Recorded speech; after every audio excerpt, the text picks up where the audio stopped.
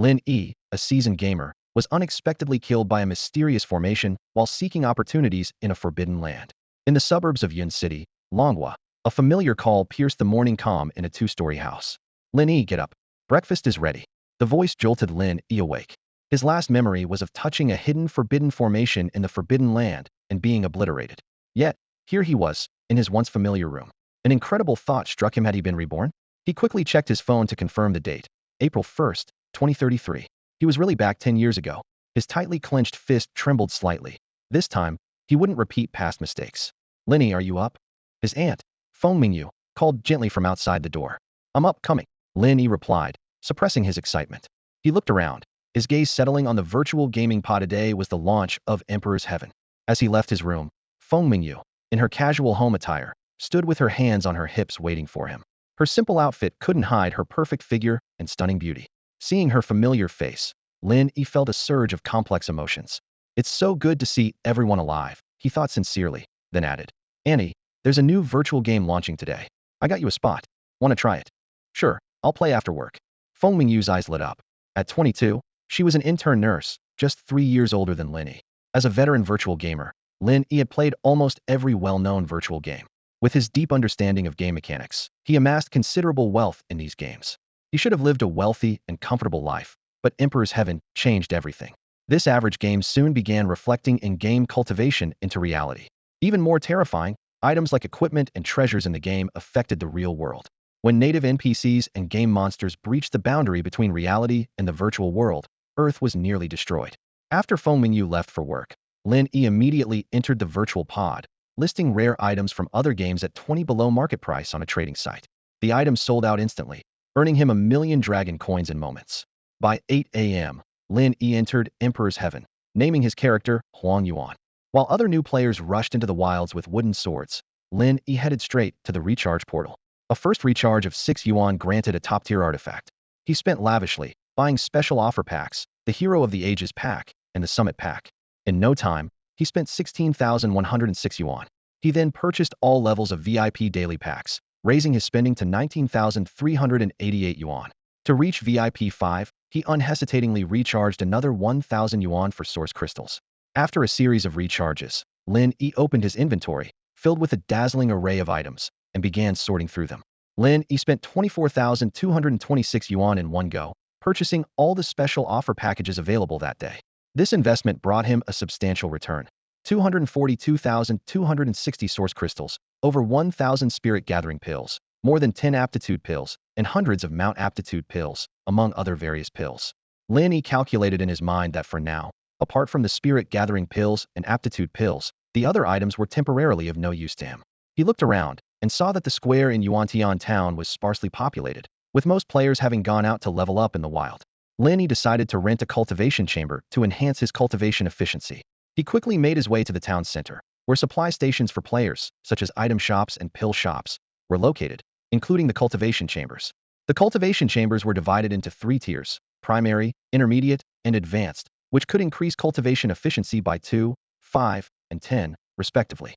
Lin Yi thought to himself that more advanced chambers, like the Heaven tier chambers and Sacred Lands, could boost efficiency by 50, but that was still an unattainable dream for him at the moment. Just as Lin Yi was about to rent a chamber, a familiar figure caught his eye. The player's ID, Demon Clan Heavenly Sovereign, was renowned in the game, consistently holding the top spot on the realm ranking in his previous life. Lin Yi remembered that this super spender was not a benevolent character and had reportedly gone on a killing spree in the real world to increase his cultivation. The Demon Clan Heavenly Sovereign apparently didn't recognize Lin Yi and merely glanced at him with slight surprise before choosing an advanced cultivation chamber and going inside. Lin Yi pondered that encountering such big spenders on the first day of the game's launch was not uncommon. For ordinary people, spending tens of thousands of yuan might be a significant expense, but for some wealthy individuals, spending tens or even hundreds of thousands was just pocket change. To them, spending a few thousand yuan to climb the ranks was as effortless as playing a game. Lin Yi stood at the edge of the virtual world, a shrewd glint in his eyes. He knew well that in the game, Emperor's Veil, true wealth came from those players who spent money lavishly.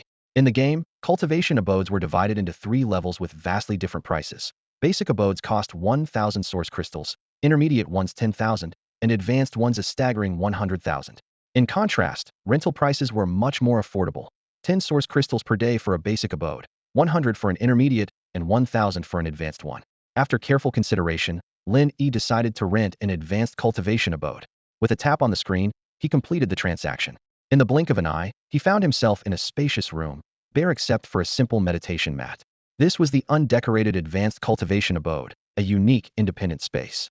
Sitting cross-legged on the mat, Lin Yi took out a translucent aptitude pill from his backpack. He swallowed it carefully, feeling the subtle changes within himself. Each use of a pill required a cool-down period, and he waited patiently. After consuming 16 aptitude pills, his cultivation efficiency increased by 0.16. Adding the 5 bonus from his VIP level 5 status and the 10 bonus from the advanced abode itself, Lin Yi's cultivation efficiency reached its current maximum potential. Satisfied, he nodded and began consuming spirit-gathering pills. Level up! The system notification chimed, as Lin Yi's cultivation level soared from the basic Qi refining realm to the first level of the Sea of Bitterness in the Wheel Sea realm. It took over 800 spirit-gathering pills to achieve this breakthrough. Lin Yi was well-versed in the game's power hierarchy. Starting from the basic Qi refining realm, the major realms were Wheel Sea, Dao Palace, for extremes, and Dragon Transformation. Each major realm was subdivided into several minor realms, such as the Wheel Sea realm, which included the Sea of Bitterness, Life Spring, Divine Bridge, and other shore. Driven by curiosity, Lin Yi opened the realm leaderboard. His name was prominently displayed at the 32nd position, with all those ahead of him being first-level Sea of Bitterness players. The Demon Clan Sovereign held the 31st spot, just one rank above Lin Yi. As Lin Yi scanned the leaderboard, he noticed that the lowest-ranked player was at least at the 7th level of Qi refining. This indicated that over 30 players had purchased the first-day special package. Lin Yi wasn't surprised by the number of players spending heavily on the game's launch day. Rewards will be distributed at 12 o'clock, and the top of the leaderboard will receive 500 spirit-gathering pills. Lin Yi murmured with determination in his eyes, "I must get them." Closing the leaderboard, Lin Yi continued to focus on his cultivation. Meanwhile, players across the game world were buzzing with discussions. "What a trash game, it's fake. I just reached the first level of Qi refining, and there are already so many at the first level of Sea of Bitterness." One player complained angrily. "Huh, brother, you didn't even make the first purchase, did you?" Another player boasted. "I made the first purchase, and now I'm at the second level of Qi refining. These games are all the same. If you want to get stronger, you have to spend money. Everyone on the realm leaderboard is a big spender. Trash game, I'm quitting," another player declared in frustration. Out in the wild, a player named Leopard Head Zero Charge was killing monsters while checking the leaderboard, his expression growing more disgruntled. Time flew by, and after Lin Yi used up all the spirit-gathering pills, he checked the time and decided to log off. Although he still had over 2 million, he had only spent a little over 20,000 a day for a reason. 2 million might seem like a lot, but in a game like Emperor's Veil, spending it all would only give a slight advantage early on. Lin Yi needed more money. He planned to use his funds to earn even more. "I remember, it's about this time." Lin Yi recalled his past life experiences. "My aunt mentioned it in the evening, and it even trended. If successful, it'll be enough for the short term." Lin Yi checked the equipment and items he had listed on the trading platform, having sold a portion. He opened his banking app, his balance showing over 310,000 dragon coins. Previously, Lin Yi had estimated the value of all his equipment and items. If sold entirely, they would be worth over 300,000. Now, with over 200,000 already received, a third remained unsold. With over 300,000 dragon coins, it should be enough for the upcoming plan. Lin Yi smiled confidently, ready to embark on his next move. On April 1st, 2033, in the trading hall of the International Exchange of the Beautiful Country on Blue Planet, a breathtaking stock market anomaly was unfolding. Lin Yi stared intently at the trading panel, watching as the price of a particular stock in the Beautiful Country plummeted like a kite, with a broken string from 15.5 to 0.1 currency units. This unusual drop lasted only a brief 10 seconds before shooting back up to 15.5 currency units like an arrow released from a bow.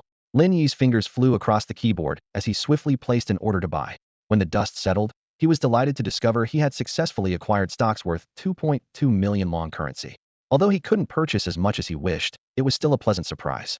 Without waiting for the stock price to fluctuate again, Lin Yi immediately listed all the acquired stocks for sale at 15 currency units. Soon, the stocks he had bought for 1.4 million long currency were sold off. However, due to the large quantity Lin Yi was selling, the stock price quickly dropped. Looking at the remaining unsold stocks, Lin Yi decided to wait for the market to recover the next day before making further decisions. At this point, his account balance had skyrocketed to 210 million long currency, an astonishing 150-fold increase. Meanwhile, in a luxurious villa in the Beautiful Country, a blonde old man was furious. A carefully orchestrated scheme to transfer benefits had been partially intercepted. Investigate. Investigate thoroughly, he bellowed. Find out who leaked the information. Once you find them, eliminate them. Without inside information, no one could have detected the anomaly and bought in such large quantities within seconds. This international incident quickly spread to the Dragon Country. Internet users speculated wildly, with some suggesting it was a trader's error, while others suspected money laundering. Various theories spread like wildfire online, quickly pushing this blunder into the trending topics. Faced with this unexpected windfall, Lin Yi chose to quietly enjoy the bounty. With 210 million long currency in hand, plus stocks purchased for 800,000 long currency expected to sell for around 1.2 billion, his financial situation was no longer precarious in the short term. Confident of his victory, Lin Yi logged back into the game, Emperor's Dominance, emerging from the advanced cultivation cave. With strong financial backing, he decided to aim for the leaderboard. Although the game's recharge interface was ubiquitous, there was no portable mall feature. Lin Yi needed to find the appropriate NPC to purchase the items he needed. After wandering around Yuantian town, he finally located the elixir shop. Just as he was about to enter, a demon clan sovereign emerged from inside. Their eyes met, and Lin Yi felt a twinge of tension. Clearly, the other player had taken advantage of his offline time to buy gathering spirit pills. Lin Yi remembered clearly that the elixir shop in the novice town had a daily limit of 1,000 basic elixirs. Once sold out, he would have to wait until the next day. Although it was disappointing to be beaten to the punch by the demon clan sovereign, Lin Yi understood it was inevitable. After all, he hadn't known beforehand that he would only secure stocks worth 2.2 million long currency, so preparing extra funds was wise. The demon clan sovereign glanced at Lin Yi without any interaction and then turned to leave. Lin Yi silently hoped the opponent hadn't recharged again, as it could potentially clean out the shop's stock. With a mix of anxiety and anticipation, Lin Yi entered the elixir shop. Seeing that there were still 800 gathering spirit pills available on the shopkeeper's list, he finally breathed a sigh of relief. Although he couldn't acquire the entire stock, this amount was sufficient to support his plans. The demon lord eventually purchased only 200 spirit gathering pills, each priced at 1,000 source crystals, equivalent to 100 dragon coins. This was a steep price, but he was unaware that the emperor's hidden cultivation could be reflected in reality. He planned to wait for the special offer to refresh the next day before topping up again. Even the wealthy are careful with their spending to avoid unnecessary expenses. At this point, Lin Yi had the equivalent of over 240 spirit gathering pills and source crystals. Without hesitation, he spent 60,000 dragon coins through the standard recharge panel, obtaining 600,000 source crystals and sweeping all the spirit gathering pills from the pharmacy. The store also had other rare pills, 50 life essence pills at 10,000 source crystals each and 1 life spring pill at 100,000 source crystals. These were essential for advancing in cultivation, and Lin Yi purchased them without a second thought. In addition, he bought a batch of healing pills and spirit beast experience pills. This spree cost Lin Yi over 160,000, instantly boosting his VIP level to 7. He then purchased the daily packages for VIP 6 and VIP 7, gaining 90 spirit gathering pills in total. Not stopping there, Lin Yi topped up another 50,000, successfully reaching VIP 8. He immediately bought the VIP 8 daily package valued at 58,888, acquiring 250 spirit gathering pills. Through these transactions, he amassed an astonishing total of 1,340 spirit gathering pills. Returning to his rented high-level cultivation cave, Lin Yi began frantically consuming the spirit gathering pills. As his realm advanced to the first layer of the Sea of Bitterness, the absorption rate of the pills noticeably increased. By nightfall, he had used over 300 pills. According to his cultivation progress bar, consuming about 100 more pills would allow him to break through to the second layer of the Sea of Bitterness. At this moment, a wake-up prompt sounded outside the virtual warehouse. Checking the time, Lin Yi decided to log off. Lin Yi, have you been gaming all day again? Come eat, or your grandmother will scold me for not taking care of you when she gets back. His aunt, Feng Mingyu, scolded him gently, her beautiful face showing a hint of reproach. Lin Yi grinned cheekily. Got it. Oh, by the way, aunt, I sent you the game invitation code. Make sure to play after dinner. In reality, obtaining an invitation code for Emperor's Veil wasn't difficult. One could easily get it by registering on the official website, with no limit on the number of codes available. Lin Yi had already registered an account for Feng Mingyu casually. Lin Yi excitedly introduced his new task to Feng Mingyu. Aunt, I've got a commission from a gaming company. Once I'm in, I need to spend like crazy and buy everything I can. Feng Mingyu frowned with concern and asked, a commission? Spending money in game?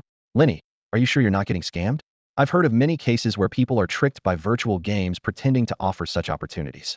Lin Yi confidently replied, no way, I'm a seasoned gamer, I wouldn't fall for a scam. Plus, they transferred the money to me first. As he spoke, he transferred 300,000 yuan to Feng Mingyu, explaining, "Look, the money's already in my account. After spending it all in the game, I'll still earn a 1,000 dragon coin service fee. But I have to follow a specific spending strategy, which I'll send to you later." Feng Mingyu, also a gaming enthusiast, brightened up.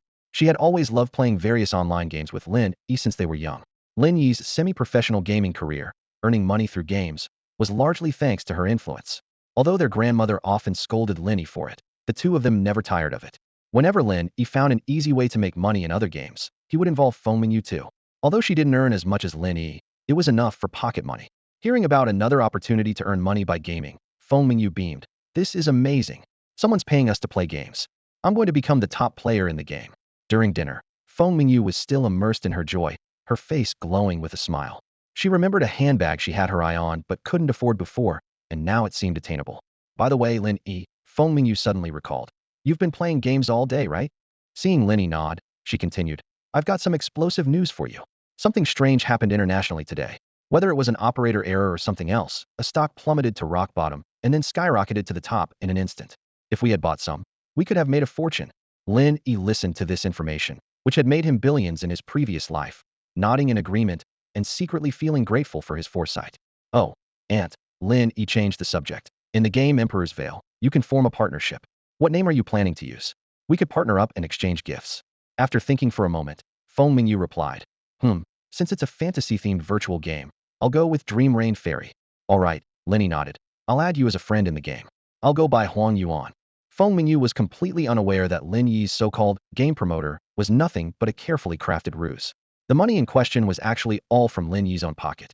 He knew that if he directly told Feng Mingyu that the game Emperor Over the Sky would one day allow virtual items to become tangible, she would just roll her eyes and call him crazy. After all, if Lin Yi hadn't been reborn, he himself would think anyone saying such a thing was out of their mind. So, Lin Yi chose a seemingly reasonable and simple method encouraging Feng Mingyu to spend lavishly in the game. With the 300,000 yuan transferred by Lin Yi, Feng Mingyu eagerly logged into Emperor Over the Sky. Following Lin Yi's strategies to the letter, she went on a spending spree. The thrill of shopping is often more exhilarating for women than for men, especially when it's not their own money being spent. In record time using only half the time Lin Yi had taken, Feng Mingyu cleared out all the special offer packages. She then headed straight to the alchemy shop in the novice town, buying whatever caught her eye without hesitation. The 300,000 yuan was quickly spent, and her VIP level shot up to level 8. "Lin Yi, I've spent all the money." Feng Mingyu messaged Lin Yi as she made her way to the advanced cultivation cave. "When will I get back those 1,000 dragon coins?" Lin Yi, who was researching how to establish a partner relationship in the game, was taken aback and replied, "So fast?" "Not fast enough. I've bought everything I needed, and I converted the rest of the money into source crystals." Feng Mingyu replied proudly. Lin Yi made up an excuse. Tomorrow. They need to verify it. So the 1,000 dragon coins should be credited by tomorrow." "Got it. I'm off to use the spirit gathering pills for cultivation." Feng Mingyu replied excitedly. Lin Yi continued exploring the game system. To become partners, both players needed to purchase and exchange wedding rings. He recalled that in his past life, Feng Mingyu quickly abandoned the game because she didn't spend money on it. Lin Yi knew there was a love leaderboard in the game specifically for partners, with generous rewards for those who made the list. In previous virtual games, whenever there was an activity that could increase combat power or offer benefits, Lin Yi would always ask Feng Mingyu for help. In many virtual games, Feng Mingyu's character was Lin Yi's partner. Just then, a system notification chimed. "You have used a spirit gathering pill, and your cultivation level has increased. You have reached the second layer of the Bitter Sea realm." Lin Yi quickly checked the cultivation leaderboard and saw that he was ranked 8th. Although 7 players had already reached the second layer of the Bitter Sea realm before him, Lin Yi wasn't worried. He still had over 900 spirit gathering pills, and by his calculations, using them all should allow him to advance another realm. On the first day of his previous life, no one had reached the 3rd layer of the Sea of Bitterness realm. Lin Yi, a seasoned gamer, kept a keen eye on the leaderboard. He vividly remembered that on the first day of the Emperor Zhetian's game launch, no one had achieved such heights. This unique knowledge gave Lin Yi the confidence to claim the top spot on the realm leaderboard. Inside a high-level cultivation chamber, Lin Yi was focused on his training. One by one, spirit gathering pills dissolved within him, continuously converting into cultivation power. To maintain his ranking, he hadn't stepped out of the chamber even once. Suddenly, a system notification sounded. "You have used a spirit gathering pill. Your cultivation has increased. You have reached the 3rd layer of the Sea of Bitterness realm." Eagerly, Lin Yi opened the realm leaderboard, and sure enough, the name, Huang Yuan, was boldly at the top. Even more exciting was the fact that he was the only one on the entire leaderboard to break through to the third layer of the Sea of Bitterness realm. Since the leaderboard was arranged in order of realm advancement, no amount of spending could displace him now. After all, with the day nearly over, no one else could possibly reach the fourth layer of the Sea of Bitterness realm. Secure. Lin Yi exhaled deeply, his eyes shining with joy. The top reward was generous, 500 spirit gathering pills and a random special item. In comparison, the second place could only receive 300 spirit gathering pills and no special item, marking a significant gap. Meanwhile, another player in the game, Tung Yunjia Wu, was furious. He had been dominating the leaderboard, confident that by spending 100,000, he would be the first to reach the second layer of the Sea of Bitterness realm, securing the top spot. Yet, as the end approached, he was surpassed, leaving him seething. Worse still, with time running out, reclaiming the top spot was impossible. Dad, I'm out of money. Send me another 500,000. Offline, Tung Yunjia Wu angrily dialed his phone, then sat there stewing. Being overtaken was a hard pill to swallow. Knowing he had already secured victory, Lin Yi had over 100 unused spirit gathering pills left in his inventory. He left the high-level cultivation chamber and headed straight to the item shop in Yuantian town. There, he found a seemingly ordinary metal ringa wedding ring. This ring was quite valuable, costing 10,000 source crystals, equivalent to 1,000 cash. Its sole purpose: to be exchanged with someone of the opposite sex to become Dao partners. Without hesitation, Lin Yi purchased the ring and used the gift function in the friends list to send it to Feng Mingyu. When the two exchanged rings, a system notification sounded. Congratulations Huang Yuan. You and Mingyu Fairy have successfully become Dao partners. May you hold hands and grow old together. Lin Yi was eager to become Dao partners with Feng Mingyu because he knew it would unlock access to purchase the Dao partner special gift pack. Buying it early meant that when the affection leaderboard opened in the future, they could immediately position themselves among the top, avoiding being outpaced by others. On the Dao partner page, 5 tiers of affection gift packs were displayed: 6, 66, 520, 1,314, and 7,799. Each pack contained spirit gathering pills and other elixirs, with one purchase benefiting both partners. Lin Yi purchased all the packs without hesitation, boosting their affection value to 8,505 points. I'm going to bed now. You should sleep early too. Don't play all night again, Feng Mingyu reminded him.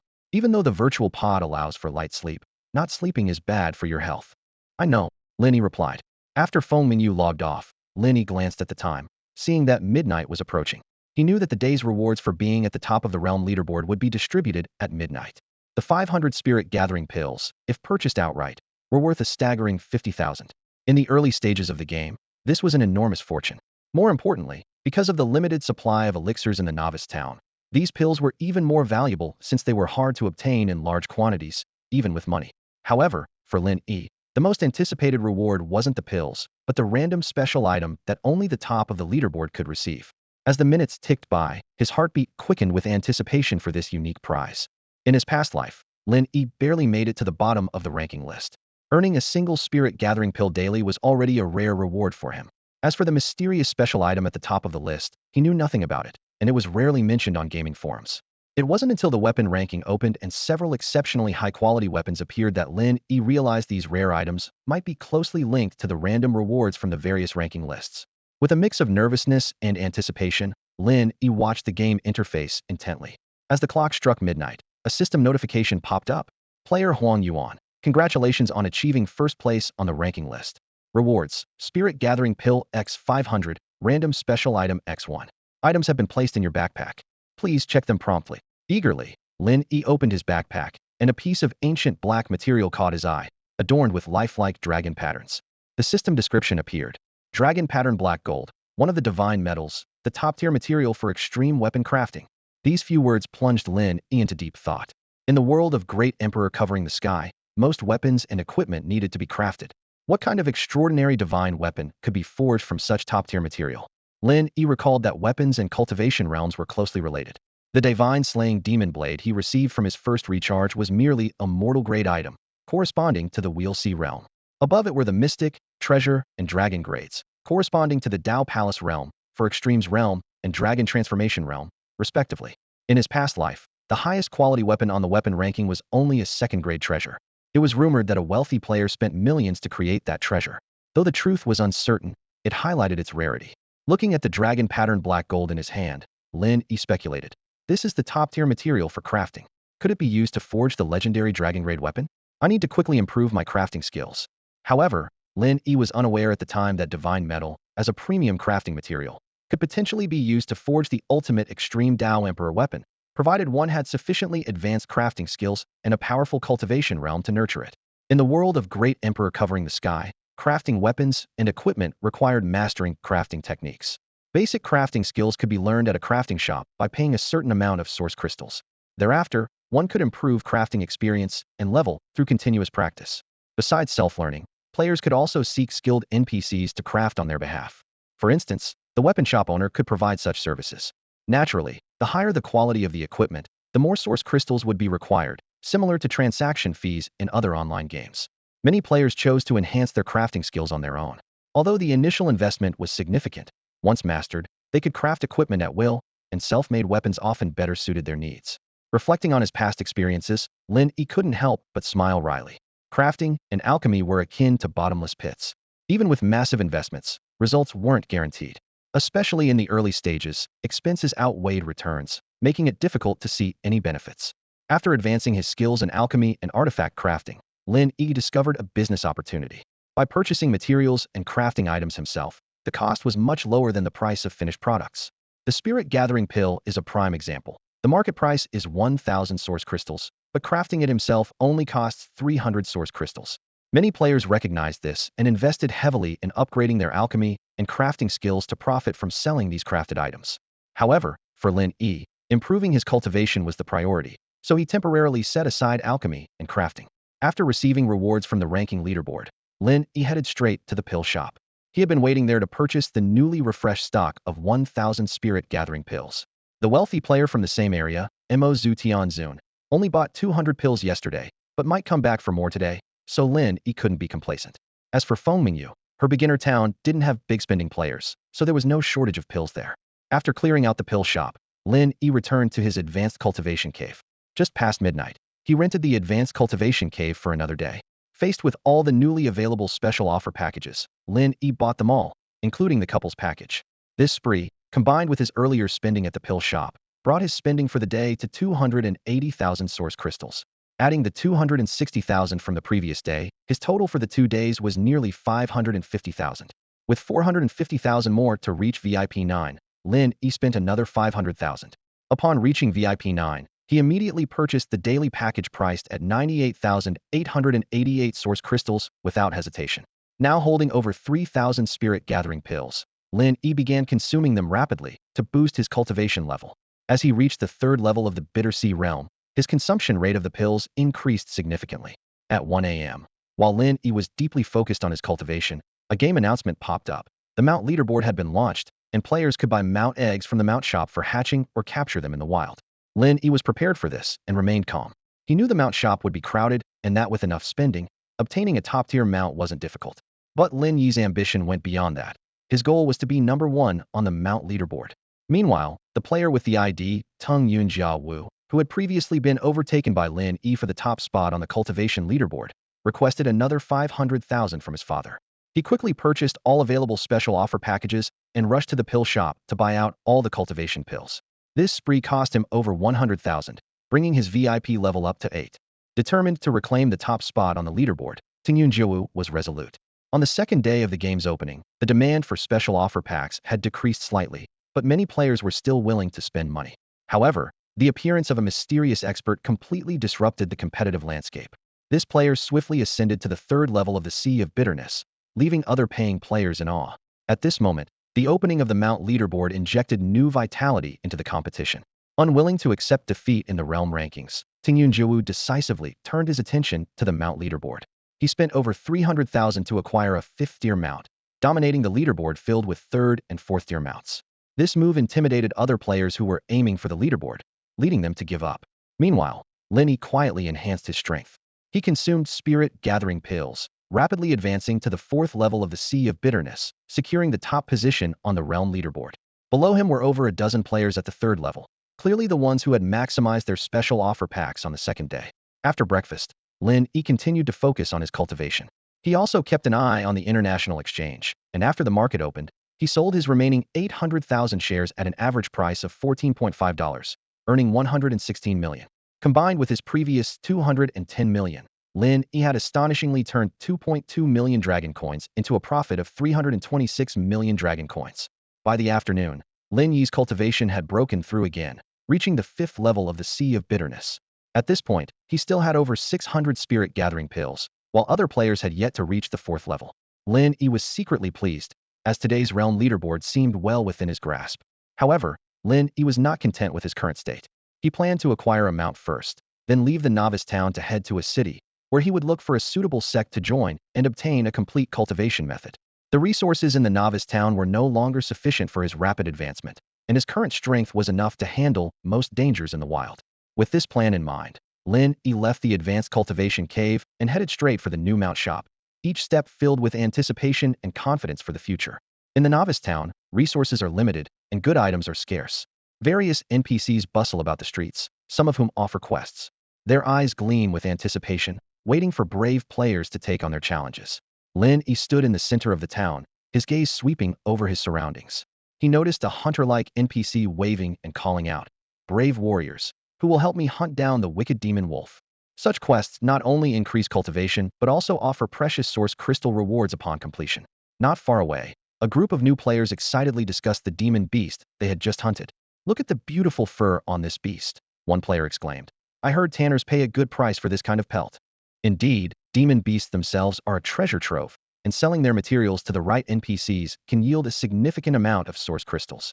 For most players, killing monsters, leveling up, and completing quests are the core of the game. They hone their skills in the novice town until they reach the Bitter Sea realm strength. Only then can they confidently traverse the dangerous demon beast regions to reach bustling cities.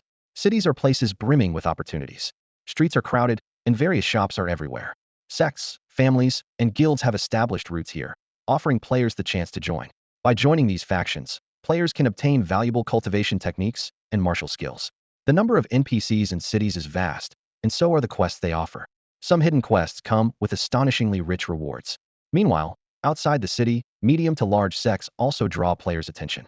However, these factions aren't easily accessible to everyone and often require players to meet specific conditions to gain entry. Lin Yi arrived at the mount shop in Yuantian town, which was rather quiet, with only a few players around. Although the mounts in the city's shop seemed of higher quality, Lin Yi knew that in the face of refresh rates, these apparent differences were insignificant. He recalled the mount rankings from his previous life. 6 of the top 10 mounts originated from the novice town. Remembering how he once spent $2,000 to $3,000 hoping for a lucky draw, but only ended up with a third-tier mount, Lin Yi shook his head. However, that third-tier mount eventually brought him a profit of $5,000. Lin Yi's arrival immediately caught the attention of a few players nearby. "Look, another sucker," one player whispered. "I wonder how much he'll spend." "Who knows?" another player grumbled. "This lousy game is such a scam. I spent 648 and only got a first-tier mount. It's ridiculous." "Your 648 is nothing," a third player chimed in. "The big spender who just left must have spent tens of thousands to get a 4th-tier mount. I checked the mount leaderboard, and he's ranked 16th in the realm rankings as the demon sovereign." Lin Yi ignored these discussions and went straight to the mount shop NPC. As Lin Yi approached, the NPC shopkeeper enthusiastically greeted him. "Hero, are you here to purchase a mount? I have over 10,000 kinds, including legendary sacred beasts. But whether you can get one depends on your luck. In the game Grand Emperor's Veil, all NPCs can interact with players, although it depends on whether they are willing to engage." Lin Yi stood at the counter, contemplating his next move. The owner of the elixir shop greeted Lin Yi with a gaze more eager than if he were seeing his own father. Lin Yi nodded slightly, and the owner of the mount shop immediately understood. With a wave of his hand, a magical interface appeared out of thin air in front of Lin Yi. The interface displayed 3 neatly arranged boxes. Each time the refresh button was clicked, 3 mount eggs would appear simultaneously in these boxes. Refreshing required a mount refresh scroll, which could be obtained in 2 ways, either by purchasing various special bundles from the mount page or directly from the mount shop owner. The special bundles came in 5 tiers, priced from 68 yuan to 25,688 yuan. The cheapest bundle included just 1 refresh scroll, while the most expensive one contained 500. In contrast, buying directly from the owner cost 1,000 source crystals per scroll, equivalent to 100 yuan each. Knowing the low probability of obtaining a top-tier mount, Lin Yi didn't hesitate to buy up all the special bundles. This move earned him 661 mount refresh scrolls, saving him half the cost compared to buying them individually. Truly a great deal. To increase efficiency, the interface offered not only single refreshes, but also a 10-time refresh option. By using 10 refresh scrolls at once, you could obtain the best mount from those 10 attempts. The interface helpfully noted, 10-time refresh increases the chance of getting a top-tier mount. Lin Yi decisively chose the 10-time refresh. The interface spun rapidly and stopped a few seconds later, revealing 2 common mount eggs and 1 first-tier mount egg. At this point, Lin Yi could choose to purchase them. A common mount egg for 100 source crystals and a first-tier mount egg for 1,000 source crystals. Even if a top-tier mount appeared, it required an additional purchase. A first-tier mount egg could be sold back to the mount shop owner for 1,300 source crystals or to other players for up to 1,500 source crystals. However, Lin Yi had no time for reselling at the moment and continued with the 10-time refresh. Over and over, Lin Yi tirelessly clicked the refresh button. Before he knew it, he had exhausted 660 refresh scrolls, with the highest being a third-tier mount egg. Though it was priced at 5,000 source crystals, it fell short of Lin Yi's expectations. Nonetheless, he bought it and sold it back to the mount shop owner, regaining some of his resources. Knowing this was just the beginning, Lin Yi took a deep breath and resolutely used his remaining source crystals to purchase 2,000 more mount refresh scrolls. He calculated silently, realizing that only after 1,000 refreshes was there a high probability of encountering a top-tier mount. This game was quite generous in its design. After another 340 refreshes, a fourth-tier mount egg finally appeared on Lin Yi's interface. His eyes lit up instantly, and his heartbeat quickened involuntarily. Lin Yi stood in front of the mount shop, his fingers swiftly moving across the light screen. He spent 20,000 source crystals to purchase a batch of mount eggs, then sold them to the shop owner for 100,000 source crystals.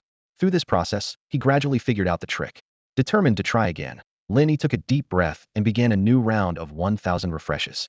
The light screen flickered with various colored mount egg icons, finally stopping at a fourth-tier mount egg. Lin Yi frowned, realizing his luck wasn't great.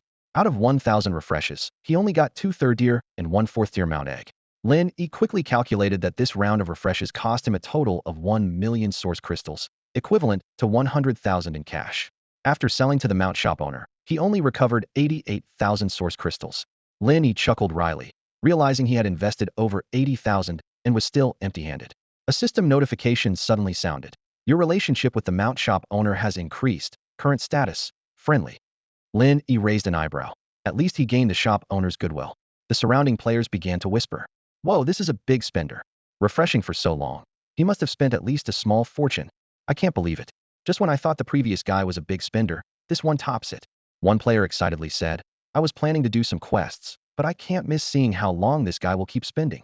Another player hurriedly said, "You guys keep watching. I'm logging off to post about this on the forums. I've already got the title. Mega Spender Spotted. Blows millions for ultimate mount." Dude, millions might be a bit exaggerated.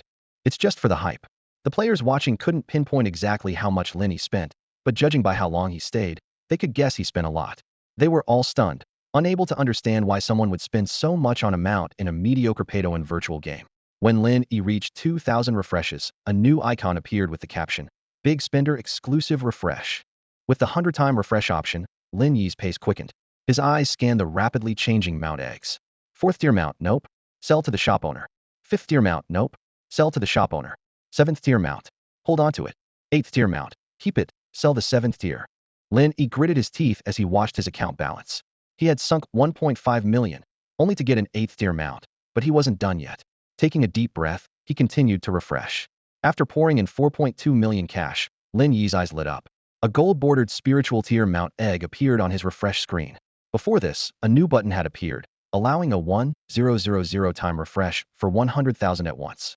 Finally, Lin Yi felt relieved, having reached his short-term goal.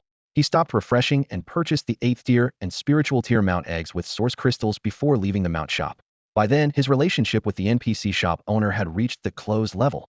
The onlookers, unaware of the 100-time and 1,000-time refresh options, couldn't accurately calculate how much Lin Yi spent based on his time there. Even estimating with 10-time refreshes, they figured he spent at least tens of thousands. As for single refreshes, few considered them, knowing that in such games, single draws have the lowest odds. After Lin Yi left, an unexpected stir quietly brewed on the official forum of the game, Emperor's Veil. A post by a player who had logged off ignited a heated discussion among the gamers. Meanwhile, Lin Yi successfully hatched the mount he had long awaited, a unicorn-like spirit horse, pure white, with a small horn on its head.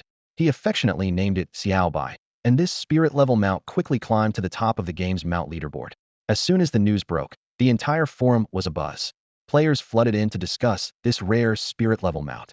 Holding the level 1, perfectly rideable Xiaobai, Lin Yi pondered his next move. Despite having plenty of mount cultivation and aptitude pills, he decided to hold off on its development. His immediate priority was to head to a nearby city to seek out a sect for further training. In the world of Emperor's Vale, mounts are more a status symbol, akin to luxury sports cars in real life, garnering admiration wherever they go. Although they might not be as practical as ordinary mounts, their unique allure is unmatched. This explains why Lin Yi, after acquiring a spirit-level mount, ceased his quest for more. His goal was clear: to dominate the leaderboard and reap substantial rewards. Lin Yi spent 10 source crystals to buy a rough map from the item shop. Despite its poor quality, indicating only the general direction of cities around Yuantian town, it was better than nothing. He chose the nearest city as his destination, mounted Xiaobai, and embarked on a journey filled with unknowns. Throughout his journey, Lin Yi deeply appreciated the convenience of having a mount. Although Xiaobai was still low level, its speed was no less than Lin Yi's own traveling pace. However, the wilderness was fraught with danger, with beasts roaming freely, keeping Lin Yi on constant alert. Along the way, he encountered several beast attacks, all from low-level beasts of the first and second layers of the Bitter Sea realm. Despite not yet mastering any skills or martial techniques, Lin Yi, with his 5th-layer Bitter Sea realm cultivation, easily handled these threats. Each encounter reinforced his sense of strength, boosting his confidence in the unfamiliar environment. Thus, Lin Yi rode Xiaobai, staying vigilant of the surrounding dangers, steadily advancing toward the distant city, and embarking on a brand new adventure in the world of Emperor's Vale. Lin Yi's continuous refreshing of mounts at the mount shop caught the attention of several players. Among them, a player with the ID Guanhua noticed that Lin Yi had been in the shop for an unusually long time and assumed that this player must have spent a considerable amount of money. With this thought in mind, he immediately logged off and posted a thread on the official forum of Emperor's Shadow. To grab attention, he crafted an eye-catching title, "Big Spender Spotted," dropping $1 million for a top-tier mount. This sensational title worked like a charm, quickly attracting many players to view and comment on the post. The content described Lin Yi's mount refreshing scene in detail and included a screenshot of Lin Yi's back, taken using the game's screenshot feature. Thanks to the compelling title, the post gained significant traction and remained on the forum's front page for a while. However, as discussions deepened, skepticism began to arise. "OP, you're exaggerating. Based on your description, if true, it's at most 100,000, not 1 million, one player bluntly pointed out. "Exactly, you're just baiting with false pretenses," another player agreed. Some players checked the mount leaderboard and found no new high-tier mounts, leading to more doubts and discussions. Spending tens of thousands and still no high-tier mounts on the leaderboard? This game is such a ripoff. One player couldn't help but complain. "But for us regular players, it's good news since I don't spend money on the game anyway," another player remarked. The conversation shifted to real-life matters. "I don't get it. If I had that kind of money, I'd buy a car. Car companies are slashing prices like crazy. A 200K car can get a 100K discount. Buying a car makes more sense. Anyone interested, contact me." This statement immediately drew reactions from other players. Advertising is a bit much, but you're right. Spending that much on a mount instead of a car is hard to fathom. The world of the wealthy is truly beyond comprehension. As no new high-tier mounts appeared on the leaderboard, more players accused Guanhua of false advertising. In response to the skepticism, Guanhua kept posting rebuttals. Then, someone claiming to be the cousin of the player ranked second on the leaderboard spoke up. "All right, let's disperse. The current second place on the mount leaderboard, Soaring Clouds, is my cousin. I asked him, and his 5th-tier mount cost over 30,000. This statement sparked further discussion. Spending tens of thousands should at least get you a 4th-tier mount. If it's $1 million, it should be above 5th tier. Yet, the leaderboard still shows the same 4th-tier mounts. Clearly, OP is just after clicks. Following the alleged high-tier player's cousin's comment, more people concluded that Guanhua was deceiving. The post's popularity quickly dwindled and soon vanished from the forum's front page.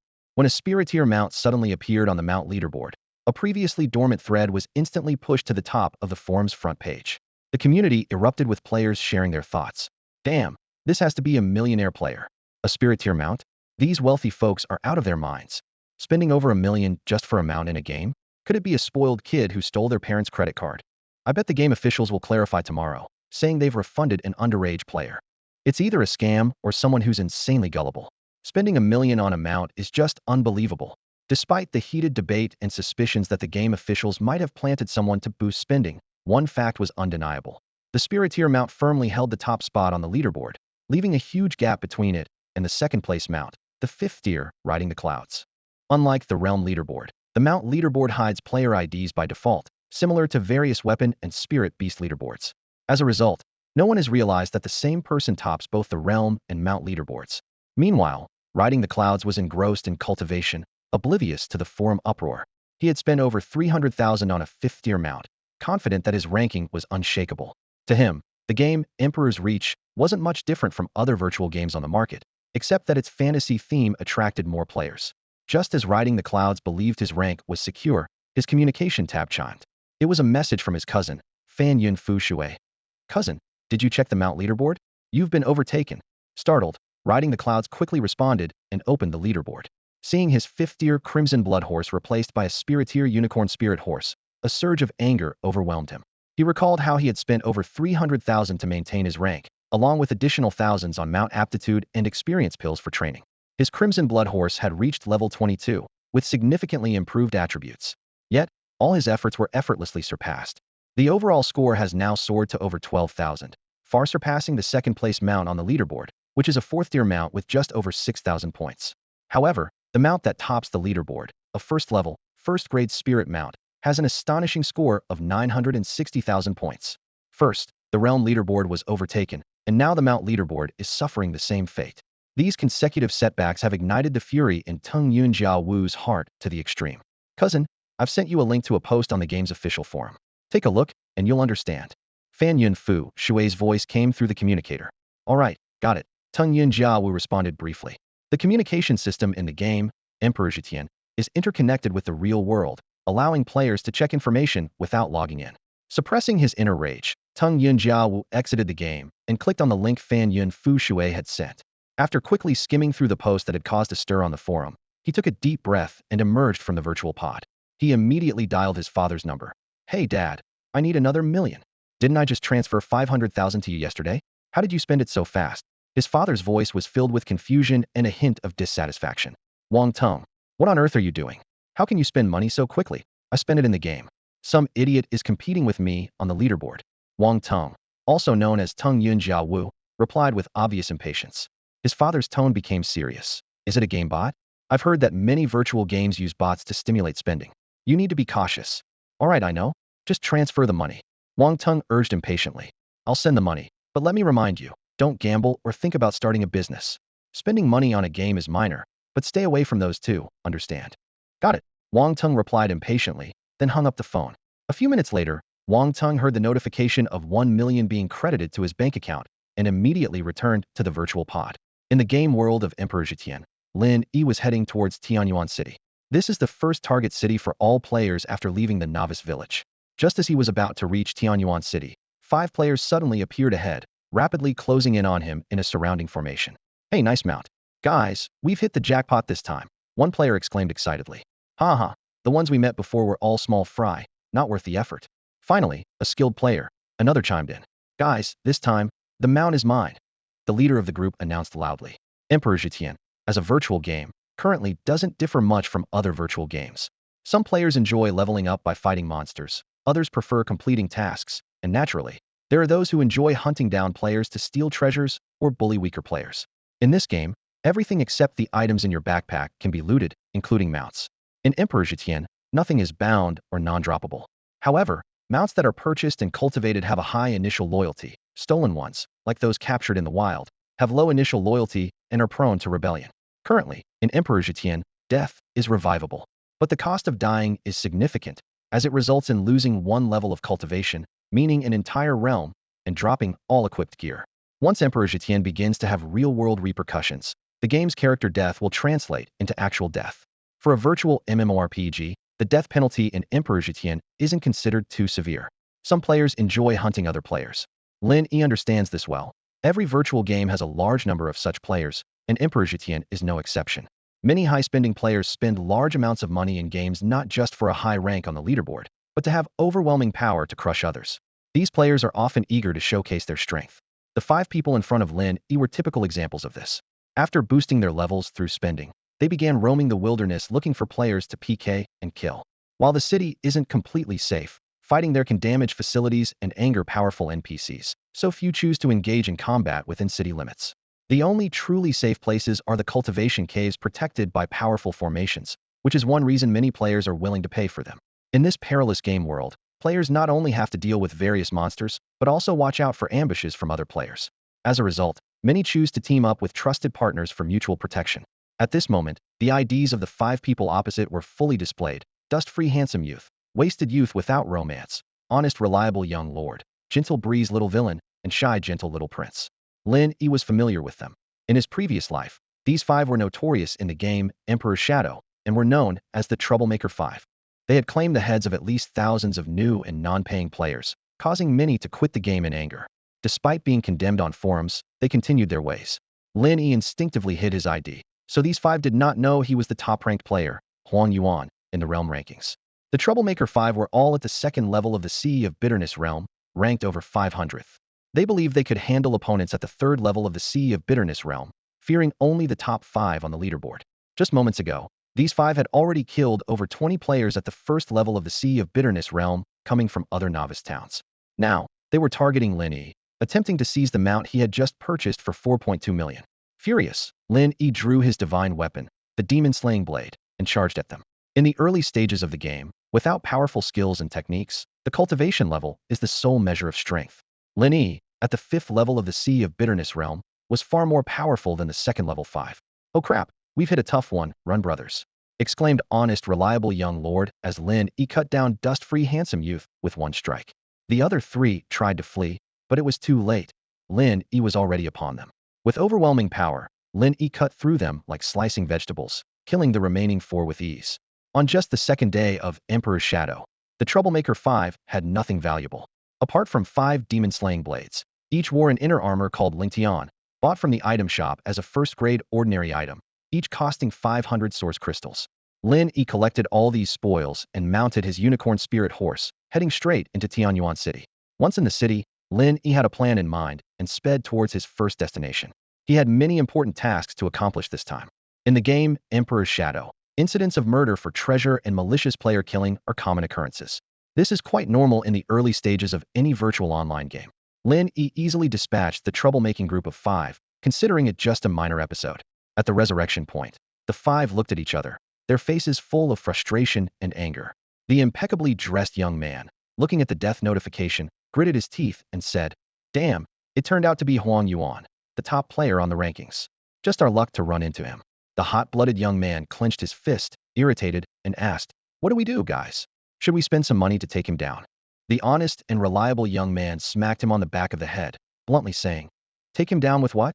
We've already spent thousands and are only at the second level of the Sea of Bitterness realm. He's at the 5th level now, what can we do?" "I'll ask my sister for some more money," the hot-blooded young man said, his eyes lighting up. The carefree young man sighed and shook his head. "Come on, your brother-in-law might be a big business owner, but you can't keep draining your sister like that." He turned to the others. "What should we do? What else can we do?"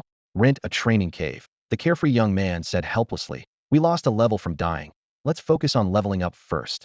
The gentle and shy young boy suddenly had an idea, speaking mysteriously. "I have a thought. It might just help us get some revenge." The others immediately perked up, urging him, "Come on, tell us your idea. Don't keep us in suspense." Meanwhile, Lin Yi had already entered Tianyuan City. He first found a general store and spent 2,000 source crystals to purchase a map of Tianyuan City. This map cost the equivalent of 200 cash, a price most ordinary players wouldn't afford. But it was money well spent. The map detailed all the shops and the locations of major sects and factions throughout the city. Tianyuan City was vastly different from the beginner's town. It boasted an impressive number of pill shops and item stores, at least 100. However, unlike the beginner's town where items refreshed daily, these shops were run by various sects within the city. What you could buy depended entirely on luck. Some stores might have thousands of spirit-gathering pills in stock, while others might have none. The restocking schedule was also unpredictable. New items could appear tomorrow or not for several days. Prices varied too, with the same pill costing more or less depending on the store. Just like in real-world shops, frequent customers could receive discounts as their relationship with the NPC shopkeepers improved. However, in general, pills in the city were 2 to 3 times more expensive than those in the beginner's town. Recalling his past experiences, Lin Yi remembered that many savvy players would buy pills from the beginner's town and sell them at a markup to other players. As long as they priced them slightly lower than the city shops, they could find a good market. With his newly purchased map in hand, Lin Yi carefully mapped out an optimal route and prepared to embark on his exploration of Tianyuan City. Lin Yi stepped into the first pill shop in Tianyuan City, his eyes scanning the shelves filled with a wide array of pills. Most of the items on display were basic pills like spirit-gathering pills and healing pills, which fell under the category of first-tier pills. Although these pills were ordinary, they could be crafted by anyone with entry-level alchemy skills, making them quite useful for novice players. Without hesitation, Lin Yi began his shopping spree. His principle was simple: buy any pill that might be useful in the future. Although he had already spent a significant amount of source crystals refreshing his mount, this did not deter him from making a large-scale purchase this time. Store after store, Lin Yi eagerly gathered various pills. During this process, he spent 6 million in-game currency, which directly boosted his VIP level to 10. Being at VIP level 10 not only increased his cultivation efficiency by 10, but also provided additional bonuses during game events. Every day, a VIP level 10 player could purchase a luxury package worth 188,888 yuan. This package was quite generous. 888 spirit gathering pills, 88 life essence pills, and the most precious 6 life spring pills. These life spring pills were invaluable for players aiming to break through to the life spring realm. Lin Yi keenly noticed that the stock of basic pills in some stores was running low, clearly having been snapped up by other players. However, this did not dampen his enthusiasm for buying. By the time he finished his sweep of the last pill shop, he still had over 1 million source crystals left. In this shopping spree, Lin Yi purchased a total of over 26,500 spirit-gathering pills, spending an average of over 1,200 source crystals per pill. He estimated that these pills would be enough to support his cultivation to the life spring realm. Although life essence pills were more precious than spirit-gathering pills, most players hadn't reached a high enough level to need them yet, so they were largely overlooked. Seizing the opportunity, Lin Yi stocked up on 1,565 life essence pills at around 12,000 source crystals each. He knew that once players reached higher levels, the price of life essence pills would skyrocket to nearly 20,000 source crystals each. In addition to these common pills, Lin Yi spent over 8 million source crystals on some rare, special pills. This included 5 life spring pills, each worth 120,000 source crystals. Based on his experience, at least 5 life spring pills were needed to successfully break through, with some players requiring more than 10. After tallying his haul, Lin Yi had 12 life spring pills on hand. With the addition of the 6 pills from the VIP level 10 daily package, he no longer had to worry about his supply of life spring pills. This carefully calculated stockpiling paved the way for his future cultivation journey. After Lin Yi finished sweeping through the pill shop, he didn't visit any other stores. Instead, he took out a map of Tianyuan City and studied it carefully. His next plan was to join a sect, as this was the essential path to acquiring cultivation techniques and martial skills. Although there were a few shops in the city that sold such skills, they only offered incomplete or basic techniques at very high prices. Lin Yi noticed that these shops usually only provided the first level of a skill, requiring one to join the sect behind them to access the subsequent levels. Tianyuan City had over 20 sects of various sizes. Lin Yi had never been to this place in his previous life, so he was unfamiliar with the strengths and weaknesses of each sect. He didn't raid the tool and weapon stores because their items were of low quality, only slightly better than the demon-slaying sword he had initially acquired, yet they were several times more expensive. Even the most basic second-grade mortal weapon cost at least 6,000 source crystals. These non-consumable items were always available for purchase and didn't need to be bought in a rush. Lin Yi knew that weapon shops occasionally had high-grade weapons, but that was a matter of luck, and the prices were exorbitantly high. The sects in the city had clearly defined territories, and the map marked their locations, entry requirements, and techniques in detail. The most basic requirement for entry was cultivation level, with a minimum of the 3rd level of the Bitter Sea realm. Lin Yi had already reached the 5th level of the Bitter Sea realm, meeting the requirements of most sects. This map, priced at 2,000 source crystals, was expensive but detailed and worth the cost. Lin Yi quickly realized that these sects were not particularly powerful. The truly strong sects had their own mountains or cities. For Lin Yi, it didn't matter much which sect he joined at this point. After some consideration, he set his sights on a sect called the Xingyu sect. Although its territory was small, its requirements were moderating at least the 4th level of the Bitter Sea realm and passing the entry assessment. What attracted Lin Yi the most was the Xingyu secret technique, a high-grade yellow-level cultivation method. Following the map, Lin Yi arrived at the Xingyu sect's location, but upon seeing the sect's appearance, he was about to leave. Just as he was about to mount his unicorn spirit horse and depart, someone emerged from the Xingyu sect. Lin Yi watched this person for a moment, then decided to change his mind and followed them into the Xingyu sect. Lin Yi stood on the bustling city street, his gaze sweeping over the various sects surrounding him. To him, choosing one didn't seem to make much difference, but he leaned towards a sect with fewer responsibilities. He knew that some sects constantly assigned tasks, and while there were rewards for completion, frequent refusals or failures could lead to a decrease in sect contribution, ultimately losing access to special areas like training sanctuaries. Of course, there were other ways to boost contribution. Thoughts of donating items, weapons, or even directly offering source crystals crossed Lin Yi's mind. However, his resources were hard-earned, and he was reluctant to spend them lightly. Initially, Xingyu sect caught Lin Yi's attention. Known for its rigorous assessments, high-quality techniques, and small size, Lin Yi assumed that fewer disciples meant fewer tasks. However, when he arrived at the Xingyu sect's location, the sight left him disappointed. Compared to other sects he had seen on his way, Xingyu sect looked rather shabby. The sign was worn and had a noticeable crack, and the entire place was just a slightly spacious courtyard, starkly contrasting with the grandeur of other sects. Just as Lin Yi was about to leave, a clear, melodious voice called out, "Young hero, are you here to join the sect?" Lin Yi turned around to see a girl of about 17 or 18 standing at the gate. She wore a light blue dress, her eyes bright, and teeth white, with striking beauty. Even among NPCs, she stood out, rivaling the looks of Lin Yi's aunt, Feng Mingyu. Unlike Feng Mingyu's mature charm, this girl exuded a pure and lively aura. Lin Yi silently vowed that his decision to follow the girl into Xingyu sect was not because of her beauty, but out of sympathy and a desire to help the struggling sect. Leading his unicorn spirit horse, Lin Yi followed the girl into the courtyard. The scene inside was even more desolate. Some windows were broken and unrepaired, and there was not another soul in sight, a stark contrast to the bustling sects he had passed earlier. "Master, master, come quickly, someone wants to join the sect," the girl called out loudly. No sooner had she spoken than Lin Yi felt a gust of wind pass before him. In the blink of an eye, an elderly man with a long beard appeared before him. Lin Yi stood in front of the Xingyu sect, filled with amazement. Suddenly, an old man with a long beard appeared before him with such speed that even Lin Yi, who was at the 5th level of the Bitter Sea realm, hadn't noticed. Clearly, this elder's strength far surpassed Lin Yi's, at least by one major realm. 5th level of the Bitter Sea realm. Not bad, not bad. You're a promising talent. The elder took one glance at Lin Yi and accurately identified his realm. Lin Yi thought to himself that in this game world ruled by great emperors, it was common for NPCs to be more powerful than players. Although there were occasionally reckless players who challenged NPCs, without exception, they ended up at the respawn point. "I am the sect master of Xingyu sect," the elder introduced himself. "To enter our Xingyu sect, it's not enough to just reach the required realm. You also need to pass the entrance assessment." Lin Yi nodded in understanding. Regardless of the sect, an entrance assessment was essential. In city-based minor sects, the assessment might only involve hunting beasts or gathering herbs, while major sects had more rigorous tests, including tasks like hunting sect enemies or achieving high ranks in secret realms. As for the super sects, their entry criteria were so stringent that almost no players could pass. Lin Yi had followed a pretty girl here and decided to first learn about Xingyu sect's entrance assessment. If it was too difficult, he could withdraw in time. However, he was puzzled as to why the sect master himself was involved instead of a designated disciple.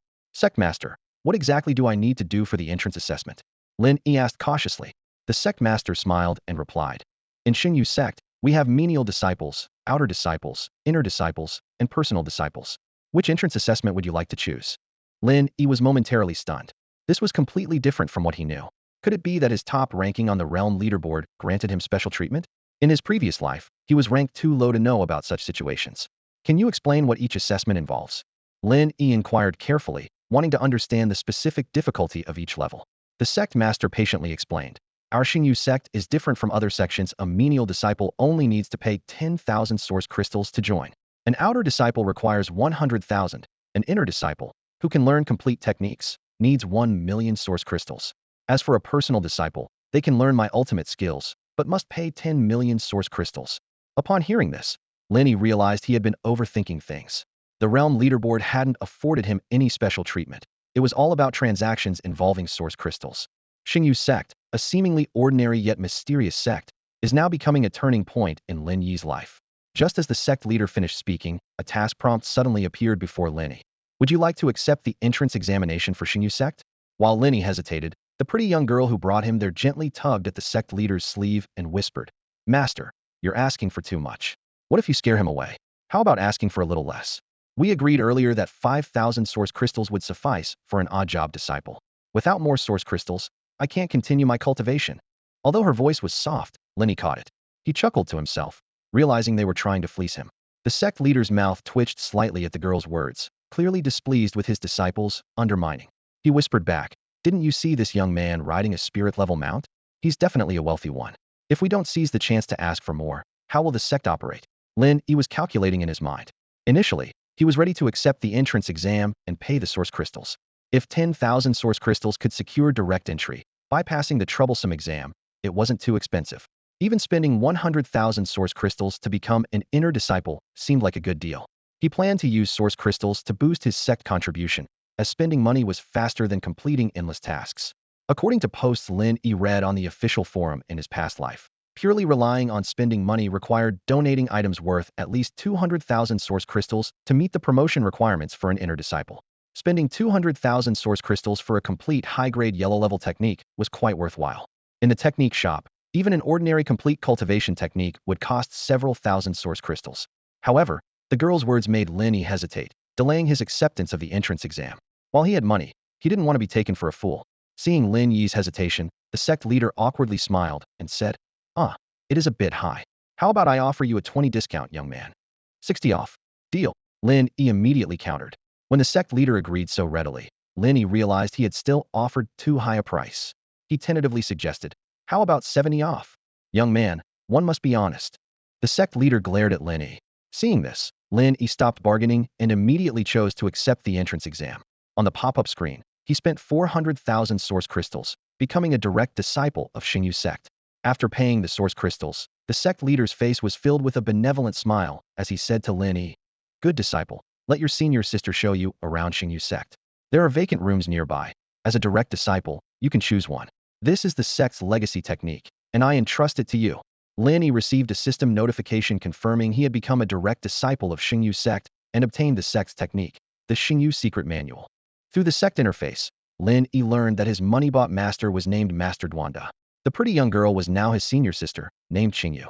The sect page listed only 3 names, sect leader Master Duanda, and the 2 direct disciples, Xingyu and Huang Yuan. When Lin Yi checked Master Duanda's cultivation level, it was hidden, while Xingyu's cultivation was at the 3rd level of the Life Spring realm, nearly a full minor realm higher than Lin Yi. The Xingyu sect's residence was this dilapidated courtyard, not much to see. The main house was the sect leader Master Duanda's room, with Xingyu's room next to it. Lin Yi casually chose a room with slightly less damage as his residence. After choosing, Xingyu helped tidy it up a bit. Once the room was somewhat settled, Lin Yi asked Xingyu, senior sister Xingyu, where is our sect's cultivation cave? Can you take me there?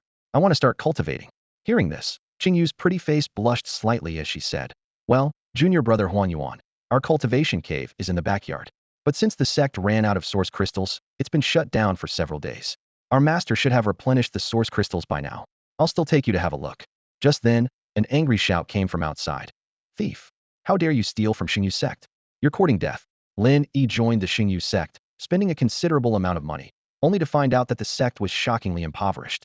When Xingyu informed him that the sect's training caves couldn't even support the basic operation of source crystals, Lin Yi couldn't help but feel overwhelmed. He had thought the sect was just a bit shabby, but he hadn't expected it to be so poor that it couldn't maintain even the most basic training facilities. Just as Lin Yi was about to follow Xingyu to investigate, a furious shout echoed from outside. The familiar voice belonged to the sect leader, Master Duanda.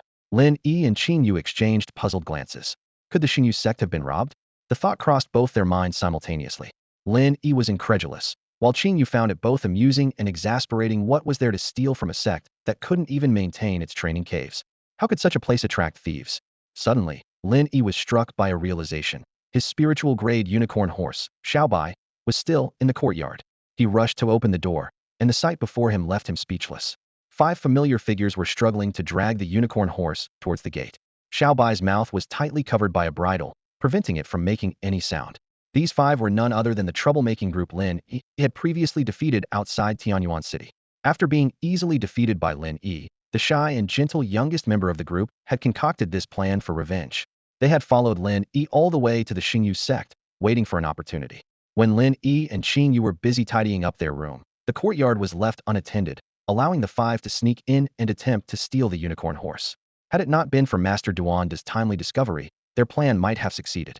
Trespassing into the sect to steal a mount, the audacity of these 5 was indeed astonishing. To Master Duanda, this was not only an insult to the Xingyu sect, but also a challenge to his dignity. Despite the sect's financial struggles, he would not tolerate such blatant disrespect. At this moment, as Lin Yi's personal disciple, his mount was seen as an important asset of the sect in Master Duanda's eyes. With a shout of fury, Master Duanda appeared instantly at the gate, joining Lin Yi and Xingyu, who had just burst through the door, to surround the horse thieves. The group of 5 troublemakers was about to drag the unicorn out of the courtyard when they suddenly realized they had been discovered. In their panic, they turned to flee, but their speed was insignificant in the presence of Master Duanda. A dazzling flash of light appeared, and the 5 instantly fell to the ground, lifeless. Master Duanda, with his hands behind his back and a serious expression, declared, "Petty thieves, daring to steal from our Xingyu sect, you must have a death wish." His demeanor and tone were quite impressive. However, his authority was quickly undermined by a simple question from Qingyu. "Master, does the cultivation cave in our sect have enough source crystals for my junior brother to practice?" Qingyu innocently asked. Master Duanda was momentarily speechless, coughing to hide his embarrassment. "Well, I'll take care of that right away," he said, turning to Lin Yi with a slightly gentler tone. "Huang Yuan, your mount is quite rare. There's a stable in our backyard. You should take it there to prevent any more theft attempts." As a personal disciple, Lin Yi enjoyed many privileges. Ordinary disciples had to spend source crystals to use the sect's cultivation caves, but Lin Yi could use them for free. Xingyu sect's cultivation caves were of the yellow grade, a level higher than those in novice towns, with a 15 efficiency boost for cultivation. Lin Yi entered the yellow grade cultivation cave with a large supply of cultivation pills. Before he began, he used Xingyu sect's top yellow grade cultivation technique, the Xingyu Secret Manual. This was the best technique available to him, offering an 8 increase in cultivation efficiency, with further improvements as his proficiency and cultivation level increased. More importantly, it significantly enhanced his combat power. After using the cultivation technique, spiritual energy began to generate within Lin Yi, a necessary condition for using martial skills. With the continuous consumption of spirit-gathering pills, his cultivation level increased rapidly. Compared to before, Lin Yi's strength nearly doubled with the cultivation technique. Although he could now learn martial skills from Master Duanda, Lin Yi decided to focus on raising his cultivation level for the time being, as it was the foundation of his strength. Meanwhile, the group of 5 troublemakers reappeared at the resurrection point, their cultivation levels having dropped from the bitter sea stage to the chi refining stage because of Lin Yi. "Damn it, old 5, what kind of lousy idea was that? Our levels have all dropped to the 10th layer of chi refining," one of them complained angrily. "You can't blame me. You all agreed to steal the mount too. How was I supposed to know we'd be caught by an NPC?" Old 5 defended himself. "Yeah, it's not Old 5's fault. We almost succeeded. Now that our levels have dropped, let's get back to training," another person chimed in. After some discussion, the group decided not to venture out of the city again. With their current strength, they couldn't even handle the first layer of the bitter sea stage. They finally agreed to spend some money to quickly recover their lost cultivation levels. After they had spent their money, a shocking discovery left everyone dumbfounded. Every last spirit-gathering pill in the entire city of Tianyuan was gone. "Damn it, this must be that scoundrel Huang Yuan's doing," one player shouted angrily. "He actually bought out all the spirit-gathering pills in Tianyuan City." "What do we do now, boss?" another player asked anxiously. "What else can we do?" the leader replied calmly. "Let's head outside the city to kill monsters and level up." At that moment, Tingyun Jeyu discovered that his top spot on the Mount leaderboard had been overtaken. Furious, he immediately asked his father for 1 million and was determined to reclaim his position. However, after spending over 200,000, he realized it had little effect, only getting a 5th-tier mount. Unwilling to give up, Tingyun Jeyu continued to spend. After pouring nearly 500,000 into it, he finally understood the frustrating odds of refreshing mounts. He calculated that even if he spent the remaining 500,000, it would be unlikely to get a mount above the spirit level. That cheater must be a shill for the game company, Tingyun Jeyu realized, deciding not to spend any more money. Despite his wealthy background and willingness to spend, he wasn't foolish. To warn other players, Tingyun Jeyu had his cousin, Fanyun Fuyu, post on the official game forum, detailing his experience of spending over 500,000 to refresh mounts. He hoped his story would caution other players against spending excessively on this virtual game, Emperor over Heaven, which he believed had shills. Since the topic of spirit-level mounts was already trending, the post quickly attracted a large number of viewers. Countless players criticized Emperor over Heaven for its unethical practices in the comments, and the game's negative reviews skyrocketed. Many players even quit the game in outrage. Meanwhile, Lin Yi, with his powerful cultivation techniques, yellow-grade cultivation cave, and VIP level 10 bonus, was progressing rapidly.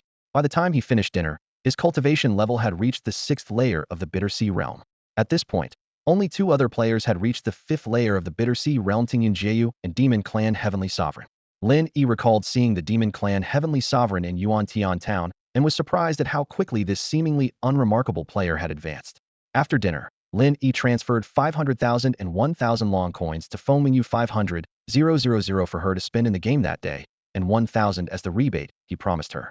Since he convinced her to spend, he felt he should follow through completely.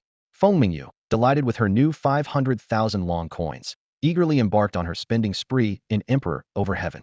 Lin Yi marveled at how, in just under 2 days, he had spent over 10 million in Emperor over Heaven. Even he was surprised at the scale of his spending. As midnight approached, Lin Yi's cultivation level had already reached the 7th layer of the Bitter Sea realm, leaving other players far behind. The highest-ranking players under him were only at the 5th layer.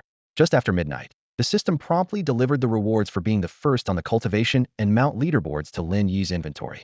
Gazing at the generous rewards, Lin Yi began pondering how to best leverage these resources to gain an even greater advantage in the game. A glimmer of joy flashed in Lin Yi's eyes as he received the generous rewards for ranking first on the leaderboard: 500 spirit gathering pills and a special random item.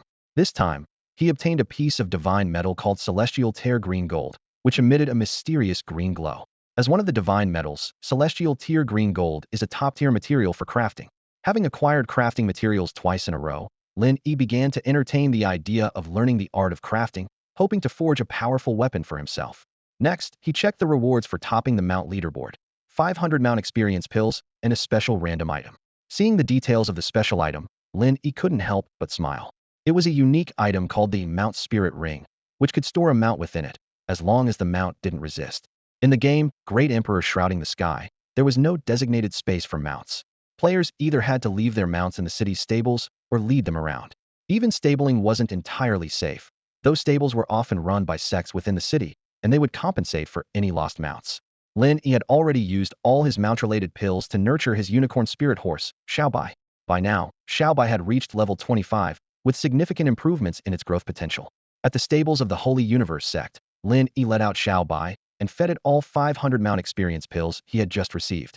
Xiaobai's level instantly soared to 28, with an astonishing overall score of 2.65 million, leaving the second place far behind by hundreds of times.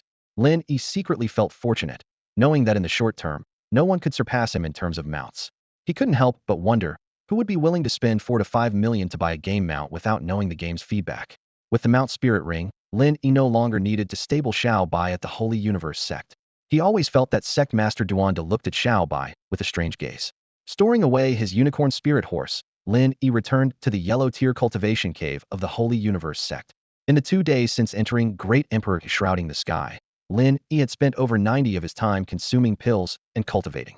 It was this relentless effort that allowed him to reach the 7th layer of the Bitter Sea realm in just 2 days. On the 3rd day, the game opened the physique system. Lin Yi was determined to change the fate of his previous life's worthless golden spirit body. He unhesitatingly bought all the special offer packs and VIP daily packs. At 1 a.m., a system announcement rang out, declaring the opening of the physique leaderboard. Players could activate their unique physique on the attribute panel. Lin Yi immediately opened the special physique page, where he saw an inactive option. He knew that with a click, he could activate and randomly acquire a cultivation physique. His finger hovered above the screen, ready to act. In the world of the Great Emperor Covers the Sky, special constitutions are like a grand lottery, with players eagerly awaiting the favor of fate. Lin Yi stood before the activation screen, took a deep breath, and lightly touched the screen with his finger. A flash of light, and 3 words appeared: Power Body. Lin Yi frowned slightly, recalling his past experiences. This trash Power Body, as it was mockingly called, had once been an old friend of his. The interface showed: Power Body, beginner level, special effect, 5 strength boost. At first glance, a 5 strength boost seemed decent, but compared to other special constitutions, it was rather insignificant. The world of special constitutions was far more complex than imagined. Most players, upon first activation, would obtain basic constitutions like Power Body or Agility Body. Though unremarkable, they offered slight increases in strength or speed. Luckier players might awaken to the 5 elements spiritual bodies: metal, wood, water, fire, and earth, each with its unique traits. These constitutions complemented corresponding cultivation techniques, boosting not only the efficiency of training, but also the power of martial skills. They were undoubtedly a tier above basic constitutions. The truly enviable were those with rare combinations of the 5 elements. Players possessing both metal and wood, or metal and earth, were not to be underestimated. Lin Yi recalled a wealthy player in his past life who managed to acquire a tri-element special constitution, consistently ranking at the top of the constitution leaderboard. Additionally, elemental constitutions like wind, rain, thunder, and lightning, as well as mysterious ones like the Phantom Spirit Body and the Een Cold Spirit Body, were highly coveted. Each constitution had its unique attributes, driving players to chase after a piece of this constitution feast. Once activated, a constitution wasn't static. The Constitution leaderboard ranked players based on comprehensive scores, motivating them to continuously enhance themselves. Lin Yi remembered a determined player nicknamed Wolf Extinction, who managed to elevate the most basic power body to a high level, eventually breaking into the top 10 of the leaderboard, becoming a legendary story. Looking at the options on the screen, Lin Yi fell into deep thought. The special offer packages were tempting. The 68 yuan, try again, the 368 yuan, guaranteed 5 elements spiritual body, and the 6,888 yuan, special spiritual body. There was also the enticing reset option, allowing a fresh start for just 988 source crystals. After careful consideration, Lin Yi decided to test the waters and bought a 68 yuan, try again package. Once the purchase was complete, the Constitution interface returned to an unactivated state. He took a deep breath and clicked activate once more. The light flashed, revealing a new Constitution, agility body. Beginner level, special effect, 5 agility boost. Lin Yi shook his head with a wry smile. This attempt seemed like a joke from fate, with results no different from before. He quietly stared at the interface, contemplating his next move. In a world where special constitutions dominated everything, every choice could alter the course of destiny. Lin Yi's physique transformed from a strength-oriented body to one focused on agility, both of the same tier. He could have opted for the special spiritual body package worth 6,888 yuan, but he wasn't interested in something anyone could purchase. Determined to make a significant effort, he decided to invest 1 million yuan initially. While consuming elixirs to cultivate, he continuously reset his special physique during cooldown intervals. He dismissed the gold spiritual body and the goldwood spiritual body. When the icefire spiritual body emerged, Lin Yi hesitated. This physique had a ranking score of over 60,000, which could boost cultivation efficiency by 50 and enhance the power of techniques by 30. However, he had already invested over 200,000 source crystals, equivalent to more than 20,000 yuan. Ultimately, he abandoned the icefire spiritual body due to the lack of corresponding cultivation techniques, making it impractical, and because a score of over 60,000 still seemed insufficient to him. As he continued to reset, more seemingly promising special physiques were rejected. The Bailuo body, the Heavenly Demon body, and the Twin Kings body, with scores of 580,000, 750,000, and 630,000 respectively, failed to meet his standards. Some physiques were good but lacked complementary techniques, limiting their utility. After investing over 3 million source crystals, Lin Yi still hadn't found a satisfactory special physique. He lamented that it seemed like a bottomless pit, yet he understood that a special physique, being a foundational aspect of cultivation, was worth a significant investment. During this time, his cultivation levels steadily rose, reaching the 8th layer of the Bitter Sea realm. Having spent over 6 million source crystals, the initial 1 million yuan was entirely depleted. Despite this, the highest score for a special physique he encountered didn't exceed 1 million.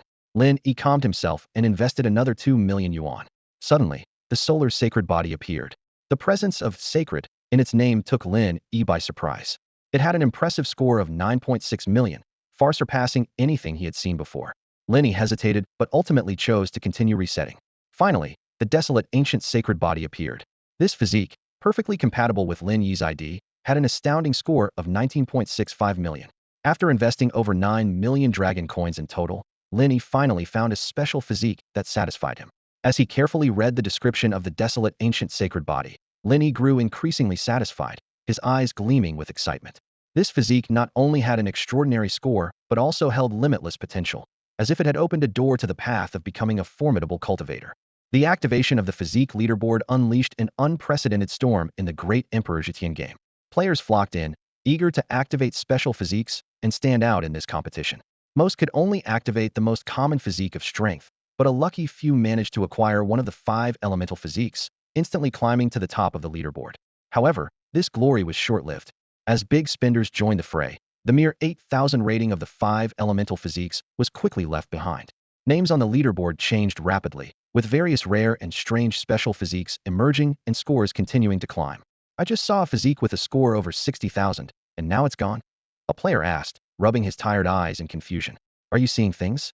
Isn't the top one now the Goldwood physique with over 40,000 points? His friend replied, his tone tinged with uncertainty. Maybe I'm just too tired. I've been playing for 2 days straight.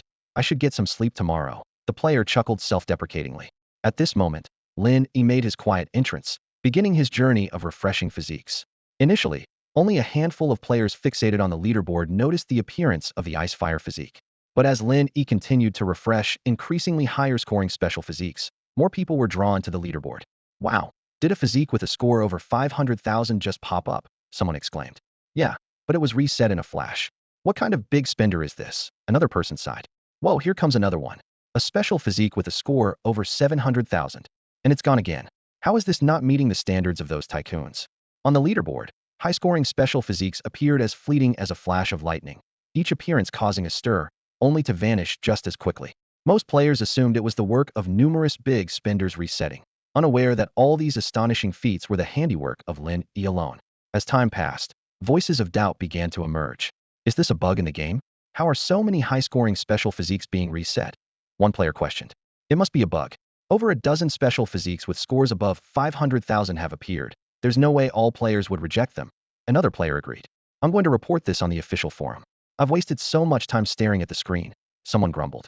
While players speculated about a possible bug, Lin Yi quietly reset the Solar Saint physique. This is ridiculous. A special physique with a score of 9.6 million just vanished quickly. It must be a bug, someone exclaimed. As more players became convinced that the physique leaderboard had a bug, attention gradually waned.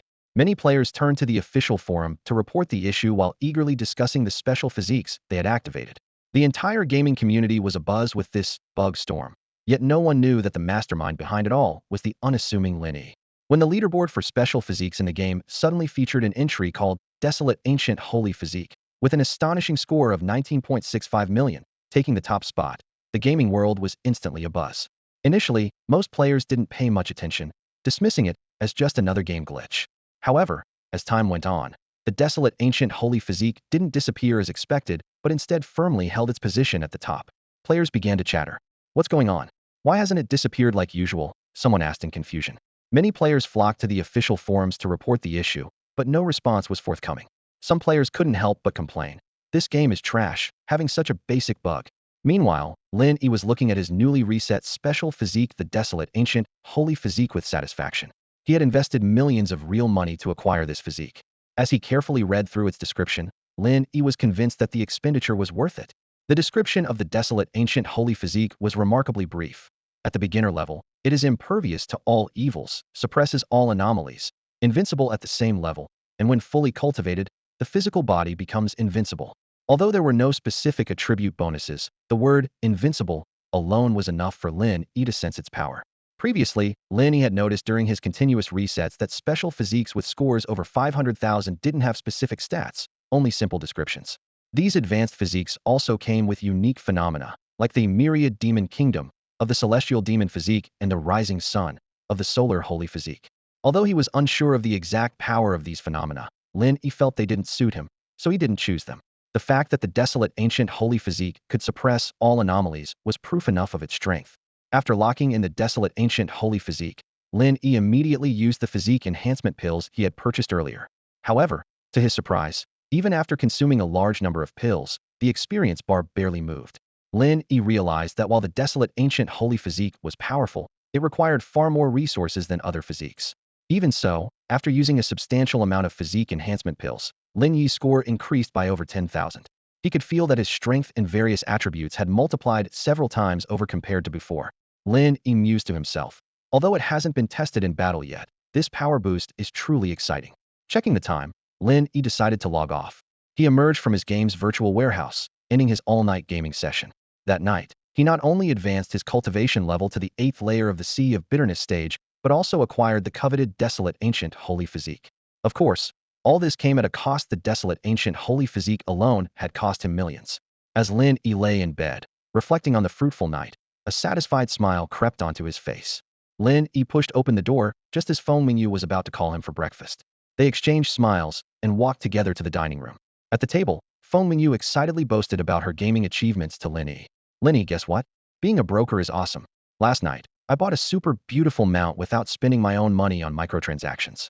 It's just amazing, Feng Yu said as she ate, her eyes sparkling with excitement. I'm now ranked 68th on the Realm leaderboard and 32nd on the Mount leaderboard. Pretty fast, right? Lin Yi nodded approvingly. Yeah, that's pretty quick. By the way, Andy, I have an 8th tier Mount egg. You can have it later. Also, I'll give you $1 million to reset a special physique. Feng Yu's eyes lit up. An 8th tier Mount egg? Does the mount look good? If it's not nice, I won't want it. She paused and added, a special physique, huh? I saw the announcement, but I had already spent most of my source crystals on microtransactions, so I didn't get it. Lin Yi contemplated. He actually wanted to give Feng Mingyu 10 million to reset a super strong physique, but worried that such a large amount might raise suspicion. After all, he was still trying to convince her to spend money on the game, and if she got suspicious, he wouldn't have a good excuse. A million should be enough to reset a special physique with a score of several 100,000, which would be sufficient for Feng Mingyu. After Feng Mingyu left for work, Lin Yi re-entered the game's virtual pod. Just as he was about to log into Emperor's Shadow, his phone rang. Glancing at the caller ID, he saw it was Baikur. Lin Yi, what have you been up to lately? Why did you sell all your game gear? Baikur's sweet voice came through the phone. Lin Yi casually replied. Nothing much, just playing games at home. Oh, oh, Baikur explained. My dad got me a master dance teacher a few days ago, and I've been in intensive training for days. It's exhausting. When I finished, I saw you'd sold a lot of your game gear at low prices and called me several times. I just wanted to ask if something happened. Nothing's wrong, Lin Yi replied lightly. Baikur lowered her voice and said, Lin Yi, if you're short on money, just let me know. I have a little stash saved up. Hearing this, Lin Yi felt a warmth in his heart and asked with a smile. Oh, Arkur has a little stash, huh? How much do you have? Well, a bit over 3 million, Baikur answered honestly. Lin Yi teased her. So if your Lin Yi needs money, how much could you lend me? Baikur became anxious immediately. Lin Yi, what's going on? If you need it, of course, I'd give it all to you. Are you home? I'll come over and see you. All right, just kidding. I don't need money, Lin Yi quickly reassured her.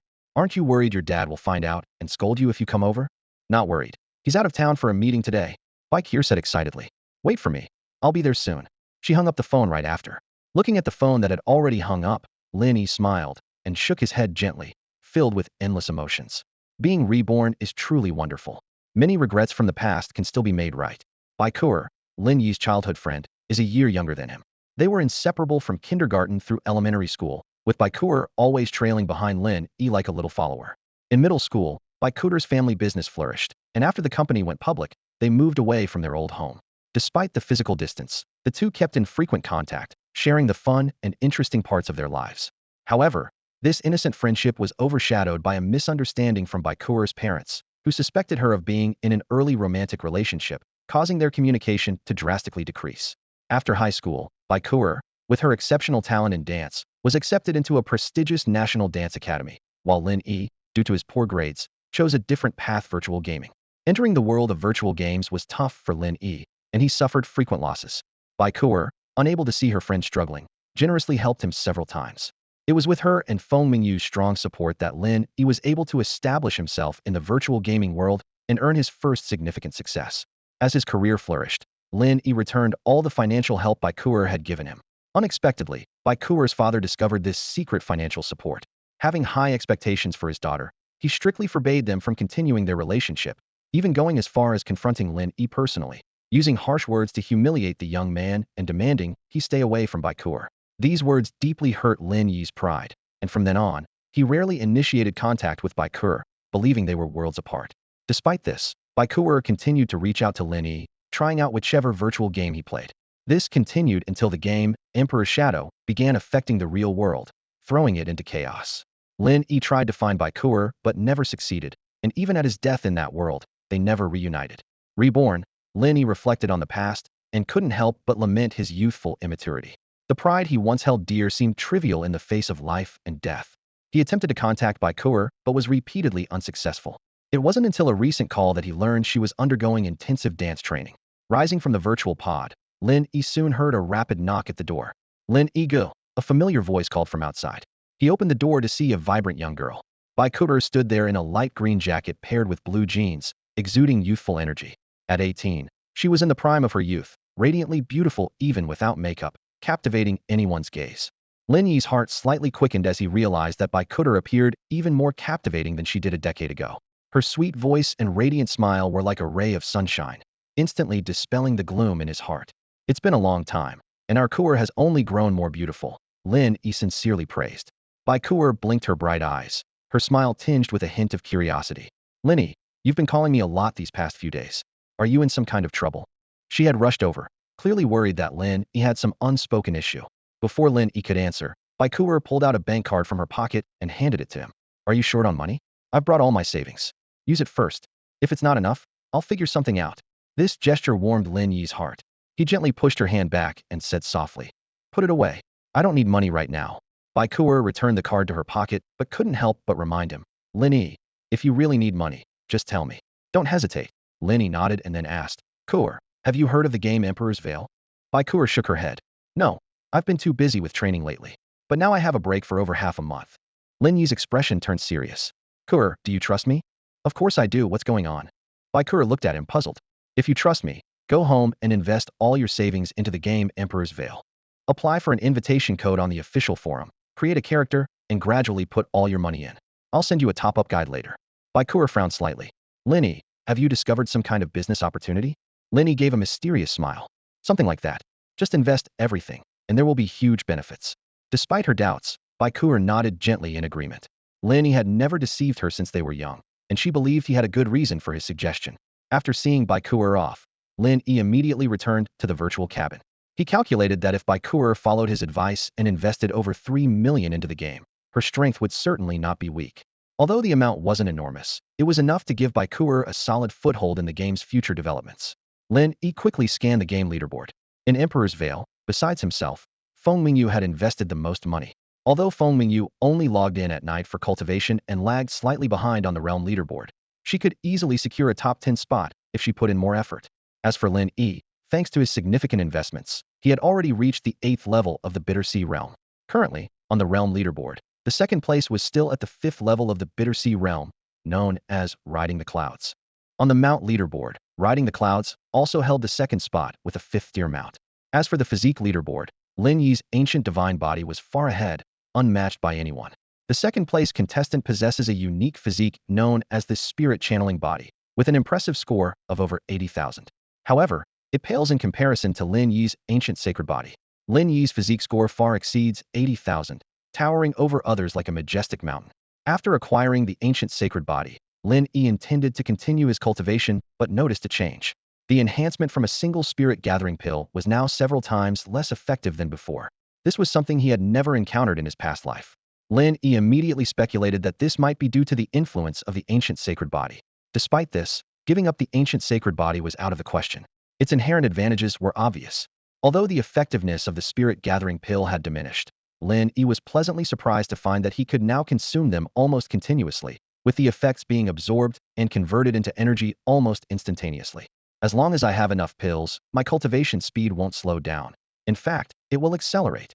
Lin Yi thought with relief, as the spirit gathering pill was one resource he had in abundance.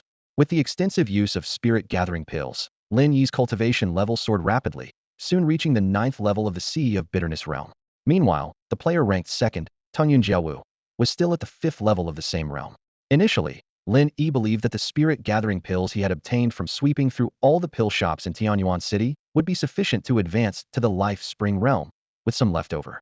However, due to the unique characteristics of the ancient sacred body, he exhausted all the pills and only reached slightly over halfway to the 9th level of the Sea of Bitterness realm. To reach the 10th level, he needed a lot more spirit gathering pills. At this point, Lin Yi faced two choices: either travel to nearby cities in search of resources or challenge the secret realms. Considering that the teleportation arrays between cities were not yet operational, walking to other cities would take too much time, so Lin Yi decided to challenge the secret realms.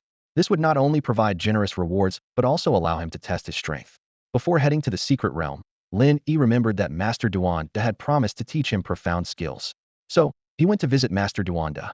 Seeing Lin Yi arrive, Master Duanda was enthusiastic, as Lin Yi was a valuable disciple who had paid 4 million source crystals to become a direct disciple. Master, I'm here to learn martial arts, Lin Yi said straightforwardly. Martial arts, huh?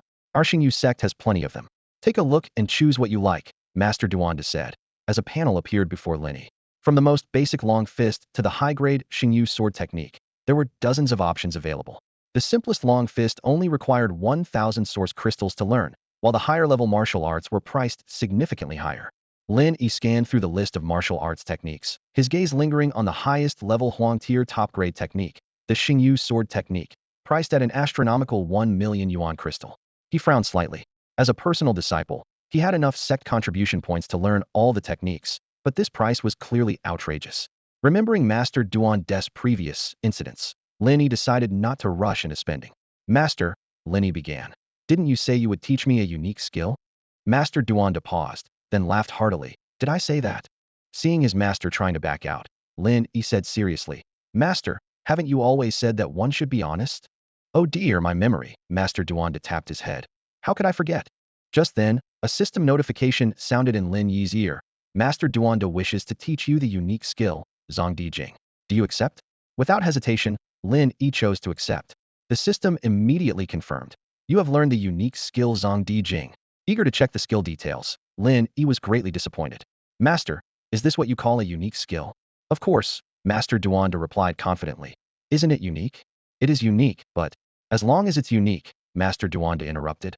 I'm the only one who knows it, so it's a unique skill. Let me tell you, I've only taught it to you, not even your senior sister Qingyu. Lin Yi took a deep breath, realizing that a powerful unique skill was out of reach. He quietly checked the attributes of Zhongdi Jing, grade unknown, proficiency beginner.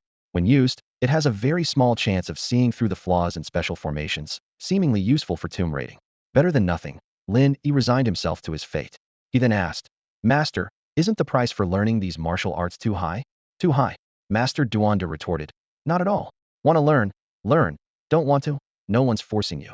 Faced with his master's attitude, Lin Yi sighed inwardly, regretting his choice of sect. It was all because senior sister Qingyu was too beautiful. In the end, Lin Yi gritted his teeth and spent 2.8 million yuan crystals to learn 3 martial arts techniques. The Huang-tier top-grade Xingyu sword technique 1 million yuan crystals, and the Huang-tier mid-grade Xingyu movement technique and Xingyu fist technique each 900,000 yuan crystals. Leaving the library, Lin Yi headed straight to the secret realm entrance beside the city lord's mansion. This was an asset of the city lord's faction, the largest NPC faction in the city. The city lord's faction was responsible for maintaining city order, with all city law enforcers under their command. Lin Yi had considered joining the city lord's faction but quickly dismissed the idea. Although the faction was powerful, the highest cultivation technique they offered was only Huang-tier top grade. Moreover, as the city's law enforcement faction, they had numerous tasks. Players who liked doing tasks would never be bored, but Lin Yi didn't want sect tasks to waste his time. Unless it was a special hidden task, he believed that spending money was the way to go. At the secret realm entrance, a large sign listed the introductions and entry requirements for over a dozen secret realms. The so-called requirements were actually suggestions for the level and the yuan crystals needed. Level requirements could be ignored, as they were difficulty recommendations. If a novice at the first level of the Bitter Sea realm insisted on challenging a secret realm with 9th level difficulty, no one would stop them. After all, the yuan crystals had been paid, and dying due to overestimating oneself was their own fault. Lin Yi carefully read all the secret realm introductions and finally chose one. Lin Yi, a prodigious martial artist who has reached the 9th level of the Bitter Sea realm, stood at the entrance of the secret realm in Tianyuan City. Within him lay the mysterious power of the ancient sacred body, and he wielded a jade sword he had just purchased for 8,000 source crystals. Although this second-tier sword was only slightly better than his previous demon-slaying saber, it was the most suitable weapon for him from the armory. Lin Yi's techniques and martial skills were equally impressive. His primary cultivation method was the top-tier Huang-level Sacred Universe Secret Manual, complemented by the equally top-tier Sacred Universe Sword Technique, as well as the mid-tier Sacred Universe Movement and Fist Techniques, which brought his combat prowess to the peak of his current stage. Despite his formidable strength, Lin Yi did not recklessly choose the most challenging secret realm. Instead, he fixed his gaze on a realm called the Ruins of Yaoguang, recommended for those at the 5th level of the Bitter Sea realm, which should not be too challenging for him. After paying 10,000 source crystals, Lin Yi stepped into the realm without hesitation. Inside the Ruins of Yaoguang, beasts roamed freely, and demonized NPCs wandered about.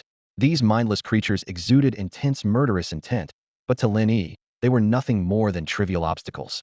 He moved as if in an empty land, effortlessly defeating one enemy after another, quickly reaching the center hall of the ruins.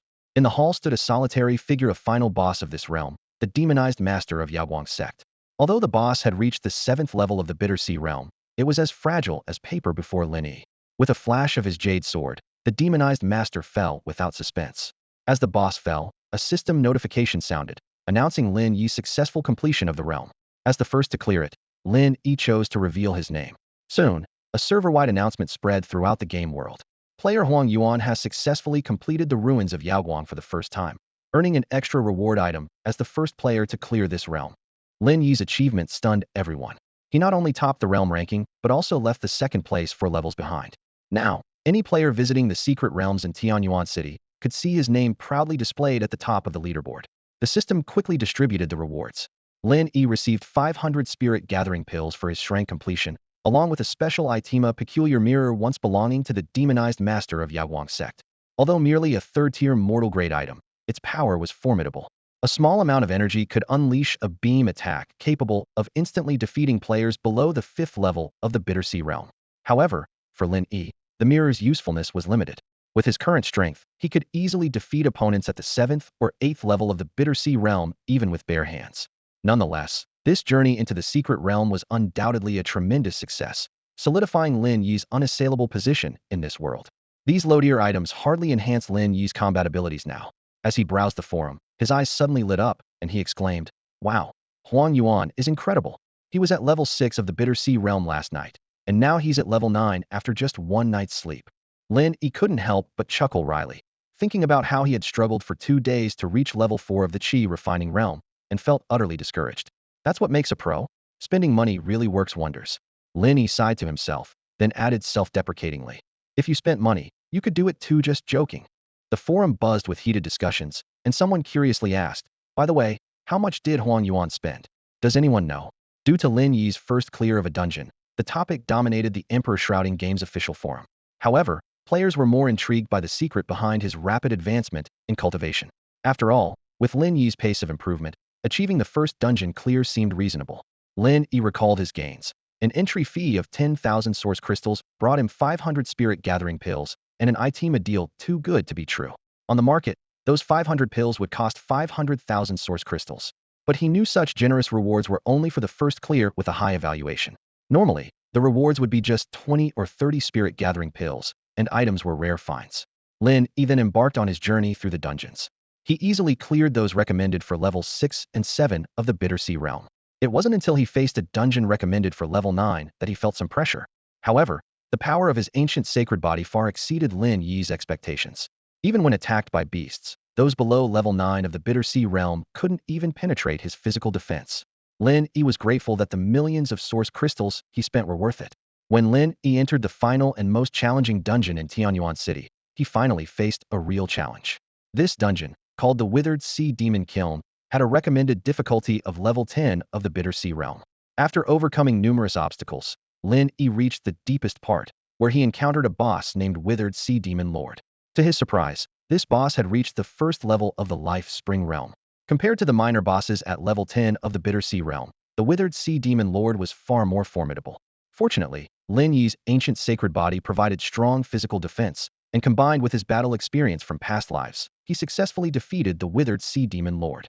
Lin Yi thought to himself that even someone at the Life Spring realm might struggle to clear this dungeon. The rewards for clearing the most difficult dungeon were incredibly generous. 3,000 spirit gathering pills, 50 life essence pills, and the Withered Sea Demon Lord's sword, a 5th-grade mortal sword called the White Mist Demon Sword.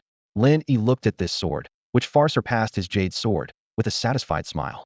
During his fierce battle with the Sea Demon Lord, Lin Yi's jade sword had become severely damaged, with several chips appearing after a few clashes.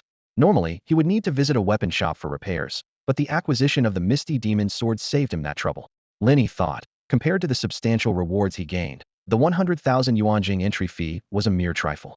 Loaded with the generous rewards from clearing various secret realms, Lin Yi returned to the Xingyu sect.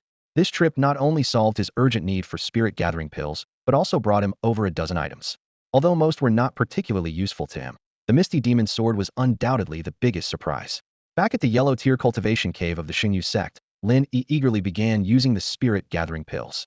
After obtaining the ancient holy body, his demand for pills had indeed increased, but his efficiency in absorbing energy had also improved significantly.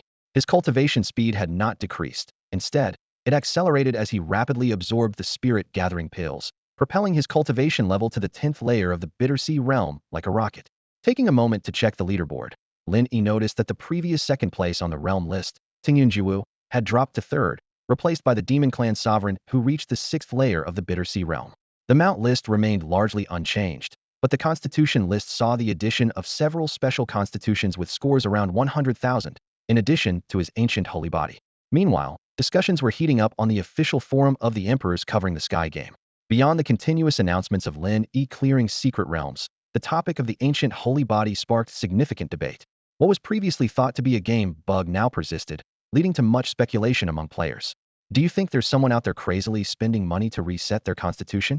I bet the big spender is Arjun, who's first on the realm list. His cultivation speed is insane. Could be. If the ancient holy body stays at the top, it's definitely not a bug. Shrewd players began connecting Lin Yi, the ancient holy body, and even the unicorn spirit horse at the top of the mount list, speculating that they might belong to the same person. If it's really one person, how much money do you think they're spending? In my years of singlehood, I'd say at least tens of millions. Are you crazy? No matter how good the game is, that's too much to spend. Don't underestimate the wealthy. Tens of millions might be pocket change to them. Unaware of these discussions, Lin Yi focused entirely on breaking through his current realm.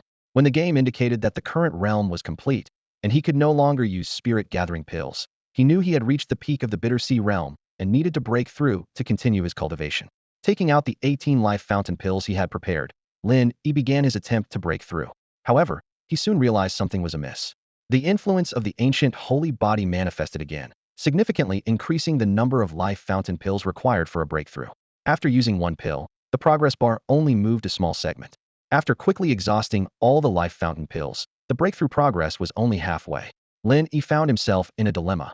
Life fountain pills were scarce, available only in the VIP 10 daily package. Remembering his previous experience of scouring the entire Tianyuan city for just 5 pills, he frowned. As Lin Yi racked his brains on how to quickly acquire more life fountain pills, a sudden inspiration struck him, as if he had thought of a brilliant idea.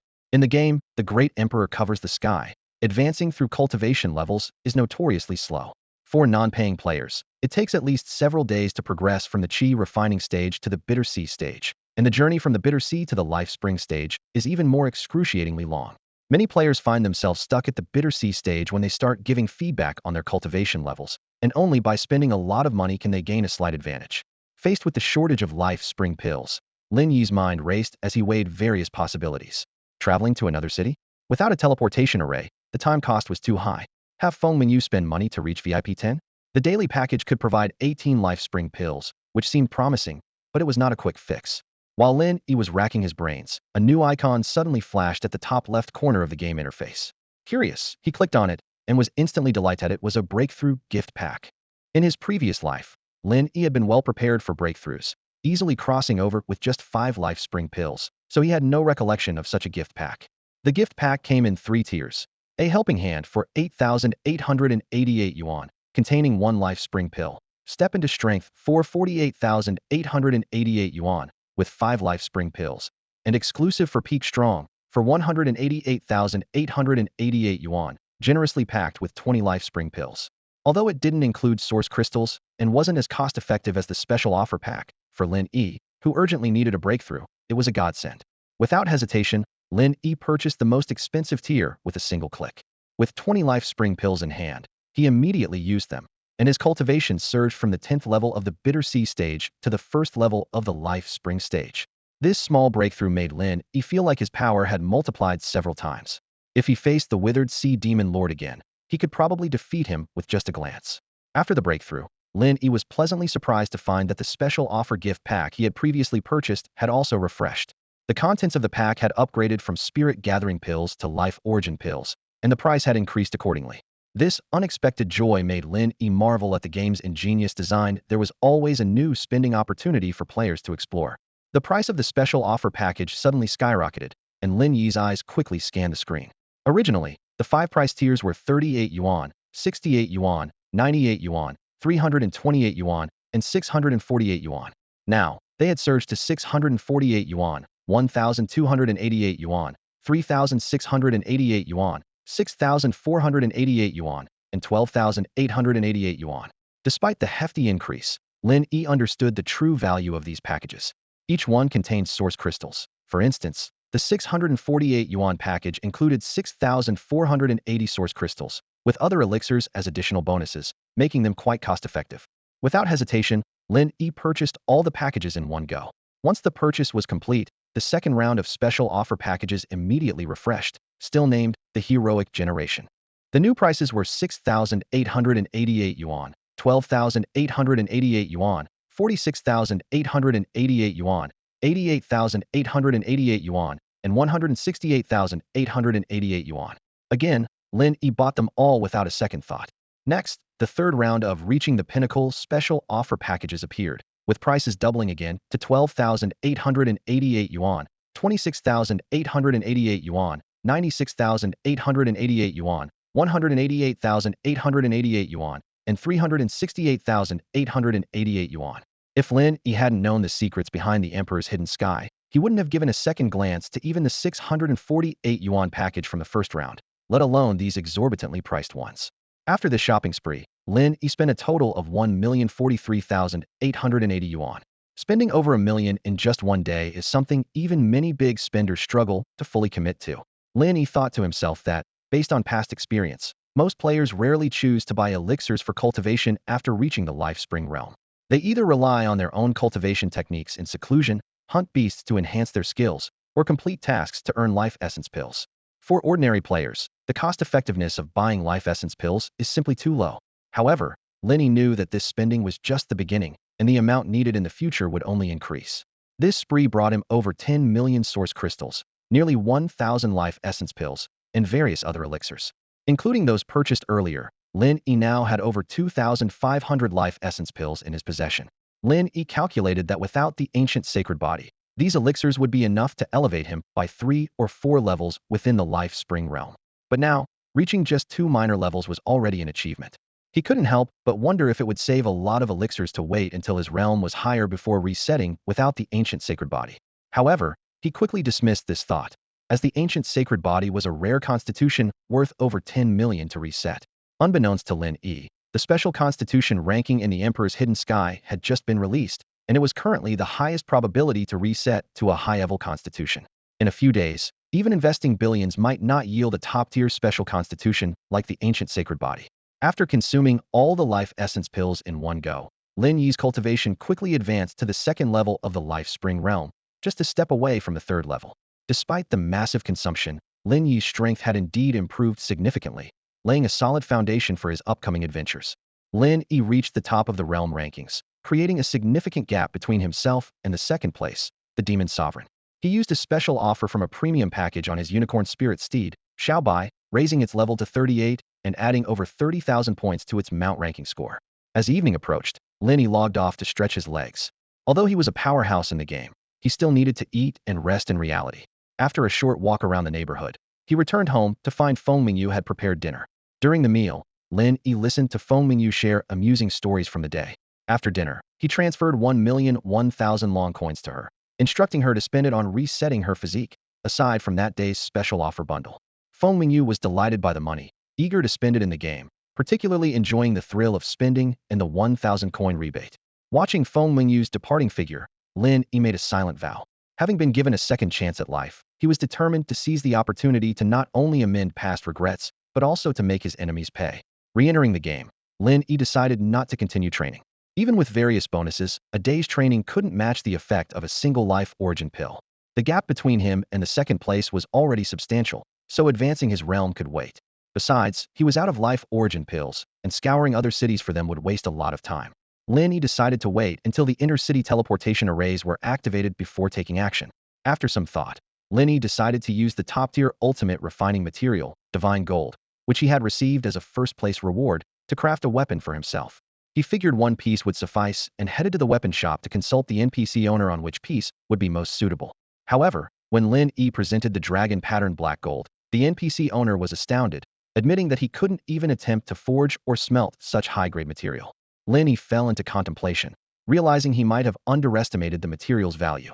Lin Yi achieved first place twice on the realm rankings, earning 2 pieces of precious divine metal as a reward. These metals were introduced as extremely rare top-tier materials for crafting. With the weapon ranking event approaching, Lin Yi decided to seize this rare opportunity to prepare in advance and forge powerful weapons from the divine metal. He eagerly imagined that such precious materials could at least be used to craft a weapon of a higher grade. However, Lin Yi soon realized that crafting wasn't as simple as using one material. He needed to select a primary material and then combine it with other auxiliary materials to create a complete item. With this in mind, Lin Yi went to a weapon shop in the city. He planned to use one piece of divine metal as the main material and inquire about the additional materials needed, intending to collect them during his free time. However, when he took out the dragon pattern black gold, he was taken aback by the reaction it elicited. The NPC shop owner, a burly old man appearing to be in his 60s, was immediately wide-eyed with shock and longing at the sight of the dragon pattern black gold in Lin Yi's hand. "Young hero," the owner said with a trembling voice, "may I have a closer look at this treasure?" Seeing the owner's reaction, Lin Yi understood the extraordinary value of the dragon pattern black gold he possessed. He stepped forward to stand beside the owner, whose gaze remained fixed on the divine metal, unable to look away, much like a hungry wolf eyeing its prey. It's truly the legendary dragon pattern black gold, the owner muttered to himself. I never thought I would be fortunate enough to witness such a divine object in my lifetime. Observing the owner's loss of composure, Lin Yi decided to put the dragon pattern black gold away. He had intended to show the other piece of divine metal immortal tier green gold, but it seemed unnecessary now. Although Lin Yi wasn't worried about an NPC stealing a player's items, at least not until the Great Emperor's Shadow update was released, as such incidents had never occurred in the city, still felt uneasy about the owner's entranced and speechless demeanor. I want to use it as the main material to craft a weapon here, Lin Yi stated directly. What other crafting materials would I need? In the game, Great Emperor's Shadow, players did not need to pay source crystals to ask NPCs about crafting materials, as long as their relationship with the NPCs wasn't hostile. The owner, seeing Lin Yi put away the divine metal, couldn't hide his disappointment. He took a deep breath, barely calming his emotions, and said with a wry smile, "Young hero, you overestimate me. This legendary divine object is beyond my ability to craft. I can't even smelt it at my level. I'm merely a humble crafting master. To handle such a divine object, one would need at least the skill of a crafting grandmaster." He paused and continued. Moreover, using such a divine object as the main material for crafting a weapon would be a great waste. Just adding a small amount during the crafting process would significantly enhance the quality of the final product.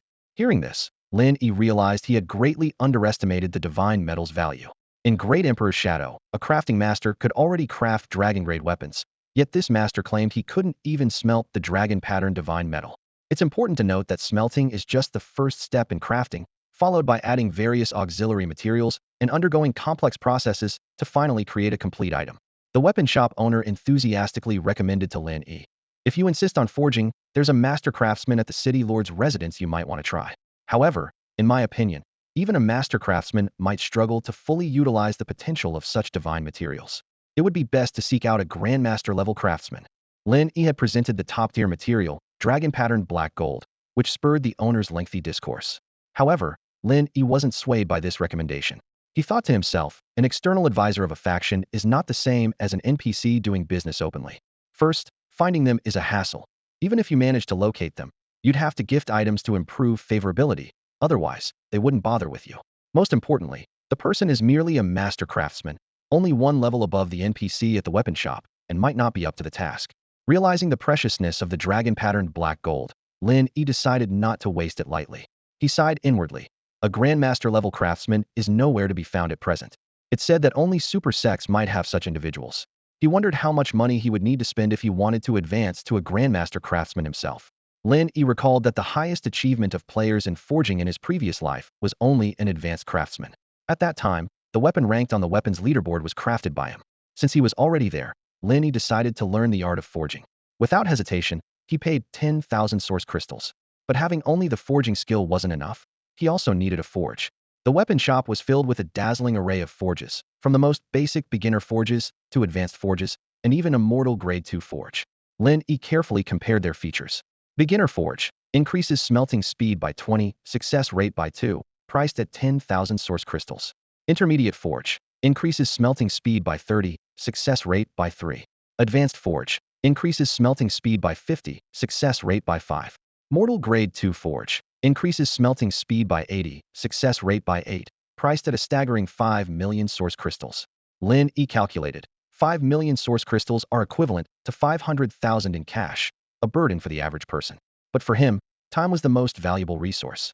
So he unhesitatingly chose the most expensive mortal grade 2 forge. Seeing Lin Yi's generous purchase, the weapon shop owner, delighted, threw in 5 basic forging blueprints.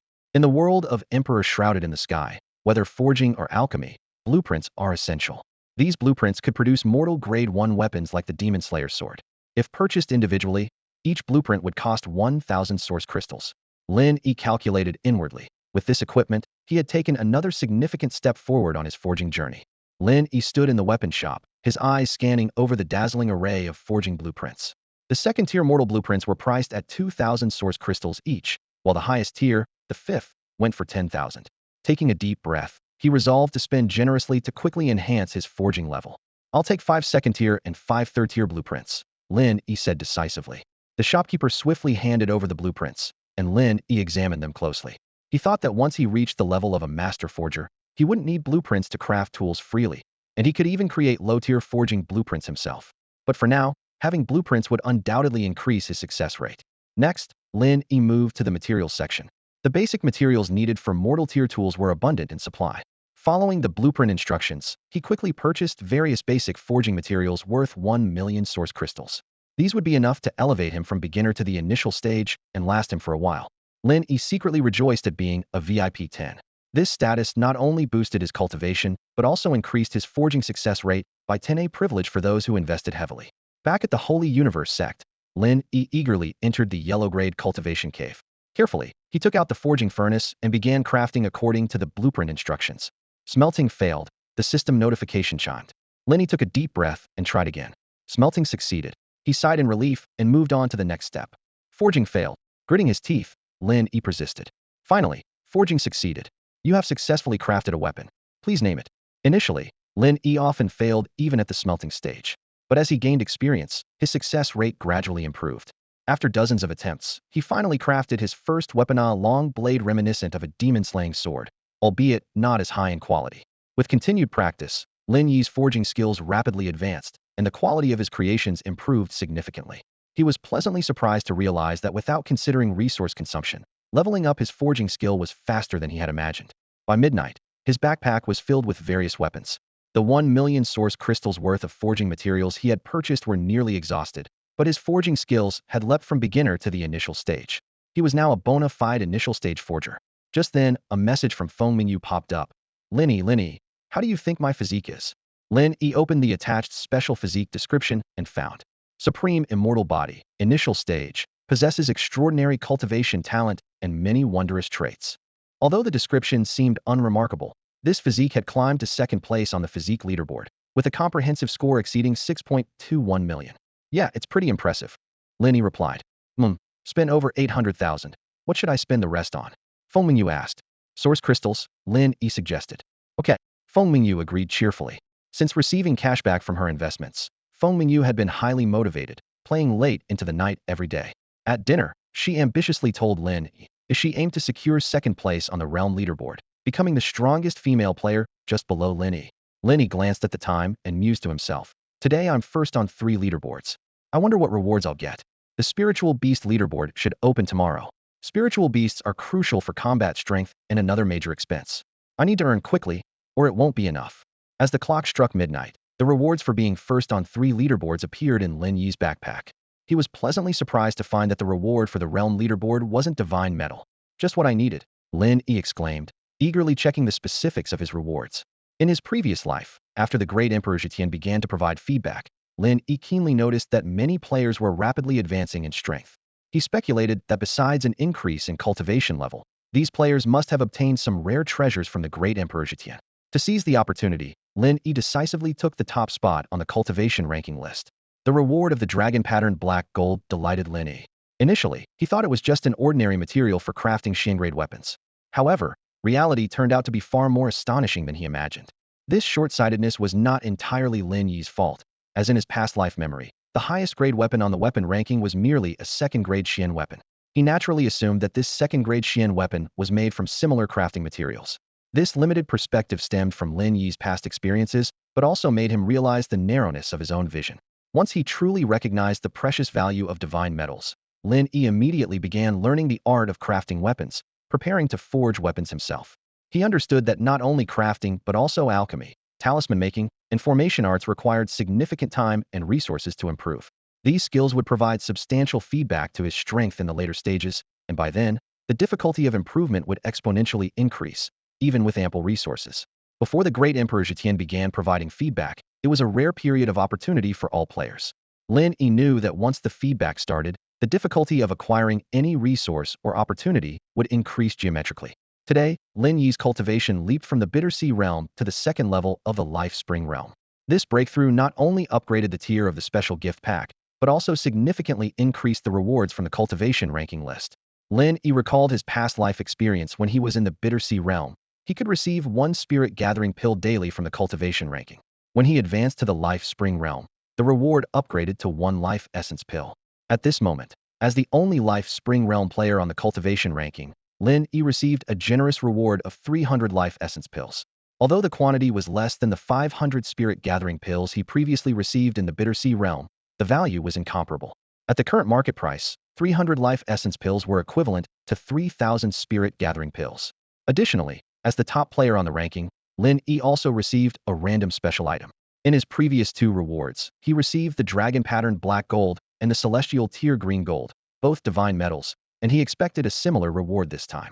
However, upon checking the reward, he discovered he received a second-grade Xian Alchemy Furnace. Lin Yi couldn't help but recall spending 5 million source crystals on a second-grade mundane crafting furnace. In comparison, the value of the alchemy furnace was much higher. This is because weapons, as durable goods, can be used for a long time, whereas pills, as consumables, are in high demand. This massive demand drives up the price of pills, and consequently, the price of alchemy furnaces remains high. Upgrading from a mundane grade to a Xian grade represents a significant increase in value, underscoring the worth of this reward. A second-grade Xian-level alchemy furnace is quite valuable, worth dozens of 8th or 9th-grade mortal-level crafting furnaces. Lin Yi had originally planned to improve his crafting skills and make his own alchemy furnace, but now the ranking board directly rewarded him with one, saving him a lot of trouble. Although this alchemy furnace is not as valuable as divine gold, as a random reward, it has already made Lin Yi very satisfied. Lin Yi's attention shifted to the reward for the first place on the mount ranking. In addition to a mount experience pill, there was a random special Itema Xian level 3rd grade Xiangyu Spirit Saddle.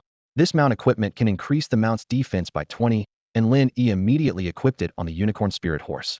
The Unicorn Spirit Horse's aura instantly soared, looking majestic and handsome.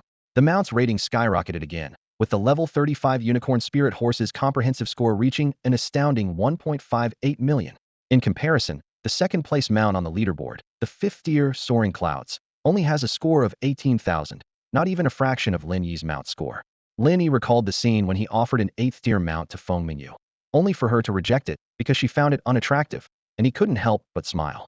The final reward was for the physique ranking, 100 physique enhancement pills, and a special item. Physique enhancement pills are rare treasures that can directly enhance the level of a special physique, rarely seen on the market. Lin Yi skipped over the physique enhancement pills to check the last special item, and was pleasantly surprised to find it was Feng Shui Qi Jin, a type of divine gold. This piece of Feng Shui Qi Jin is entirely crimson, seemingly adorned with a phoenix spiraling around it, and is a top-tier extreme crafting material. Although Lin Yi doesn't currently have a use for it, obtaining such a precious piece of divine gold still puts him in a great mood.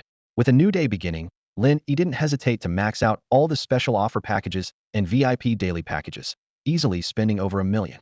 The content of the packages changed with Lin Yi's level. All the Spirit Gathering pills upgraded to Life Origin pills. In the end, Lin Yi obtained over 2,000 Life Origin pills, a large number of Mount Experience pills, and some basic pills. While using the Life Origin pills to enhance himself, Lin Yi also fed the Unicorn Spirit Horse with the newly acquired Mount Experience pills and Mount Aptitude pills. By the time all the Life Origin pills were consumed, Lin Yi's cultivation level had broken through to the 3rd layer of the Life Spring realm. Lin Yi spent nearly 2 million in the game, only to advance his level by 1 tier. As his power grew, so did the exponential cost of spending.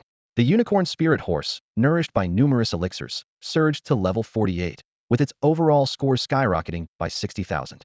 This leap left the second-place 5th-tier mount far behind, unable to even match half of that increase. At this moment, the game system suddenly announced a major update. The Spirit Beast ranking was officially launched. Players could now capture their own Spirit Beasts in the wild or purchase Spirit Beast eggs to hatch. These powerful creatures could become a player's most valuable ally and a crucial factor in enhancing their strength. At 1 a.m., the game announced once again, the new Spirit Beast feature was live.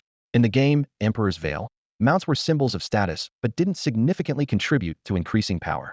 Lin Yi had spent over 4 million just to secure the top spot on the mount leaderboard, primarily to showcase his status. However, the introduction of Spirit Beasts changed the game dynamics completely. If nurtured properly, a Spirit Beast's power could even surpass its master, becoming an indispensable battle partner. But with great power comes a hefty price. Acquiring a top-tier Spirit Beast required a far greater investment than mounts. If mounts were a heavy expense, then Spirit Beasts were an endless financial sinkhole. Game designers clearly understood the player's psychology. They simplified the Spirit Beast acquisition process, allowing players to obtain Spirit Beast eggs easily through the Spirit Beast interface without visiting the store. To enhance the spending experience, they also introduced an enticing big wheel. For just 9,880 source crystals, approximately 988 renminbi, players could spin it once, guaranteed to get a basic first-tier spirit beast. If unsatisfied with the result, players could opt out, increasing their chance of drawing a higher-tier spirit beast by 1 for each forfeit. Next to the wheel, the probability of drawing each tier of spirit beast was clearly listed. First-tier spirit beast at 99.9, second tier at 9.9, third tier at 0.99, and so on. Unlike mounts, spirit beasts could consume elixirs and cultivate to improve their level, just like players. Even the lowest first-tier spirit beasts could possess combat power not inferior to players of the same level, let alone those rare higher-tier spirit beasts. This new feature sparked a spending frenzy.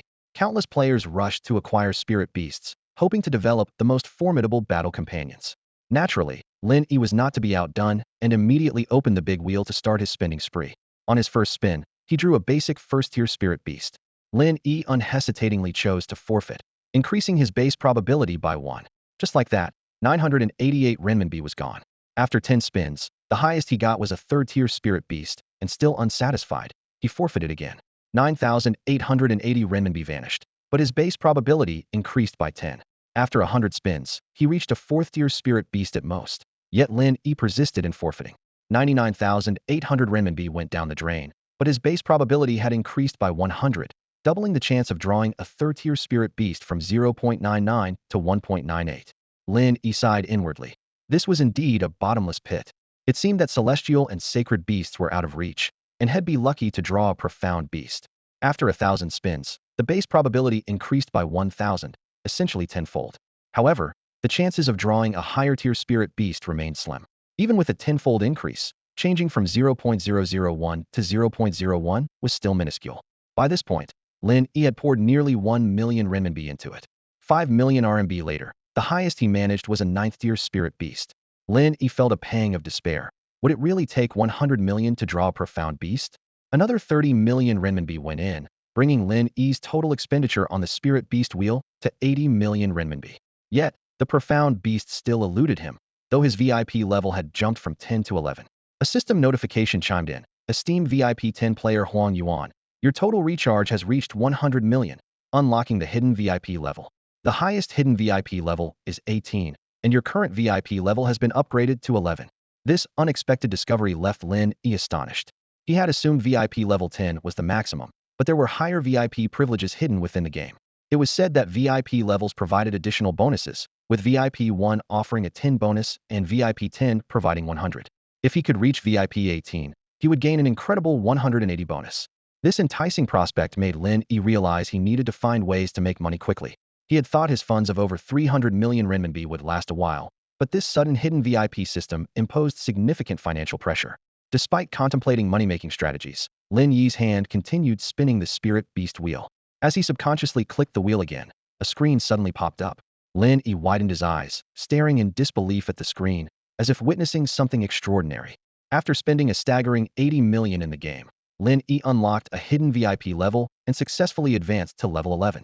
With his previous investments, he had already poured over 100 million into the game.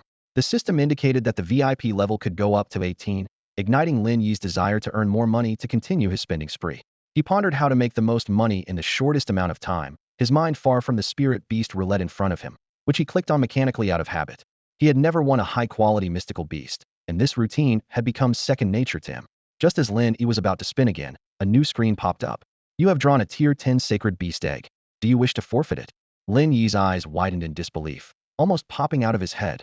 His original goal was merely to win a mystical beast, having already obtained a tier 9 spirit beast, just one step away from his target. Yet, the roulette had delivered an incredible surprise, a top-tier tier 10 sacred beast. It's like buying a random lottery ticket and hitting the jackpot. Lin Yi thought with glee. The odds of this happening are nearly impossible, yet it happened to me. Overcome with excitement, he laughed out loud. Since his rebirth, Lin Yi had been meticulously planning for the future.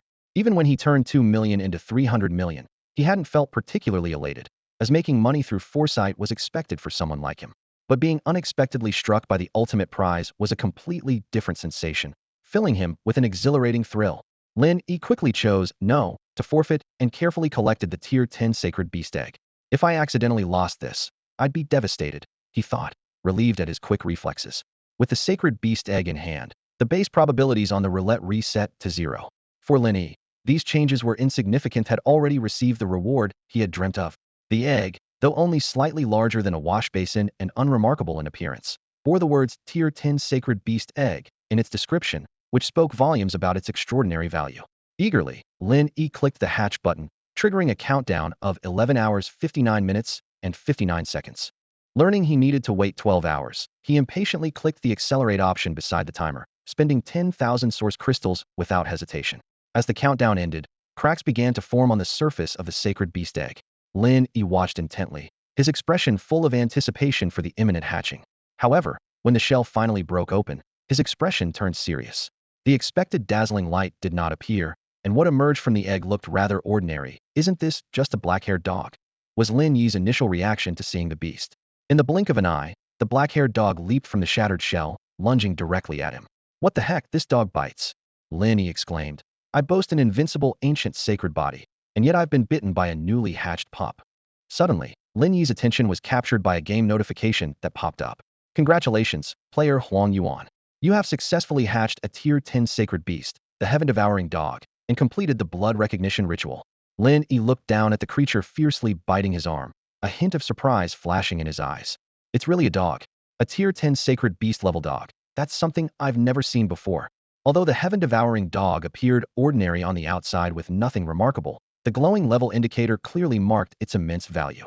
He forcefully pulled the still-biting heaven-devouring dog off his arm and opened its attribute panel. Heaven-devouring dog. Grade: Tier 10 sacred beast. Traits: known as the celestial dog that devours everything. It possesses terrifying growth potential, capable of devouring stars and moons as it matures. Current level: Chi refining stage 1. Loyalty: 95. Lin Yi glanced over the attribute description, a slight smile forming at the corner of his mouth. Despite its unimpressive exterior, the potential hinted at in the description was enticing. What surprised him even more was that the heaven-devouring dog immediately topped the newly launched Spirit Beast leaderboard as soon as it hatched. Like the Mount leaderboard, the Spirit Beast leaderboard provided a comprehensive score. The heaven-devouring dog's staggering score of 3.56 billion left the second place, a Tier 4 Spirit Beast with just over 60,000 points, far behind. The game's world channel erupted in chaos. "What's going on? A Tier 10 Sacred Beast is out already? This score must be fake. Can this crappy game still be played properly?" Exactly. The physique leaderboard suddenly had a special physique with an outrageous score of 19.65 million before, and now there's a Sacred Beast with a score of 3.56 billion. It's just insane. Game officials, take a look yourselves. How can others play like this? What rubbish. Yeah, I spent 998 and only got a Tier 1 Spirit Beast with a score of 6,000, and now there's one with billions of points. Did the officials change the data backstage? Data manipulation 1. If it's not fixed, I'm quitting. Same here, quitting. This stupid game not only requires heavy spending, but also manipulates data. With Spirit Beasts being a newly introduced feature, they naturally attracted a lot of attention from players. When they saw a Tier 10 Sacred Beast with a score of 3.56 billion suddenly appear on the leaderboard, everyone was outraged. They were convinced that the game officials must have tampered with the data backstage. Otherwise, how could a Tier 10 Sacred Beast appear on the very first day the Spirit Beast feature was launched? Demands for the officials to revert the data flooded in like mushrooms after rain, with many players threatening to quit if it wasn't changed. Despite the high volume of quitting posts, the game officials remained silent, not even issuing a simple response. The feedback interface of the Great Emperor Zetian game officials seemed to have become just for show. Lin Yi ignored all of this. He took out a handful of spirit-gathering pills from his storage bag, rewards he had obtained from being the first to clear various secret realms in Tianyuan City. Since spirit beasts could cultivate like players, they could naturally use pills as well. He tossed a spirit-gathering pill to the heaven-devouring dog, which devoured it without hesitation. After eating, the dog stared intently at Lin Yi, its eyes clearly asking for more. A game prompt immediately sounded. Heaven-devouring dog's cultivation increased. Lin Yi's eyes lit up, and he took out a handful of spirit-gathering pills. This time, the heaven-devouring dog lunged forward and swallowed several pills at once. The game prompts flashed continuously as the dog's level quickly rose from Chi refining stage 1 to stage 2. This dog, it doesn't even have a cooldown for using pills. Lin Yi was astonished to discover that this was completely different from the mechanics of other pets. He immediately activated the refining furnace, throwing in a piece of iron ore, and quickly smelted a simple iron basin. This kind of item, lacking special qualities, was extremely quick to produce. The crude iron bowl was utterly useless. Its attributes were astonishingly simple. After completing the refining process, Lin Yi poured a basin of spirit-gathering pills into the iron bowl and cautiously placed it in front of the heaven-devouring dog. Lin Yi was taken aback. What was that? Did he just detect disdain on this dog's face? It is said that spirit beasts possess a certain level of intelligence, and it seems this 10th tier sacred beast intelligence is indeed quite high. Despite the disdain in its eyes, the heaven-devouring dog quickly laid down beside the iron bowl and began to gobble up the spirit-gathering pills. For it, eating directly from the bowl was indeed much more convenient than being fed by Lin Yi one pill at a time. I haven't given you a name yet. Lin Yi mused softly as he gazed at the dog's pitch-black body. You're all black. How about Xiaohe? The heaven-devouring dog, which had been focused on eating, immediately looked up, a flash of anger in its eyes, and lunged at Lin Yi. Seeing it about to bite him again, Lin Yi reacted swiftly, smacking it away. Although the heaven-devouring dog was a 10th tier sacred beast, it was 2 small realms below Lin Yi's level, making the power gap evident. The initial bite was due to being caught off guard, but now prepared, Lin Yi wouldn't let it succeed again. What? You don't like that name? Lin Yi raised an eyebrow. How about Hey Z? Go Z. Hey Go Z. The heaven-devouring dog angrily scratched the ground, confirming to Lin Yi that it indeed understood human speech. Judging by its reaction, it didn't like any of those names. Then what do you want to be called? You need a name after all, Lin Yi said helplessly. How about Xiaotian? Xiaoyu? Xiaomo? Upon hearing the last few names, the heaven-devouring dog's anger visibly subsided. Seeing there was hope, Lin Yi continued to probe. Xiaotian? No response. Xiaomo? To his surprise, the heaven-devouring dog nodded in a very human-like manner. All right, then Xiaomo it is. Lin Yi promptly named the heaven-devouring dog Xiaomo on the spirit beast panel. Once named, Xiaomo seemed quite satisfied with its new name and immediately returned to the iron bowl to continue enjoying the spirit-gathering pills. Each pill Xiaomo consumed instantly transformed into its cultivation, and this speed was far faster than Lin Yi's own cultivation. Soon, Xiaomo had devoured all the spirit-gathering pills Lin Yi had, boosting its cultivation from Qi refinement level 2 to level 7 in one go. On the Spirit Beast leaderboard, its original score of 3.56 billion increased by 70 million, reaching 4.26 billion. This change was quickly noticed by many players, sparking heated discussions on the official forum of the game, Emperor's Veil. At this point, Lin Yi had exhausted his life essence pills and couldn't continue cultivating, so he decided to take Xiaomo to the secret realm of Tianyuan City. He wanted to test Xiaomo's combat capabilities and simultaneously clear the secret realm to acquire more spirit-gathering pills for Xiaomo. In fact, apart from the generous first clear rewards, the benefits of repeatedly clearing the secret realm were not particularly high. For instance, a secret realm requiring a 10,000 source crystal entry fee might yield spirit-gathering pills worth about 11,000 source crystals if the clearance rating is high. If the rating isn't high, it might even result in a loss. For most players, this is akin to purchasing spirit-gathering pills. However, compared to direct purchases, the price is more favorable, and clearing the secret realm also offers a chance to obtain equipment and items. Any piece of equipment obtained could potentially be worth several times more than the entry fee.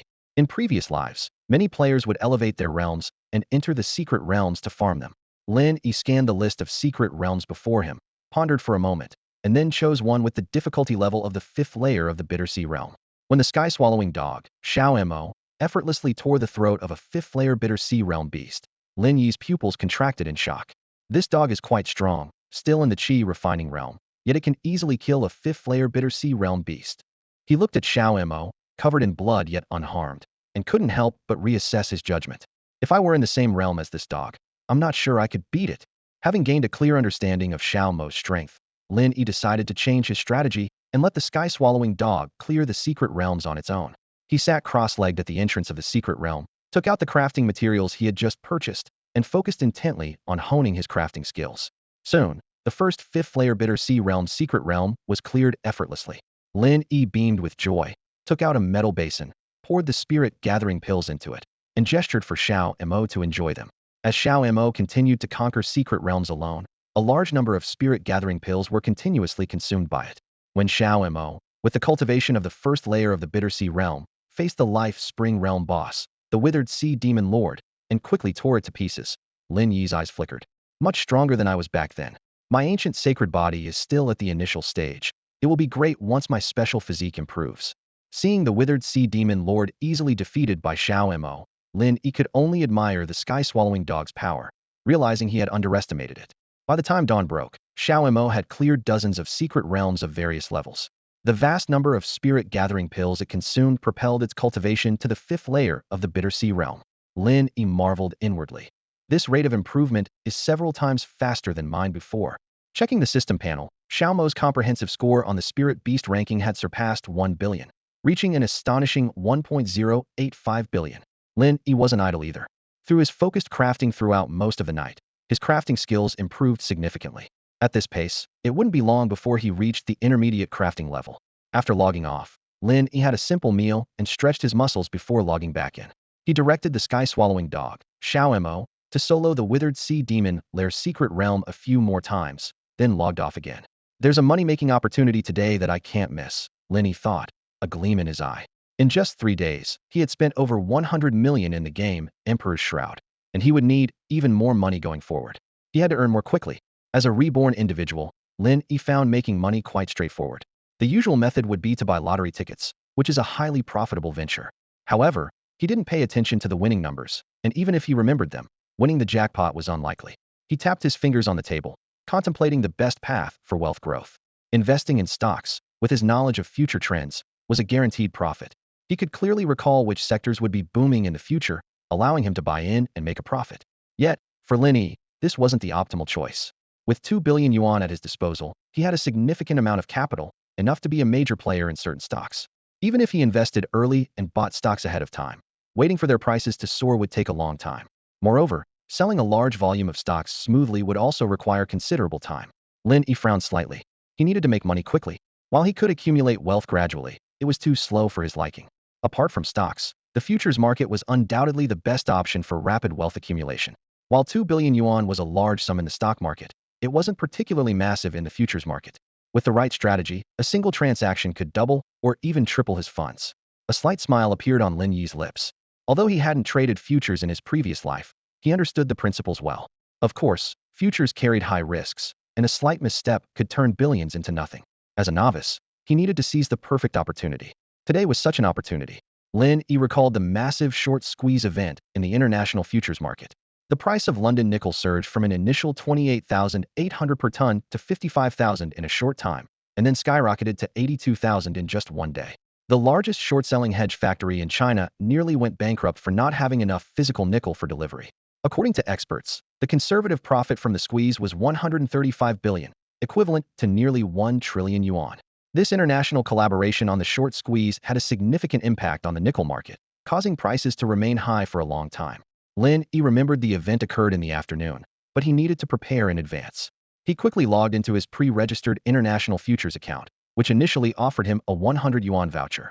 Without hesitation, he transferred his funds into the account and systematically began buying up short positions in London nickel. In the vast international futures market, 2 billion yuan was insignificant. Lin Yi's investment barely affected the overall market, causing the London nickel price to rise only by a few dollars. After completing the purchase of 2 billion yuan worth of London nickel long positions, Lin Yi exhaled deeply and leaned back in his chair.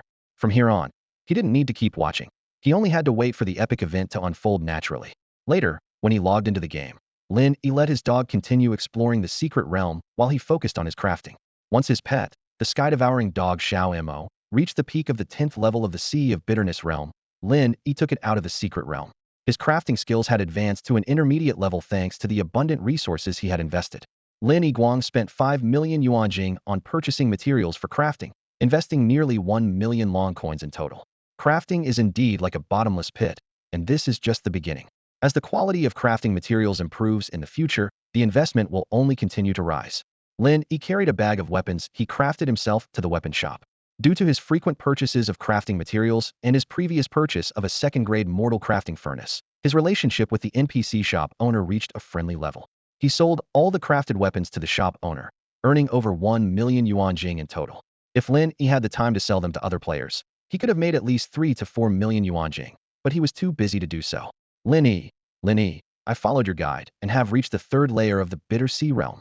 Good job, keep it up and focus on improving your realm. This morning, Baikuer called Lin Yi and added him as a game friend.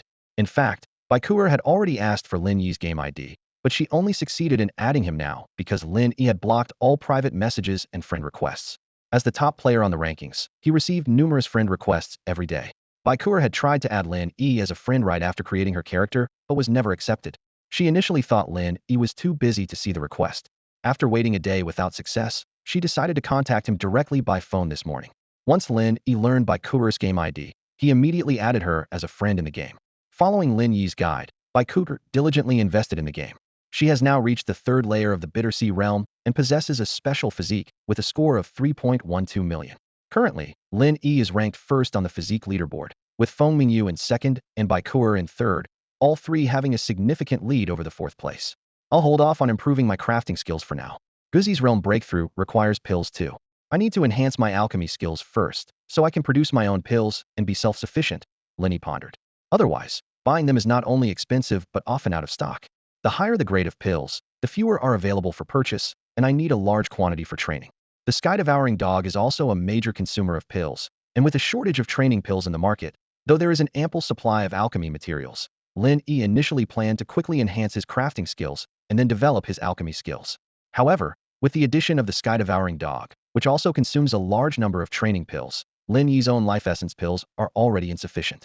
Once the dog, Xiao Mo, breaks through from the Bitter Sea realm to the Life Spring realm, the shortage will be even greater.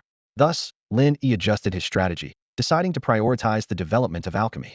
Fortunately, he had a second-grade profound alchemy furnace from the leaderboard rewards and over 10 million in remaining funds, which should be enough to raise his alchemy skills to a high level.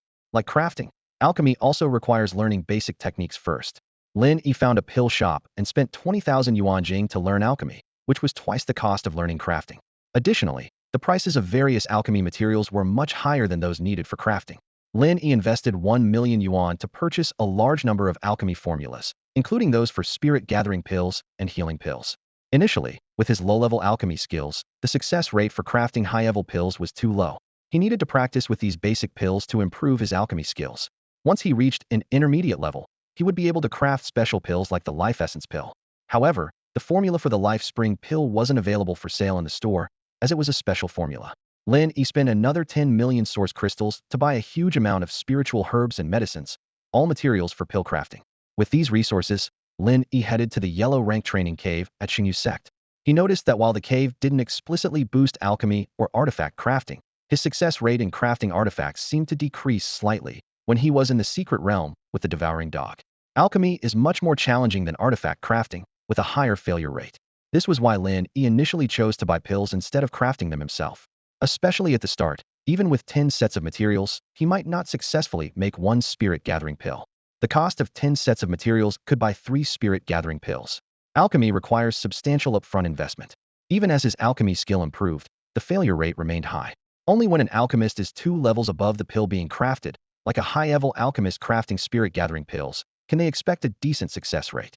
In the game, Emperor Shrouding the Sky, not many players would invest tens or hundreds of thousands to improve their alchemy skills, except Lin Yi, who knew the future importance of these skills due to the game's feedback. He continuously used a second-tier mysterious alchemy furnace to craft pills. Meanwhile, the game's official forum was in an uproar because a 10th-tier holy beast with a score exceeding 1 billion appeared on the leaderboard. While other players' spirit beasts barely reached 100,000, this one was over 1 billion, creating an insurmountable gap. Players demanded an explanation from the game officials, but received no response, prompting many to quit the game, deeming it unworthy compared to other virtual games available. Lin Yi used up all his alchemy materials, quickly advancing his alchemy skills to the basic level. After exhausting materials worth 10 million source crystals, his skills reached the intermediate level. With the success rate boost from the mysterious alchemy furnace, his success rate for crafting spirit-gathering pills rose above 30. At this point, crafting spirit-gathering pills was no longer a loss-making endeavor. The heavy investment and ample practice materials accelerated his alchemy skill improvement, but it was still insufficient. His success rate for crafting life essence pills remained dismally low, requiring more than 10 sets of materials for one successful pill. Out of materials, Lin Yi planned to buy more. As he left the training cave, he encountered the beautiful junior sister Qingyu. "Junior brother Huang Yuan, you're finally out. I've been waiting for you," she said. "Is there something you need?" Lin Yi asked. "Master wants to see you," Qingyu replied, causing Lin Yi to furrow his brow, puzzled by why his master, whom he had essentially bought, wanted to see him. When he met Master Duanda, Qingyu was sent away, which only deepened Lin Yi's curiosity about the secrecy of the matter. Lin Yi chose to join the Xingyu sect precisely because of its small size and lack of complex affairs. What made it even more appealing was the opportunity to become the direct disciple of Master Duanda, a privilege that would be quite costly in other sections. However, since joining, Lin Yi hadn't taken on a single sect mission. The Xingyu sect was pitifully small, consisting of only 3 people including Lin Yi. To take on a mission, he would have to go directly to Master Duanda. For Lin Yi, Anything that could be resolved with money wasn't worth his time, unless the reward was irresistibly lucrative. Now, facing a sudden summons from Master Duanda, Lin Yi felt puzzled. Despite this, he dared not be negligent. After all, Master Duanda was his teacher in name, and refusing him might affect their relationship and his contribution to the sect. Lin Yi followed senior sister Qingyu through the small courtyard of the Xingyu sect to the main hall. Along the way, he tried to probe Qingyu about Master Duanda's intentions, but she was just as clueless. As soon as they stepped into the hall, Master Duanda handed Qingyu a small bag, instructing her to buy rat poison. Qingyu obediently took the bag and left. Master Duanda then waved his hand to close the door, a clear sign of wanting privacy, which made Lin Yi wary. Once the door closed, Master Duanda's gaze fixed intently on Lin Yi. His expression shifted from calm to surprised. You've broken through to the Mingquan realm. That was fast. Very good, very good. Your energy is as strong as a dragon's. Have you activated some special physique? Lin Yi sighed inwardly, acknowledging the old man's keen insight and instantly recognizing his advancement. After a moment of contemplation, he cautiously asked, "What does Master require of me today?" Master Duanda withdrew his fervent gaze and assumed an air of wisdom. Didn't I teach you my unique skills before? You didn't seem very impressed. Today, I have something to do, and I'll take you along to broaden your horizons, so you can see just how powerful my unique skills truly are. Lin Yi was taken aback by this, but then recalled the Hidden Emperor Sutra he had learned from Master Duanda. This sudden invitation left him wondering what new opportunities and challenges it might bring. If it weren't for Master Duanda bringing it up, Lin Yi would have completely forgotten about it. After all, this so-called unique skill doesn't seem to have much practical use, providing no apparent boost to combat power or level. The Hidden Emperor Scripture, Master Duanda's unique skill, its grade is unknown, and its proficiency is at the beginner level. When used, there is a very small chance to see through the flaws of certain special formations, which seems to be quite helpful for tomb raiding and grave digging. Lin Yi recalled the system's introduction. The name, Hidden Emperor Scripture, sounds rather grand, but since Lin Yi has no interest in tomb raiding or grave digging, it's understandable that he had forgotten about it. Now, Master Duanda had summoned him because of this. Considering Master Duanda's intention to demonstrate the power of the skill and his previous dismissal of Qingyu, Lin Yi had a bold guess. Could it be that my cheap master wants to take me tomb raiding? Just as Lin Yi glanced at the information on the Hidden Emperor Scripture again, the game's notification sounded in his ear. Sect mission. Due to your doubts about Master Duanda's unique skill, he has decided to take you outside to demonstrate its effects. Will you accept? Lin Yi hesitated for a moment, but ultimately chose to accept. He indeed wanted to see firsthand what use Master Duanda's so-called unique skill had, and whether he really intended to take him tomb raiding. After choosing to accept, Master Duanda nodded at Lin Yi and said in a low voice, "Follow me." With that, Master Duanda turned and strode towards the inner hall. Lin Yi followed closely behind, entering the inner hall. Deep inside, Master Duanda pulled back an inconspicuous curtain and walked right in. Behind the curtain was a hidden passage entrance, which Master Duanda adeptly opened before stepping inside. Lin Yi followed into the passage. There was nothing remarkable about this passage. It was just like an ordinary corridor, dim and simple. After about a minute of walking, they reached the end of the passage's small room. To Lin Yi's surprise, this concealed room housed a small teleportation array. This amazed him, as he hadn't expected a sect as modest as the Xingyu sect to possess such a luxury. Building a teleportation array requires consuming a large amount of precious formation materials, which are very valuable. From what Lin Yi knew, aside from essential teleportation arrays in large cities, only resource-rich medium to large sects could afford to build their own.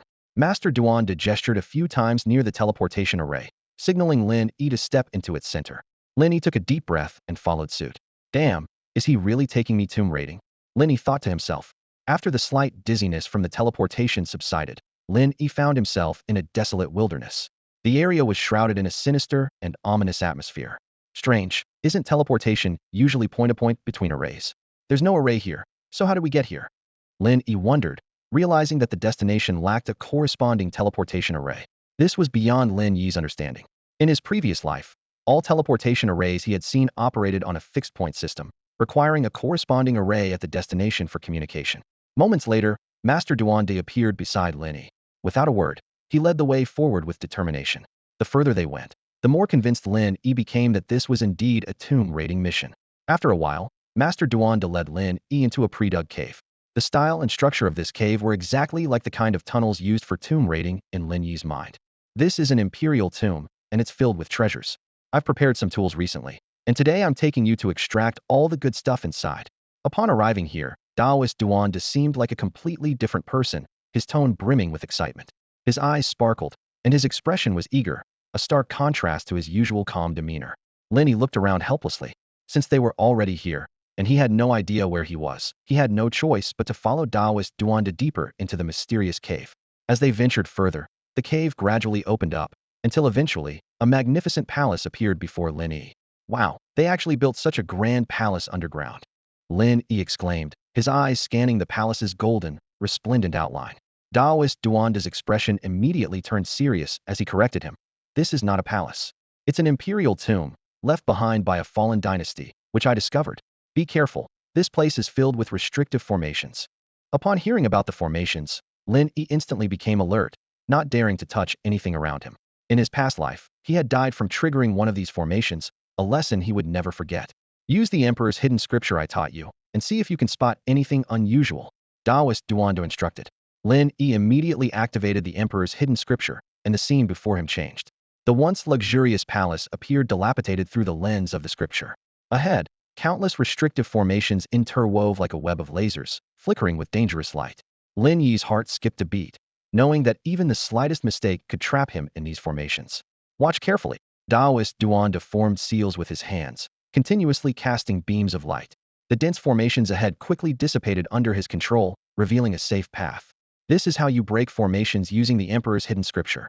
Learn well. Follow me closely and don't wander off. With that, Taoist Duanda cautiously stepped onto the path free of formations. Lin Yi followed closely, noticing that his proficiency in the Emperor's hidden scripture was rapidly increasing. Soon, they reached the grand entrance of the tomb's palace. Taoist Duanda placed his hands on the door, sensing for a moment before suddenly opening his eyes and commanding, "Open." The tomb's door opened in response, and simultaneously, Lin Yi received a game notification. He had learned the breaking formation skill from the Emperor's hidden scripture. Breaking formation, a technique from the Emperor's hidden scripture that offers a chance to dismantle restrictive formations. Inside the palace, they found rows of coffins and memorial tablets. At the top, a particularly striking black coffin was adorned with a vividly carved golden dragon. Taoist Duanda fixed his gaze on the coffin, nearly salivating, but he didn't rush forward. Instead, he cautiously scanned the surroundings, continuously releasing energy to probe for any hidden dangers. After a moment, Taoist Duanda took a deep breath and said to Lin Yi, "All right, there are no formations here anymore. Let's search around and see if we can find anything valuable." With that, he headed straight for the coffin with the golden dragon. Though Lin Yi had never robbed a tomb before, he knew that coffins typically contained burial goods. He didn't compete with Taoist Duanda for the main coffin. Instead, he chose to inspect a nearby one. Lin Yi understood that even if he tried, he wouldn't be able to snatch anything from his master. So he wisely decided to let Taoist Duanda have the main prize while he settled for whatever else he could find. Opening the first coffin, Lin Yi found only some gold and silver jewelry. After quickly checking their attributes, he realized they were ordinary items and wouldn't fetch much money if sold, leaving him somewhat disappointed. However, when he pried open the second coffin, his eyes lit up. Wow, the recipe for the life spring pill. Just what I needed. He eagerly picked up the recipe and confirmed it was indeed the complete formula for the life spring pill. This discovery invigorated Lin Yi, prompting him to continue his search with renewed enthusiasm. Soon enough, he stumbled upon another valuable find. Lin Yi was taken by Master Duanda to a tomb raid, expecting just to observe, but ended up with an unexpected gain. Inside the tomb chamber, Lin Yi held a recipe for a life spring pill, secretly delighted that the trip was worthwhile. Although not particularly rare, this pill recipe was special and unavailable in the market, only obtainable through specific NPC quests. Lin Yi happened to need this recipe. The Imperial Tomb housed dozens of ordinary coffins. Encouraged by his first find, Lin Yi eagerly began prying them open one by one. Before long, he stumbled upon another valuable item. Instinctively, Lin Yi glanced toward Master Duanda, who was engrossed by a coffin carved with a dragon motif, handling some unidentifiable items, oblivious to Lin Yi's actions. Quietly, Lin Yi slipped his newfound treasure into his backpack and continued searching the other coffins. Soon, he had sifted through them all, acquiring an 8th-grade mortal sword, but nothing else noteworthy.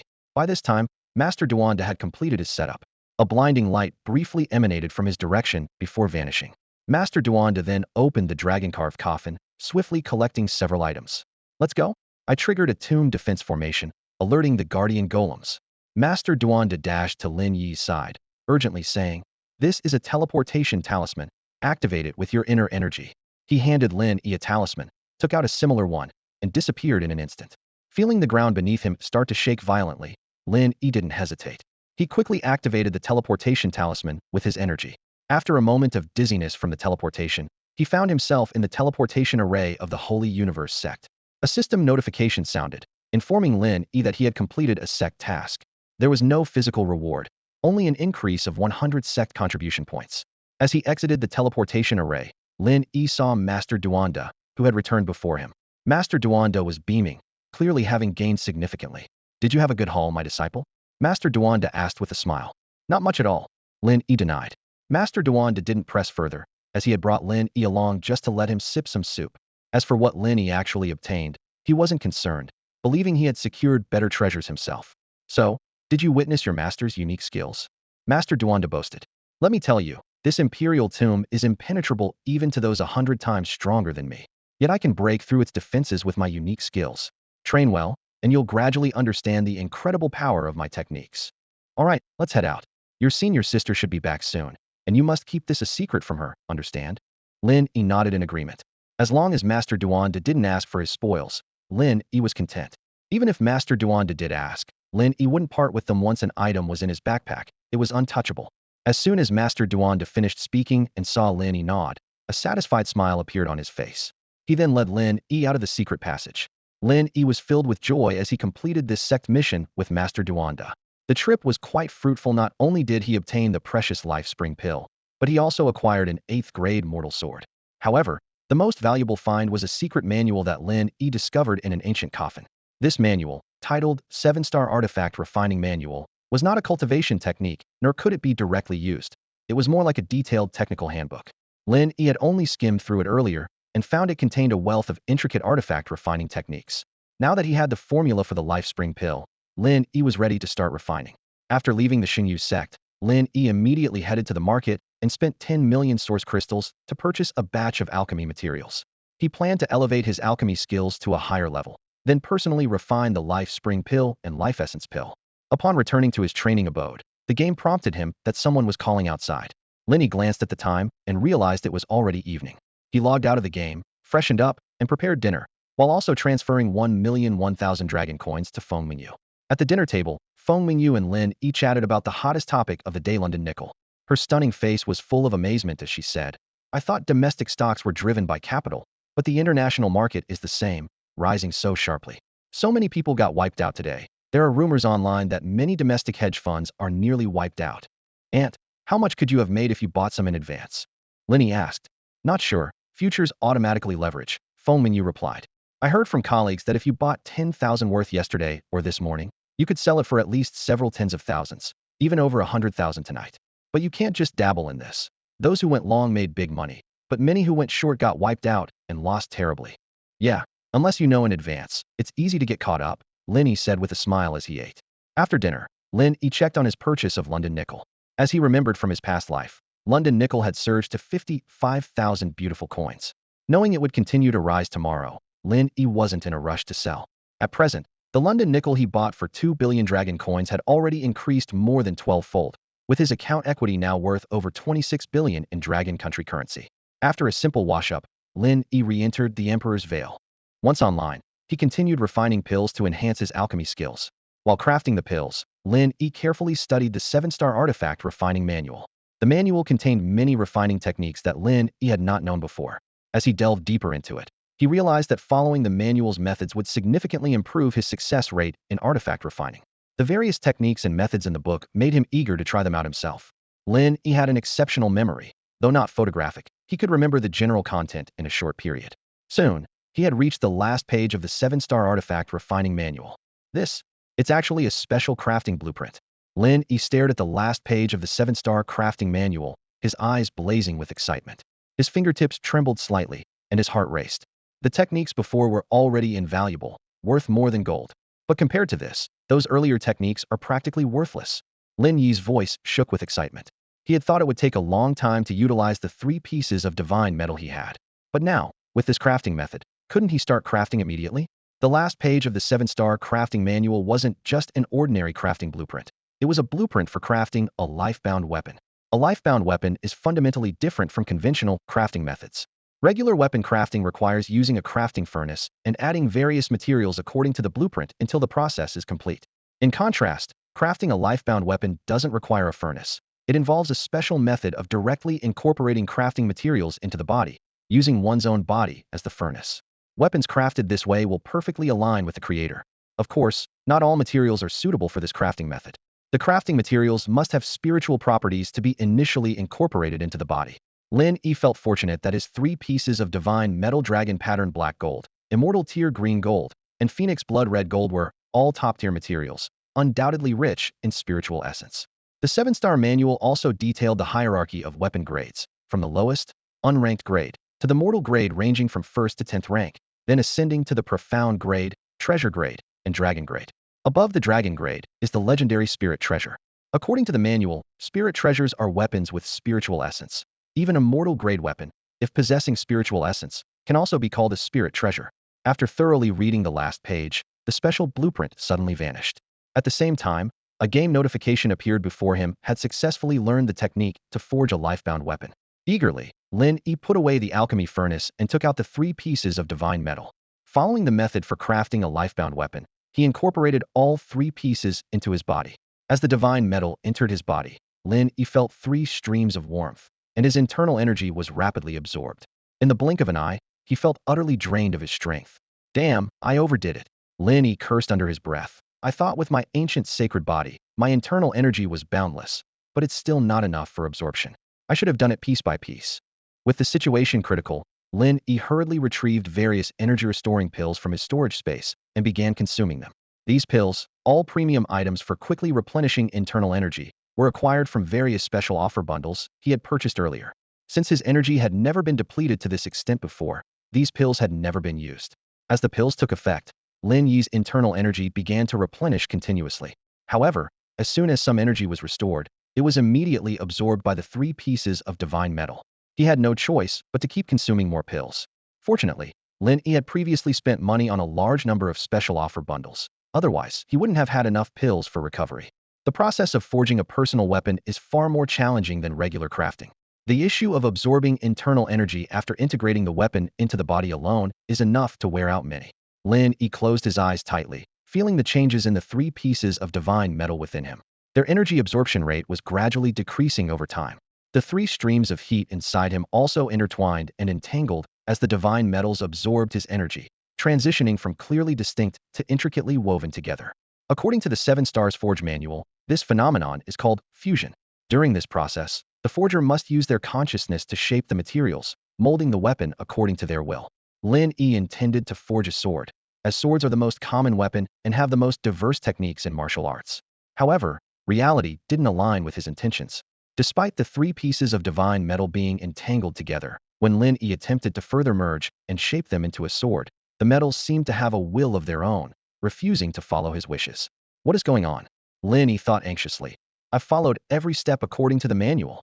He stared at the slowly rotating mass of divine metal within him, realizing with frustration that at the current rate, the final product might just turn out to be an unsightly lump. Lin Yi frowned, beads of sweat forming on his forehead. He certainly didn't want his personal weapon to become a bizarre and unrefined object. He couldn't possibly use a lump to strike others, that would be too ridiculous. Just as he was at a loss, a sudden idea struck him. Since these 3 pieces of divine metal had their own will and resisted being forcibly shaped into a sword, why not let them naturally blend and rotate? Although the shape appeared strange now, personal weapons could still be further refined and reshaped with additional materials later on. This wasn't the final form. With this realization, Lin Yi relaxed, ceasing to exert forceful control, and instead quietly guided the 3 divine metals to merge in their own way. As the 3 pieces fully integrated, a bright light flashed within Lin Yi, followed by the sound of a game system notification. Forging successful named. Simultaneously, another series of game notifications appeared, informing Lin Yi that he had received leaderboard rewards. Only then did he realize that he had unknowingly spent so much time, and it was already midnight. Looking at the system prompts, Lin Yi was filled with anticipation. I wonder what rewards I'll receive this time for being first on the various leaderboards. On this day, the game Emperor's Shadow lost a significant number of players. The main reason was the belief among many that the game developers had secretly altered the game's data. The introduction of the mythical beast feature saw the emergence of a 10th level holy beast worth over $1 billion, which was unacceptable to many players. Despite various feedback from the player community, the game developers remained silent. The virtual gaming market is fiercely competitive, and many players chose to leave Emperor's Shadow for other games, but this had no impact on Lin Yi. Lin Yi had just crafted his life-bound weapon, and another day had passed. At midnight, the rewards for the major leaderboards were distributed on time. Currently, Emperor's Shadow featured 4 leaderboards: Realm, Mount, Constitution, and Mythical Beast. Upon hearing the game notification, Lin Yi quickly opened and scanned each leaderboard. On the Realm leaderboard, he maintained his first-place position with a cultivation level at the 3rd layer of the Life Spring Realm. The Demon Clan's Celestial Lord was advancing rapidly and held 2nd place with a 7th layer Bitter Sea Realm. The 3rd place was held by Tung Yun Jiawu, whose progress was slower, reaching only the 6th layer of the Bitter Sea Realm. Thanks to the substantial funds provided by Lin Yi, Feng Mingyu, despite her short game time, managed to climb the ranks due to the cultivation bonus from her special constitution, reaching the 5th layer of the Bitter Sea Realm and ranking 8th. Bai Kuer, following Lin Yi's strategy, spent wisely and was currently at the 4th layer of the Bitter Sea Realm, ranking 22nd. After closing the Realm leaderboard, Lin Yi checked the other 3 leaderboards. Unsurprisingly, he was significantly ahead of the 2nd place in the overall rankings across all leaderboards. The Constitution leaderboard was particularly impressive, with Lin Yi, Feng Mingyu, and Bai Kuer occupying the top 3 positions. As for mounts and mythical beasts, due to their high cost and limited practicality, Lin Yi's guide did not recommend heavy investment in these areas for them. After reviewing the leaderboards, Lin Yi began examining the rewards he received as the top-ranking player. The Realm leaderboard granted him 300 life essence pills and a random special item. Previously, he had received 2 pieces of divine metal and a 2nd-grade alchemy furnace from the Realm leaderboard, and this time, it was a high-grade Xian-level movement technique manual. Without hesitation, Lin Yi chose to use it. In Emperor's Shadow, techniques are classified by quality from Heaven, Earth, Xian, to Huang, with high-grade Xian being among the best. The system promptly notified him. You have learned the high-grade Xian-level movement technique, Ethereal Spirit Wander. Lin Yi tested it briefly and found it was several times stronger than the mid-grade Huang-level Sacred Universe movement technique, leaving him very satisfied with the reward for being first on the Realm leaderboard. Next, he checked the reward for the top spot on the Mount leaderboard. In previous instances, the Mount leaderboard rewards were spirit tools for mounts, and this time was no different. In addition to the Mount experience pills, there was a Mount item previously a saddle and now horseshoes. Riding on the Wind Spirit Hoof, a 3rd-rank mount equipment, Lin Yi equipped his unicorn spirit horse, Xiaobai, without hesitation. This precious gear increased the mount's movement speed by 20. As soon as it was equipped, the system interface flashed, and the comprehensive score on the Mount leaderboard climbed steadily, finally settling at 4.05 million. Lin Yi nodded in satisfaction. He then checked the day's leaderboard rewards. The 1st place on the physique leaderboard granted another piece of divine metal, along with 100 physique enhancement pills and a random special item pendant. Upon inspecting the 2nd-rank mystical pendant, Lin Yi discovered it could increase physique enhancement efficiency by 20, so he immediately wore it around his neck, the cool touch invigorating him. Next came the reward for topping the Spirit Beast leaderboard. The basic reward was 200 life essence pills, which no longer held much allure for Lin Yi. He quickly opened the random special item, only to find a Spirit Beast bracelet identical to the 1st Mount leaderboard reward, with a single function of storing Spirit Beasts. A trace of disappointment crossed his face. Compared to previous days, today's first-place rewards were not as generous. However, Lin Yi remained undeterred, as he firmly held the top position on various leaderboards, and future rewards would continue to flow in steadily. After collecting the day's rewards, Lin Yi summoned a peculiar object resembling a spittoon into his hand. It's a bit ugly, he frowned at the item, then consoled himself. At least it can still be shaped. This unattractive item was Lin Yi's life weapon, crafted from 3 pieces of divine metal. Due to his insufficient strength, he couldn't fully refine the divine metal, leaving the weapon in a semi-finished state. Despite its appearance, the intertwining metals emitted a subtle, tricolored glow. Upon closer inspection, faint dragon and phoenix patterns could be seen, exuding an extraordinary and mysterious aura. Lin Yi checked the attribute panel. Unnamed, rank unknown, not fully formed, a life weapon crafted from 3 pieces of supreme, divine metal, possessing mysterious powers. He attempted to channel a bit of energy into it, and the object, initially palm-sized, expanded to match his height, then shrank back to its original size under his mental command. Lin Yi had intended to create a cauldron, but the result resembled a spittoon more than a cauldron. After some thought, he gave this life weapon a formidable Name 9 Provinces Heavenly Cauldron. As a new day began, various special offer bundles in the game refreshed. Lin Yi purchased all of them without hesitation, gaining a large number of various pills. He immediately used all the life essence pills, advancing to the 4th level of the Life Spring Realm. He also consumed various practical pills like Aptitude Enhancement and Physique Enhancement pills. Xiao Bai, the Unicorn Spirit Horse, leveled up to 49 after consuming Mount Experience pills. Lin Yi fed all 6 life spring pills from the VIP level 10 daily bundle to his sky swallowing dog, Xiaomo. Although Xiaomo didn't break through after consuming these pills, Lin Yi had anticipated this and wasn't too concerned. He noticed there was no daily bundle for VIP level 11, which left him a bit regretful. Otherwise, I could have spent a bit more. Once all the pills were consumed, the time had reached 1 a.m. The system prompted that the weapon leaderboard had been activated. Players could learn forging techniques at the weapon shop to craft their own equipment, with a small chance of obtaining weapon rewards by clearing various secret realms. Following this game prompt, a new leaderboard appeared before Lin Yi. The moment the weapon rankings were released, countless online players rushed to check if their gear made the list. However, after browsing the rankings, many players flooded the official forum of the game, Great Emperor Covers the Sky, to vent their anger. Damn it, this game is definitely rigged. How else could this happen? One player furiously typed. This game is trash. Are they trying to force me to quit? I've spent thousands, and it's all wasted. This game is unplayable. Another player who had invested heavily wrote, gritting their teeth. On the forum, players demanded explanations from the developers. First, there was that ridiculous 10 billion score for a 10th tier holy beast, and now, as soon as the weapon rankings are out, someone has a weapon score in the billions. How are we supposed to compete? Exactly, someone agreed. I've spent nearly 10,000, and I'm still using a 4th tier mortal weapon with a score of just over 4,000. Now there's suddenly a weapon of unknown quality with a score in the billions. Has your server been hacked? Is this trash game even working? If not, give me my money back. I'm quitting. The player's frustration wasn't unwarranted. Upon the release of the weapon rankings, an exceptionally high-scoring item appeared, a piece of equipment called the 9 Provinces Heaven-Suppressing Cauldron, with an astonishing score of 1.25 billion. In comparison, the second place, held by Lin Yi with his 8th tier mortal long sword, had a much more reasonable score of 26,500. Lin Yi also held the third position with his 5th tier mortal jade sword, scored at just over 8,000 due to previous damage. As with previous controversies, the developers of Great Emperor Covers the Sky chose to remain silent, offering no response to the players' accusations. This led to a mass exodus of frustrated players, and many who had invested money in the game filed complaints against it on various platforms. Already suffering from a poor reputation, Great Emperor Covers the Sky was inundated with negative reviews, quickly climbing to the top of a virtual game review platform's most frustrating virtual games list. However, this uproar had an unexpected effect. Bad publicity is still publicity, and the game suddenly became the talk of the town.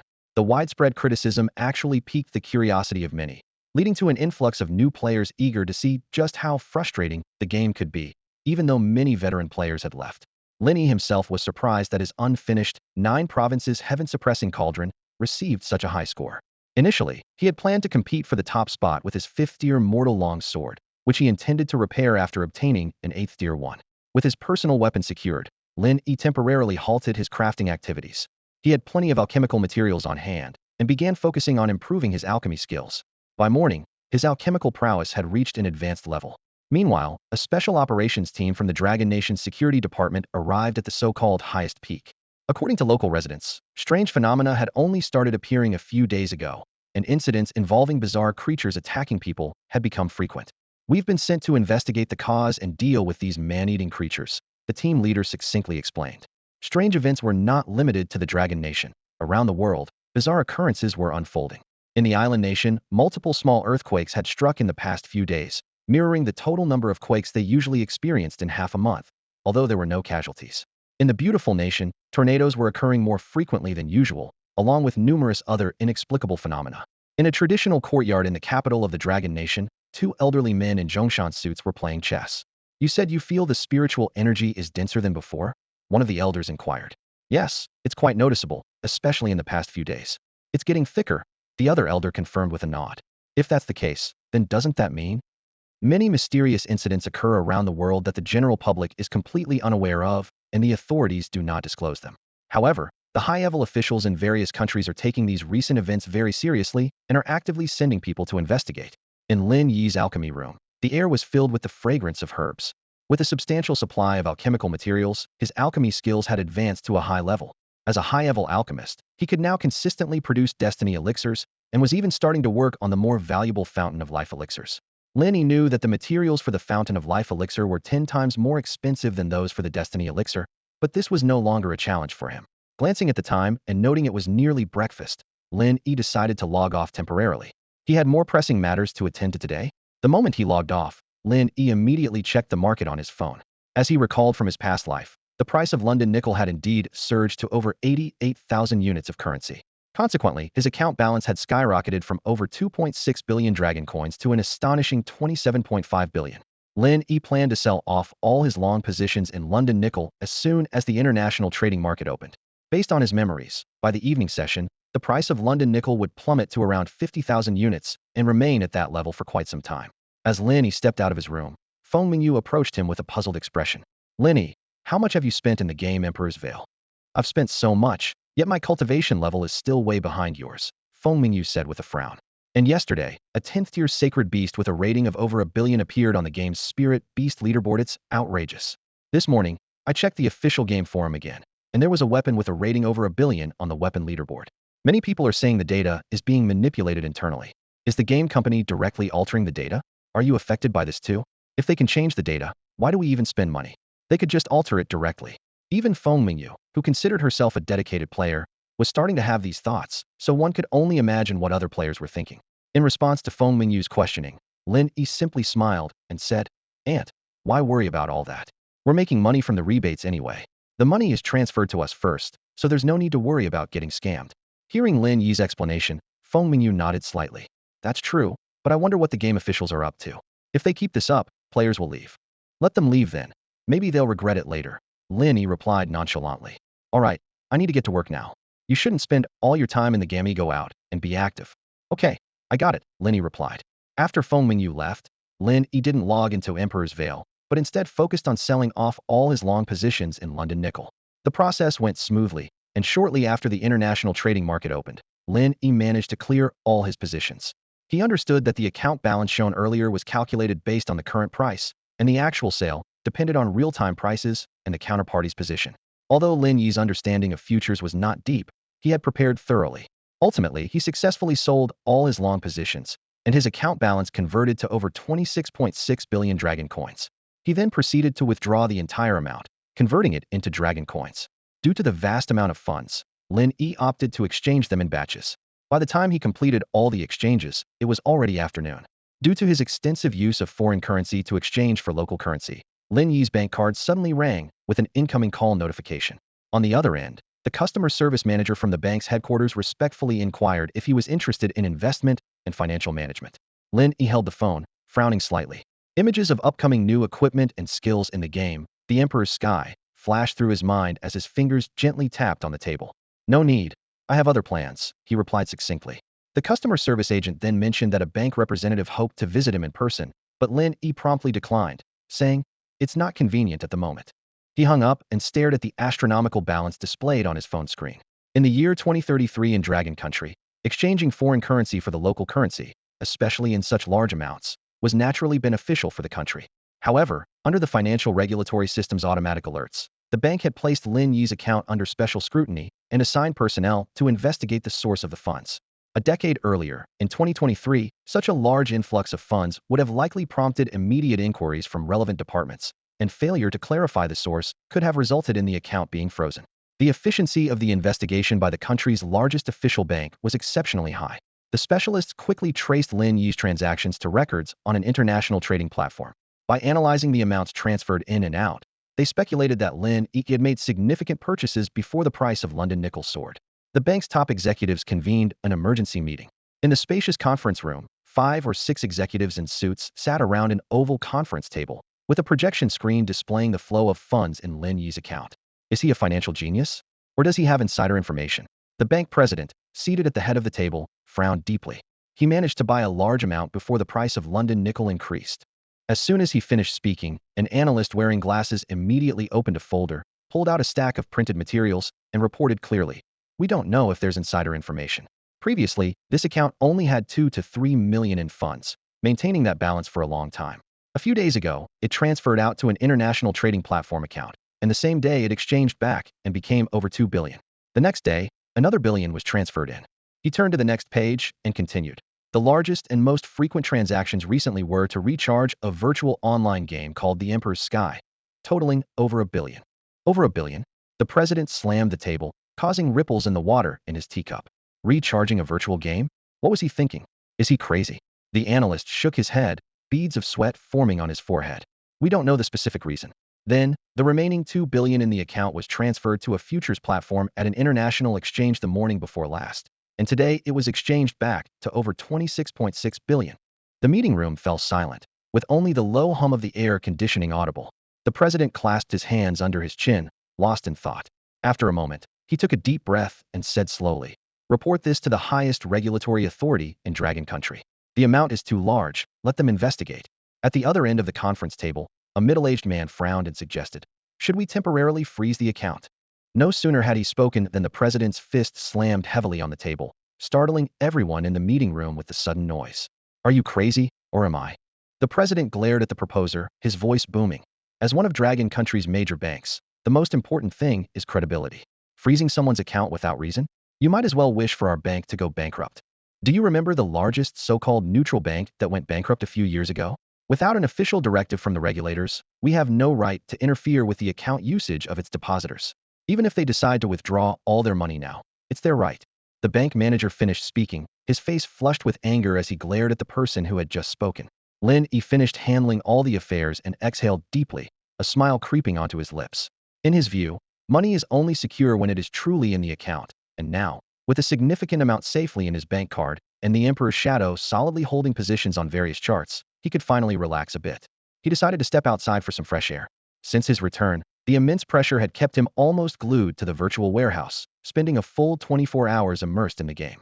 Now that everything was gradually falling into place, with a balance of 26.6 billion in hand, Lin Yi no longer needed to rush around as before.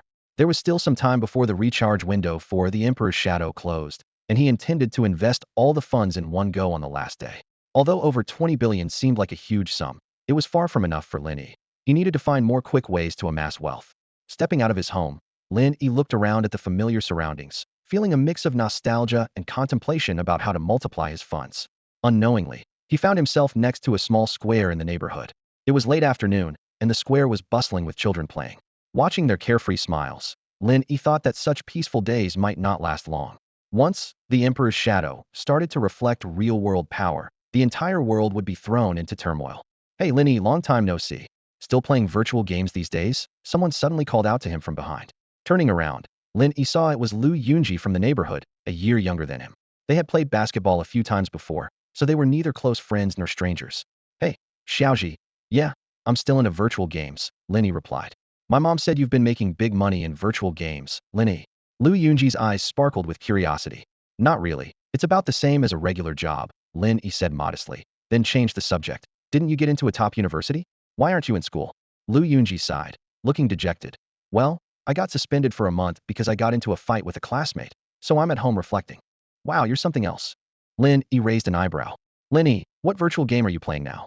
I'd like to earn some pocket money from virtual games too. Could you show me the ropes?" Lin Yi asked hopefully. After a moment of thought, Lin Yi answered, "Have you heard of the Emperor's Shadow? Isn't that the game getting all the negative reviews?" Lin Yi asked, eyes wide with surprise. Lin Yi nodded and continued, "If you want to earn some pocket money, it's not that simple. You need to make an initial investment. You could try the Emperor's Shadow, invest a bit and play for a month, and there'll be some decent returns." "You have to invest money too? I've heard that game requires a lot of spending." Lin Yi looked troubled.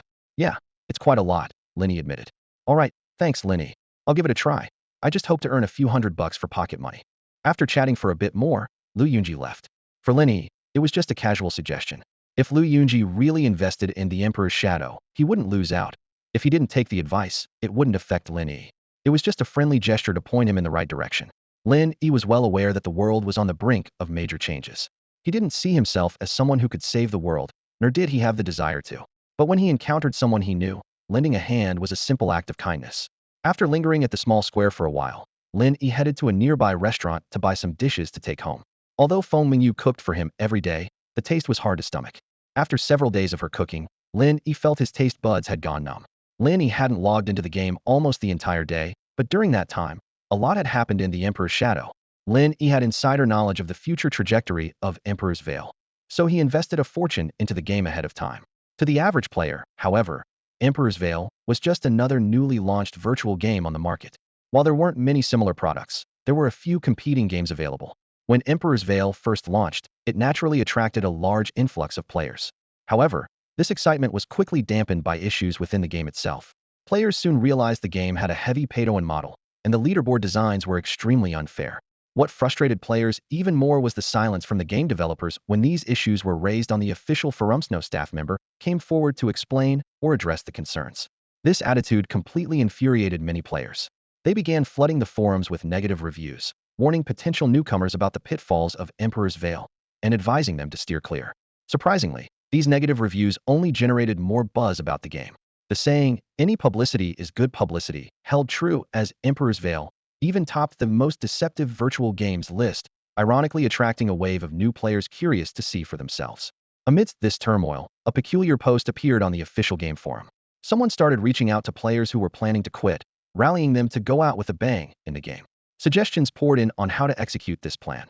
Some proposed targeting NPCs in the newbie towns, while others suggested ambushing new players to drive them away. The ideas were endless, but the goal was singular: to disrupt the game environment and push more players to quit in protest. Through the official forum, disgruntled players quickly organized. Those who lived nearby formed teams and began executing their plans in-game. Soon, the game environment in Emperor's Veil deteriorated sharply. New players were repeatedly killed and forced to hide in cultivation caves to survive. Moreover, any player not part of the Quitters Alliance became a target.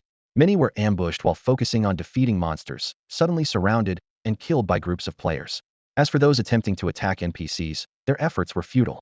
Even the NPCs in newbie towns had power far beyond the current players' abilities. Although NPCs typically wouldn't attack players unprovoked, they would retaliate if attacked, much like when the Troublemaker 5 tried to steal Lin Yi's mount from the Sacred Universe sect and were instantly defeated by Master Duanda. Realizing they were no match for the NPCs, these players once again turned their focus to other ordinary players. The official forums of Emperor's Veil were soon flooded with complaints, and verbal battles erupted everywhere. "I was just enjoying my game, and you guys decided to come and kill me. Are you out of your minds? If you're done playing, why not let others enjoy it? You lot won't even get to eat a decent meal in your life. We're having fun. Come fight us if you dare." Haha, I must admit, hunting down new players is quite satisfying. Lin Yi frowned as he scrolled through the game forum, filled with angry comments. Recently, the official forum of the game, Emperor's Shadow, had turned into a battleground of insults among players, shifting their focus from leaderboards to these intense verbal skirmishes. Before logging into the game, Lin Yi habitually glanced at the official forum to check the current hot topics among players. Today was no different. He quickly skimmed a few of the most popular posts, a hint of disdain flickering in his eyes. "People really have too much time on their hands," Lin Yi muttered to himself. "But that's how gaming is. Everyone makes a fuss over nothing. For all we know, this could be instigated by other virtual games. If they really quit, they'll regret it later." For Lin Yi, the players' disputes didn't concern him much, as long as they didn't involve him. After browsing a few more trending posts, he clicked to enter the game. As soon as he logged in, Lin Yi got straight to work. He took out the alchemy materials he had collected and started to craft life spring pills. His fingers moved swiftly across the virtual interface, but he failed 9 times in a row before finally succeeding on the 10th attempt. "The success rate is ridiculously low," Lin Yi complained. "The cost of 10 materials is a third more than just buying a life spring pill directly." He remembered that the city teleportation array would open tomorrow. Crafting life spring pills was time-consuming, costly, and had a low success rate. It would be more efficient to buy them in another city once the teleportation array was active. Besides, players' cultivation levels were far from needing life spring pills urgently. After another attempt, Lin Yi used 10 more materials to barely craft another life spring pill. Frustrated, he decided to stop this inefficient endeavor and wait to purchase them after the teleportation array opened. Abandoning the life spring pills, Lin Yi switched to crafting life essence pills. With his alchemy skills at a high level and using a mystical alchemy furnace, the success rate was much higher. He could produce a pill with just 2 sets of materials, matching the cost of buying one from a shop. Focused and increasingly adept, Lin Yi continued to craft life essence pills. Meanwhile, in the world of Emperor's Shadow, the chaos among players worsened. More players who had been killed joined the ranks of those hunting new players, creating a vicious cycle. The toxic game environment severely impacted new players' experiences, leading many to quit. However, some determined newcomers began spending money to enhance their abilities, vowing revenge. This unexpectedly sparked a new wave of spending. These paying players quickly leveled up through their financial advantage and sought revenge on those who had previously killed them. The entire game was filled with various PK player kill scenarios. Typically, such widespread PK activity only happens once a virtual game has developed enough and players' level progression slows down. For all players, the early stages of a game are about development, with a focus on personal growth. However, due to the chain reaction triggered by the Emperor's sky-covering rankings, this phase has been significantly accelerated. Lin Yi spared no expense to enhance his strength. By midnight, He had successfully crafted over 400 life essence pills. As the clock struck midnight, rewards from various rankings were distributed on time. In the realm rankings, Lin Yi maintained a significant lead. He had reached the 4th level of the Life Spring realm, while the second-ranked Demon Sovereign remained at the 7th level of the Bittersea realm. Upon checking the day's ranking rewards, Lin Yi found that besides the basic pills, he had received 5 random special items for securing first place in 5 rankings. The realm rankings awarded him an advanced grade martial arts technique book called Grand Ancestor's Long Fist, which he immediately used. The mount rankings rewarded him with a mount pendant that increased his mount's agility by 20. Lin Yi promptly equipped it on his unicorn mount, Xiao Bai. The physique rankings rewarded him with a 3rd-tier talisman crafting blueprint. But since Lin Yi hadn't learned talisman crafting yet, he couldn't use it. The Spirit Beast rankings brought him a delightful Surprisia scroll item that enhanced the basic aptitude of Spirit Beasts. He used it on Xiao Mo, boosting its foundational qualities. Finally, in the newly opened weapon rankings, Lin Yi received 10 quality enhancement stones, which could be used for equipment refinement. Considering the 9 provinces' heaven-suppressing cauldron was still incomplete, he decided not to refine it yet. The random reward from the weapon rankings surprised Lin Yi again. He acquired a piece of divine metal called Dao Tribulation Gold. This is one of the top-tier divine metals, resembling gold with a surface shimmering with lightning-like yellow light.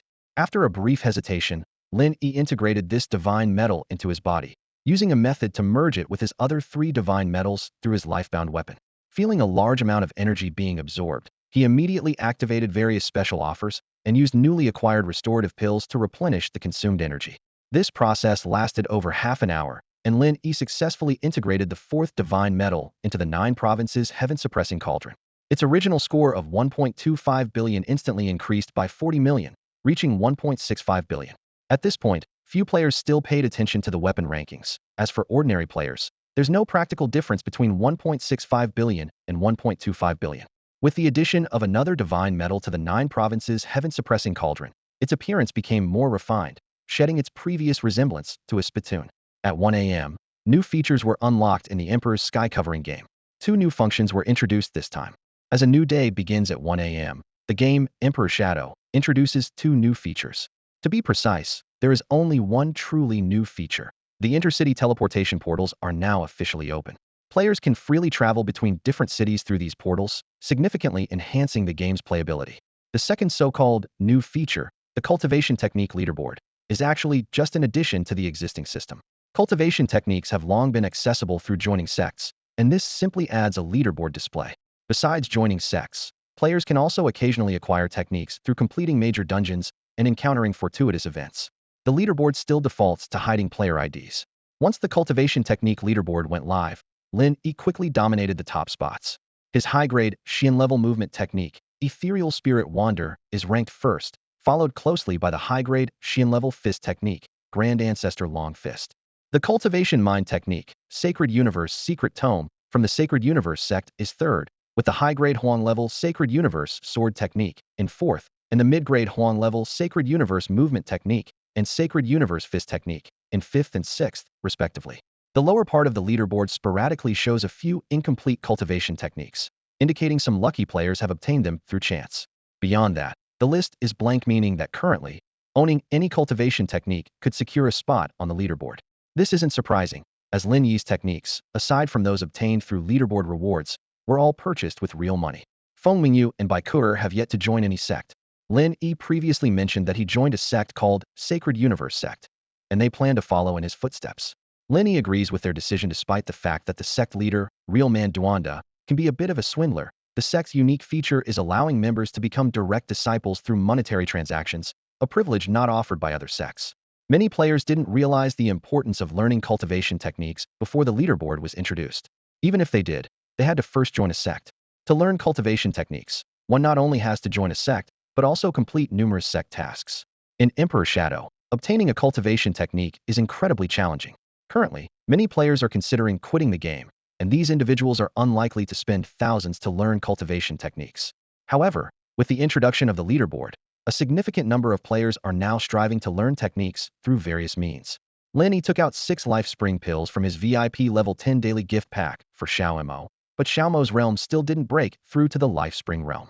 Lin Yi, on the other hand, used special offer gift packs and self-made life essence pills to elevate his realm to the 5th level of the Life Spring realm.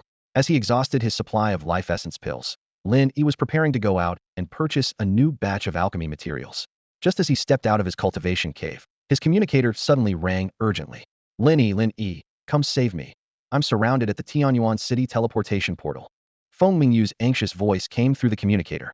Lin Yi was taken aback by the message, and his brows furrowed instantly. What was going on?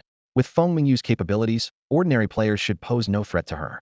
Her spending in Emperor's Veil was second only to his own, and if not for her shorter online time, she would undoubtedly hold a solid second place on the realm leaderboard. Lin Yi was well-versed in the levels of Emperor's Veil. Feng Mingyu should have easily handled players whose realms were below hers. After all, the game had only been live for 5 days, and most non-paying players were merely at the 7th or 8th level of the Qi refining stage, far from reaching the Sea of Bitterness stage, barely stronger than ordinary people. At such a level, Feng Mingyu should be able to defeat a group of them in a second. Even among paying players, most were only at the 1st or 2nd level of the Sea of Bitterness stage, posing limited threat to her. How could she be trapped in the teleportation array? Lin Yi's brow knit tighter as he quickly replied. Give me the coordinates. I'll be there right away. Since Feng Mingyu had sent a distress signal, Lin Yi wouldn't just stand by. Using the coordinates she provided, he immediately made his way to the teleportation array in Tianyuan City. What the why are there so many players here? Upon arrival, Lin Yi was stunned by the sight before him. Hundreds, if not thousands, of players were swarming around the teleportation array, packed so densely that he couldn't see the end of the crowd. Hey, what's going on here? Why are there so many people gathered? Lin Yi asked a player on the outskirts. Hey guys, another player has shown up here. Let's take him down. The player didn't answer, but instead shouted to the crowd. In a flash, dozens of players turned and surged toward Lin Yi, encircling him completely. He was taken aback, having merely asked a question, only to find himself under attack. Without time to think, the players were already charging at him with weapons drawn. Lin Yi's eyes narrowed as he retrieved a second-grade Xian-level longsword from his storage space, a prize from a tomb raid with Master Duanda. If a Qi refining stage player was significantly stronger than an ordinary person, and a Sea of Bitterness stage player could demolish a wall, then Lin Yi, at the Life Spring stage, had the power to bring down a 10-story building with ease. With the sword in hand, Lin Yi moved like lightning. A flash of silver, and all the players rushing at him were swept away by a single strike, instantly turning into white light and disappearing, leaving heaps of equipment on the ground. Whoa guys, get over here. We've got a tough one, someone shouted from the crowd, and more players swarmed in. The players' abilities varied, most at the 1st or 2nd level of the Sea of Bitterness, with a few still in the Qi refining stage. To Lin Yi, they were no more than paper tigers.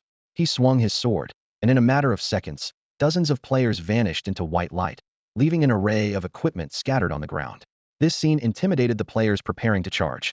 They quickly realized the massive gap in power between them and Lin Yi. Lin Yi walked forward, and the crowd parted for him like the Red Sea, opening up a wide path. Damn, how is he so strong? One player exclaimed, his eyes wide with disbelief. I have no idea, but it feels like we're not even in the same league, another replied, his voice tinged with frustration. My buddy just got killed, and he sent a message saying the game death notice said he was taken out by Huang Yuan. Huang Yuan? The top player on the ranking list. Yeah, that's him. Damn, he's already at the 5th layer of the Fate Spring realm. Is the Fate Spring realm really that powerful? Absolutely, we feel like sitting ducks in his hands. It's easier for him to take us down than it is for us to hunt new players. Numbers mean nothing to him. The players' discussions echoed in Lin Yi's ears as they instinctively parted ways, clearing a path for him to the glowing teleportation array. Lin Yi maintained a calm demeanor as he stepped into the array. Inside the teleportation array stood over a dozen players, anxiety and worry etched on their faces. In the center of the group was Feng Mingyu, whose eyes lit up with hope upon seeing Lin Yi. 2 NPC guards in standard armor flanked the array, expressionlessly observing the surroundings. This was a recognized safe zone. Players who had attempted violence within the array were quickly executed by the NPCs for disrupting it. However, fights outside the array, as long as they didn't affect it, were ignored by the NPCs. Recently, a player alliance called Anti-Emperor Shroud emerged in the game. These players, intending to quit, wreaked havoc by killing anyone they encountered in the Emperor Shroud world. As their reputation spread, many players opted to hide in cultivation caves instead of venturing out. With fewer players in the wild, the Anti-Emperor Shroud members took their violence into the city. As long as they stayed outside sect territories and didn't damage city structures, NPCs generally ignored player skirmishes. However, after several players were killed in the city, fewer players appeared in public. Most were waiting, knowing the aggressors couldn't keep this up forever and might disband once their enthusiasm waned, as happened in other virtual games before. Unable to find targets, the Alliance turned their attention to the newly activated teleportation array. Many players used it to meet friends in other cities. Initially, some Alliance members tried attacking players as they teleported, only to be swiftly killed by the NPC guards. They soon realized that fighting outside the array went unchallenged by NPCs. This led to the current situation: a crowd of players surrounding the array, waiting for those inside to step out. While theoretically, the trapped players could teleport away, the cost was high, and most were reluctant to waste their resources, leading to the current standoff. Feng Mingyu had come to the city to join Lin Yi's Xingyu sect, but found herself trapped in the array, prompting her to seek his help.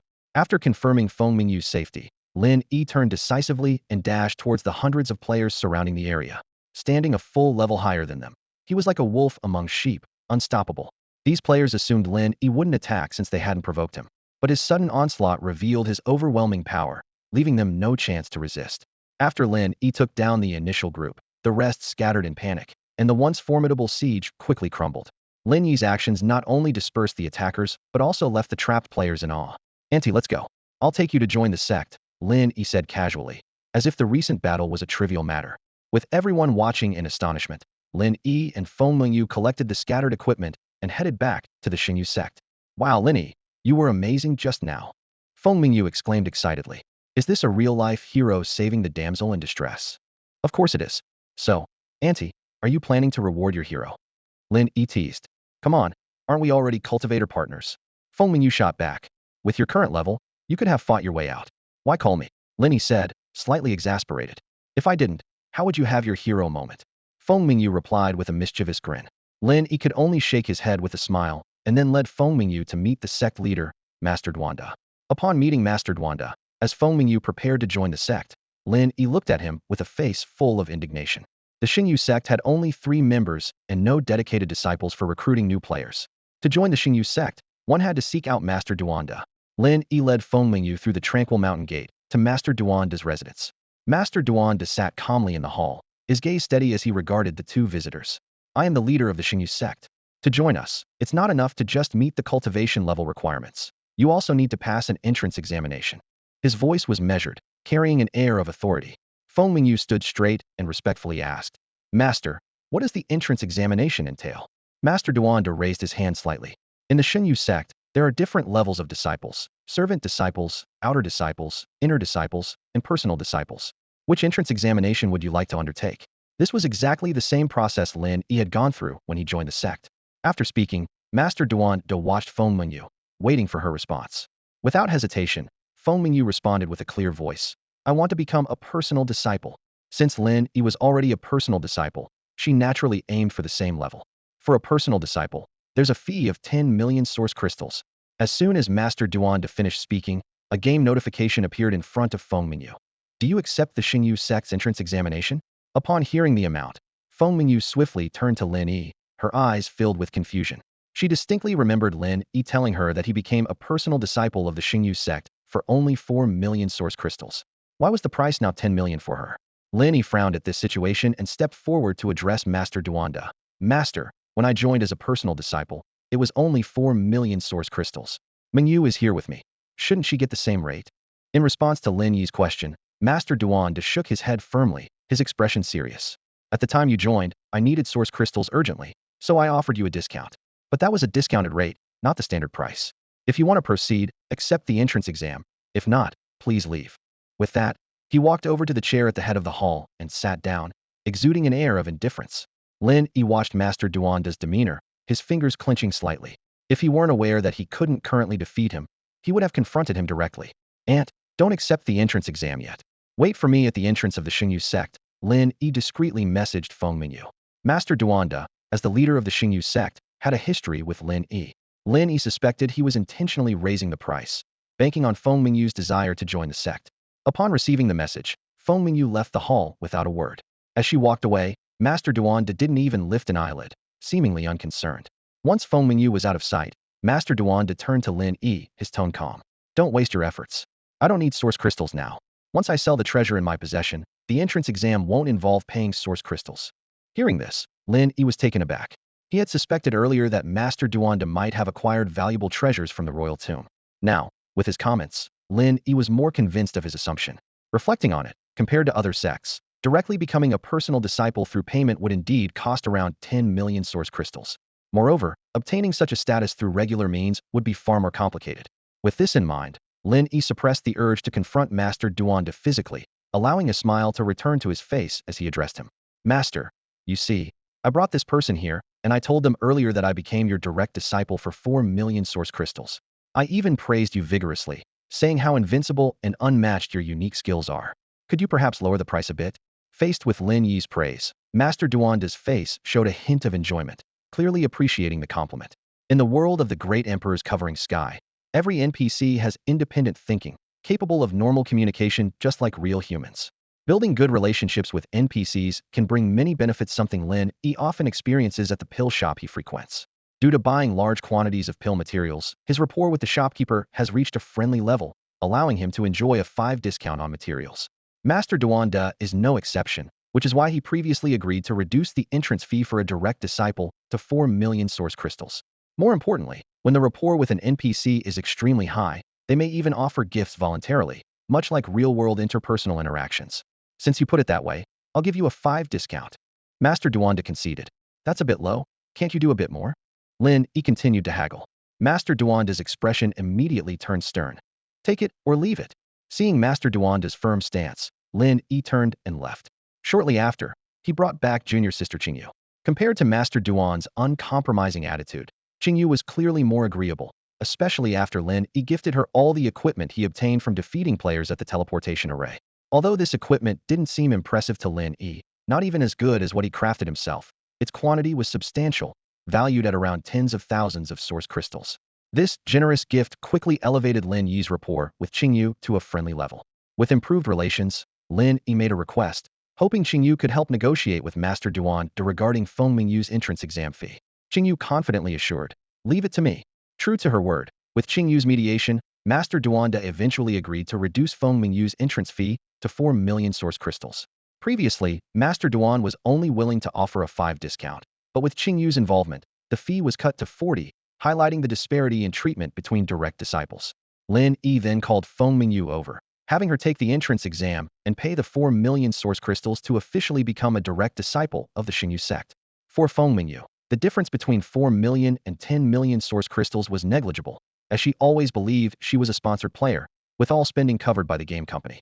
After joining the Xingyu sect, junior sister Qingyu happily took her to choose a room, then gave her a tour around the sect. Once the tour ended, Feng Mingyu logged off to sleep, while Lin Yi sought out Qingyu again. Senior sister Qingyu, in a while, I'll be bringing someone over to join the Xingyu sect. I'll need your help to put in a good word with the master, Lin Yi said sincerely. Not just Feng Mingyu. I'm also planning to bring Bai Kuer into the sect, Lin Yi discussed with Qingyu in advance, hoping she could mediate in the future. Upon hearing this, Qingyu immediately puffed out her small chest and assured, "Don't worry, leave it to me. Our Xingyu sect has so few people, and the master's requirements are so high, it's hard to recruit disciples." She added, not forgetting to complain about Master Duan's strictness. "Thank you, senior sister," Lin Yi said gratefully. "We're all family, no need to be formal." Qingyu replied cheerfully. Initially, Lin Yi planned to buy a batch of alchemy materials and then visit other cities to search for life essence pills and life spring pills. However, with Feng Mingyu arriving soon, he postponed this plan. Lin Yi first visited his usual pill shop and purchased alchemy materials worth 10 million source crystals before heading straight to the teleportation array in Tianyuan City. Since Lin Yi had previously slaughtered the players surrounding the teleportation array, there were no more players around it in Tianyuan City.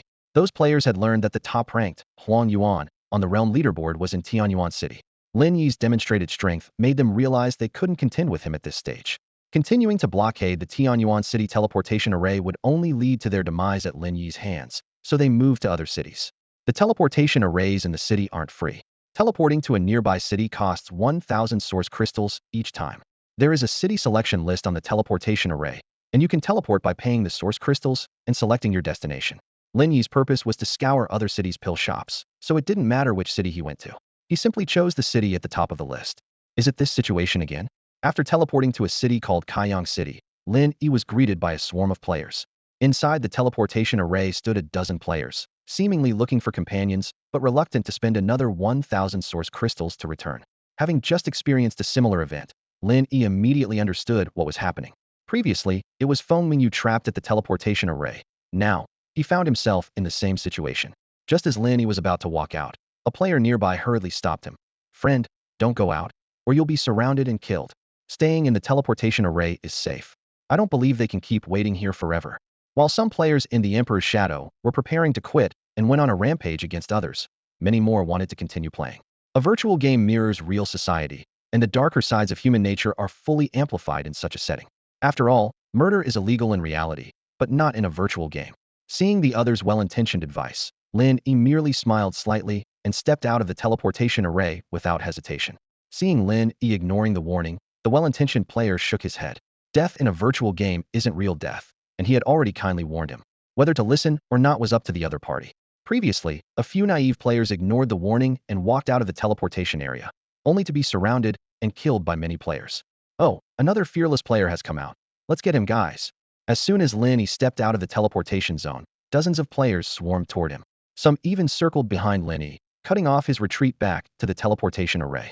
The teleportation zone was a safe area where no fighting was allowed, and players could leave the city through it. Having finally encountered a naive player stepping out, they weren't about to let him go easily. Lin Yi's attitude towards the players of the Anti-Emperor Alliance is simple: just don't provoke him. Virtual games are meant to be played for fun, and everyone has the right to choose how they want to play. Previously, outside the teleportation array in Tianyuan City, Lin Yi had slaughtered many players from the Anti-Emperor Alliance who were besieging the array because Feng Mengyu was trapped inside. When trouble comes knocking, Lin Yi is not one to show mercy. At this stage, he values his time and doesn't want to waste it chasing down these players. However, the siege of the teleportation array in Tianyuan City was just the tip of the iceberg. Many players from the Anti-Emperor Alliance had coordinated on official forums, thinking that besieging teleportation arrays was a good idea, and began setting up blockades in various cities. As the situation directly impacted him, Lin Yi decided to teach these players a lesson. After all, this group had severely affected the gaming experience of other players, including himself. When a group of players charged at him with weapons, Lin Yi drew his second-grade Xian-level long sword.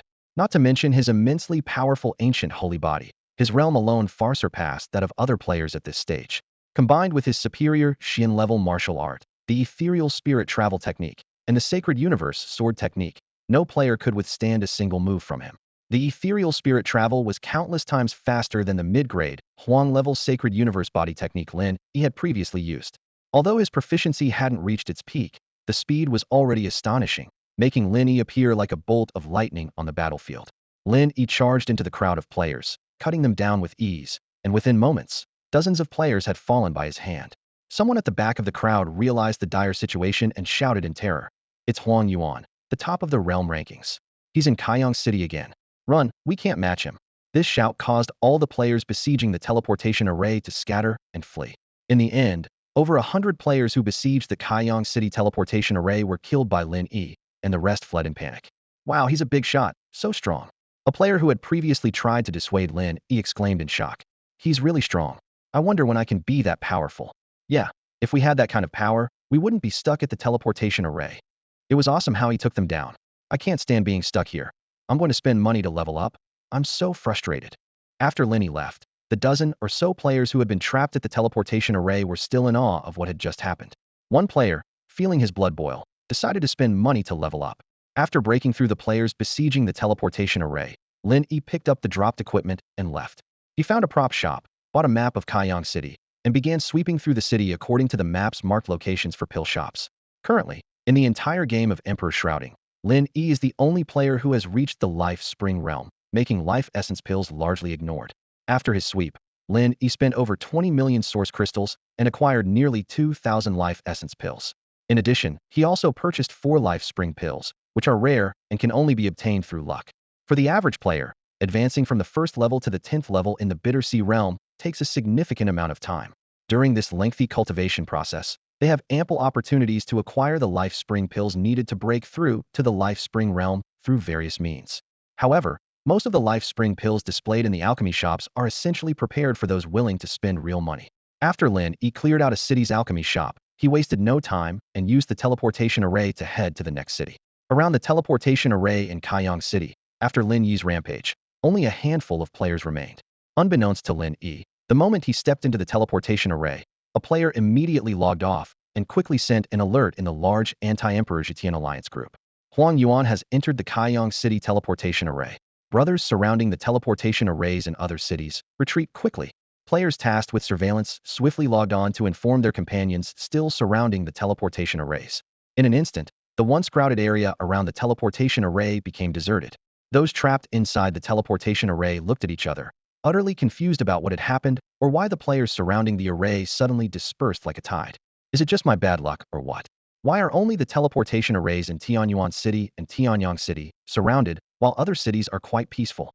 When Lin Yi arrived in Nanjiang City, he expected the teleportation array there to be heavily surrounded by players.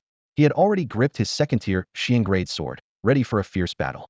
However, to his surprise, there were barely any players around the Nanjiang City teleportation array, leaving Lin Yi puzzled. What he didn't know was that his earlier massacres in previous cities had deterred the anti-Emperor Zetian Alliance players from continuing to block the teleportation arrays. Among these Alliance members, some indeed planned to quit the game, but many were just following the trend, taking advantage of the chaos to hunt other players.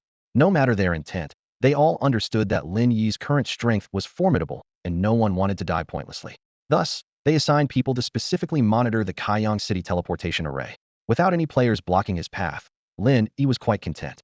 He purchased a map of Nanjiang City and immediately began raiding the city's alchemy shops. Once he finished, he quickly moved on to the next city to continue his pill-collecting spree. The players who intended to quit planned to resume surrounding the teleportation arrays once Lin Yi logged off or returned to Kaiyuan City. But they found that Lin Yi was constantly moving between cities with no discernible pattern, and no one could predict his next destination. If they happened to encounter Lin Yi during their blockade, another massacre would be inevitable. By now, it was early morning, and most players had logged off, leaving just a few online. Seeing this, many anti-Emperor Zetian Alliance players also chose to log off and rest. After raiding alchemy shops in over 20 cities, Lin Yi's storage bag was filled with tens of thousands of life origin pills. According to his calculations, these pills were sufficient to support his cultivation to the 10th level of the Life Spring realm. Besides the life origin pills, Lin Yi also acquired over 50 life spring pills needed to break through the Bitter Sea realm. To purchase this staggering quantity of pills, Lin Yi spent another 20 million in the Emperor Zetian game.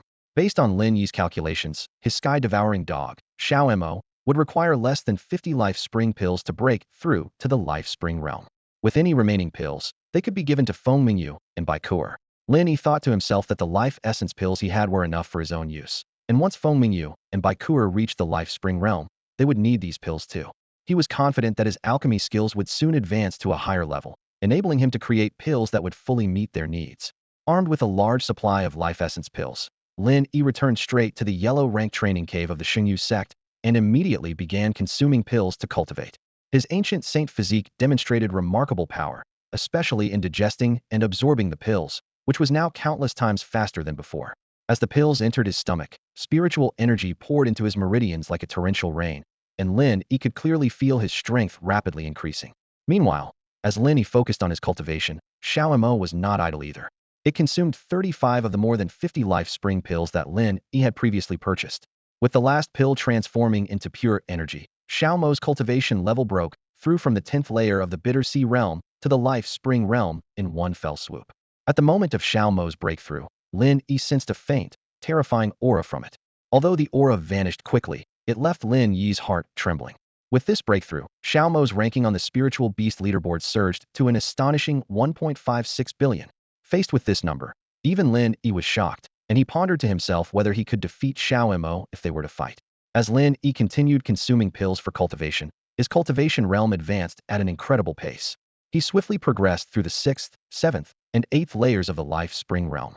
By the time breakfast approached, Lin Yi's realm had already reached the 10th layer of the life spring realm, at its peak. However, breaking through from the peak of the life spring realm to the next minor realm, the divine bridge realm, required the use of divine bridge pills. Lin Yi didn't have these pills, and no pill shops in the city sold them. While Lin Yi was contemplating a solution, the great Emperor Zetian game system thoughtfully provided a convenient shortcut for players willing to spend money. Shortly after Lin Yi reached the peak of the life spring realm, a familiar icon appeared in the top left corner of his interface. It was identical to the one he saw when he needed to break through to the life spring realm, with a similar message. Struggling with a breakthrough? The Breakthrough Gift Pack helps you advance quickly. The same name and gift pack, but this time the pills inside were Divine Bridge pills, and the price had increased several times over. The Breakthrough Gift Pack was available in 3 tiers. The Lend a Helping Hand Pack for 66,666 yuan, containing 1 Divine Bridge pill. The Path to Power Pack for 328,888 yuan, containing 5 Divine Bridge pills. And finally, the Peak Power Exclusive for 12,888,888 yuan, containing 20 Divine Bridge pills. None of the gift packs included source crystals, only divine bridge pills. For ordinary players, even those at the peak of the life spring realm needing a breakthrough, few would spend millions for a minor realm advancement. But Lin Yi knew that this price was actually not expensive at all. Without hesitation, he purchased the most expensive peak power exclusive pack. After acquiring 20 divine bridge pills, Lin Yi immediately used them, and by consuming only 16 pills, his realm advanced from the peak of the life spring realm to the first layer of the divine bridge realm. Considering that the sky-devouring dog, Xiao Mo, could also use the divine bridge pills in the future, Lin Yi bought the other two tiers of gift packs as well. Breaking through to the first layer of the divine bridge realm filled Lin Yi with power. If, in the life spring realm, he could split a dozen-meter-high building with a full force strike, now he could likely demolish a 100-meter-high building in a short time. In the real world, any strike would possess the destructive power comparable to a small missile. Reflecting on how he had struggled to reach the divine bridge realm in his past life, while in this life, he had achieved it effortlessly by spending some money, Lin Yi mused. Indeed, spending money is the true way to success. I must enhance myself as much as possible before the great Emperor Zetian game closes its recharge channels. In a great mood after reaching the divine bridge realm, Lin Yi found that with his realm advancement, the daily special offer pack and the daily VIP pack were refreshed and now priced dozens of times higher than before. Without hesitation, Lin Yi bought them all. These packs alone cost over 40 million. And with the previous spending of over 150 million, Lin Yi's total expenditure had reached over 200 million. The special offer pack and daily pack contained a large number of divine essence pills. After a quick review, Lin Yi logged off to have breakfast. However, while he was eating breakfast, several unexpected guests arrived at his home. Lin Yi's cultivation level skyrocketed, reaching the divine bridge stage of the Wheel C realm in a short period. This astonishing development quickly caused a stir in the gaming community, with countless players flocking to the official forum of the game, Emperor's Shadow, making this topic the center of attention once again. What's going on with Huang Yuan? Even if he's been using potions, he shouldn't be leveling up this fast, questioned one player in a forum post. Yeah, I'm only at the first level of the Bitter Sea realm, and he's already at the first level of the Divine Bridge realm. I feel like we're not even playing the same game. Another player chimed in, full of envy and confusion. Can someone calculate how much money it would take if he's been using potions? I saw Huang Yuan dominating those trash players by the teleportation array last night, and I'm thinking of spending some money too, someone eagerly asked in the comments. To the person above, I advise against it, replied an experienced player with a calm tone. Based on my calculations, just getting from the Bitter Sea realm to the Life Spring realm would cost you millions. That much? Someone asked in shock. How much did Huang Yuan spend? I'd guess a few million at least, speculated another player. A few million? That's insane. You could develop your own virtual game with that kind of money. A rational player immediately pointed out the absurdity. Well, you never know with rich people, interjected another player with a knowing tone. Last night, the guy next door spent 20 million just to upgrade a weapon to 16. That's terrifying. The mindset of the wealthy is beyond comprehension, many players marveled. Posts about this hot topic kept climbing the forum's trending list, with players eagerly speculating how much Huang Yuan had spent. However, amidst the discussions, some dissenting voices began to emerge. Huang Yuan's just a shill for the Emperor's Shadow Game Company, sneered one player. That archaic holy body must be his too, all generated by the company to push players to spend. Exactly, and the 9 provinces heaven-suppressing cauldron on the weapon leaderboard, added another player. It got 1 billion points as soon as the list came out. It's all rigged data by the game company. He doesn't have to spend a dime. These dissenting voices mainly came from players of the Anti-Emperor's Shadow Alliance. They were repeatedly defeated by Lin Yi in the game last night, fueling their resentment against Emperor's Shadow. Even though they knew they couldn't resist Lin Yi in the game, not even with sheer numbers, they chose to denounce Huang Yuan on the official forums, insisting he was a product of the game company's data manipulation. Most players had been troubled by these Anti-Emperor's Shadow Alliance players. As their claims spread, a heated war of words erupted on the official forums. Some players even organized themselves, gathering like-minded companions to oppose the Anti-Emperor's Shadow Alliance. Lin Yi paused his potion-fueled cultivation to have breakfast, logging out of the game. Back in the real world, Feng Mingyu had prepared a lavish breakfast for him. As they were enjoying the meal, the doorbell rang. Lin Yi put down his utensils and went to answer the door. Outside stood a woman in professional attire and 2 young men in suits, exuding calmness and professionalism. Hello, are you Mr. Lin Yi? The woman politely asked. Yes, that's me. And you are? Lin Yi nodded, puzzled. We're employees from a certain bank. They began to introduce themselves when Feng Mingyu called out from inside. Lin Yi, who is it? People from the bank, Lin Yi replied. The bank? Feng Mingyu asked, puzzled. What do they want? I don't know. Lin Yi turned back to the bank employees, ready to inquire further. What brings you here? We'd like to discuss the funds you have with our bank and see if you're interested in using some of them to purchase our investment and financial products. Lin Yi frowned slightly, his tone indifferent. Didn't I already say over the phone that I'm not interested? It's hard to explain everything over the phone. We came here to introduce some of our bank's highly profitable financial products to you. The bank staff replied with a professional smile and sincere tone. No, thank you. Really, I don't need them, Lin Yi said firmly, closing the door in their faces, leaving the three bank employees without a chance to enter. Hearing the noise, Feng Yu peeked out from the kitchen and asked, what were the bank people here for? They wanted me to buy financial products, Lin Yi said, casually setting down his keys. Oh, we shouldn't buy any. The returns on financial products in the market aren't great right now, Feng Yu replied nonchalantly. The three bank employees, left standing outside the door, exchanged glances. From Lin Yi's attitude, they could tell he had no interest in purchasing investment products. They looked at each other again and left, knowing well not to push further. As seasoned professionals, they understood that persistence could backfire. They've encountered clients like Lin Yi many times before and knew the strategy was to take it slow and steady. After breakfast, Feng Yu headed to work, completely unaware that she lived next to a hidden billionaire worth over 20 billion. Lin Yi took a cold shower, dried off, and logged into the Great Emperor Shrouds the Sky game world. Following his routine, he first browsed the game's official forum, where players were actively discussing his spending in the game. He merely smiled at this. For Lin Yi, this was just the beginning. He planned to invest even more. Once online, Lin Yi used all the pills from the special and VIP daily packages, instantly advancing to the second level of the Divine Bridge realm. Currently, his alchemy skill was high level, capable of crafting divine origin pills, but with a very low success rate, similar to life spring pills often failing to produce even one pill from 10 sets of materials. Advancing alchemy proficiency mainly relied on successful crafting, as failures added negligible experience. To quickly improve his alchemy skill, Lin Yi chose to craft life origin pills, which had a higher success rate.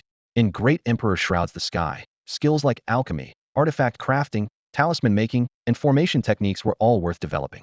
Lin Yi knew that in his previous life, reaching a high level in alchemy made one highly sought after by major sects, even if their personal strength was lacking, allowing them to become a dedicated alchemist. Becoming a sex alchemist would ensure personal safety and possibly offer protection for family when Great Emperor Shrouds the Sky began to impact reality. Similarly, mastering artifact crafting or formation techniques could also secure generous treatment. Lin Yi's plan was to master these skills and elevate them to a high level during the game's early advantage period. With ample alchemy materials, his alchemy proficiency was rapidly increasing. Meanwhile, Teng Yun Jiao Wu, also known as Wang Tong, was feeling frustrated these days. The top spot on the realm leaderboard had been taken from him, and later, the top rank on the Mount leaderboard was also lost. Believing there were game insiders, he had refrained from spending heavily, opting for smaller recharges instead. Unexpectedly, within just a couple of days, even the second spot on the leaderboard was overtaken by someone else. This left Teng Yun Jia Wu feeling somewhat disillusioned with the game, Emperor Zhitian. Logging into the game today, Teng Yun Jia Wu was greeted by the leaderboard showing he had dropped to 4th place. The third spot was now occupied by a female player named Meng Yuxianzi, which only worsened his already gloomy mood. Having invested nearly $1 million into the game, was this the outcome he was left with? Still fuming, Teng Yun Jia Wu decided to continue playing, heading out of the city to complete a sect recruitment assessment task. As soon as he stepped outside the city gates, a group of players materialized in his view, swiftly surrounding him. As the 4th-ranked player on the leaderboard, although Teng Yun Jia Wu had stopped making large in-game purchases, he still bought all the daily special offer packs. Thanks to the spirit gathering pills from these packs, his cultivation had reached the 6th level of the Bitter Sea realm. Upon seeing Teng Yun Jia Wu, the group of players rushed at him.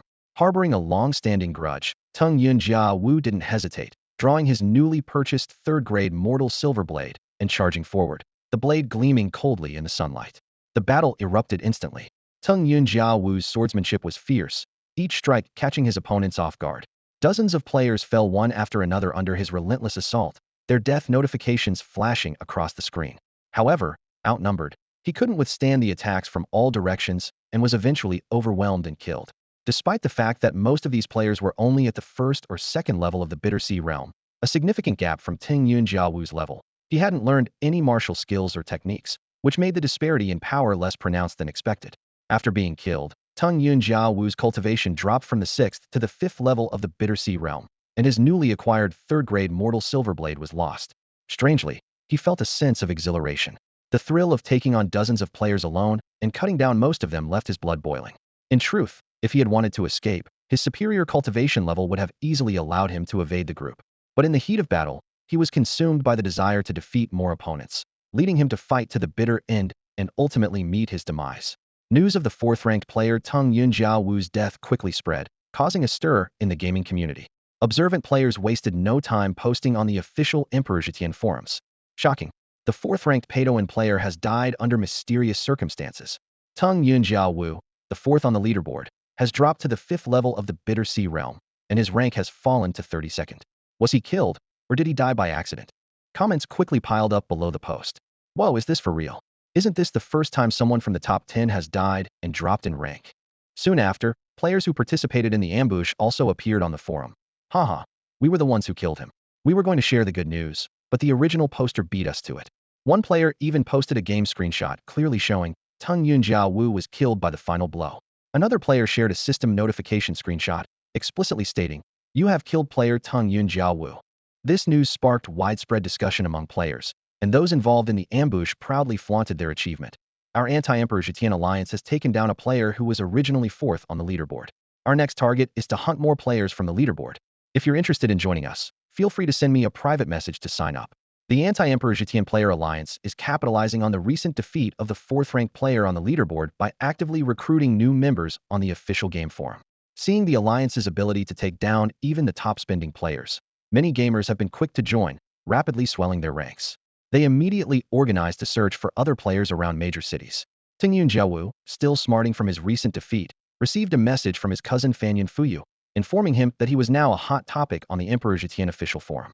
As a wealthy second-generation gamer who dominates various virtual games, Teng Yunjiaowu was furious to see these players using his defeat as a recruitment advertisement. Although he had reduced his spending on Emperor Zetian, the thrill of previous battles and his anger spurred him to invest heavily again to enhance his level, vowing to annihilate this group of players. Teng Yunjiaowu is not alone in his plight. The second-ranked player, Demon Clan Heavenly Venerable, faced a similar situation. Unlike Teng Yunjiaowu, however, the Demon Clan Heavenly Venerable chose not to fight Hedon when besieged by players, but instead made a decisive breakout. After regrouping, he returned to the battlefield, not only dispersing the players but also hunting them across cities. With his superior level, the Demon Clan Heavenly Venerable inflicted significant losses on the anti-Emperor Zetian alliance. Such embarrassing incidents are not publicized by the anti-Emperor Zetian alliance. Similar to when Lin Yi killed 2 alliance teams in the teleportation array, these events are only known within the alliance, with little information leaking to the outside world. At this moment, Lin Yi is focused on crafting elixirs when his game communicator suddenly rings. Currently, he has only 2 friends on his communicator phone Mingyu and Baikur. Since phone Mingyu is at work, the message must be from Baikur. In her message, Baikur informs Lin Yi that she has arrived in Tianyuan City and requests Lin Yi to send her the exact coordinates. Meanwhile, in the real world, bizarre incidents are becoming increasingly frequent across countries. In Long Country, a particularly shocking event has captured the entire nation's attention. Baikur arrived in Tianyuan City without encountering the same player blockade at the teleportation array that Feng Mingyu did. After Lin Yi's decisive actions the previous night, the anti-Emperor Zetian player alliance had abandoned their blockade efforts. The area around the teleportation array was now deserted, a stark contrast to the chaos of the previous days. This change was not only due to Lin Yi's intervention, but also because the blockade incident had been exposed on the official game forum of Emperor Zetian, sparking heated discussions and catching the attention of many players. Most of those who used the teleportation array were paying players, and upon learning about the blockade by players who had quit the game, many chose to temporarily avoid this route. The anti-Emperor Zetian alliance, formed by players who had quit the game, was a loose and temporary organization. After half an hour of blocking the teleportation array without spotting any targets, the players quickly lost patience. After all, whether they intended to quit the game or not, the primary reason they played was for enjoyment and happiness. The guild and faction systems in virtual games were no longer as prestigious as they once were. The guilds and factions established with significant investments in the past had not yielded much tangible benefit. Ordinary players would leave a guild at the slightest dissatisfaction because their goal in playing was to have fun. If the experience was lacking, they wouldn't linger. The forces capable of forming guilds and factions typically had the backing of large companies, but seeing little profit, they too gradually withdrew from the market.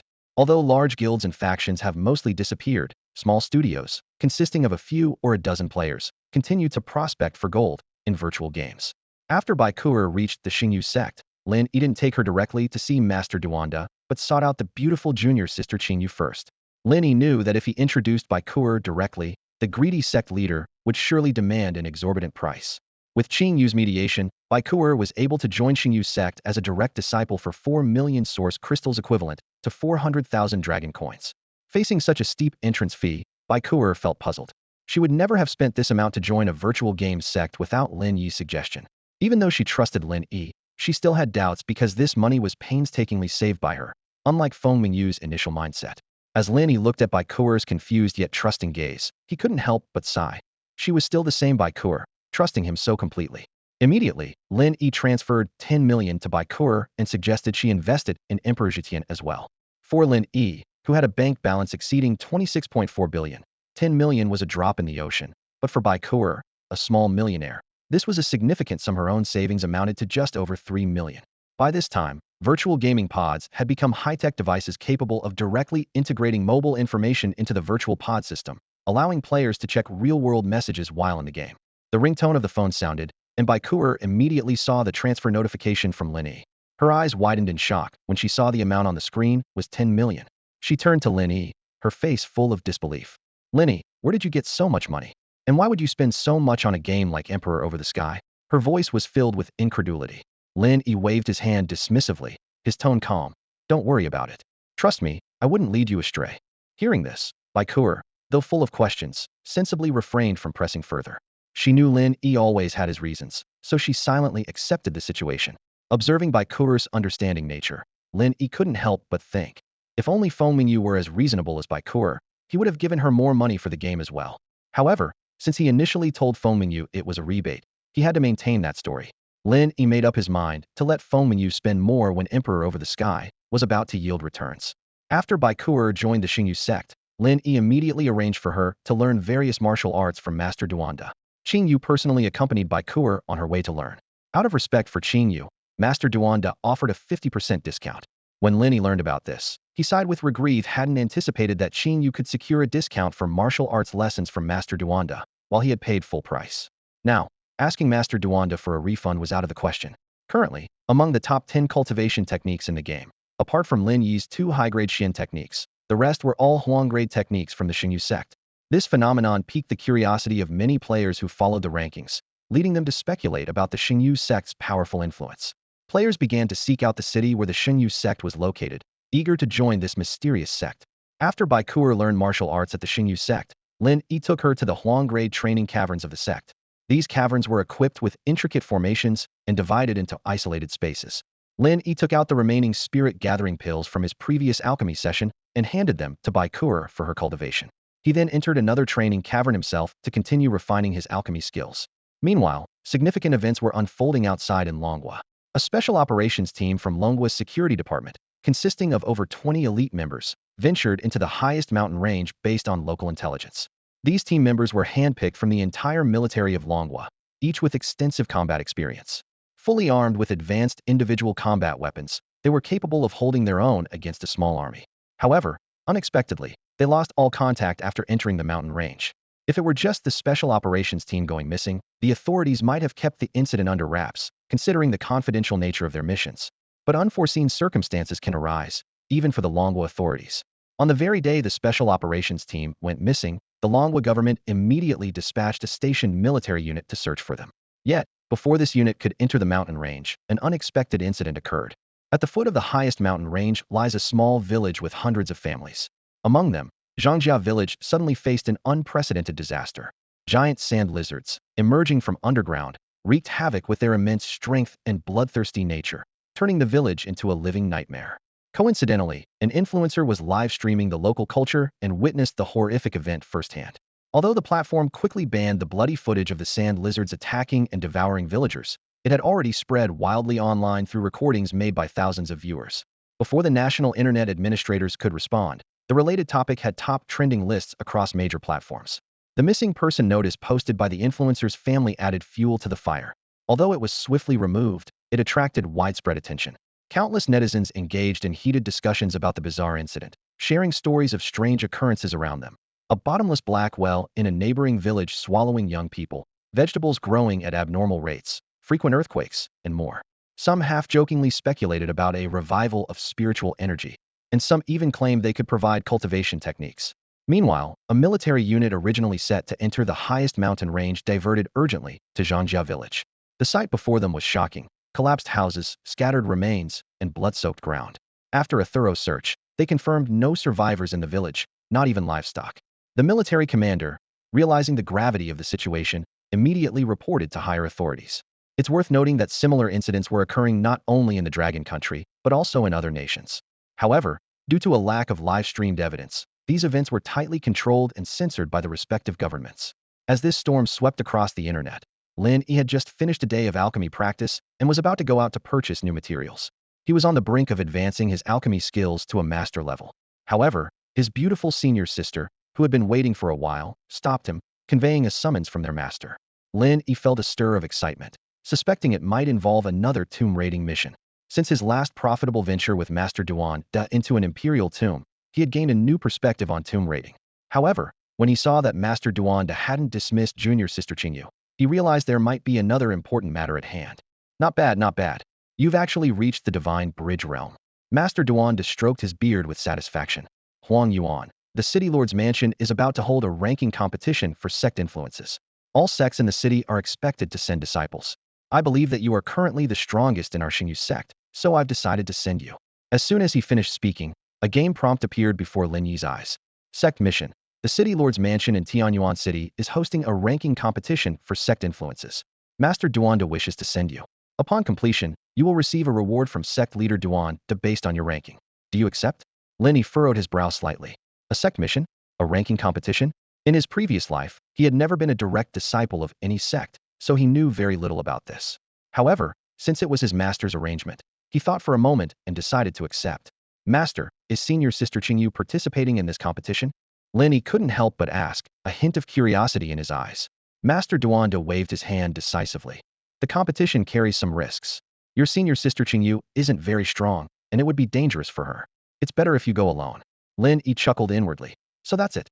It's because you're worried about little senior sister Qingyu's safety that you're not letting her go. But you're not worried about me facing danger. Clearly, senior sister Qingyu is Master Duan Da's true direct disciple.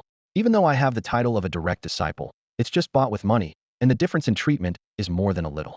After accepting the sect mission, another game prompt appeared, indicating that Lin Yi needed to arrive at the city lord's mansion in Tianyuan City to register for the ranking competition by noon. At that moment, Qingyu, dressed in white, walked over with a gentle smile. Junior brother Huang Yuan, although master won't let me participate in the competition, I can accompany you there. Just as Lin Yi was about to respond, two players entered the Xingyu sect from outside. They looked around the hall, and upon seeing the three of them, one of them walked straight up to Qingyu with a grin. Hey there, we're looking to join the Xingyu sect. Where can we get the entrance assessment task? In the Great Emperor's shrouded world, when players and NPCs converse using modern terms, NPCs can usually understand, with only special terms being automatically ignored. Moreover, there is a clear distinction between NPCs and players, easily identifiable by their clothing styles. Both parties can typically recognize each other's identities at a glance. Hearing someone wanted to join the Xingyu sect, Qingyu's lips curled into a smile as she pointed towards Master Duan Da. The sect leader is over there. You can go to him to receive the entrance assessment task. Her smile was like a blooming flower, causing the two players to be captivated, determined to join the Xingyu sect. The two approached Master Duan Da, who said expressionlessly, to join our Xingyu sect, you need to complete the entrance assessment. Are you ready? Unlike when Lin Yi joined, there was no direct option to become an outer disciple or direct disciple through in-game purchases. They received only a standard entrance assessment task, indicating that Master Duan Da currently wasn't in need of source crystals. After accepting the entrance assessment task, the two players couldn't resist glancing at senior sister Qingyu again. Lin Yi and Qingyu bid farewell to Master Duan Da and quickly left the Xingyu sect, heading to the city lord's mansion in Tianyuan City to participate in the sect ranking competition. At the entrance of the mansion, the guards conducted a routine inquiry and then allowed them to pass. As Lin Yi stepped into the courtyard, he looked around and noticed that apart from himself, everyone else was NPCs. He hurriedly approached the NPC in charge of registration and signed up as a direct disciple of the Xingyu sect. Just after he registered, another player entered the mansion. It was the second-ranked demon lord on the leaderboard. Their eyes met, and the demon lord paused slightly before also registering. Before long, the competition began. The rules were simple: draw lots to choose opponents, and life or death was not considered. 68 sects from across the city participated, with over 80 people present, since some were companions and some sects sent multiple participants. The competition was a series of unknown duels, with the winners advancing. Lin Yi drew a later number, so it wasn't his turn yet. He and Qingyu stood below the stage. watching intently as the fierce duels unfolded. The first match began instantly. A contestant wielding a long sword clashed quickly with an opponent brandishing a meteor hammer. After just a few moves, the swordsman was hit in the chest by the hammer and spat out blood. The opponent showed no mercy, delivering a heavy blow that knocked him off the stage. An NPC hurried over and fed the defeated contestant a healing pill, but he remained motionless. Guards from the city lord's mansion then carried him away, his fate uncertain. Lin Yi felt a chill run through him, silently grateful for heeding Master Duanda's advice not to let Qing Yu compete. This brutal competition could easily result in serious injury or even death. The matches continued, with injuries mounting and even some fatalities. The NPC world was filled with harshness, where lives were as insignificant as grass. Lin Yi couldn't help but think that if these NPCs descended into the real world, it would surely lead to rivers of blood. After watching several rounds, Lin Yi gained a general understanding of the competition. The lowest cultivation level of the contestants was around the 7th or 8th layer of the Bitter Sea realm, with occasional appearances by experts from the Life Spring realm. He remained vigilant, mentally preparing himself for his forthcoming match. Lin Yi's gaze shifted to the other side, where the Demon Clan sovereign stood, noticing a slight furrow in his brow. Among the NPCs, he was one of the lower ranked in terms of cultivation, currently at the 7th level of the Sea of Bitterness realm. Soon, the referee announced his number. Number 23, Demon Clan Sovereign from Tianma Gate versus number 24, Ban Yu Zhenren from Zhenggu Gate. With the announcement, the Demon Clan Sovereign leaped onto the stage, standing at its center. Opposite him was a young man dressed in a Taoist robe, his long hair flowing. Their eyes met, and an intense battle erupted instantly. Surprisingly, even though he was only at the 7th level of the Sea of Bitterness realm, the Demon Clan Sovereign managed to suppress Ban Yu Zhenren, who was at the 8th level. During the fierce fight, the Demon Clan Sovereign's inner armor was slashed open with several deep cuts, but he eventually won with difficulty. After stepping down, he immediately took a recovery pill, clearly exhausted. The pace of the matches was swift, with most duels decided in just a few moves or dozens of exchanges. Even when opponents were evenly matched, the battle rarely exceeded 100 moves before both sides were nearly out of energy. Lin Yi watched the matches with a relaxed mood. He noted that among these NPCs, the strongest were only at the 3rd or 4th level of the Life Spring realm. Even senior sister Qing Yu's cultivation was considered relatively high among them. If she were to compete, she likely wouldn't face much danger. Soon, it was Lin Yi's turn to take the stage. By this time, he had reached the 2nd level of the Divine Bridge realm, capable of overwhelming everyone simply with his cultivation. Moreover, he possessed the ancient sacred body, with energy reserves so immense that he could challenge higher levels. Junior brother Huang Yuan, good luck. Senior sister Qing Yu cheered him on before he went up. Lin Yi leaped onto the stage, taking just one glance at his opponent before striking like lightning. The referee had barely said begin when the match was already over. A swift and decisive one-move victory. On the high platform, the city lord of Tianyuan City and the NPCs watched intently. Lin Yi's performance left them astounded, drawing curious glances. Which family's disciple is this? So young and already at the Divine Bridge realm, someone exclaimed. City lord, according to the registration data, this person is named Huang Yuan and is a disciple of the Xingyu sect, someone beside him replied. Ah, a disciple of that senior? No wonder, the city lord realized. When Lin Yi first took the stage, his sect had been announced, but the city lord had been conversing with a beautiful woman beside him and hadn't paid attention. Lin Yi's performance caused a stir throughout the venue. Many NPC disciples began to discuss excitedly, recognizing Lin Yi's opponent as a skilled fighter at the 9th level of the Sea of Bitterness realm, yet unable to withstand even a single move. Speculation about Lin Yi's true cultivation level spread rapidly, with exclamations of awe echoing throughout the crowd. Lin Yi's strength astonished everyone present. The participating NPCs were abuzz with discussions, speculating that he had reached at least the 5th level of the Life Spring realm, possibly even the 7th or 8th. Many had already given up on vying for top ranks, deciding to concede if they faced Lin Yi. The Demon Clan Sovereign also took notice of Lin Yi. Although Lin Yi's ID was not displayed, the Sovereign soon realized that this player was none other than Huang Yuan, the top of the realm rankings. He gazed at Lin Yi for a long time, then lowered his head, deep in thought. Qing Yu excitedly ran to Lin Yi's side and whispered in delight, "Junior brother Huang Yuan, you're amazing." As the competition moved into the 2nd round, the pace quickened.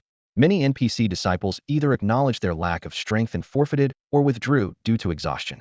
When the Demon Clan Sovereign took the stage, he conceded after just a few exchanges with his opponent. When it was Lin Yi's turn, his opponent announced his forfeit even before Lin Yi stepped onto the stage. By the start of the 3rd round, only NPC disciples from 17 sects remained, all at least at the Life Spring realm. Lin Yi's opponent this time chose not to forfeit, but the outcome was still inevitable. Lin Yi, at the second level of the Divine Bridge realm, defeated his Life Spring realm third-level opponent with a single move, with the opponent barely escaping severe injury thanks to a protective artifact. Lin Yi's demonstrated prowess left other contestants in awe. In the subsequent rounds, his opponents continued to forfeit, allowing him to easily secure the first place in the sect ranking competition of Tianyuan City. Qing Yu jubilantly exclaimed, "Wow, junior brother, you're so strong. You've won first place for our Xingyu sect." After the competition, the city lord of Tianyuan City awarded tokens to the survivors according to their rankings. The token Lin Yi received was engraved with the character 1, symbolizing his first place status. By handing this token to Master Duanda, Lin Yi would complete his sect mission. Lin Yi and Qing Yu returned to Xingyu sect together. To Lin Yi's surprise, Master Duanda was unexpectedly generous this time, giving him a huge surprise. In the world of the Emperor's Shadow, the rewards for sect missions are not set in stone. Some missions have clearly defined rewards beforehand, while others are determined by the NPC who issued the mission based on the completion level. However, one thing is certain. The higher the difficulty of the mission and the better the completion, the more generous the reward. It's almost unheard of to complete a high-difficulty mission and receive a trivial reward. Tianyuan City is not the only place where sect ranking competitions are held. Other cities conduct similar contests around the same time. However, these competitions are mostly attended by NPC disciples within the sect. With few players participating, so many players are unaware of this grand event.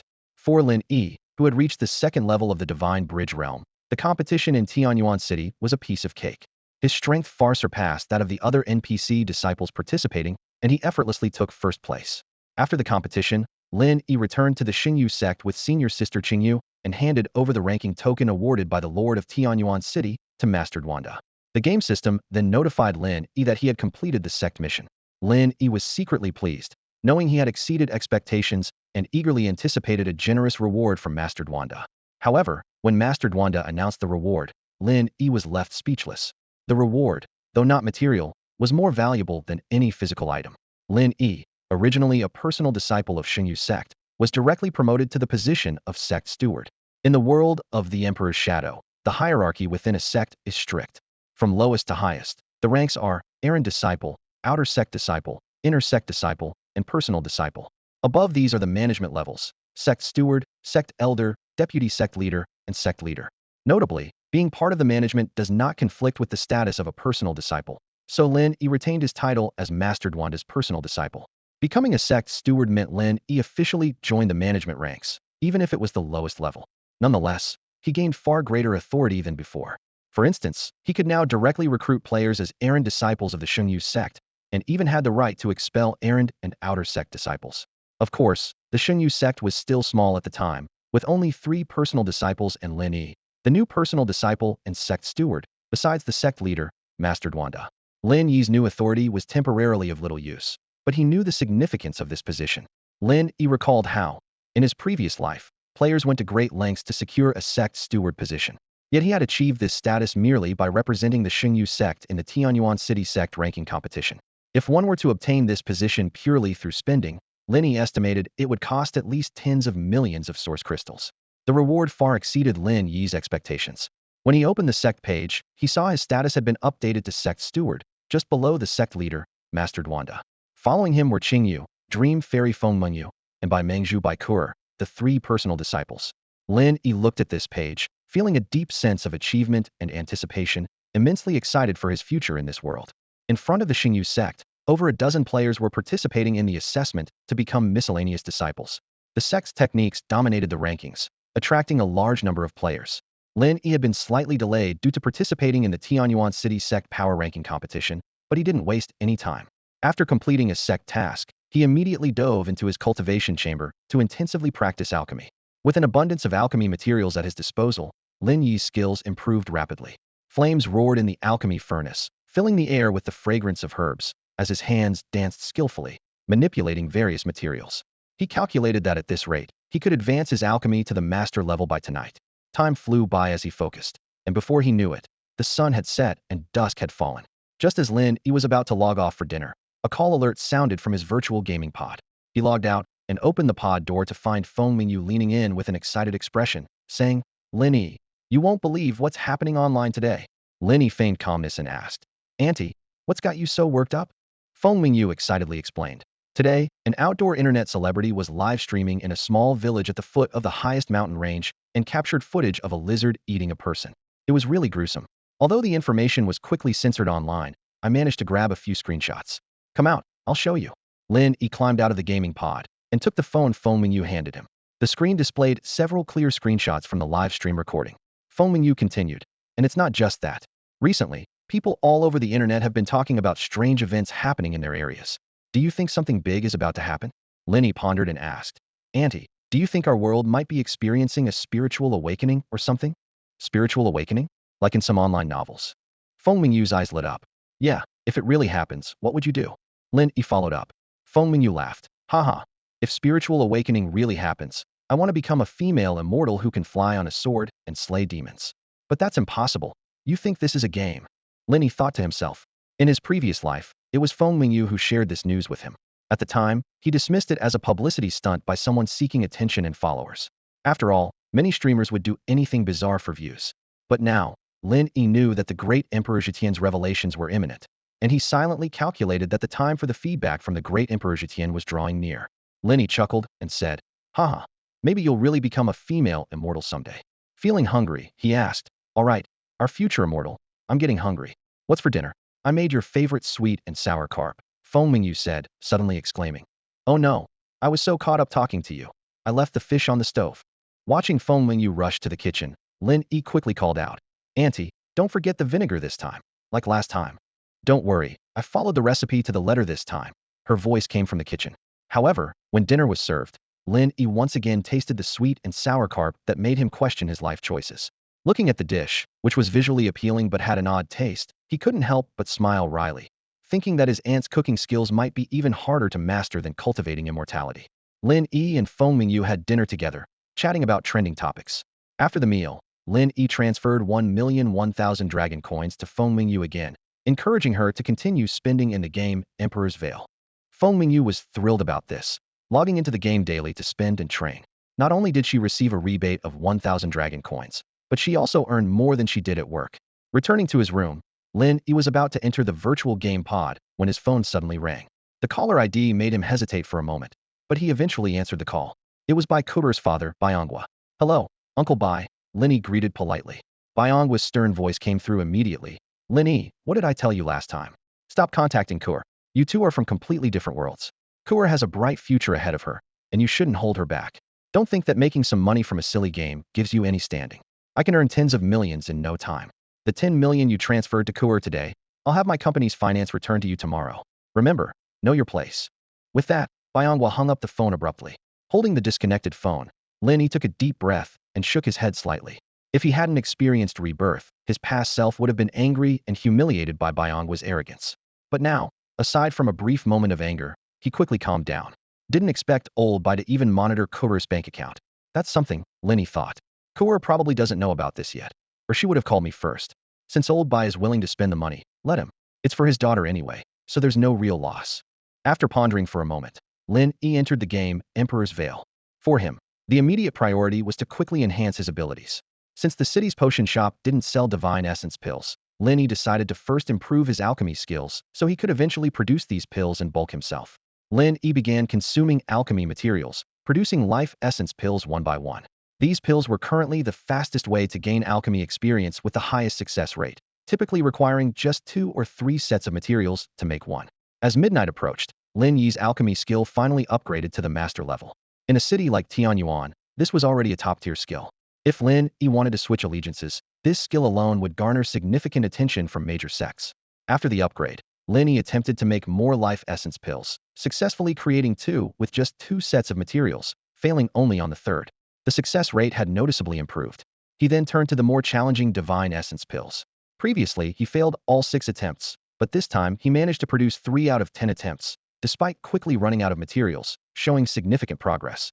Just then, midnight struck, and the rewards from various leaderboards were delivered to Lin Yi's inventory. The random item rewards this time delighted Lin Yi, lifting his spirits. In the game Emperor's Veil, the competition for the top 6 leaderboards is fierce. Lin Yi, with an investment of over 2 billion, leads the rankings in realms, mounts, physique, spirit beasts, weapons, and techniques, firmly holding the #1 spot. The daily updated leaderboards not only offer generous rewards, But the top position in the first 5 days also grants additional random items, often rare treasures surpassing the current game progress.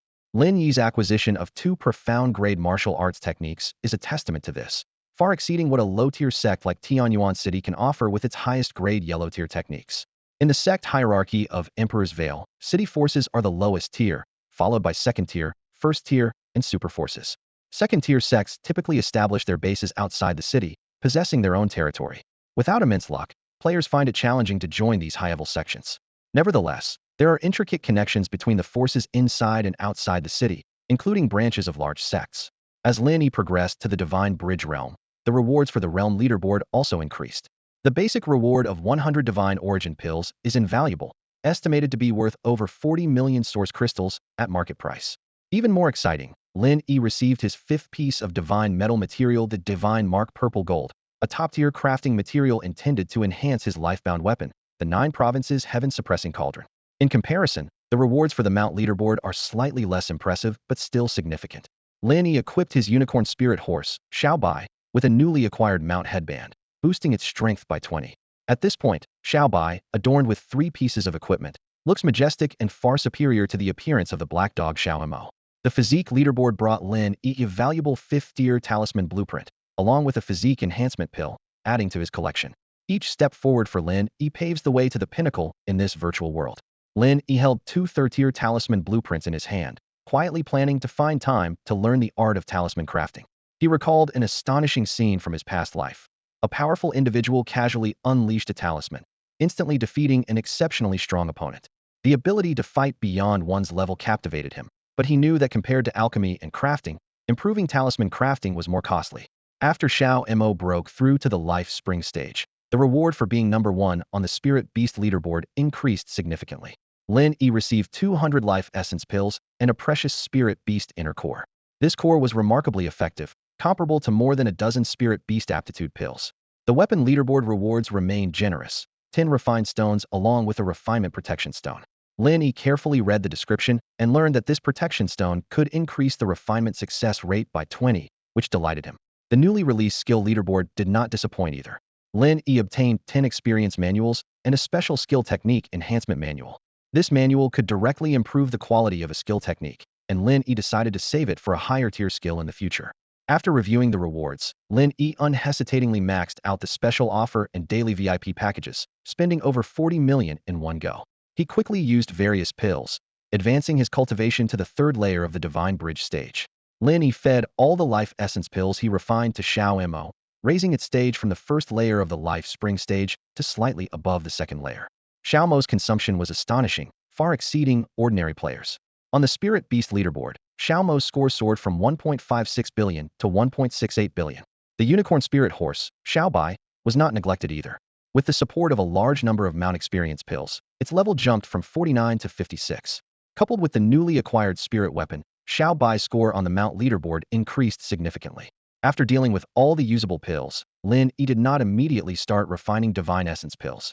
Instead, he took out the 5th piece of Divine Gold, the Divine Mark Purple Gold, and began to focus on integrating it into his body, preparing for his next breakthrough. After breaking through to the Divine Bridge realm, Lin Yi's internal energy became even more robust due to his ancient sacred body. He focused intently, slowly integrating the Divine Marked Purple Gold into the 9 Provinces Heaven-Suppressing Cauldron without relying on any restorative pills. As the last trace of Divine Metal melted away, the rating of his life-bound weapon soared to 205 million, leading the weapon rankings by a significant margin. Just as Lin Yi completed the fusion, the clock struck 1 a.m., and a system notification popped up indicating the release of new features. He was well aware that this marked the readiness of most new features. Although there would still be occasional updates, they wouldn't be as frequent as before. His gaze settled on the newly opened competitive leaderboard, and he carefully read the rules. It opens daily at 10 a.m., runs for 12 hours, closes at 10 p.m., and rewards are settled at midnight.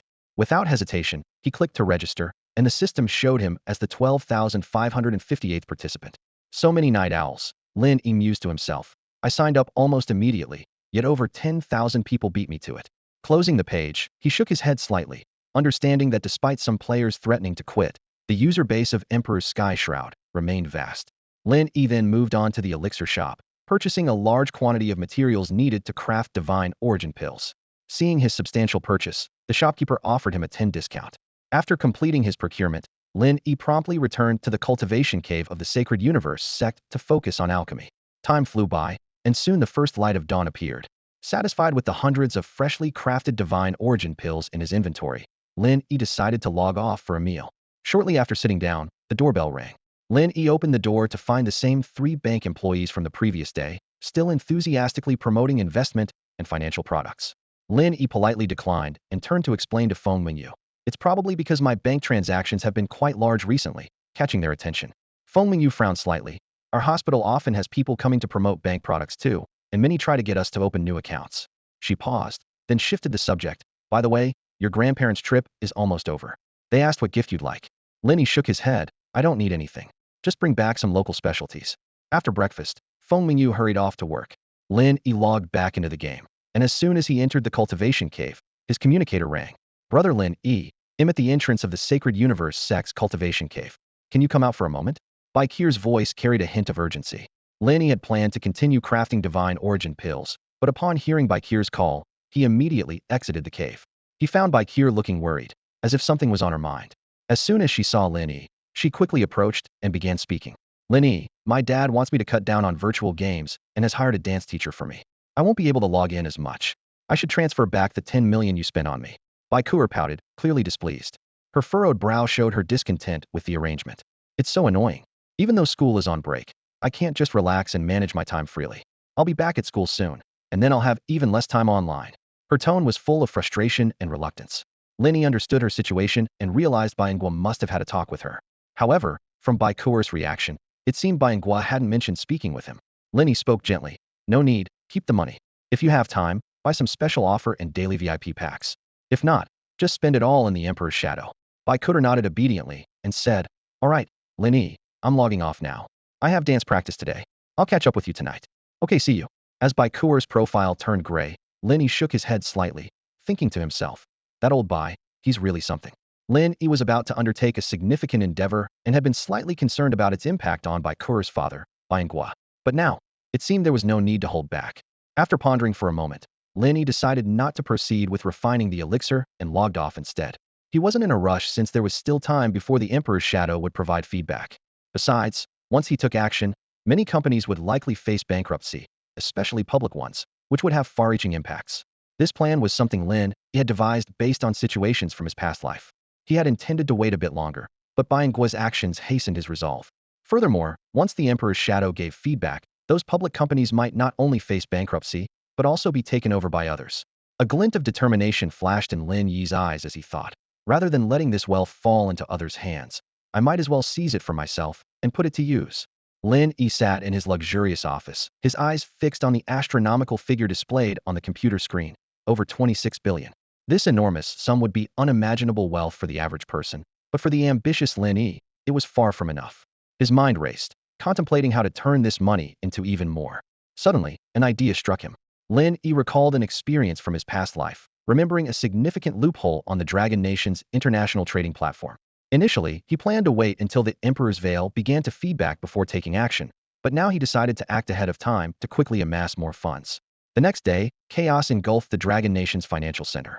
Numerous stocks on the growth enterprise market collectively hit their limit down, leading to a massive market crash.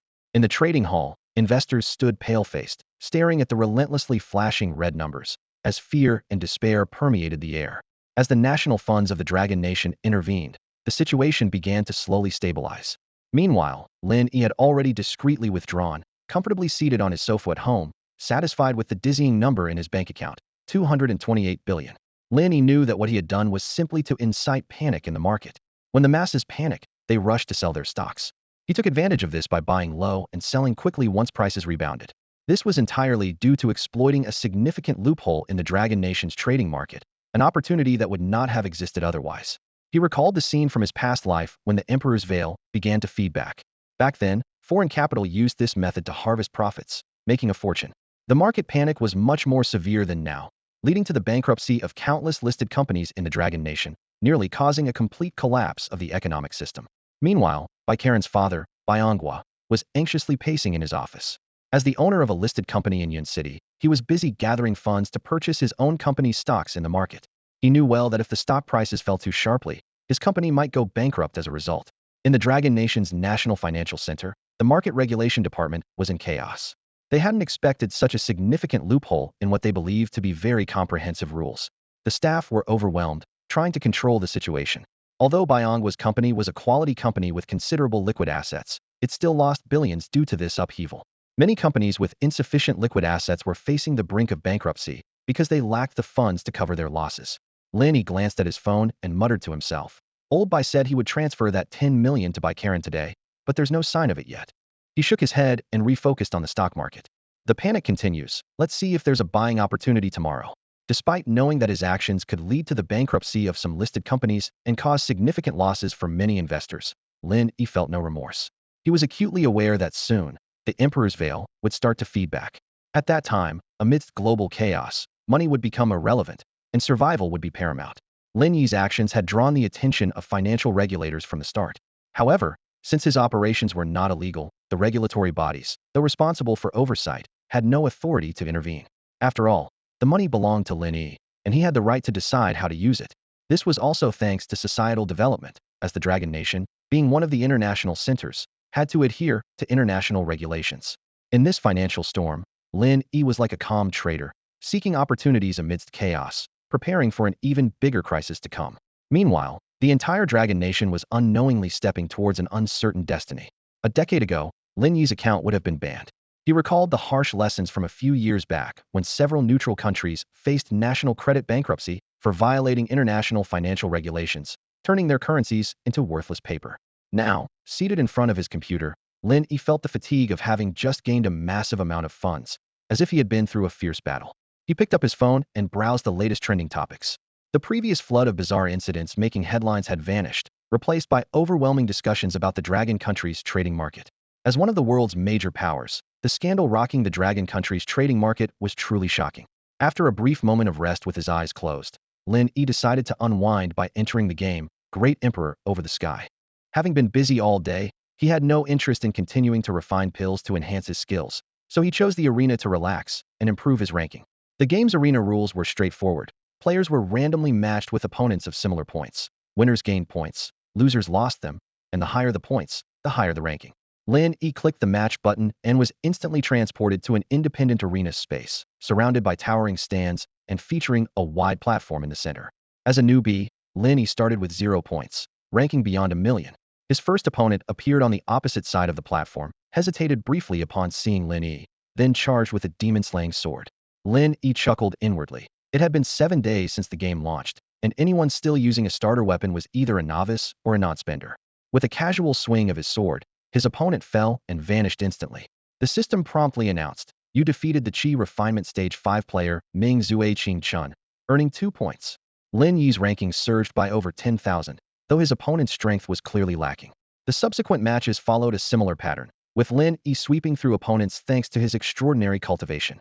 Each round was a swift victory, and his ranking rocketed upwards. After a dozen rounds, he was within the top 10,000, another dozen, and he broke into the top 1,000. As his ranking rose, the matching time gradually increased. After 6 more consecutive wins, Lin Yi finally broke into the top 100, landing at the 99th position. At this point, the arena rules changed. Lin Yi could directly challenge other players in the top 100, who could choose to accept or decline. If declined, the system would generate a mirror image with equivalent strength for Lin Yi to challenge, and defeating it would also count as a victory.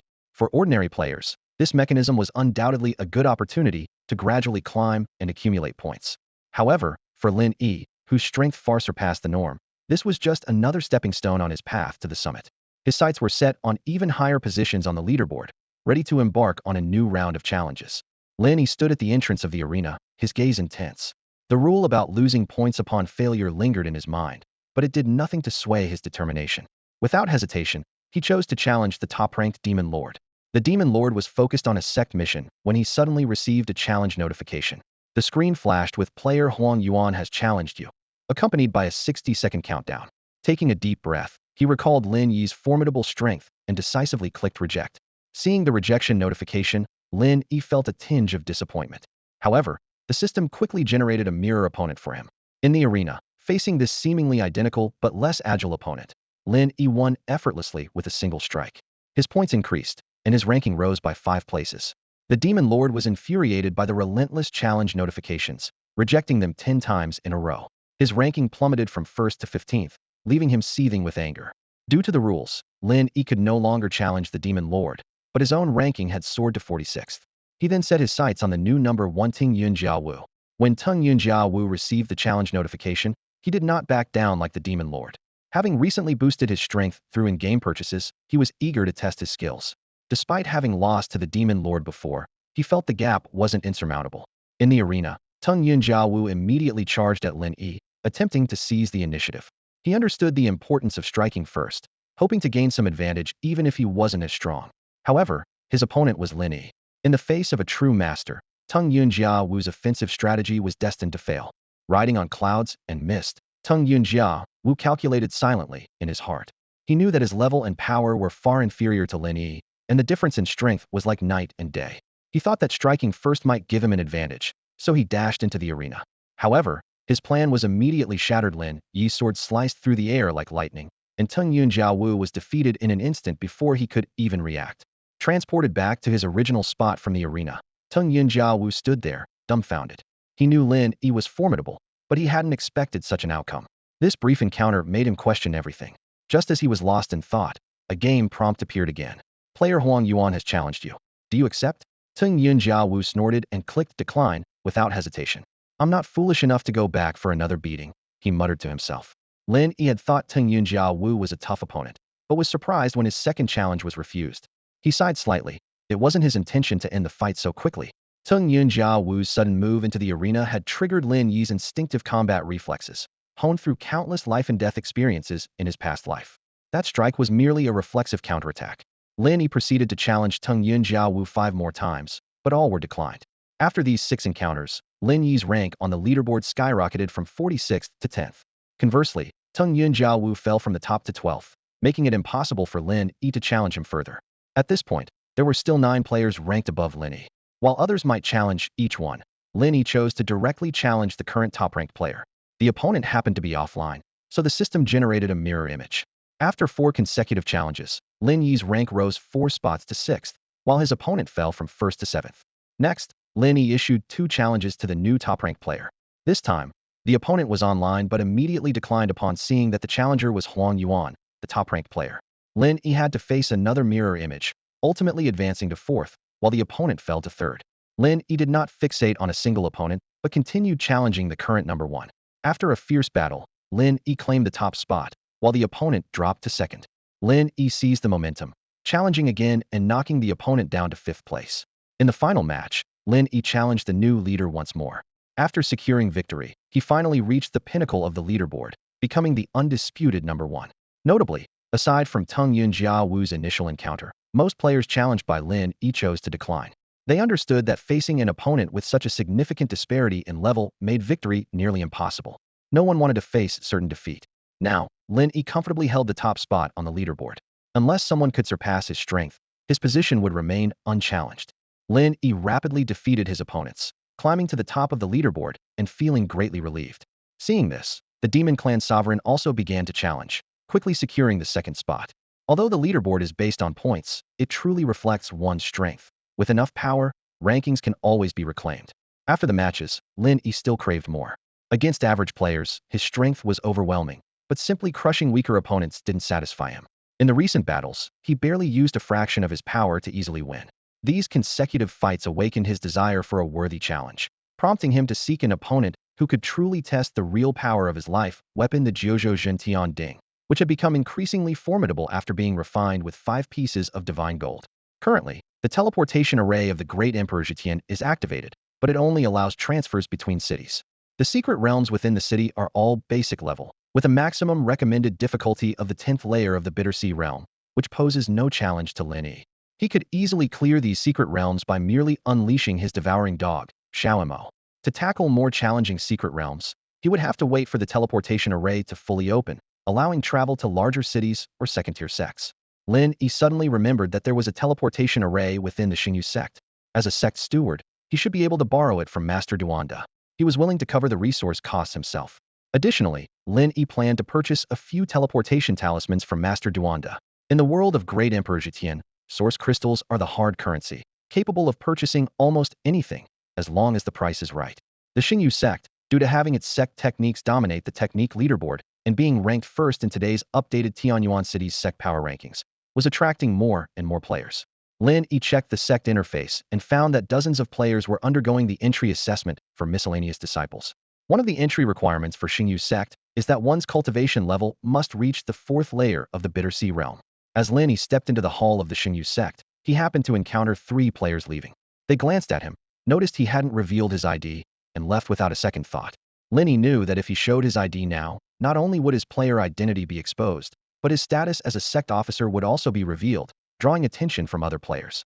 Inside the hall, Master Duanda, with a rosy complexion, sat at the head. Lin Yi went straight to the point, saying, "Master, I would like to use your teleportation array to go out for training." Unlike before when he addressed him as a personal disciple, Lin Yi was now an officer of the sect, and his form of address had changed accordingly. Master Duanda was slightly surprised and explained, "My teleportation array isn't ordinary. It only leads to preset destinations." Lin Yi asked further, "Master, now that I am at the Divine Bridge realm, is there a suitable place for someone of my strength?" Master Duanda pondered for a moment and replied, "There is a place that might be suitable, but it's quite dangerous. Since you others can resurrect, you could give it a try." In this world of the great emperor shrouding the heavens, NPCs referred to players as others and were aware of their ability to resurrect. Lin Yi felt a twinge of unease but remained confident that with his current strength, he could handle any danger short of those beyond his realm. He then asked, "Master, do you still have those teleportation talismans you gave me before? I'd like to buy a few." Master Duanda's eyes brightened. "Good eye, those are one of my prized possessions. Since you secured the first place for Tianyuan City for our sect, I can sell you two. However, they are difficult to make and the materials are costly, so the price." Lin Yi knew Duanda was about to charge a high price, but the teleportation talismans were indeed useful. As long as the price wasn't outrageous, he could accept it. He also resolved to learn the art of talisman making in the future to craft his own. "How much for one talisman?" Lin Yi asked. Master Duanda quoted, "The material cost alone is 100,000 source crystals, plus labor, 150,000 source crystals is reasonable, right?" Lin Yi calculated in his mind. Though a bit steep, it was acceptable. He had just earned over 2.5 billion, with total assets of 2.78 billion, so the 150,000 per talisman was manageable. Without further ado, he purchased 2 for 300,000 source crystals. With a smile, Master Duandar explained, "These teleportation talismans are set to target our Xingyu sect's teleportation array. As long as the distance isn't too far, you can teleport back directly." Lin Yi then asked, "Master, how much does it cost to use the sect's teleportation array once?" He knew nothing in the world was free, so he asked directly. Master Duanda didn't answer immediately. After stroking his beard for a while, he said, "The teleportation array can be used for free, given your status as an officer of our Xingyu sect. However, the place you're going to is called the Demon Emperor's Tomb, and I want you to help explore the outer regions." As soon as he finished speaking, Lin Yi received a game prompt. Sect mission, assist Master Duanda in exploring the outer regions of the Demon Emperor's Tomb. Do you accept? Lin Yi didn't accept immediately, but looked at Master Duanda. "Master, if I refuse, can I still use the teleportation array?" "Of course not," Master Duanda replied decisively. "Each activation of the teleportation array consumes a substantial amount of source crystals and materials. It can't be used lightly." After a brief consideration, Lin Yi chose to accept Master Duanda's sect mission. With teleportation talismans at hand, he could return at any time. Moreover, he was quite intrigued by the Demon Emperor's Tomb. The name, Demon Emperor's Tomb, was not unfamiliar to Lin Yi in his previous life. According to legend, it was closely linked to a great demon emperor and served as his ceremonial burial site. Originally hidden underground, the tomb suddenly emerged for unknown reasons, causing a sensation in the cultivation world. Lin Yi recalled the information he knew from his past life. When he learned of this occurrence, the Demon Emperor's Tomb was already tightly sealed off by a powerful sect called Lingshu Cave Heaven. Only disciples of Lingshu Cave Heaven and a few chosen individuals from sacred lands were allowed entry, unless special permission was granted. Anyone attempting to enter without authorization would be deemed an enemy of Lingshu Cave Heaven and face catastrophic consequences. Despite knowing the tomb held immense opportunities, Lin Yi in his previous life did not dare to explore it. With his strength at the time, being seen as an enemy by such a formidable entity as Lingshu Cave Heaven would have been suicidal.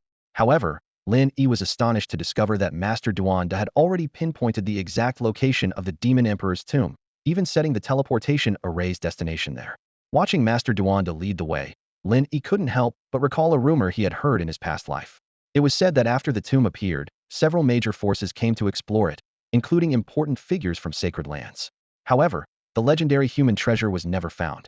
Some speculated it had been claimed by someone who got there first. Of course, this was mere hearsay, and its truth was uncertain. It was also possible that someone had indeed acquired the treasure and spread false information to avoid attracting unwanted attention.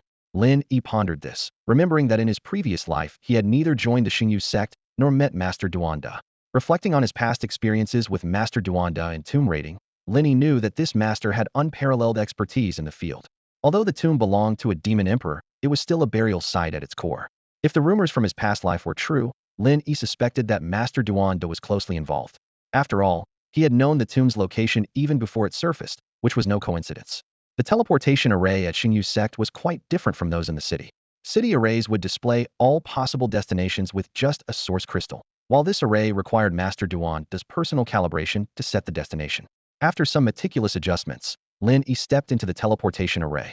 As the dizziness from teleportation faded, Lin Yi found himself on the outskirts of the Demon Emperor's tomb. Before him lay a desolate wilderness, overgrown with weeds and ancient trees towering above. This area was known as the Eastern Wilderness, part of the vast expanse under the dominion of the Great Emperor. Although Lin Yi had explored many secret realms and forbidden lands in his past life, he couldn't gauge the exact distance from Tianyuan City to this place. Cautiously surveying his surroundings, Lin Yi knew that rare herbs often thrived in such remote locations. Indeed, after a quick scan, he spotted an extraordinary herb nearby. Lin Yi was aware that his upcoming journey of exploration would be fraught with both danger and opportunities. Lin Yi, a cultivator with master-level alchemy skills, immediately recognized the true nature of the herb before him.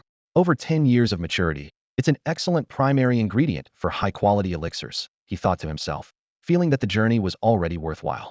The task given to him by the Taoist master Duanda was simple: explore the outskirts of the Demon Emperor's tomb and report back his findings. Lin Yi knew that the master would reward him based on the information he provided.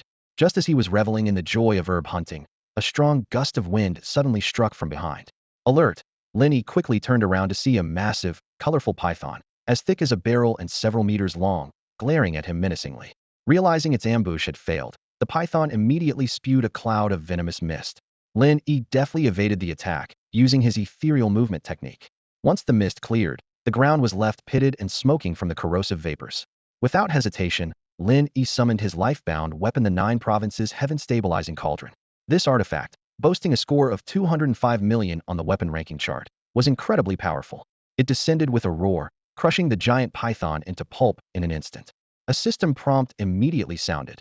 You have slain a 9th-level Fountain of Life realm beast, the venomous dragon python, gaining 200 cultivation points. A chill ran through Lin Yi as he realized the dangers of the Demon Emperor's tomb were far greater than anticipated. He pondered the intentions of Taoist Master Duanda, questioning why he had been sent to explore this perilous place. Carefully collecting his spoils, Lin Yi extracted the python's gallbladder, recognizing it as a valuable alchemical ingredient. He stored the python's carcass in his bag, planning to sell it to a beast acquisition shop in the city later. As Lin Yi was about to continue his journey, a sharp bird cry pierced the sky, like the clash of metal, causing his eardrums to ache. Looking up, he saw a golden, lightning-like figure diving towards a mountain peak.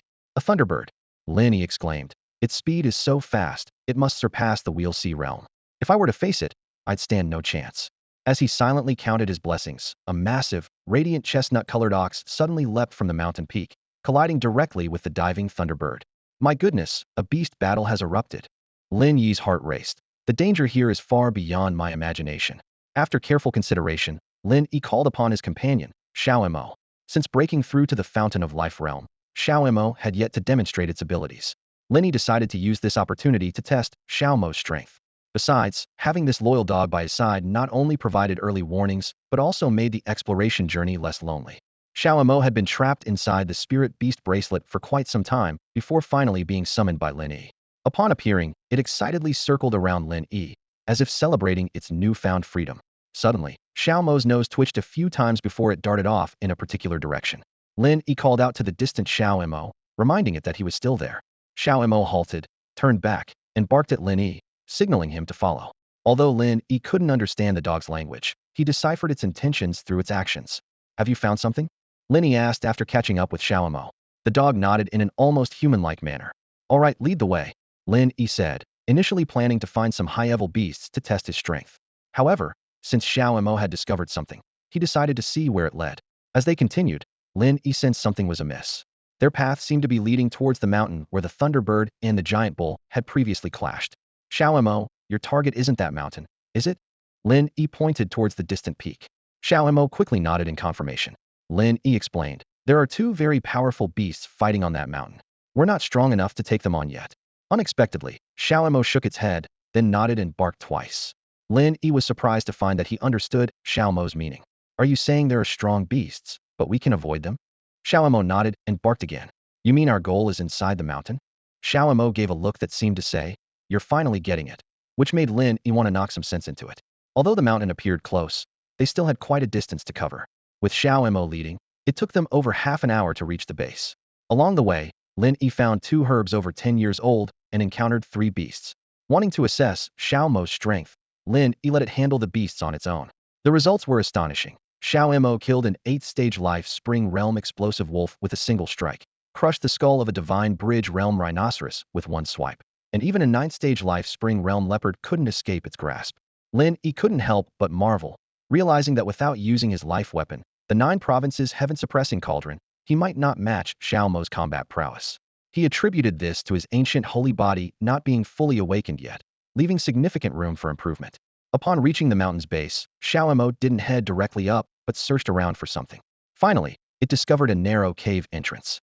Lin Yi looked at Xiao Mo seriously and asked, are you sure? Xiao Mo responded with a firm, woof, woof, woof. Lin Yi arrived at Master Duanda's place to use the teleportation array to find powerful monsters. Since entering the game Emperor's Shadow, he had been yearning for an exhilarating battle. Although he had previously crushed players from the Anti-Emperor's Shadow Alliance, it was merely a one-sided victory and did not satisfy his desire for combat. Only during his time in Tianyuan City, when he challenged a Fountain Realm boss while still in the Bittersea Realm, did he feel truly invigorated. The tomb of the Demon Emperor intrigued Lin Yi, especially the legendary treasures of the human race. However, he did not have high hopes of obtaining these treasures. Lin Yi knew that although he was invincible among players, there was still a gap compared to NPCs. Guided by Xiao Mo, the devouring heaven dog, Lin Yi navigated through the mountains where thunderbirds and giant bulls were fighting. Eventually, they arrived at a weed-covered mountain base. Xiao Mo sniffed around and finally stopped at the entrance of a hole as wide as a barrel, barking excitedly at Lin Yi. To his surprise, Lin Yi found he could understand Xiao Mo, as if it were a special ability granted after their bond. Xiao Mo indicated that they should enter the cave. Lin Yi hesitated for a moment, then asked Xiao Mo how it discovered the hole. Xiao Mo explained that it smelled the scent of its kin and the treasure. Taking a deep breath, Lin Yi decided to investigate. The entrance was less orderly than a thief's tunnel, but more spacious. He entered with a torch in hand, Xiao Mo following closely behind. As they moved deeper, the cave gradually widened. About 10 minutes later, Lin Yi felt a rhythmic vibration accompanied by a sense of unease, as if a great danger lurked ahead. He paused and asked Xiao Mo how it felt. Xiao Mo responded softly, nodding cautiously, as if afraid of disturbing something. If the game Emperor's Shadow had begun its feedback mechanism, Lin Yi would have retreated in the face of danger. However, the game had not reached that stage, giving him the courage to continue exploring. Even death would only mean a minor setback in cultivation for Lin Yi. Although advancing from the first to the second level of the Divine Bridge realm had consumed a large amount of Divine Essence pills, he could still reluctantly accept his demise if it came to that. After weighing the pros and cons, Lin Yi decided to take the risk and venture deeper. After all, the most dangerous places often held the greatest opportunities and treasures. As he advanced, a peculiar vibration grew stronger. It wasn't a tremor of the ground, but rather a pounding on the heart, like an invisible giant hammer relentlessly striking. Lin Yi was grateful for his ancient holy body, which endowed him with extraordinary resilience. He reckoned that an ordinary cultivator's heart would have already burst under such pressure. What is the source of this vibration? Could it be the legendary human treasure? Lin Yi pondered, adrenaline coursing through his veins, filling him with excitement. Xiao Mo, let me know if you can't handle it. Lin Yi turned to caution, only to realize he had underestimated Xiao Mo's endurance. While his own heart was nearing its limit, Xiao Mo remained unfazed. Just as Lin Yi's heart was on the brink of bursting, a light appeared ahead. Braving the discomfort, they crawled towards the light source and finally reached the end of the cave. Before them lay a massive hollowed-out mountain, with walls embedded with various luminous materials that illuminated the entire space. We've struck gold. Lin Yi was overjoyed, instantly recognizing several high-grade crafting materials recorded in the 7-star secret tome. However, he did not rush to act. His past life experiences taught him that such places often concealed great dangers. Moreover, These crafting materials were not his primary target. Lin Yi lay at the cave's entrance, carefully surveying the entire mountain space. In addition to the luminous materials on the walls, there was a small lava lake at the center of the mountain. In the middle of the lake stood a large coffin made of five-colored metal, rising and falling with the lava's flow. The rhythmic vibrations seemed to emanate from this coffin. Could this be the tomb of the demon emperor? Lin Yi was deeply enticed by the five-colored metal coffin and immediately used the hidden emperor technique he had learned from the real man Duanda to observe. Instantly, the myriad of colorful restrictions in the space became visible. Even the underground was filled with them. To test the waters, Lin Yi retrieved the previously damaged 5th-grade Mortal White Mist Demon Sword from his backpack, a sword he had acquired in the Withered Sea Secret Realm. He gently tossed it out. As soon as the sword touched a restriction, it was instantly reduced to ashes, leaving no trace behind. Lin Yi stood before the area filled with numerous restrictions, his brow furrowed in concentration. His gaze swept across the space before him, aware that every inch was laden with lethal danger. The scene of the ordinary grade White Mist Demon's sword shattering in an instant replayed in his mind, and what concerned him even more was the hidden restriction that flickered when the sword broke. The level of the Tsangdi manual isn't enough, Lin Yi thought to himself, realizing his observational skills weren't yet sharp enough to detect all the powerful restrictions. Taking a deep breath, he decided to attempt the restriction-breaking technique from the Tsangdi manual. His fingers moved swiftly, forming a mystical seal aimed at the nearest restriction. This was a technique he had learned from Master Duanda during their tomb raiding escapades, supposed to carve out a safe path. However, as soon as the seal touched the restriction, it was like a drop of water in the ocean, its ripple vanishing almost instantly. The restriction merely flickered slightly, absorbing the energy of the seal entirely. Lin Yi watched intently, calculating his next move. Without breaking these restrictions, he could only advance 2 steps at most, and that was assuming there were no hidden dangers. If there were concealed traps, he might not be able to move at all. The treasure is right there, but I can't reach it. It's maddening, Lin Yi muttered to himself, pondering his options. Should he call for Master Duanda's help? No. If he did that, he'd only get the scraps. Xiao Mo, Lin Yi turned to the heaven-swallowing dog beside him. Can you find a safe path? This was his last hope, as Xiao Mo had led him here in the first place. Unfortunately, Xiao Mo just peeked ahead, then shook its head, unable to help. Lin Yi took a deep breath, a bold idea forming in his mind. This is a rare opportunity, he resolved internally. I can revive now. It would be a waste not to try. Once the Great Emperor begins to cover the sky and I lose the ability to revive, I won't dare to take risks. Recalling those perilous places from his past life, Lin Yi's fighting spirit was ignited. He carefully placed Xiao Mo into his spirit beast bracelet. Although Xiao Mo's death would only result in a slight decrease in its level, the upcoming adventure was one he preferred to face alone. Then, Lin Yi summoned his life weapon, the 9 Provinces Heavenly Cauldron. Under his control, the cauldron expanded rapidly, growing from palm size to a height of a person. This was the largest size Lin Yi could perfectly control at his current level. Any larger, and it might become unstable. Lin Yi didn't rush into action but cautiously maneuvered the 9 Provinces Heavenly Cauldron to touch the outermost restriction. In an instant, the restriction unleashed a fierce energy, but the cauldron merely trembled slightly, standing firm against the deadly strike. There's hope, Lin Yi exclaimed quietly with excitement, quickly withdrawing the 9 Provinces Heavenly Cauldron to prepare for the adventure ahead. Without the 9 Provinces Heaven Stabilizing Cauldron, Lin Yi would have had to retreat and seek the help of Master Duanda to explore the restricted area within the mountain. His skills in breaking restrictions were limited to those in the Hidden Emperor's Sutra, which were far from sufficient to overcome the layers of barriers here. However, the presence of the 9 Provinces Heaven Stabilizing Cauldron gave him a glimmer of hope. Lin Yi recalled his experience of refining divine metal. As a top-tier material for extreme weapon crafting, its hardness was unparalleled. If not for learning the method of crafting a life-bound weapon from the 7-star secret manual, he wouldn't have been able to affect the divine metal at all. Now, the 9 Provinces Heaven Stabilizing Cauldron had already refined 5 pieces of divine metal, a testament to its formidable strength. With a testing mindset, Lin Yi decided to use the cauldron to withstand the restrictions. Seeing the cauldron effortlessly resist the destructive energy of the barriers, he felt a surge of joy, realizing his plan might just work. More importantly, as a life-bound weapon, even if the plan failed, he could retract the cauldron into his body in a life-threatening situation, without fear of losing it. Lin Yi maneuvered the cauldron to land beside him and then entered it. After positioning himself, he drove the cauldron towards the layers of restrictions. Immediately, a cacophony of impacts ensued, causing the cauldron to shake violently. This turbulence didn't last long, as Lin Yi had already breached the barriers and arrived above the 5-colored metal coffin. With excitement, Lin Yi landed on the coffin. The sudden jolt made his heart feel like it was about to leap out of his chest. Suppressing the urge to cough up blood, he used the hidden Emperor Sutra to survey his surroundings. Discovering that the magma lake around the coffin was free of restrictions, his first instinct was to store the entire coffin in his backpack. However, the system indicated that this was a special item and couldn't be stored. This scene reminded Lin Yi of his previous experience with Master Duanda during a tomb raid, where the coffins also couldn't be stored in the backpack. This five-colored metal coffin was clearly made of some special material, and Lin Yi realized it must be a rare treasure, prompting the desire to take it with him. Taking a deep breath, Lin Yi approached the coffin. He was convinced that the long-awaited human treasure was hidden inside. The shaking from within the coffin wasn't constant. Each tremor was followed by a period of calm. The last tremor had just passed, and it was now a moment of tranquility.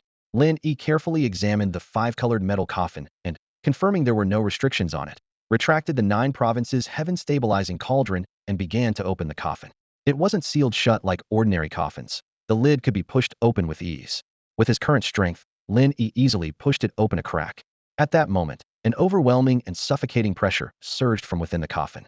Lin Yi instantly felt his legs weaken, almost bringing him to his knees. Realizing the danger, Lin Yi acted decisively, his muscles tensing as he exerted all his strength to push open the heavy coffin lid. Instantly, a tremendous surge of energy crashed over him like a tidal wave, painfully tearing through his body, as if every inch of flesh was being ripped apart. In that critical moment, Lin Yi's hands darted into the coffin with lightning speed, accurately grabbing 2 items and swiftly stowing them in his backpack. As these objects were secured, the terrifying pressure and energy that had filled the air vanished without a trace. However, it was too late. Lin Yi's body had already been shattered by that formidable force. The next moment, Lin Yi found himself reborn in Tianyuan City. He exhaled deeply, a relaxed smile playing on his lips. Saved a teleportation talisman. Although this death had caused his cultivation level to drop from the second to the first layer of the Divine Bridge realm, Lin Yi still considered the adventure worthwhile. Recalling the thrilling scene of opening the coffin, images of the items inside flashed through Lin Yi's mind. A neatly stacked pile of clothes with a blood-red heart lying quietly on top, an exquisitely crafted incense burner beside it, and a collection of seemingly ancient books. In that split second, Lin Yi had only managed to grab 2 items: the blood-red heart and a golden sheet of paper. He had intended to also take the incense burner, instinctively sensing it was a treasure. Unfortunately, it was positioned at the far end of the coffin, too distant to reach in that critical moment. Carefully, Lin Yi retrieved the golden sheet of paper from his backpack. The system's description was surprisingly simple, merely labeling it as a page of golden paper. However, upon closer inspection, he noticed it was densely covered in hundreds of tiny, worm-like twisted characters. Lin Yi frowned, realizing he couldn't recognize a single one. Next, Lin Yi turned his attention to the other item he had acquired: the blood-red heart. He refrained from taking it out, fully aware that the suffocating pressure earlier had emanated from this heart. As long as it remained quietly in his backpack, the game's special barrier would prevent any aura from leaking. Lin Yi shuddered at the thought of what might happen if he carelessly removed the heart. It could potentially turn the entire Tianyuan city into a dead zone in an instant.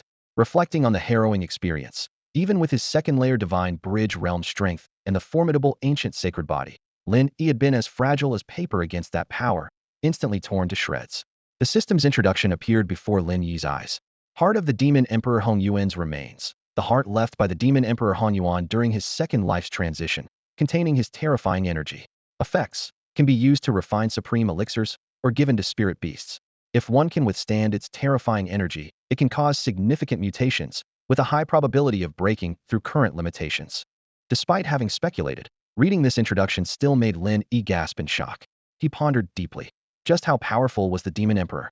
Even a single remaining heart, after countless years, still exuded such a fearsome aura.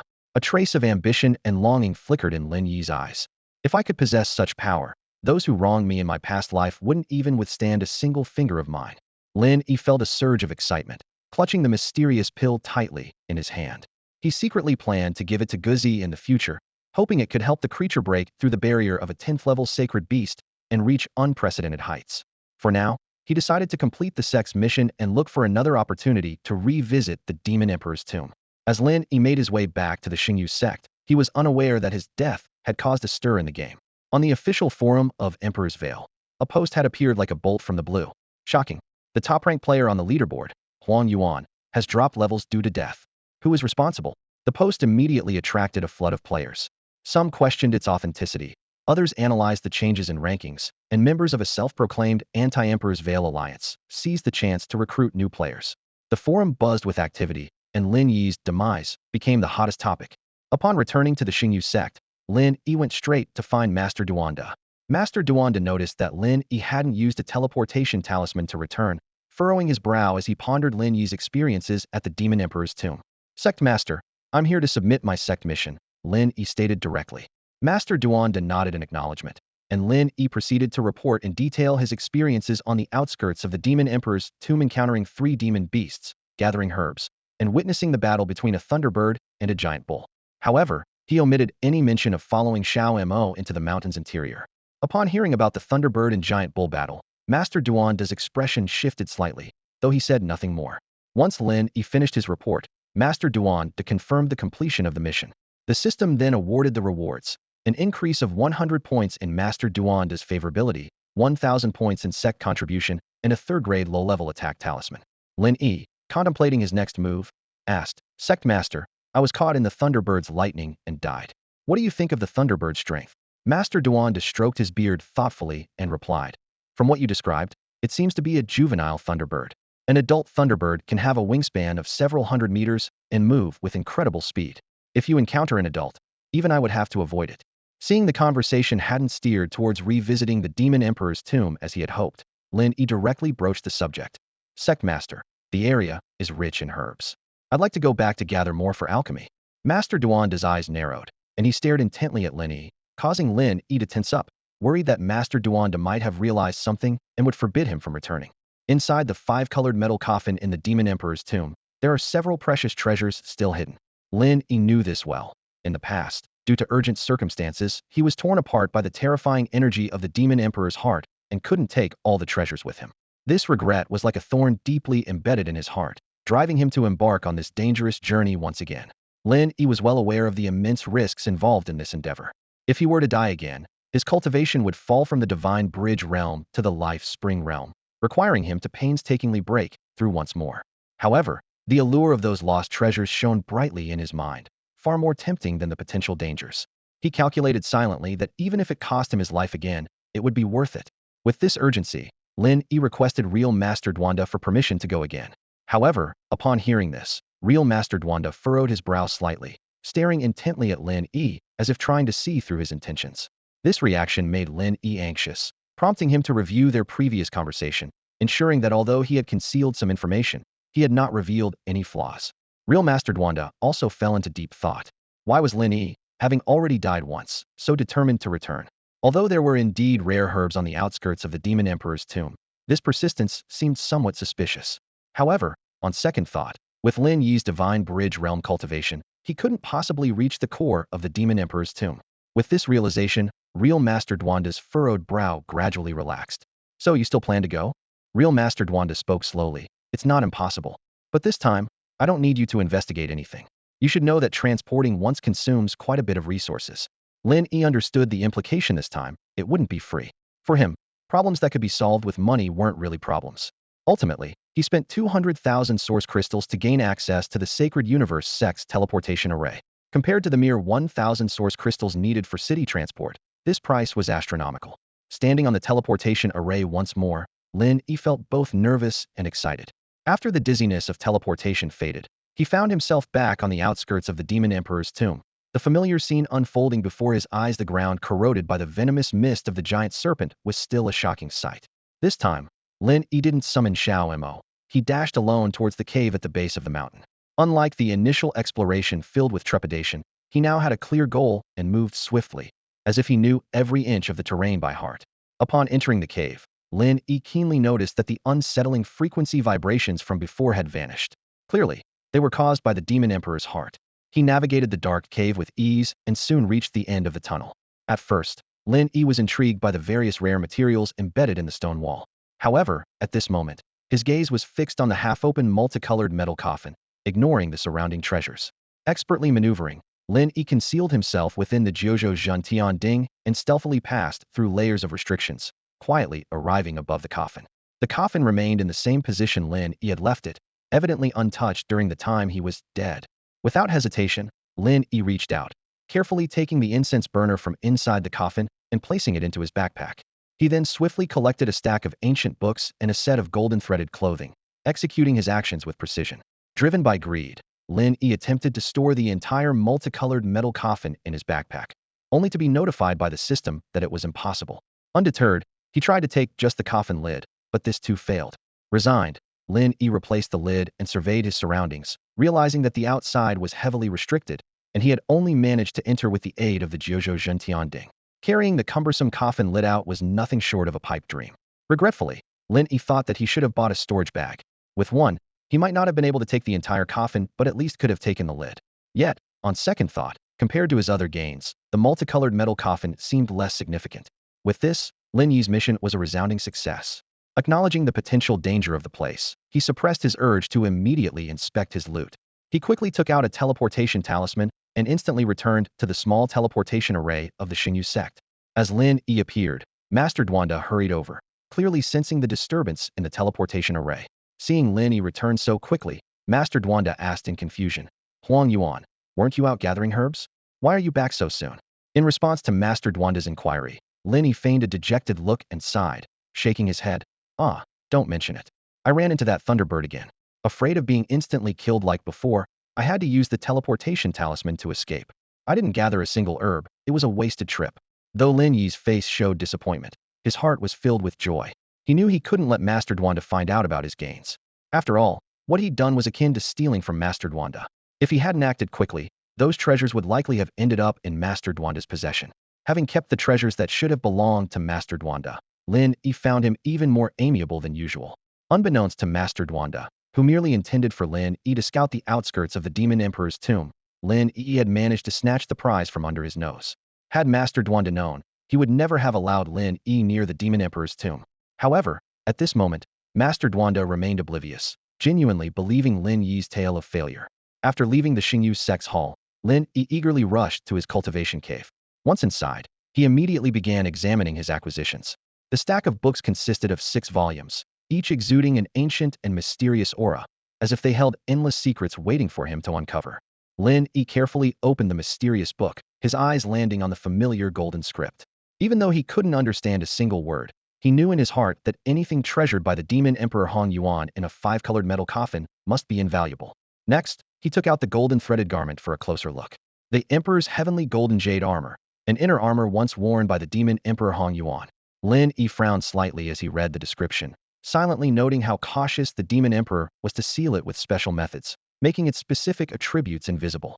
Although it lost its combat enhancement, this ultra-durable inner armor was still in excellent defensive gear. Lin Yi's thoughts quickly turned to the incense burner, the treasure he valued most. Upon taking it out, he breathed a sigh of relief, a smile spreading across his face. The 9-yuan mystic light furnace was also sealed, but not completely, so it was still functional. Taking stock of his gains from the Demon Emperor's tomb, a page of golden paper and 6 books were temporarily undecipherable. The Demon Emperor's heart contained terrifying energy, too risky to extract. The Emperor's heavenly golden jade armor was sealed, with limited immediate use. Currently, the most practical item was the 9-yuan mystic light furnace. Eager to use it, Lin Yi set up the 9-yuan mystic light furnace, channeling energy into it to enlarge it to half his height. Although not massive, it was sufficient for alchemy and crafting. He immediately took out the materials for the divine origin pill and began his alchemy process. To his delight, all 6 batches of materials were successfully refined. Not only did the success rate significantly increase, but the refining speed was 3 to 4 times faster. Lin Yi was overjoyed, as his alchemy efficiency had improved more than tenfold. However, Lin Yi didn't dwell on the joy of alchemy. He opened the reset interface of the Great Emperor's Covering the Sky, determined to upgrade his VIP level. Having already spent over 3 billion, and with funds now available, he aimed to climb higher. On the recharge interface, Lin Yi noticed he could input up to 8 digits. Without hesitation, he entered 99,999,999, recharging nearly 10 billion in one go. The system notified him that he had been upgraded to VIP level 12. Unfazed, Lin Yi continued inputting numbers to spend more. 1 billion after another, and after spending an additional 5 billion, the system notified him of his upgrade to VIP level 13. Unmoved, he spent another 2 billion. At that moment, he received another game notification, eagerly anticipating the next level breakthrough. As the game notification sound indicating a VIP level up chimed, another important alert popped up on Lin Yi's interface. The number of source crystals in his inventory had reached the current limit, triggering the system to automatically activate the source crystal exchange function. A quick glance at his inventory confirmed that the source crystal cap was indeed 9.9 billion. So much. Lin Yi raised an eyebrow, recalling the source crystals accumulated from purchasing special offers and daily packs. His total spending had surpassed the 1.2 billion mark, naturally causing the source crystals in his inventory to exceed the 9.9 billion limit. The system promptly converted the excess into celestial source crystals at a 1 to 10,000 ratio. Lin Yi tapped the screen to manually convert the remaining source crystals into celestial source crystals. If I'm going to spend, might as well go all out, he muttered to himself, continuing to invest more funds. Meanwhile, the executives at the bank where Lin Yi held his account were once again plunged into activity. Just when they thought they could relax, they were on edge due to the sudden influx of massive funds into Lin Yi's account. A deposit of 250 billion, even for one of the largest banks in the country, was a staggering figure. The bank's analysts quickly linked this anomaly to the day's market volatility. They speculated that Lin Yi might be intricately connected to major international events. After all, his account balance had skyrocketed from over 26 billion to more than 278 billion in just one day, an extraordinary occurrence. Despite the staggering amounts, all of Lin Yi's transactions were strictly compliant with financial regulations, showing no signs of rule violations. The bank executives had no choice but to report the known situation accurately to the national regulatory authorities. In fact, the national regulatory authorities had already launched a comprehensive investigation into the source of Lin Yi's funds. The investigation revealed that Lin Yi's vast wealth was legitimately obtained through international trading markets. The trading account platform he used was fully compliant and legal, and even the platform's management company had been questioned by officials, emerging spotless. Even though Lin Yi's use of this astonishing amount of money had shaken the entire national trading market, bringing it to the brink of collapse, the regulatory authorities had no grounds to interfere with his personal actions. Under the law and regulations, Lin Yi's conduct was beyond reproach. At that moment, inside the bank, an employee tasked with monitoring Lin Yi's account stared unblinkingly at the computer screen, disbelief etched across his face. "Is he crazy?" he murmured. He had already spent over 300 million on this game, enough to develop a virtual game. And now another 100 million. Before he finished speaking, the screen refreshed with a new transaction record. As a colleague leaned in, another near billion-dollar transaction appeared. The two exchanged glances, too stunned to speak. To them, it seemed as if Lin Yi truly treated money as if it were nothing. What kind of virtual game is this? Is it really that captivating? It's called Emperor's Veil. I tried it out yesterday, and it seemed pretty ordinary to me. Lin Yi's assistant stared at the computer screen in disbelief, his voice filled with astonishment. His fingers danced across the keyboard as he pulled up Lin Yi's account information. "Another billion recharged," the assistant exclaimed. "Quick, call the manager and get him to take a look." The manager rushed over upon receiving the call, his footsteps echoing urgently down the hallway. He pushed open the office door, slightly out of breath. "What's going on?" The assistant pointed at the flashing numbers on the screen and explained, "Mr. Lin's total spending in Emperor's Veil has reached 2 billion. At that moment, a message popped up on Lin Yi's game interface. "Dear VIP Level 13 player, Huang Yuan, you have recharged a total of 2 billion. Your VIP level has increased to level 14. Lin Yi frowned slightly at the message. He recalled a previous notification about hidden VIP levels, stating that the maximum was level 18. "I've reached level 14 with over 2 billion. Does that mean I need to spend over 10 billion to max out?" He hesitated briefly, contemplating whether to max out his VIP level now. Lin Yi knew that spending heavily in this virtual game would certainly attract attention. After weighing the pros and cons, he decided to go all in. "Enhancing my strength is worth the risk," Lin Yi muttered to himself. "Besides, I've already spent over 2 billion, which has probably caught some eyes. Let's keep going." He took a deep breath and his fingers flew over the virtual keyboard. Another billion. 2 billion. When Lin Yi's spending reached 5 billion, the system notified him again. "Dear VIP Level 14 player, Huang Yuan, you have recharged a total of 5 billion. Your VIP level has increased to level 15. Just as Lin Yi was about to continue spending, his virtual game console alerted him of an incoming phone call. He paused the game and exited the virtual space to answer the call. "Hello, who is this?" Lin Yi asked. "Hello, Mr. Lin. I'm Lu Yuanming, the director of the Dragon Country Financial Regulatory Department," a calm male voice replied. "Yes, what can I do for you?" Lin Yi responded calmly. "Well," Lu Yuanming explained, "we received a notification from the bank that you've spent nearly 5 billion on a virtual game. We just wanted to confirm if this was indeed done by you." "Yes, it was." "What?" Lin Yi replied. After a brief pause, Lu Yuanming continued. "May I ask why you're investing such a large amount in a virtual game? Isn't that beyond the scope of the Dragon Country Financial Regulatory Department?" Lin Yi's tone carried a hint of annoyance. Lu Yuanming, from far away in the capital of Dragon Country, sighed softly and replied kindly. "It's not our responsibility, but due to the substantial amount, we wanted to remind you that virtual game assets don't hold value." It might be more beneficial to invest your surplus funds elsewhere. Thanks for the advice. Is there anything else? Lin Yi's tone softened slightly. No, that's all. I won't disturb you any further. Have a great day, Mr. Lin. Lu Yuanming politely concluded the call. After hanging up, Lin Yi pondered for a moment, rubbing his chin.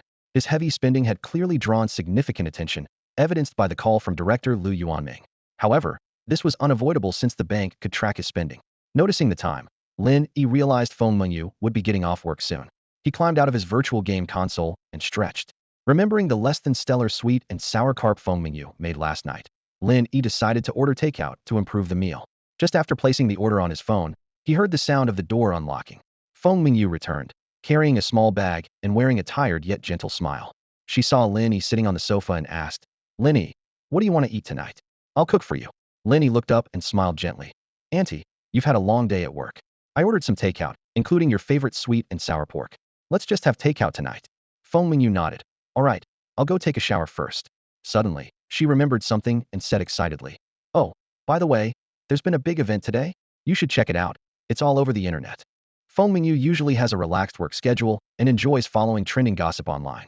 She knows Lin Yi doesn't usually pay attention to these things, so whenever she finds some juicy news, she can't wait to share it with him. Lin Yi was already aware that the big event she mentioned was undoubtedly related to the recent turmoil in the Longwood trading market. The takeout arrived quickly, and Lin Yi laid out the dishes on the table. At that moment, Feng Mengyu came out of the bathroom, drying her hair and wearing a thin nightgown that subtly highlighted her graceful figure. While toweling her damp hair, Feng Mengyu eagerly shared the so-called big event with Lin Yi. As expected, it was about the recent crash in the Longwood trading market. Wow, who would have thought that after all these years, the Longwood trading market had such a huge vulnerability? I wonder how many companies will go bankrupt now. Feng Mengyu remarked with a sigh. Lin Yi replied bluntly, as long as it doesn't affect us, it's fine. Hearing this, Feng Mengyu nodded in agreement. True, as long as we're not investing or managing finances, it doesn't really concern us. She suddenly remembered something. Oh, I called your grandma today. Their flight is the day after tomorrow. She said you're a little heartless for not calling her. Have you not been in touch? Lin Yi chuckled and said, I didn't want to disturb their vacation. Yeah, right. Feng Mengyu rolled her eyes. I covered for you. I'm off work tomorrow, so you owe me a shopping trip. All right, but let's not stay out too long. Lin Yi agreed, though his mind drifted back to memories of his past life. It was around this time when Feng Mengyu had asked him to accompany her shopping, which was actually a setup for a blind date. He only found out when he got there. Because of her striking appearance, she attracted unwanted attention, leading to a series of troubles. After dinner, Lin Yi transferred 1,001,000 yuan to Feng Mengyu. He planned to let her spend freely for now and would advise her to boost her VIP level before the game, Emperor's Veil, closed its top-up feature. Lin Yi logged in and continued spending. 1 billion, 3 billion, 5 billion. When Lin Yi's total spending reached 10 billion, his VIP level increased to 16. Determined to max out, Lin Yi didn't stop and spent another 10 billion, skyrocketing his VIP level to 18. The system notification chimed. Congratulations, VIP level 17 player Huang Yuan. Your total recharge has reached 20 billion yuan, upgrading your VIP level to 18. You've achieved the highest VIP level 18 and received a unique hidden reward. Please check your account. Today, Lin Yi made an astounding profit of over 250 billion. Without hesitation, he spent 20 billion to upgrade his VIP status to the top level, 18.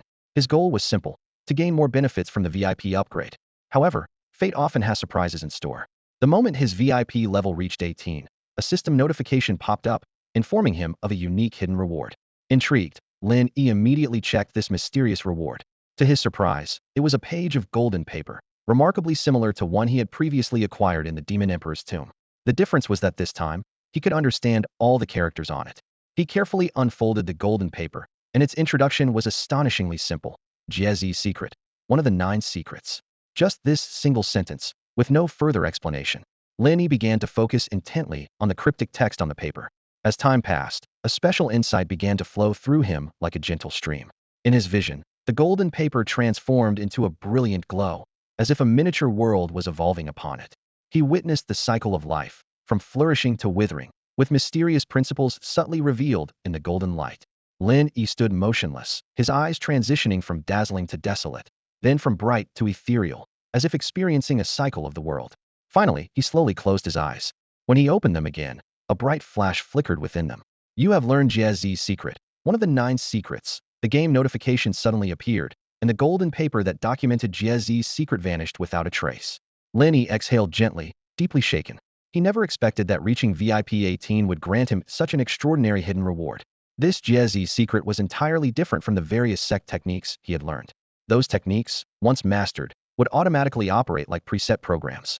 When the Great Emperor's Shroud began to provide feedback, these techniques would be directly ingrained in the player's mind, as if they had truly practiced them, allowing mastery based on the proficiency already achieved. Reflecting on his past life, Lin Yi, due to not spending much, had only learned a low-grade, unranked technique when the Great Emperor's Shroud began its feedback. Later, he had a stroke of luck and obtained a complete lower yellow-grade cultivation technique. After being reborn, he tried it again, and the yellow-grade technique could still be used but required starting from scratch. Without the Great Emperor's Shroud to boost through spending, the speed of cultivation was extremely slow. Lin Yi also noticed that when he was first reborn, the spiritual energy in the air was very scarce. Only recently had it begun to thicken, but it was still a far cry from the concentration after the Great Emperor's Shroud feedback. He had tried cultivating, and while it had some effect, the results were negligible. Even with constant cultivation using the lower yellow grade technique, since his rebirth, he was only slightly stronger than the average person, reaching at most the second or third level of chi refinement.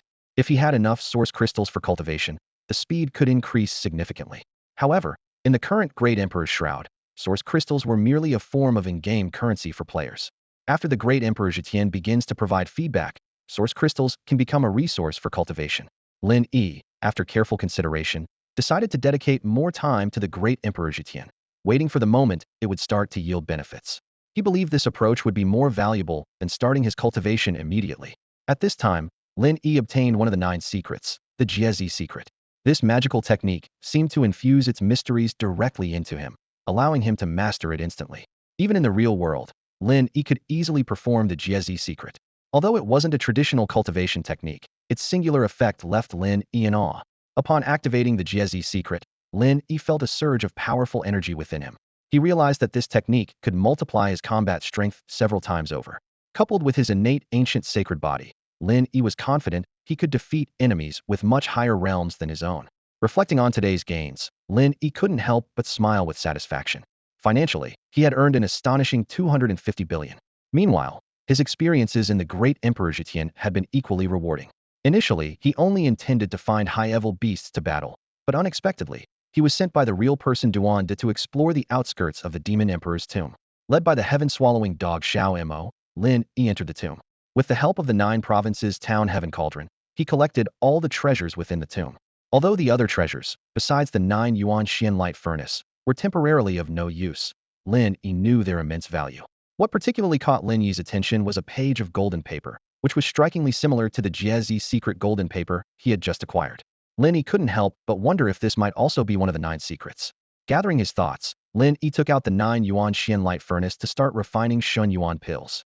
After experiencing death in the Demon Emperor's tomb, his cultivation had fallen from the 2nd level of the Divine Bridge realm to the 1st level. At this moment, enhancing his realm became his top priority. With the 9 Yuan Xian light furnace, Lin Yi's success rate and efficiency in pill refining increased significantly. Through repeated experimentation, his success rate in refining Shin Yuan pills had exceeded 90. Out of every 10 batches of materials, he would fail at most once, and sometimes he could succeed continuously over a dozen times. As his success rate and efficiency improved, Lin Yi's pill refining skills advanced rapidly.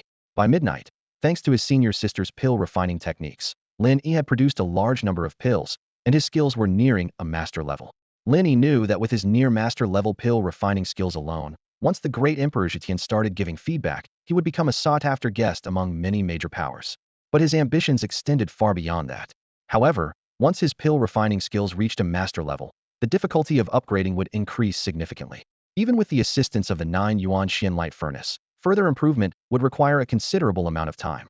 Lin Yi set a goal for himself, to elevate his pill refining skills to a master level before the Great Emperor Zetian began to provide feedback. At precisely midnight, rewards for the various leaderboards were distributed on time. Lin Yi occupied the top spot on all 7 leaderboards currently available in the Great Emperor Zetian. The basic rewards on the leaderboards included various pills, refining stones, and technique manuals, which were available to all players who made the list. However, the higher the ranking, the greater the rewards received. The fundamental rewards from the competitive rankings are the most valuable among various leaderboards. With his cultivation at the Divine Bridge realm, Lin Yi secured the top spot, earning 5 Bian pills crucial for breaking through to the Bian realm. As he scanned the reward list, he calculated in his mind. The top 100 each received a breakthrough pill, while the rewards for the top 10 were more generous. Those ranked 5th to 10th received 2 pills, 2nd to 4th got 3, and only the first place received 5. Lin Yi carefully examined the other rewards. Among the 7 random reward items, most were similar to those from the previous days. The realm ranking granted him an introduction letter to Qingxian Cave Heaven, allowing him to bypass the entrance exam and join this second-rate sect directly. However, as a deacon of the Xingyu sect, Lin Yi had little interest in this. He had grander ambitions to obtain the top-tier cultivation techniques, but his current strength was insufficient. He decided to wait until his abilities significantly improved before attempting. Other rewards were also noteworthy. The physique ranking awarded him a high-grade Xian martial skill, Qi Source Consolidation Fist. The mount ranking provided equipment for mounts, and the weapon ranking offered a tier 4 defensive talisman. The spirit beast ranking rewarded an inner core that could significantly enhance a spirit beast's aptitude. What delighted Lin Yi the most was the random reward from the technique ranking a Bodhi seed.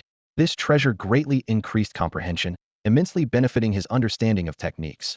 The random reward from the competitive ranking was another piece of divine metal transcendent azure gold, a top-tier material for refining.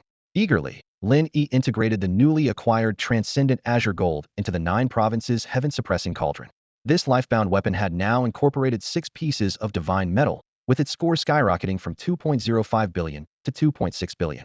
Today marked the 8th day of the Emperor's Covering the Sky beta test. New features had yet to be unlocked, and various special offer packs and daily VIP packs were no longer available. For those willing to spend, the only option was to purchase source crystals directly through the recharge interface. Lin Yi knew that in 7 days, the recharge channel would close, and the game would enter the feedback phase. The large batch of divine origin pills he refined last night now came in handy. With the VIP level 18 bonus, Lin Yi began frantically consuming pills for cultivation, and his cultivation realm was rapidly advancing at an astonishing pace. After Lin Yi consumed all his Shun Yuan Dan, his cultivation level leapt from the first to the second layer of the Shinxiao realm. He promptly purchased a large quantity of Shun Yuan Dan alchemy materials and began a new cycle of alchemy and cultivation. As sparks flew and the fragrance of the pills filled the air, Lin Yi devoted himself entirely to the process. By the time the morning light appeared and breakfast approached, his cultivation had broken through once more, reaching the 3rd layer of the Shinxiao realm. The power of the Jiyuan Shuangguang furnace was undeniable, and Lin Yi's cultivation speed had increased significantly, showing rapid progress. Meanwhile, in a quiet courtyard in the capital of the Dragon Nation, 2 esteemed elders were playing chess and engaging in conversation. The chessboard was a battlefield of black and white, with hidden strategies. The elder with an ethereal demeanor gently stroked his long beard and remarked, "The spiritual energy is growing richer, and after years of silence, a new golden age is about to arrive. I have dispatched a few competent disciples to rescue the army trapped in the highest peak mountain range." His opponent, an elder in a Zhongshan suit, pondered as he held a chess piece. He placed it down slowly, saying, "Reflecting on the last spiritual resurgence, the West rose first, nearly occupying the entire blue star. If not for your lineage of source masters altering the terrain and helping us win the crucial battles, we might have faced colonization. Although we eventually triumphed, the losses were severe. After the founding of the nation, demons and monsters ran rampant. Fortunately, with the assistance of your source masters, a grand formation was set up within the borders to prevent animals from becoming spirits, and together with the major family sects, the demons were expelled. Now, a century has passed. Can the original formation still hold?" The ethereal elder sighed and shook his head. The situation is not optimistic. The revival of spiritual energy has caused drastic changes in the underground patterns, and the divine source energy used for the formation is nearly depleted. Unless we can find another divine source to rebuild a new formation, it cannot be sustained. The elder in the Zhongshan suit looked grave and continued, "This time, we must prepare in advance. We need to be particularly wary of the nearby island nation. Although they were defeated in the past invasion, they have remained covetous. By the way, how is the progress on the superpower management department I asked you to lead? I have sent messages to the heads of the major family sects, explaining the situation. Their leaders have responded positively, and representatives should be arriving in the next couple of days," replied the ethereal elder, with a slight furrow in his brow. "Alas, nearly a century of peace is coming to an end, and another chaotic era is upon us. Who knows how many innocent lives will be lost?" The elder in the Zhongshan suit's eyes flickered as he spoke softly. "Chaotic times are dangerous, yet they also bring opportunity. For people like us, the resurgence of spiritual energy is indeed a rare and prosperous era." Looking at the time, Lin Yi realized it was time for breakfast and decided to log off to eat. However, as soon as he left the game, he noticed something unusual about his body. Since his rebirth, Lin Yi had mastered a cultivation technique from his previous life. Although it was just a lower-grade Huang-level technique, it was enough to start him on the path of cultivation. Initially, Lin Yi tried to operate the technique, but found the spiritual energy in the air extremely sparse. He could only form a faint sense of energy within himself before having to stop. According to the realm divisions in Emperor's Domination, this wasn't even considered the first level of qi refinement, merely the entry stage. Despite this, because he practiced daily in reality, Lin Yi could keenly sense changes in spiritual energy. He noticed that the spiritual energy in reality was gradually becoming denser. However, Lin Yi understood that even with relentless cultivation, achievements in reality would be very limited. Therefore, he only tried it briefly without investing too much time. In the game, after Lin Yi's VIP level increased to 18, he obtained one of the 9 secrets, the Jie secret. This mysterious art was different from ordinary techniques, and Lin Yi realized it could be used in reality. He had planned to experiment with the effects of the Jie secret after logging off, but as soon as he did, he felt a surge of power within him. This sensation was identical to when he first acquired the ancient sacred body in the game. With a certain suspicion, Lin Yi carefully climbed out of the game's virtual pod. He noticed a fruit knife on the table, picked it up, and lightly grazed it across his arm. To his surprise, the fruit knife had no effect, as if cutting metal. Applying a little force, his arm remained unscathed, while the knife snapped in half. Lin Yi was shocked. Could it be that the special physique of the ancient sacred body from the game had transferred to reality? He applied more force, and the fruit knife was instantly crushed in his hand. Upon careful sensing, he found that his internal energy remained as weak as before, not even reaching the first level of qi refinement. He attempted to operate the Saint Universe Heart technique, but got no response. Turning to his past life's cultivation technique, the surrounding spiritual energy suddenly swirled into a vortex and was absorbed by him in an instant. Lin Yi stopped the operation of the technique and murmured to himself, "Is this the ultimate VIP benefit?" Recalling his state when he logged off yesterday, the only change was his VIP level rising to 18, granting him the hidden reward, the Jie secret, one of the 9 secrets. Other than that, nothing else had happened. Lin Yi leaned towards believing this was due to the VIP level benefit rather than the impact of the Jie secret. He was grateful he had a cultivation technique. Otherwise, he might not have been able to control this sudden surge of power. Even so, due to the lack of a corresponding level of cultivation, his control over this power was still imperfect. After some contemplation, Lin Yi decided not to attempt using the Jie secret just yet. He was concerned that using it rashly before fully adapting to this sudden increase in power could lead to losing control. Leaving the room, Lin Yi discovered that Feng Mingyu had already prepared a sumptuous breakfast. After eating, he returned to his room, but did not immediately re-enter the Emperor's Domination game world. The market turbulence triggered by the Dragon Kingdom's loophole yesterday has yet to subside. Although the authorities have patched the rules, investors' panic still looms like a dark cloud. As trading began, stocks that hit the limit down yesterday repeated the same scenario, casting a gloomy shadow over the market. Suddenly, a large sum of money was injected like a timely rain, sweeping away the sell orders of these stocks.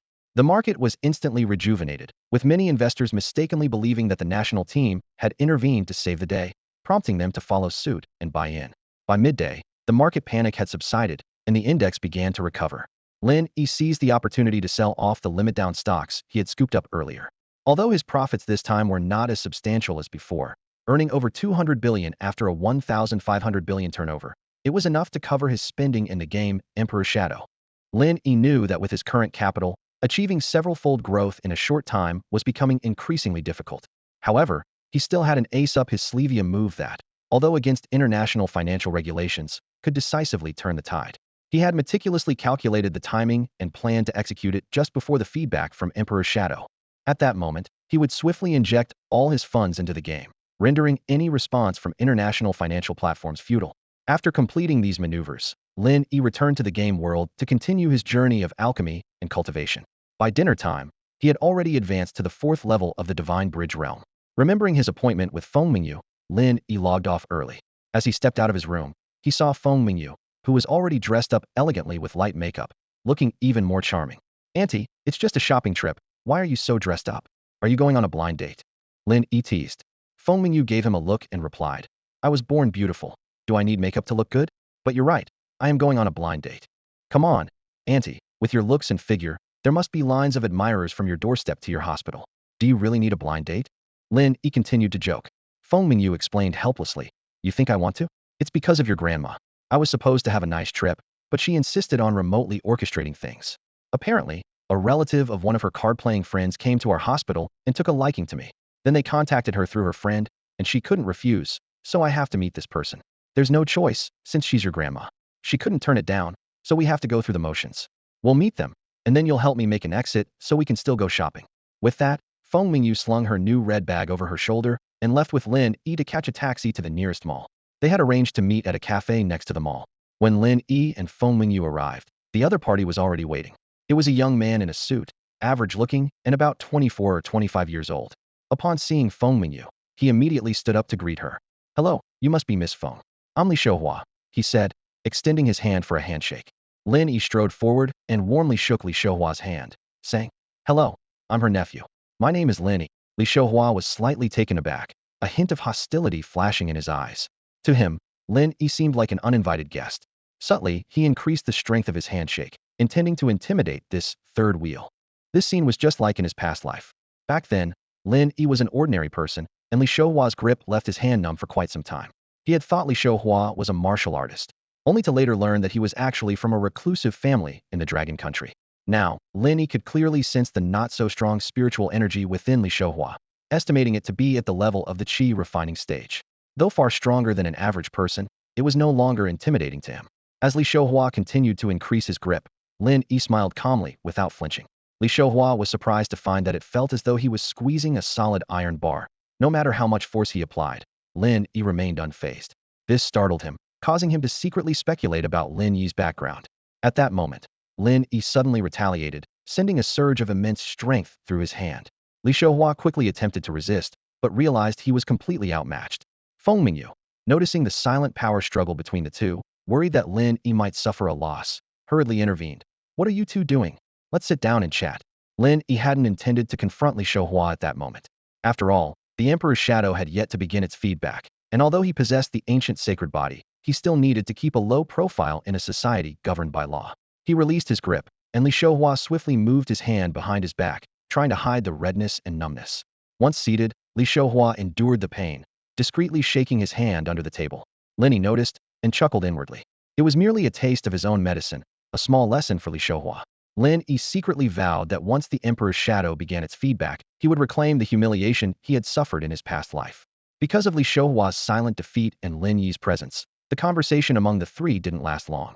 Feng Mingyu wasn't particularly interested in the meeting anyway, and after exchanging contact information, she gave Lin Yi a knowing look. Lin Yi caught on immediately and said, "Auntie, didn't you plan to go shopping with your friends? It's getting late, we should get going." Feng Mingyu followed his lead. "Oh right, I almost forgot. Mr. Li, it was nice meeting you. Let's keep in touch." She lied effortlessly, though inwardly she thought, "Pleasant my foot, it was just those two talking the whole time, barely exchanging 10 words." Li Xiaohua, suppressing the pain in his hand, nodded. "Okay, let's keep in touch." He didn't want the meeting to end so soon, but the pain was becoming unbearable. After Lin Yi and Feng Mingyu left, Li Xiaohua finally couldn't resist bringing his hand out from behind his back, revealing it swollen like a pig's trotter. He cursed, "Damn it, who is this guy with such strength? Xiao Lu, get me an ice pack." The young man at the bar quickly fetched an ice pack, gasping at the sight of Li Xiaohua's swollen hand. "Young Master Li," that young man seemed ordinary. Could he be trained in martial arts? "I don't know," Li Xiaohua replied angrily. "I just wanted to gain experience and date a pretty girl, but I ran into such a tough guy. Investigate that guy's background for me." "Understood, I'll arrange it right away," Xiao Lu replied, then asked, "Young Master Li, the materials for the weaponsmith in the Emperor's shadow are used up. Should we continue to spend money to buy more?" "Of course, keep spending." Li Xiaohua gritted his teeth. "I don't have a good weapon in reality. At least I can get one in the game. This game was definitely made by someone knowledgeable. The cultivation levels are very similar to reality. I think fighting beasts in there could also enhance my real-life combat skills." Meanwhile, after Lin Yi and Feng Mingyu finished their meeting, they spent another half an hour shopping in the mall. Eventually, they ended up dining at a popular restaurant. While they were enjoying their meal, a sensational event occurred in a neighboring island country of the Dragon Country. A famous dormant volcano suddenly erupted.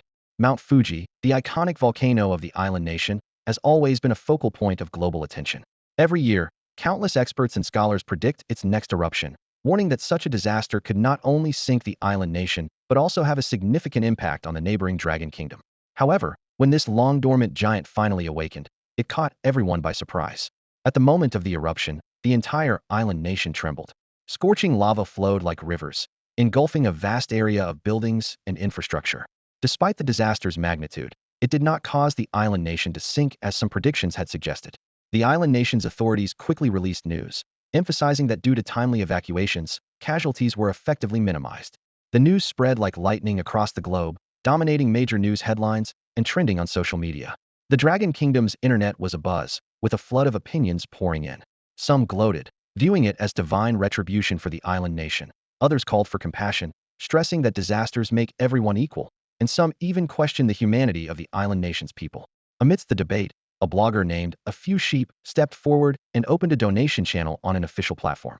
He urged netizens to put aside historical grievances and lend a hand, stating that all funds raised would go towards the island nation's post-disaster reconstruction. This move was like pouring cold water into a boiling pot, sparking even more intense reactions. The comments section below the blog became a battleground. The top comment was simply the word "leave," which garnered tens of thousands of likes in just a few minutes. This was followed by a series of angry denunciations, accusing the blogger of forgetting the sacrifices of their ancestors, with some even bluntly telling him to leave the Dragon Kingdom. However, some chose humor to ease the tension, claiming they would donate a penny for the dedicated female teachers. While this online storm raged, Lin Yi and Feng Mingyu were having dinner together. As a seasoned onlooker, Feng Mingyu scrolled through her phone, sharing the sensational news with Lin Yi. She exclaimed, "Lin Yi, that volcano in the island nation erupted just like that, without any warning." Lin Yi and Feng Mingyu were leisurely enjoying their dinner, discussing the latest news. Who said there were no warnings? The news reported that nearby residents were evacuated in time, so there weren't many casualties, Feng Mingyu said, spearing a piece of tender beef with her fork. Lin Yi shook his head, a wry smile on his lips. "You haven't been following the gossip enough. I'm telling you, with these big events, the reports often downplay it. The real situation is only known to the island nation itself." Despite discussing such a disaster as a volcanic eruption, Lin Yi didn't feel much disturbance. He knew that in the future, similar situations would frequently occur around the world. After dinner, they took a taxi home. Once back at his place, Lin Yi took a quick hot shower and then logged into the game. At that moment, improving his own strength was his top priority. This was the foundation of everything. Only by possessing power far beyond others could he protect himself and his family in the chaotic times to come. In the game, Lin Yi focused on crafting elixirs. With ample materials, he was able to continuously produce Xinyuan pills. Time flew by, and by the time the clock struck midnight, Lin Yi's cultivation had already advanced to the 5th level of the Divine Bridge realm. However, after the rewards for various leaderboards were distributed, Lin Yi frowned slightly. This time, the leaderboard only offered basic rewards, and the first-place random item reward was nowhere to be seen. Although he knew that this extra reward would eventually disappear, he was unclear about the specific timing. He had hoped for a surprise, especially the elusive divine medal, but it seemed his hopes were dashed. The special offer packages and daily VIP were also off the shelves, so Lin Yi had no choice but to consume all the elixirs he had obtained. Just then, at 1 a.m., a game announcement appeared on the screen. City teleportation arrays are now fully operational, allowing players to travel to the 9 great capitals of the Empire of Jintian to seek more opportunities. Lin Yi's eyes lit up, and he immediately headed for the teleportation array. Compared to a small city like Tianyuan City, the 9 great capitals were worlds apart. Although the disparity wasn't as vast as between villages and towns, it was still significant. Especially those rare items hard to find in Tianyuan City, like Xinyuan pills, could be found in the 9 great capitals. When Lin Yi arrived at the Tianyuan City teleportation array, it was already crowded with people. Many players were leaving, grumbling. "Damn, this is such a ripoff. It costs 10,000 source crystals to teleport once. Why don't they just rob us?" a burly man shouted angrily. "Yeah, now that the special offer packages are off the shelves, you can only recharge directly for 10,000 source crystals. With that 1,000 bucks, I could just enjoy some time at a club." Another tall, skinny guy chimed in. "I was thinking of checking out the newly opened map, but forget it. I'm out of here." Despite the complaints, many players gritted their teeth and chose to teleport. 1,000 bucks was neither too much nor too little. But experienced players understood that the first opportunity presented by a new map often held endless possibilities. If they could gain something, this investment wouldn't be a loss. The teleportation array in Tianyuan City was massive, capable of teleporting hundreds or even thousands of people at once. Standing amidst the crowd, Lin Yi was already contemplating the new adventures that awaited him. Lin Yi stepped into the teleportation array, surrounded by a dazzling array of colorful lights. Players around him chose their desired destinations and vanished into the glow. The 9 major cities Xuanyue, Zhuri, Sangyu, Jiugong, Shenglong, Shuangji, Tiangang, Yunlang, and Yunyu each attracted players with their unique charm. A signboard next to the teleportation array provided detailed descriptions of each city's features. However, Lin Yi did not stop to look. His plan was to explore all the cities one by one. After paying 10,000 yuan jing, he directly teleported to Xianhua City. As soon as he landed, Lin Yi headed straight to a nearby item shop. His first task was to purchase a city map. Although the price of 8,000 yuan jing was steep, this constantly updated map would allow him to quickly understand the layout of shops and sect forces within the city. Lin Yi recalled a humorous story from his past life about a player who made a small fortune by selling hand-drawn, cheaper maps, and a slight smile appeared at the corner of his mouth. With the map in hand, Lin Yi spent a few minutes carefully planning his route. Xianhua City was dozens of times larger than Tianyuan City, so every step had to be calculated. He then embarked on a frenzied shopping spree. Lin Yi voraciously swept through every single pill shop. Besides a few essential recovery pills, he practically cleared out all the useful pills. The shop owners watched in astonishment at this lavish customer, realizing that alchemists would likely be working overtime for a long time to come. In Xianhua City alone, Lin Yi spent nearly 500 million yuan jing. But he didn't stop there. He swiftly moved on to the next city. By the time the morning sun rose the next day, Lin Yi had visited all 9 major cities, leaving no pill shop untouched. After breakfast, Lin Yi did not return to the Xingyu sect, but headed straight to the city's advanced cultivation caves. Although the usage fees were exorbitant, for Lin Yi, yuan jing was no longer a concern. The city offered 2 levels of public cultivation caves, yellow grade and profound grade. The yellow grade cave could increase cultivation efficiency by 15, while the profound grade could enhance it by 25. Lin Yi unhesitatingly chose the profound grade cave, which required 500,000 yuan jing per day. Once inside the cave, Lin Yi began to consume the vast quantities of divine origin pills he had purchased earlier. His cultivation soared like a rocket. Divine Bridge Realm 6th level, 7th, 8th, until all the divine origin pills were exhausted. His cultivation had reached the 9th level of the Divine Bridge Realm. However, Lin Yi did not stop there. In Tiangang City, he had received a piece of information from a pill shop owner. This was something he might have overlooked in his past life, but now it filled him with anticipation. Lin Yi decided it was time to try his luck. In the world of the Emperor's Veil, opportunities are everywhere. Lin Yi understands that with enough luck, he might stumble upon a treasure or even be taken under the wing of a powerful NPC. The NPCs in this world live according to their own paths, much like the sect ranking competitions in Tianyuan City, which proceed as scheduled even if only 2 players participate. Lin Yi's cultivation is still shallow, and many major events are beyond his reach.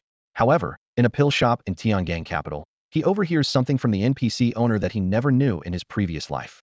It wasn't until years after the Emperor's Veil feedback that the real world saw the emergence of NP stone gambling houses, revealing places to purchase source stone mines to Lin Yi.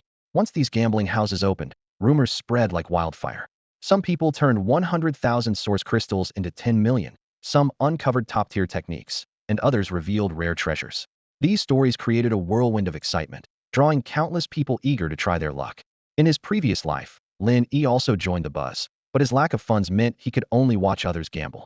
Although there were indeed lucky ones who profited, most people ended up losing everything. The source stone mines in the gambling houses had been thoroughly filtered, with the truly valuable ones already set aside, leaving mostly uncertain or seemingly worthless stones for the market. Despite this, the existence of a few lucky winners kept many hopeful, believing they could be the destined fortunate one.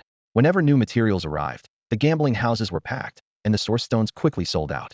Now, Lin Yi has just spent 20 billion, with over 195 billion source crystals at his disposal, converted to 19.5 million Tianyuan crystals. While purchasing a large quantity of pills in Tiangang capital, the NPC owner informed him that the Tianyan gambling house had just brought in new materials from the Taichu Forbidden Land. For Lin Yi, source crystals are no longer a concern. If he could cut rare items from these idle source stones, it would be a significant gain. A sense of anticipation arose in Lin Yi's heart. Lin Yi stood on the bustling streets of Tiangang City, his gaze resolute. He understood that the value of a top-tier cultivation technique was immeasurable, worth every bit of source crystal he possessed. Although he knew the location of such a technique, his current strength was insufficient to obtain it. Even if his power grew significantly in the future, success was far from guaranteed. Guided by the city map, Lin Yi arrived at Tianyan Stone Gambling House, a renowned establishment jointly created by the Tianyan Holy Land and the city lord of Tiangang City. The entrance was crowded with NPCs, and a few well-informed players had also gathered to join the excitement. Shortly after Lin Yi's arrival, the main doors of the gambling house slowly opened. The NPCs rushed inside, while a disgruntled player left the line, complaining, "This is outrageous. Charging 10,000 source crystals just to enter? It's daylight robbery." Upon hearing this, more than half of the 20 or so players present left, realizing the cost of joining the crowd was too steep for them. Without hesitation, Lin Yi handed over 10,000 source crystals and followed the NPCs inside. He found himself in a spacious courtyard strewn with source stone ores of various shapes. In the center stood a stone platform displaying several newly arrived source stone ores, capturing the attention of all the NPCs. The seasoned NPCs gathered around the platform, meticulously examining the ores freshly transported from the primeval Forbidden Land. They frequently inquired about prices from nearby attendants, some nodding in agreement, others shaking their heads in disagreement. Despite their keen interest, none made a purchase immediately. In contrast, the players appeared somewhat lost, akin to a country bumpkin visiting a grand mansion for the first time, unsure of what to do or where to look. See, it's just like gambling on jade. It all comes down to having a keen eye, one player remarked confidently. So which source stone do you think will yield something valuable? Let's get it together, his companion suggested eagerly. Amidst the hustle and bustle of the stone gambling house, Lin Yi observed quietly, contemplating his chances. He knew that within these seemingly ordinary stones might lie treasures capable of changing his destiny. However, he was also aware that each step here was a gamble, and one wrong move could lead to losing everything. The Jade Prince scrutinized the dazzling array of source stone mines before him, finally fixing his gaze on a watermelon-sized stone. Trying to appear casual, he asked the attendant beside him, "Hey, how much for this small source stone mine?" His tone carried a hint of barely noticeable tension, worried about losing face in front of his friends. The attendant's eyes lit up with enthusiasm as he replied, "Great choice, young master. This is the pride of our Tianyan stone gambling house, painstakingly brought back from the depths of the primordial Forbidden Land. Naturally, the price is a bit higher than ordinary stone's 12.5 million source crystals." The Jade Prince nearly lost his composure upon hearing this, barely managing to hold back his shock. He had braced himself for high prices upon entering, knowing the entrance fee alone was 10,000 source crystals. However, he never imagined that a casually chosen stone could be priced at the equivalent of 1.25 million in real currency. Spending 1.25 million on a virtual stone? I'd have to be insane, he cursed inwardly, maintaining a calm exterior. Seeing his hesitation, the attendant eagerly added, "Young master, would you like to purchase this source stone mine? If you decide now, I can offer you a slight discount." "A discount? How much?" the Jade Prince asked, feigning calm. "If you buy it now, it's just 12.49 million source crystals," the attendant said with a cheerful smile. This time, the Jade Prince was truly exasperated. This so-called discount was akin to those trivial coupons some real-world stores offer proclaimed as significant savings, only to find it's a 1,000-unit voucher for purchasing a Rolls-Royce. Anyone who can afford a Rolls-Royce wouldn't care about such a trivial discount. But being worldly and experienced, the Jade Prince maintained his composure and replied, "I'm not quite sure about this source stone mine yet. I'll keep looking around." Seeing his reluctance, the attendant turned to greet other customers. The dozen or so other players who entered were all in the same boat. They spotted a source stone mine, inquired about the price, and were left speechless upon hearing the astronomical figures, silently admitting they couldn't afford it. At that moment, an NPC elder made a move. He was interested in a source stone mine shaped like a human figure, standing over a person tall, resembling a stone sculpture. Lin Yi happened to be nearby and overheard the deal being made for a staggering 15.8 million source crystals. After purchasing the stone, the elder immediately summoned the stone-cutting master from Tianyan Stone Gambling House to open the stone on site. This action instantly drew the attention of all nearby NPCs and players, who gathered around to watch. Lin Yi, suppressing his urge to act immediately, joined the crowd. With the elder's signal, the stone-cutting master began his performance. Holding his stone-cutting knife, he deftly removed the first layer of the source stone mine's outer shell, revealing nothing unusual. Unperturbed, he continued his skillful work, peeling away a second layer. Unfortunately, it only revealed more of the source stone surface.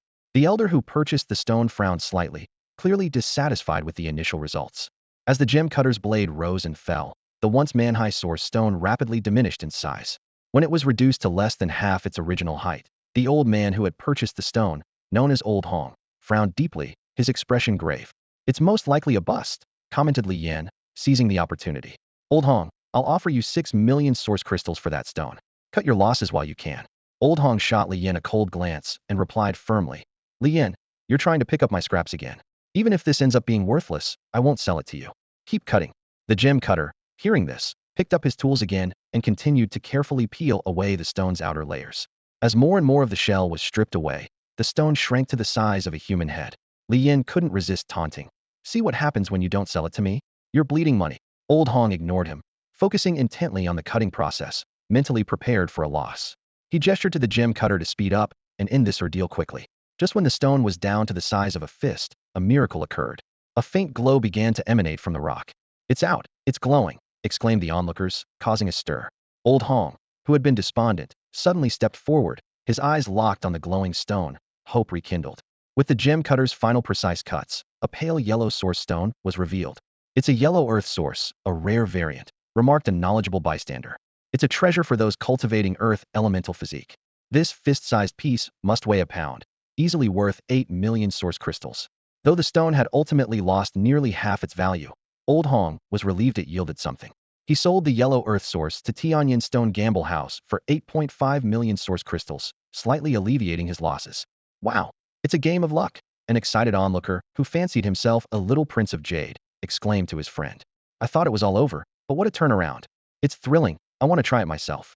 His friend, however, remained cautious, reminding him, come on, what turnaround? Didn't you hear? It was bought for 15.8 million source crystals and sold for 8.5 million. That's nearly a 50 loss. Don't get carried away.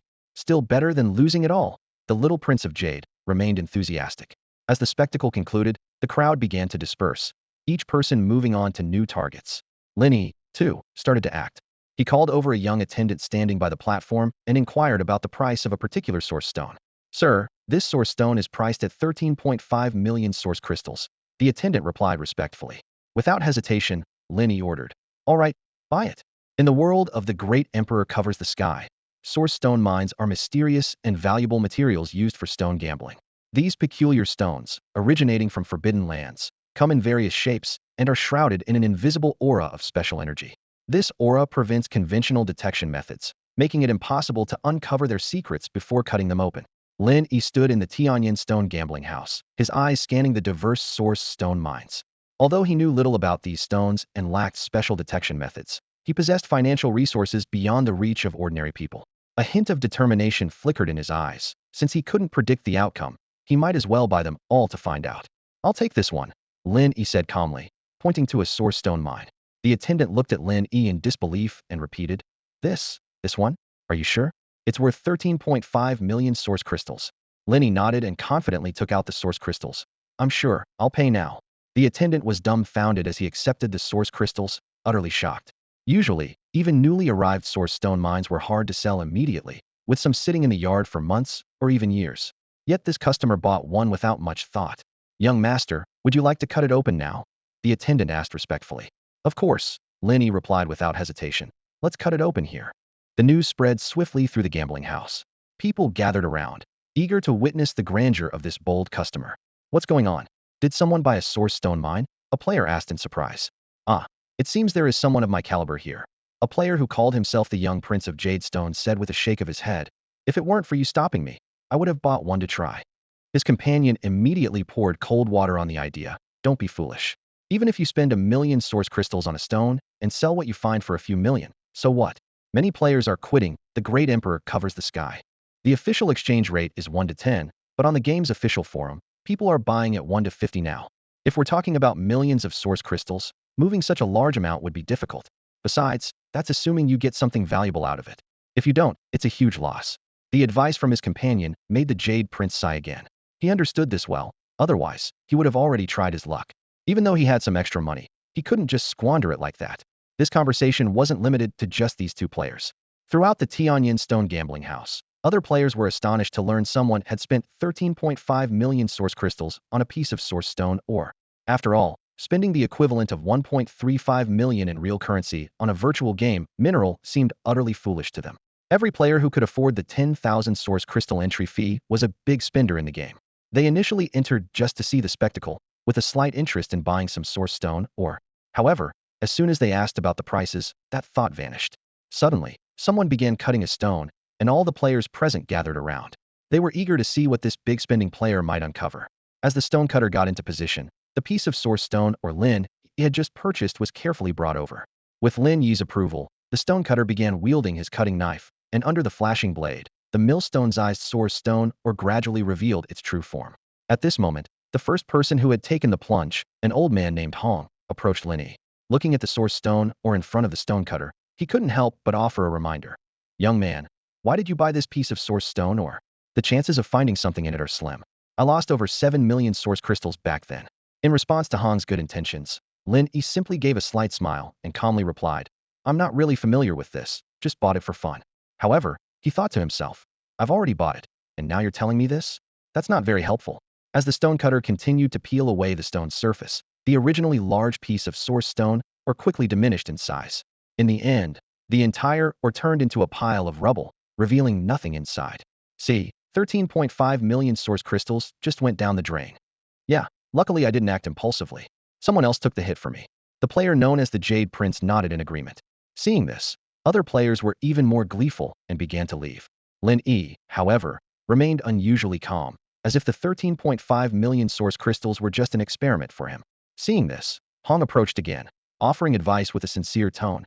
Oh, young man, I told you, this piece of source stone or was unlikely to have anything inside. I find you quite likable, so let me give you a tip. See that guy over there? His name is Lin Yi. Although he's not the nicest person, he has a keen eye. The source stone ores he picks rarely result in losses. You might want to observe him and see which piece he spends the most time on. Lin Yi nodded slightly, understanding that Hong probably had some issues with Lin Yi.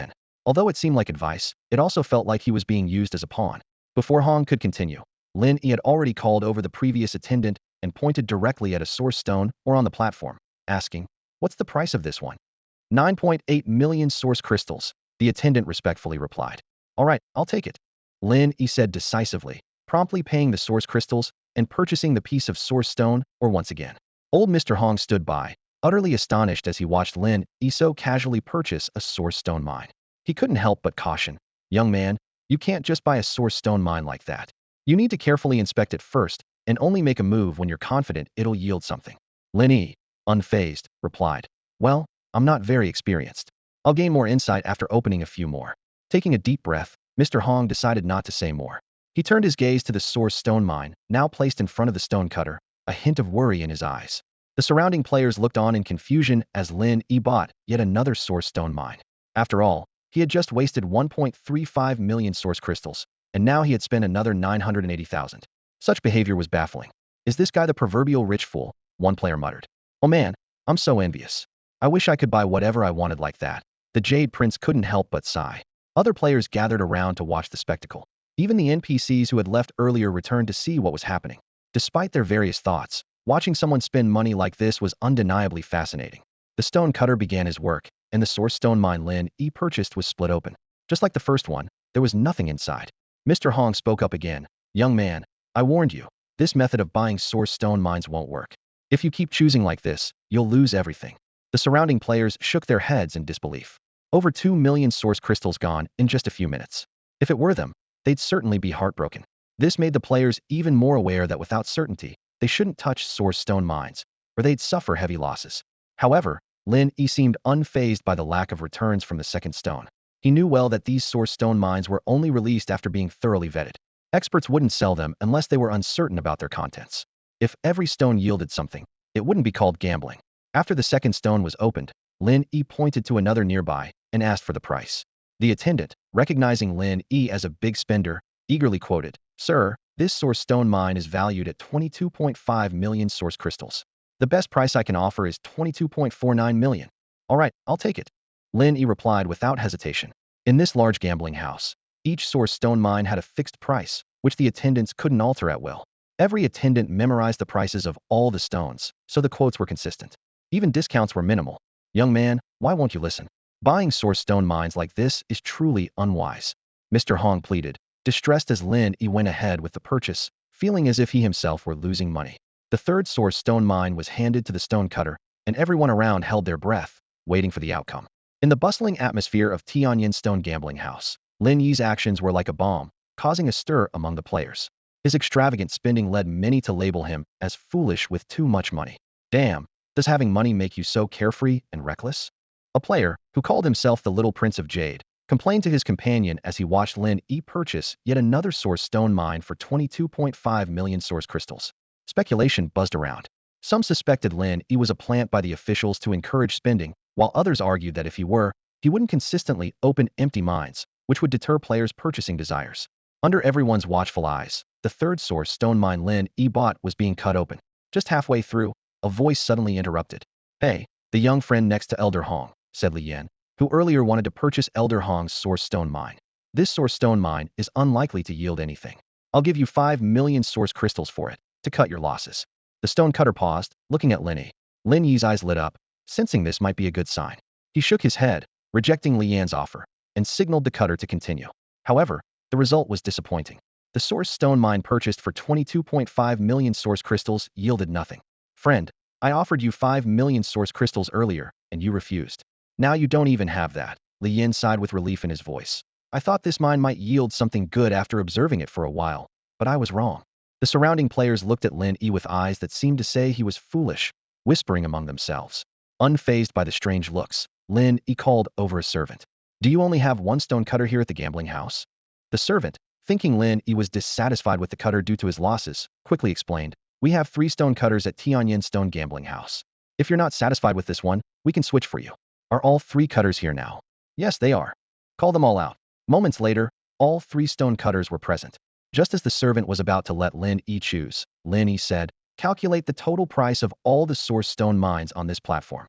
The servant was stunned, then called over a companion to do the math. Soon, the result was in.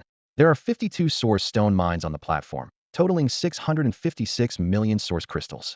Without hesitation, Lin Yi paid the full amount, acquiring all the source stone mines. This move shocked everyone present. Having money really does allow for such extravagance. Lin Yi's actions once again redefined everyone's understanding of wealth. Lin Yi stood in the source stone mining area of Tianyin Stone Gambling House, his gaze sweeping over rows of translucent source stones. Although he was still a novice at stone gambling, it didn't dampen his bold spirit. After opening 3 source crystal mines without success, Lin Yi was not discouraged. Instead, a spark of excitement flashed in his eyes. I'll take them all, Lin Yi declared loudly with a wave of his hand. The attendant was taken aback, thinking he had misheard. Young Master Lin, do you mean? That's right. I want to buy all the newly arrived source stone mines, Lin Yi repeated with a firm tone. The attendant gasped but nodded respectfully in acknowledgement. He quickly headed to the counter to arrange the transaction. Meanwhile, Lin Yi noticed that the stone cutting was progressing slowly. He frowned and turned to the attendant, saying, call all the stone cutters here. I want to cut multiple stones at once. The attendant was initially surprised but then understood.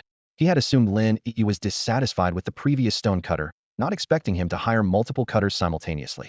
The scale of Lin Yi's actions left him silently amazed. Soon, 3 stone cutters gathered in front of Lin Yi, each equipped with professional tools. Lin Yi nodded in satisfaction and signaled them to begin. The news spread like a whirlwind, quickly sweeping through the entire stone gambling house. Han Lao, who had previously advised Lin Yi to take it easy, could only silently step aside, knowing that ordinary advice was meaningless to such a wealthy client. Li Yan, who had wanted to intercept Lin Yi earlier, now displayed a complex expression. At first, he was relieved he hadn't taken the 5 million source crystal stone, but then he regretted his short-sightedness. This lavish customer was dealing in billions of source crystals, making a mere 5 million seem insignificant. Crazy, absolutely crazy, murmured a player who called himself the Little Prince of Jade. He had seen many wealthy individuals spend extravagantly, but never someone like Lin Yi, who spent so lavishly in a virtual game. 6.56 billion source crystals, that's 65.6 million. His voice was filled with disbelief. The surrounding players were abuzz with discussion, their eyes filled with both envy and confusion. Some marveled at Lin Yi's wealth, while others questioned the wisdom of investing such a large sum in a virtual game. However, regardless of their opinions, Lin Yi was no longer seen as just a foolish rich kid. His actions had far surpassed the realm of an ordinary wealthy heir. Lin Yi seemed indifferent to the surrounding chatter, his focus entirely on the source stones before him. As the stone cutters skillfully worked, one source stone after another was opened, revealing their hidden secrets. Lin Yi's eyes gleamed with anticipation, as if each stone held endless possibilities. Spending over 60 million yuan crystals? That's beyond anyone's imagination. Even a landlord wouldn't dare to splurge like that. Those who spend 10,000 yuan crystals to enter the Tianyin Stone Gambling House are already considered to have a substantial fortune. They all understand the vast difference between a few million and tens of millions. Not long ago, Lin Yi's action of opening 3 source stone mines caused quite a stir. A player named Banqing Yinsha immediately posted on the official forum of Emperor Covers the Sky, intending to warn other players. In this virtual world, players can log off anytime as long as they are not in combat. Banqing Yinsha detailed in the post how he witnessed the NPC and Lin Yi purchasing the source stone mines at Tianyin Stone Gambling House. The post quickly sparked heated discussions. Some were puzzled, asking, what is a source stone mine? Others explained, it's similar to raw jade stones in reality, which might contain treasures inside when cut open. More people scoffed at Lin Yi's actions, saying, spending over 4 million on 3 stones? And they might not even yield anything. Isn't this a fool's errand? Some even joked, if I had that much money, I wouldn't buy source stone mines. Wouldn't a club with young models be more appealing? Over 4 million would last me a long time. Seeing his post garner such lively discussion, Bansheng Yinsha felt quite pleased. Most replies indicated they would never purchase source stone mines, which aligned with his intentions. However, when he logged back into the game, he was stunned to see that Lin Yi had bought out all the newly arrived source stone mines. Bansheng Yinsha hesitated for a moment, then logged off and posted a new thread on the forum. Rich player spends over 60 million on source stone mines. A twist of human nature or a moral decay? Live broadcast on site. The catchy title, combined with the previous post's accumulated heat, quickly drew a lot of players' attention once it was posted. However, the players' reactions were unexpected. What? It was already absurd to say that 4 million was spent on 3 source stone mines, and now you're saying 60 million was spent on a batch? Isn't this a tall tale? Some directly questioned. More people believed it was a deliberately fabricated scam. Stop fooling us. Who would spend over 60 million on stones in a virtual game? Seems like the poster is good at making up stories, should write online novels. Facing overwhelming skepticism, Bansheng Yinsha was undeterred. He simply replied, believe it or not, I will live stream the upcoming events. With that, he re-entered the game world. At this time, under Lin Yi's instructions, 3 stone cutters began to cut the source stone mines placed in front of them. Perhaps the previous 3 source stone mines had exhausted all the bad luck, as this time, all 3 stones revealed something when cut open. The first one revealed a yellow earth source, similar to one that Elder Hong had previously cut, but its size was nearly 5 times larger. Notably, Elder Hong's yellow earth source was directly bought back by Tianyan Stone Gambling House for 8.5 million at that time. Lin Yi stood in front of the source stone mine, his eyes gleaming with anticipation. He calculated carefully that this mine could produce at least 40 million source crystals in volume, and he had bought it for only 13.6 million, tripling his investment instantly. If someone had spotted this mine earlier, it would have been a lucrative deal, netting a profit of over 26 million source crystals. As the source stone was cut open, a piece of yellow earth source appeared. Lin Yi was delighted, as this piece alone recouped most of his previous losses. Before he could say anything, an attendant from the Tianyan Stone betting house rushed over, offering 43 million source crystals for it, far above the market price. Lin Yi pondered for a moment. Exotic sources are invaluable treasures for those who can use them. Although he didn't need it now, it might be useful in the future. By then, it might not be available at any price. After weighing his options, Lin Yi politely declined the attendant's offer. The attendant, though a bit disappointed, didn't insist. After all, such transactions are about mutual consent, and they had already offered a high price. Lin Yi carefully put away the yellow earth source and turned his attention to another piece of source stone being cut. Suddenly, a burst of exclamations broke the silence of the stone betting arena. This is a huge win. Oh my, a big find. Old Hong and Li Yin couldn't help but shout when they saw the newly cut source stone. Li Yin was particularly regretful, slapping his thigh in frustration, as this was a mine he had previously considered but was bought entirely by Lin Yi. The seasoned stone gamblers present were relatively calm when Lin Yi uncovered the yellow earth source, as tripling one's investment, while not common, wasn't unheard of. However, this time was different. The treasure revealed was exceptionally rare. Thunderfire Flame Source. This is a supreme treasure for those cultivating in the Thunderfire path, an informed NPC excitedly explained to the crowd. I once saw a thumb-sized piece at an auction that sold for nearly 1 billion source crystals. This one is as big as a fist, truly invaluable. From everyone's reaction, Lin Yi realized he had struck gold. Just as he was silently rejoicing, the attendant from Tianyan Stone betting house approached again. Young hero, our master is very interested in the Thunderfire Flame Source. We're offering 1.6 billion source crystals. Would you consider selling it to us? This statement caused an uproar among the onlookers, who all looked at Lin Yi with envy. Lin Yi had initially spent only 656 million source crystals on all the source stone mines. Now, with just the Thunderfire Flame Source alone, he not only recovered his entire investment, but also stood to gain an additional profit of 944 million source crystals. What incredible luck! Exclaimed a player who fancied himself a Jade King. I thought he'd take a huge loss, but now he's making a massive profit. What's there to be envious about? Converting money into hard-to-liquidate source crystals isn't worth it. The player next to Lin Yi shook his head dismissively, though a glimmer of yearning flickered in his eyes. Ah, you don't get it. The thrill of buying at a low price and discovering rare treasures is unparalleled. If he hadn't bought up all the newly arrived source stone mines, I'd love to try my luck with a piece myself. At that moment, Bansheng Yinsha hurriedly logged off, preparing to livestream Lin Yi's unfolding of the yellow earth source. However, as soon as he logged back on, he was met with a chorus of astonished exclamations. Oh my god! Lin Yi has just uncovered a Thunderfire Flame Source worth 1.6 billion source crystals. This luck is absolutely insane. Ban Shengyin Sha stood frozen, caught in an internal conflict. His original intention was to expose the stone gambling scam and dissuade other players from losing everything. But given the current situation, broadcasting it truthfully would contradict his purpose. Meanwhile, Lin Yi merely smiled calmly and declined the suggestion to sell when questioned by the stonecutter. He understood the value of rare treasures well, and with no shortage of source crystals at the moment, keeping it was the wise choice. Seeing this, the stonecutter quickly turned to report to the market owner. By then, the skin of the third source stone mine had already been stripped away, revealing its treasure. Next to him, Hong Lao struggled to contain his shock and said through gritted teeth, "Young man, you told me you didn't know about stone gambling and were just buying for fun, but it turns out you were hiding your skills." Lin Yi was a bit surprised himself. "Well, I didn't expect my luck to be this good. Opening 3 source stone mines in a row and finding treasures, each more valuable than the last, was certainly unexpected." His gaze fell on the last source stone mine, and his heartbeat quickened.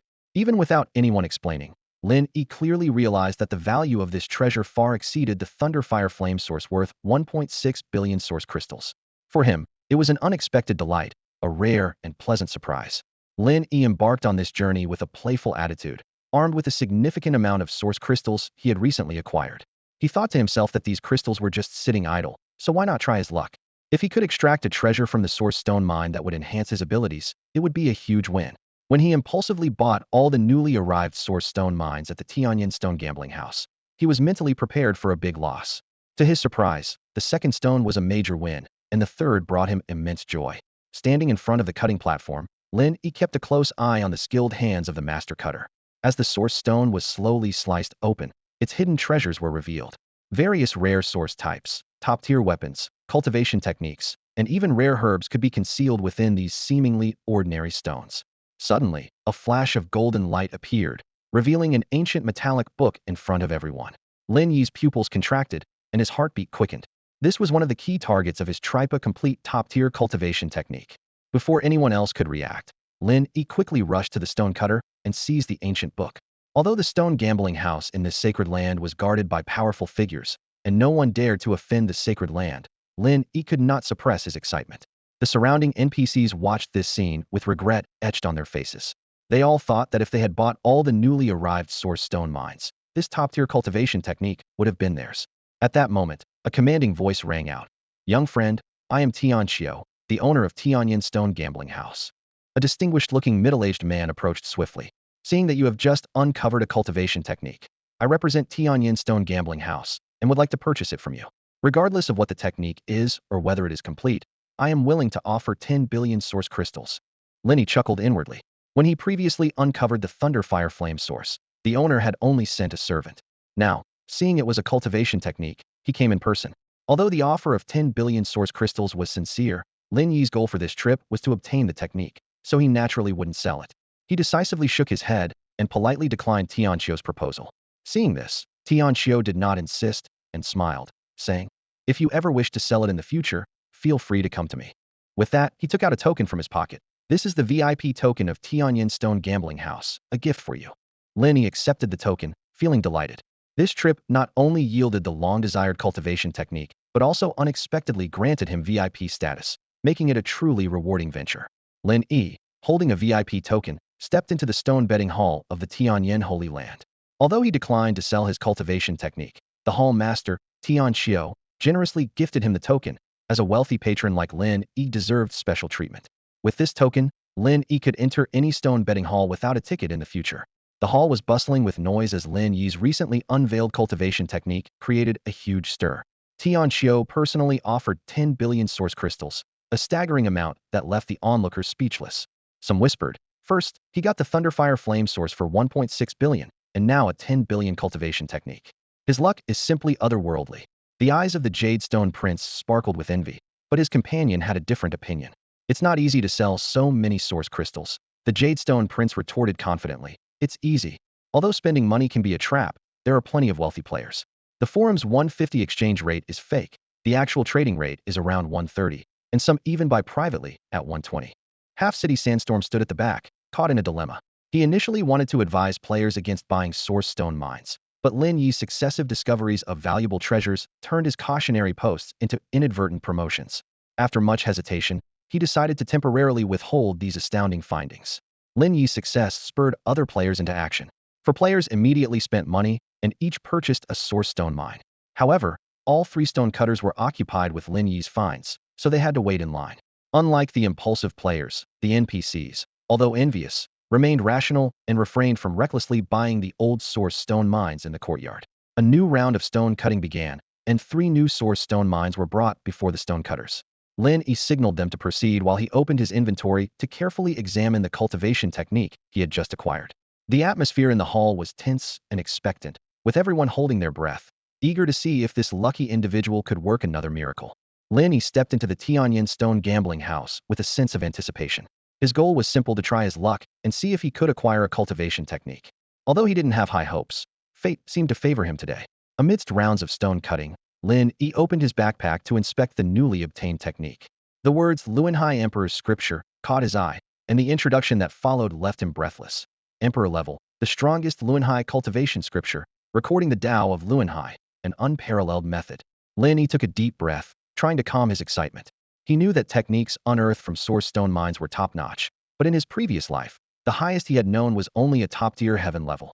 This Lin Yi Emperor's Scripture, not only claiming to be the strongest, but also bearing the Emperor title, far exceeded his expectations. Suppressing the urge to study it immediately, Lin Yi turned his attention to the 3 source stones being cut. By now, they had been mostly stripped down and noticeably reduced in size. However, perhaps his earlier luck had run out, as the results this time were disappointing. Out of the 3 stones, 2 yielded nothing, and only 1 produced a small amount of golden stone source, an exotic source. The purchase price offered by Tianyan Stone Gambling House was only 6.5 million source crystals, which was a loss compared to the original stone's price. Half City Smoke noticed Lin Yi's situation and calculated in his mind. If not for the 2 previously valuable source stones, the current outcome would seem more typical. He immediately logged off and edited a post sharing the results of the 3 source stones extraction. On the Emperor Overcasting official game forum, some players were eagerly awaiting updates from Half City Smoke's livestream. Yet after he posted about the 43 million source crystal yellow earth source, he went silent. The forum buzzed with speculation. Opie, are you still there? It's almost been 5 minutes. Are you running out of ideas? Let's disperse, everyone. Who would spend over 60 million on stones in a game? The OP must be making it up. Not necessarily. Haven't you heard that Monkey Next Door spent 30 million on refining stones in Underground Warriors last night? That's different. Monkey's a big spender who has already poured billions into Underground Warriors.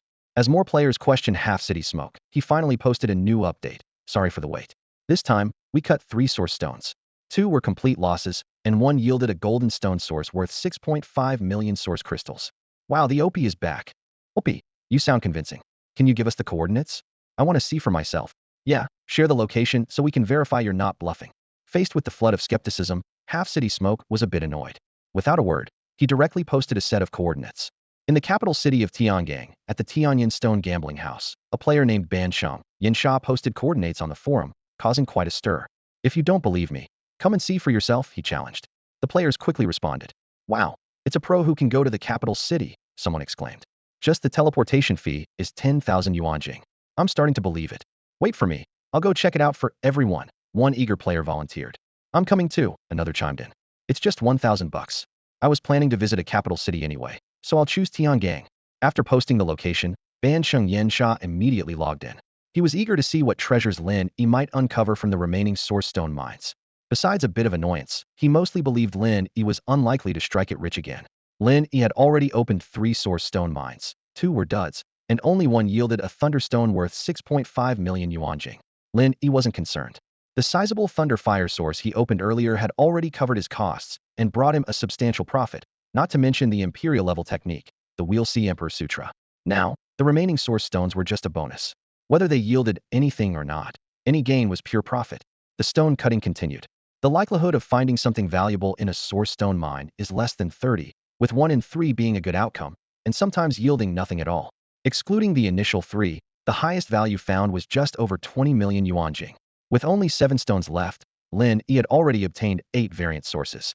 According to Tianyan Stone Gambling House's valuation, their total worth was 126 million yuan jing. However, this figure was less than a third of the purchase price of the mines. If not for the initial 3 yielding valuable finds, it would have been a significant loss. Ban Sheng Yinsha quickly went offline and began live blogging Lin Yi's stone cutting process in his post. His detailed and authentic descriptions convinced many players. Witnessing the potential for such losses, everyone agreed that buying source stone mines was a risky venture. Meanwhile, a player named Lin Yi had arrived at the entrance of the Tianyin Stone gambling house. Damn, they charge a 10,000 yuan Jing entrance fee, he grumbled. Hell, I'm really going all out to verify if that guy is bluffing.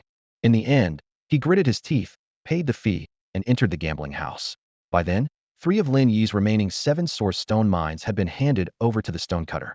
One of the smaller stones emitted a faint glow after the first layer of stone skin was cut. By the time Lin Yi arrived, this stone had been completely opened. The so-called expert appraisers in those sacred places are blind, aren't they? The owner of Tianyin Stone Gambling House, Tian Xiu, couldn't help but curse.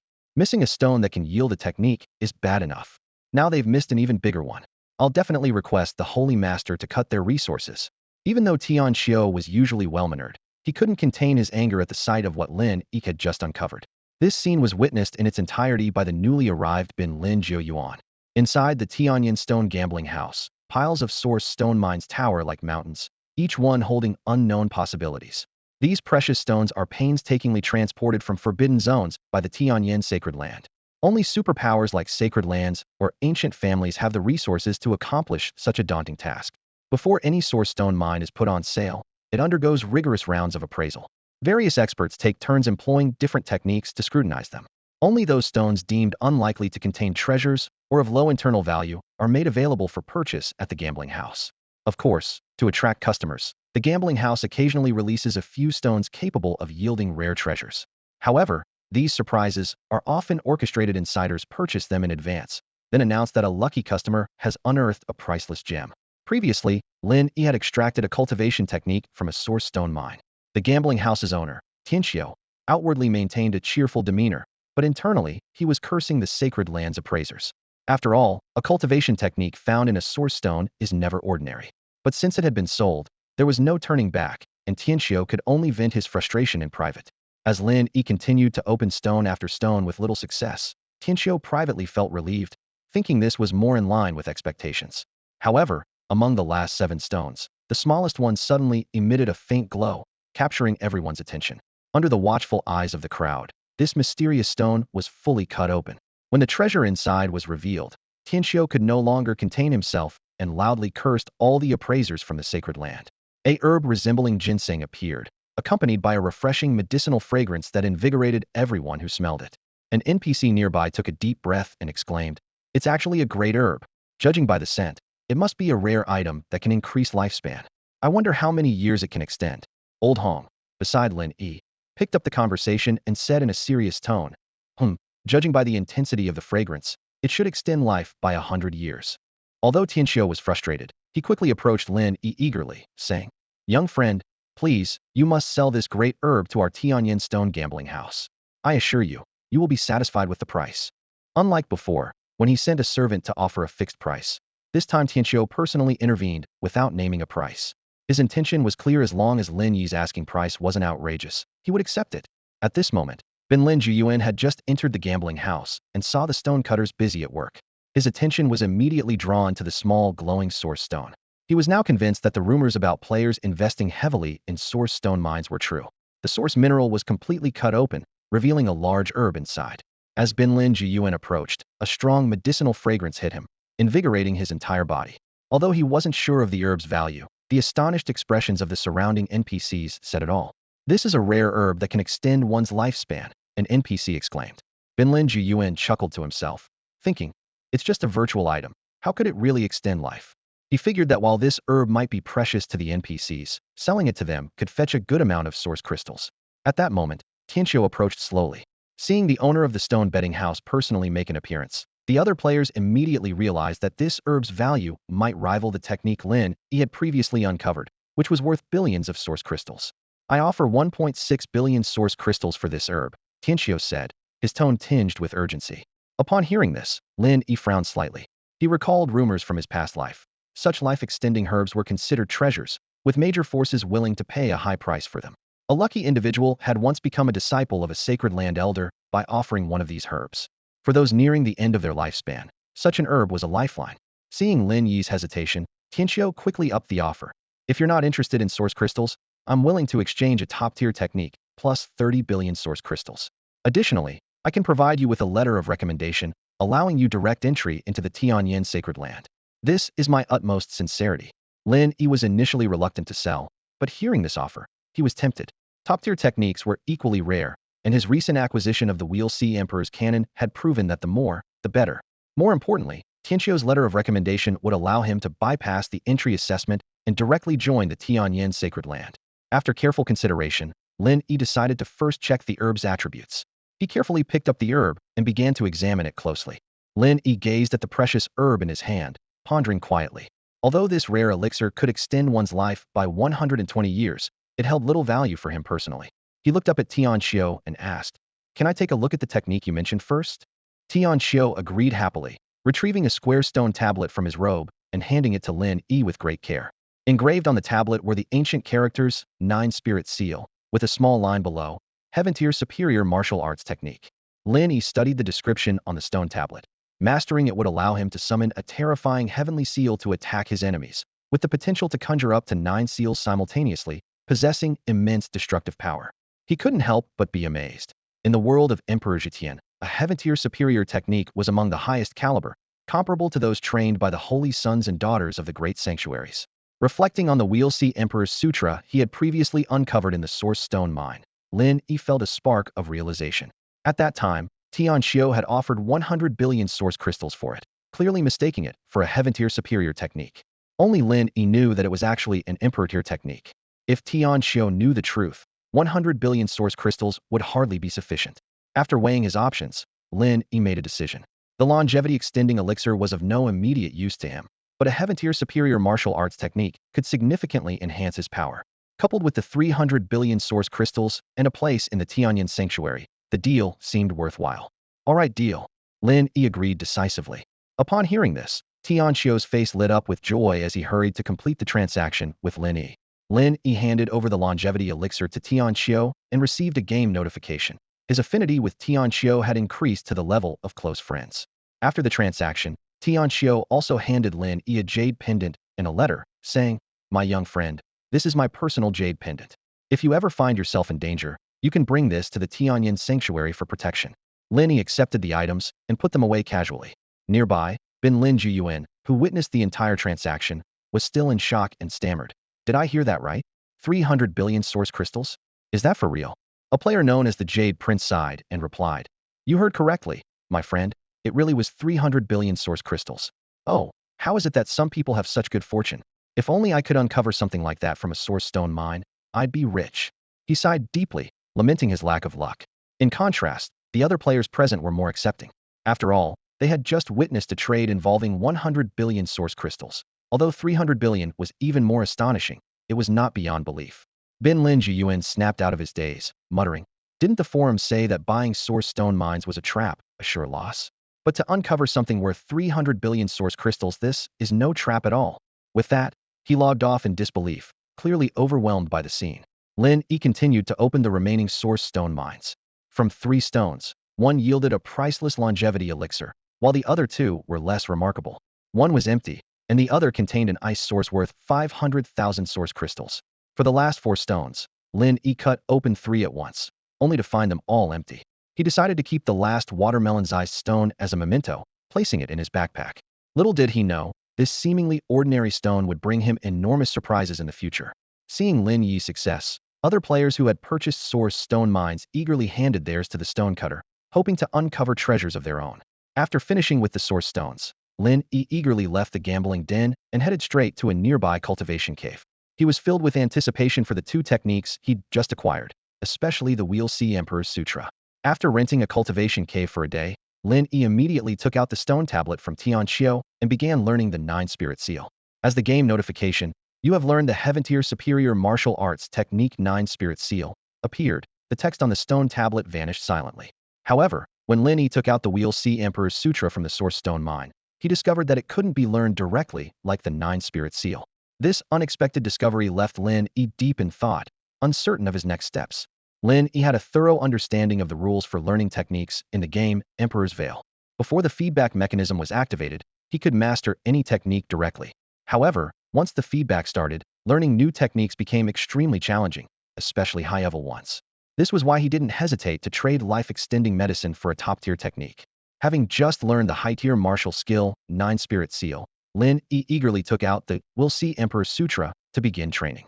To his surprise, he found that the Will See Emperor Sutra couldn't be learned directly like the Nine Spirit Seal.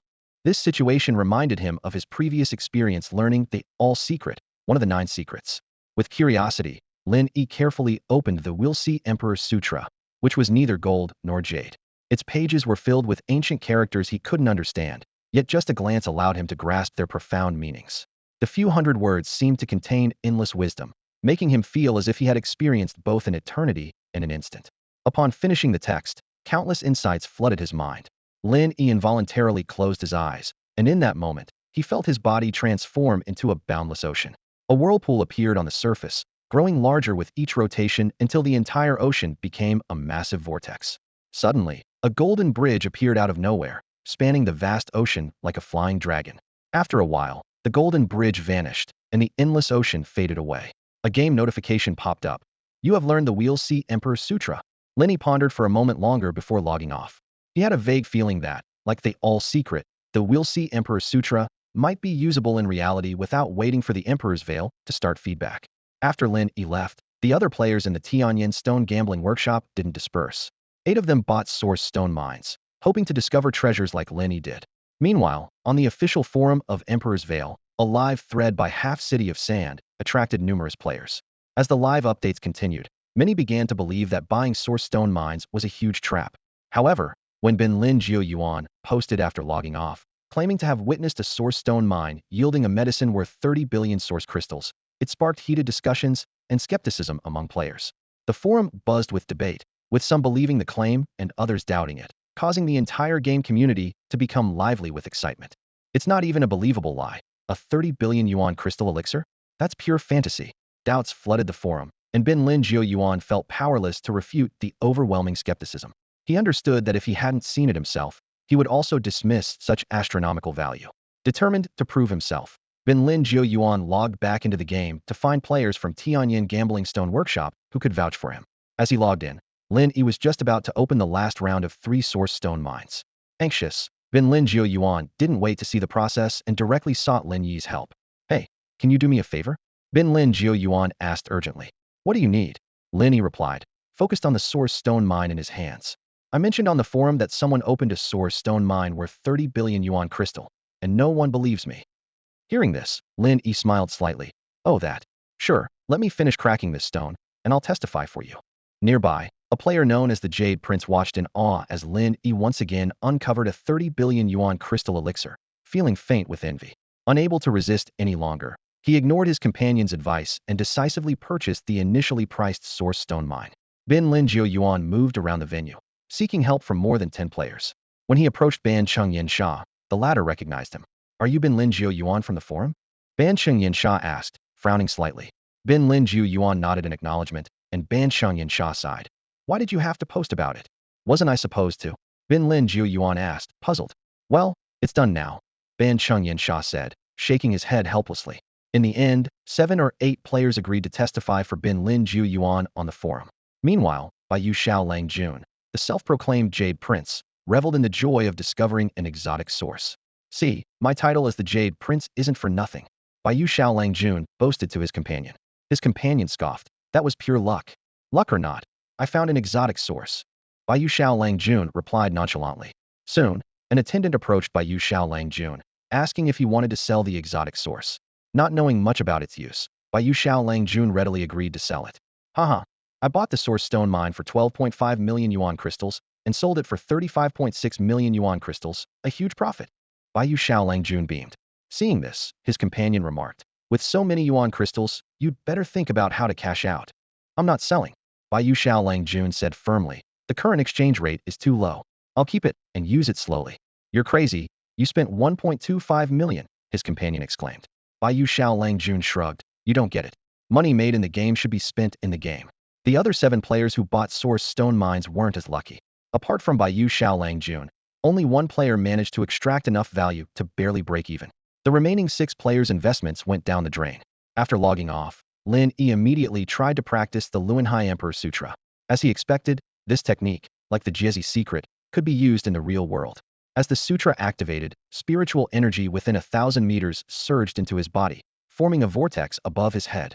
However, at that moment, Lin Yi suddenly sensed a strong threat. He quickly stopped the practice, and the threatening sensation vanished. Lin Yi realized that wielding such power might come at a cost.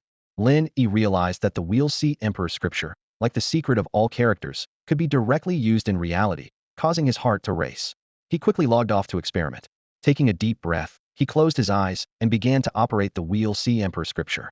Instantly, a tide of spiritual energy surged into his body, and thanks to his powerful ancient sacred body, this energy rapidly converted into his cultivation. The surrounding air seemed to be drained, and when Lin Yi opened his eyes, he was surprised to find he had absorbed all the spiritual energy within several meters. However, at that moment, a chilling sense of danger suddenly enveloped him. Lin Yi shuddered, as if some terrifying presence had fixed its gaze on him. He immediately stopped operating the Wheel C Emperor scripture, and the dangerous feeling dissipated. Meanwhile, in an ancient courtyard in Yun City, a middle-aged man in a Taoist robe suddenly stood up, his brow furrowed. He leapt onto the roof with agility, his sharp gaze directed towards Lin Yi's home. Strange, could it be a demon has appeared? He muttered to himself. The situation is becoming increasingly chaotic, with unusual occurrences everywhere. This is not a good sign. After a brief hesitation, the man in the Taoist robe sped across the rooftops like a gray shadow, heading swiftly towards Lin Yi's location. His speed was astonishing, and even if someone saw him, they would only think a phantom had flashed by. By the time he reached the vicinity of Lin Yi's house, Lin Yi had already stopped the operation of the Wheel C Emperor scripture. The middle-aged man sensed the abnormal spiritual energy around him, his vigilance heightened. The spiritual energy here has been drained by something. Could it really be a demon at work? He pondered. The effectiveness of the formations is deteriorating. In the past, they would have locked onto the target by now. Now, we can only wait for it to reveal itself. He conducted a thorough investigation but found no clues, leaving with frustration. This experience made Lin Yi realize that using the Wheel C Emperor scripture in reality without the feedback from the great Emperor Zetian and without sufficient personal strength was extremely dangerous and could lead to unforeseen consequences. At the same time, on the official forum of the great Emperor Zetian game, a heated discussion about the source stone mines was underway. Player Bin Lin Jiu Yuan, to prove his claims, invited several players to testify.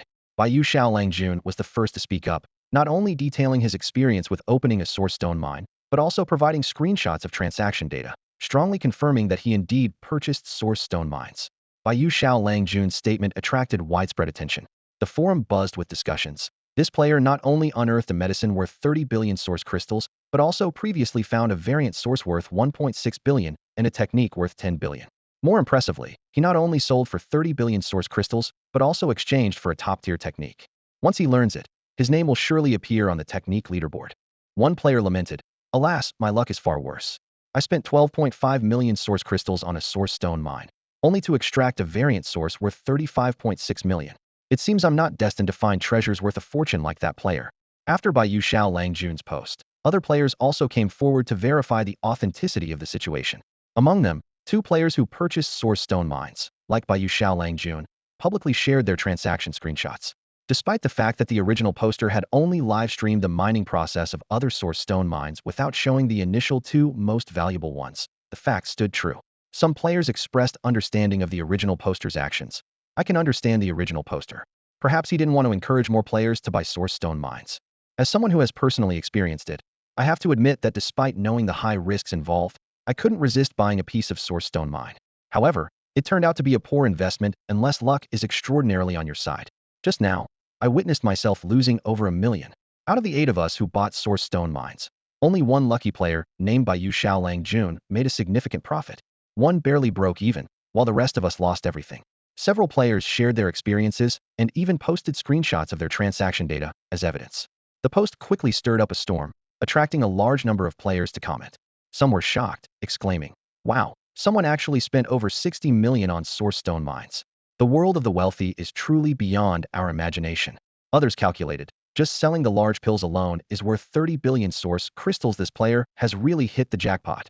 At that moment, a player suddenly noticed a major change in the game. Everyone, log in and check it out. The skill ranking has been updated. The top spot is now occupied by a skill called 9 Spirit Seal, a top-tier celestial skill. This news immediately sparked another round of heated discussion. Damn, it's a top-tier celestial skill. I don't even have the most basic skill. It's really hard to compare people, someone grumbled enviously. Another player brushed it off. Huh, If you spent billions, you could also have a top-tier celestial skill. By the way, wasn't there supposed to be another one that was released? Why isn't it on the skill ranking? Maybe it hasn't been learned yet, someone speculated. However, not everyone believed these rumors. Some players mocked. It's all game hype, don't believe it. Who would spend tens of millions on so-called source stone mines? With that money, it's better to spend it on leveling up.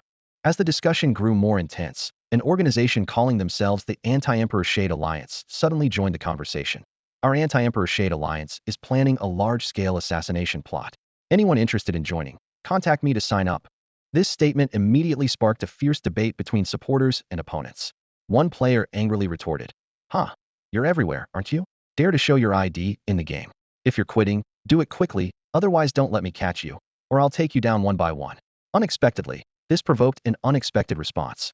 A player named Tung Yun Jiao Wu recognized the speaker. "Oh, I wondered who it was. It's Tung Yun Jiao Wu, who we killed before." "What? Once wasn't enough? Have the guts to give your location. Let's have a showdown." Tung Yun Jiao Wu, unfazed, immediately replied, "A showdown? Bring it on. I'm in Nanyuan City, coordinates 20.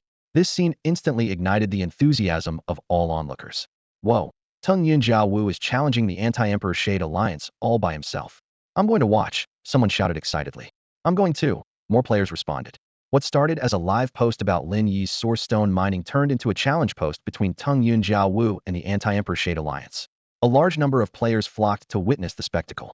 In fact, ever since Tung Yun Jiao Wu was ambushed by the Anti-Emperor Shade Alliance last time, he held a grudge. Although he fought valiantly then, the matter was far from settled. To avenge himself, he spent extravagantly to enhance his cultivation level. He even joined a powerful sect, spending generously for advanced training skills and martial techniques. Tung Yun Jiao Wu's preparations were meticulous. He spared no expense in purchasing a spear from the weapon shop that perfectly matched his martial techniques, elevating his combat power to a new level. Before logging in today, he routinely browsed the Emperor Shade's official forum and was drawn to the post's title. As he finished reading and was about to log in, he noticed the Anti-Emperor Shade Alliance recruiting again. Annoyed, he couldn't resist exchanging a few words. Little did he expect them to challenge him to a duel, which he readily accepted, eager to showcase his skills and teach those guys a lesson. In the virtual gaming world, challenges have become a common occurrence. Sometimes, a simple disagreement on a forum can lead to life-and-death duels within the game. It's not unusual for a single player to take on a group, often because these lone challengers are big spenders with the power to take on multiple opponents. News of the challenge between Tung Yun Jiaowu and the Anti-Emperor Zetian Alliance spread like wildfire on the game's official forum. Enthusiastic spectators rushed to the battle site, eager to witness the intense showdown. Lin Yi was practicing the Luanhai Emperor's Sutra when he suddenly felt a sense of foreboding and immediately stopped his cultivation. Although he possessed extraordinary strength due to his ancient sacred body and the Jiezi secret, he decided to remain cautious until he received feedback from the great Emperor Zetian regarding his cultivation level. As a reborn individual, Lin Yi was well aware of the hidden talents in this world. In his previous life, he had seen many people with exceptional abilities even before receiving feedback from the great Emperor Zetian. These talented individuals were scattered across the Dragon Kingdom and other countries. When the great Emperor Zetian began providing feedback, it was these individuals who stepped up to represent their nations and regulate the players who gained powers from the game. After stopping his cultivation, Lin Yi entered the great Emperor Zetian. At this point, his level was at the 9th layer of the Divine Bridge stage, just one step away from the 10th. However, instead of crafting a Divine Essence pill, he had a new idea. He recalled a recommendation letter he had received from the gambling house owner, Kinshio, at the Tianyin Gambling Stone Workshop. This letter would allow him to bypass the entrance test and join Tianyin Holy Land directly. In the great Emperor Zetian, Holy Lands are the most prestigious sects, far surpassing the sects within Tianyuan City. For ordinary players, joining a Holy Land is a distant dream, and even passing the entrance tests of third-rate sects within Tianyuan City is challenging. The city's teleportation arrays were now fully operational, connecting not only to the 9 major capitals, but also to various sects outside the city, including Holy Lands. However, using these arrays required not only a sufficient amount of source crystals, but also the necessary permissions, essentially a ticket.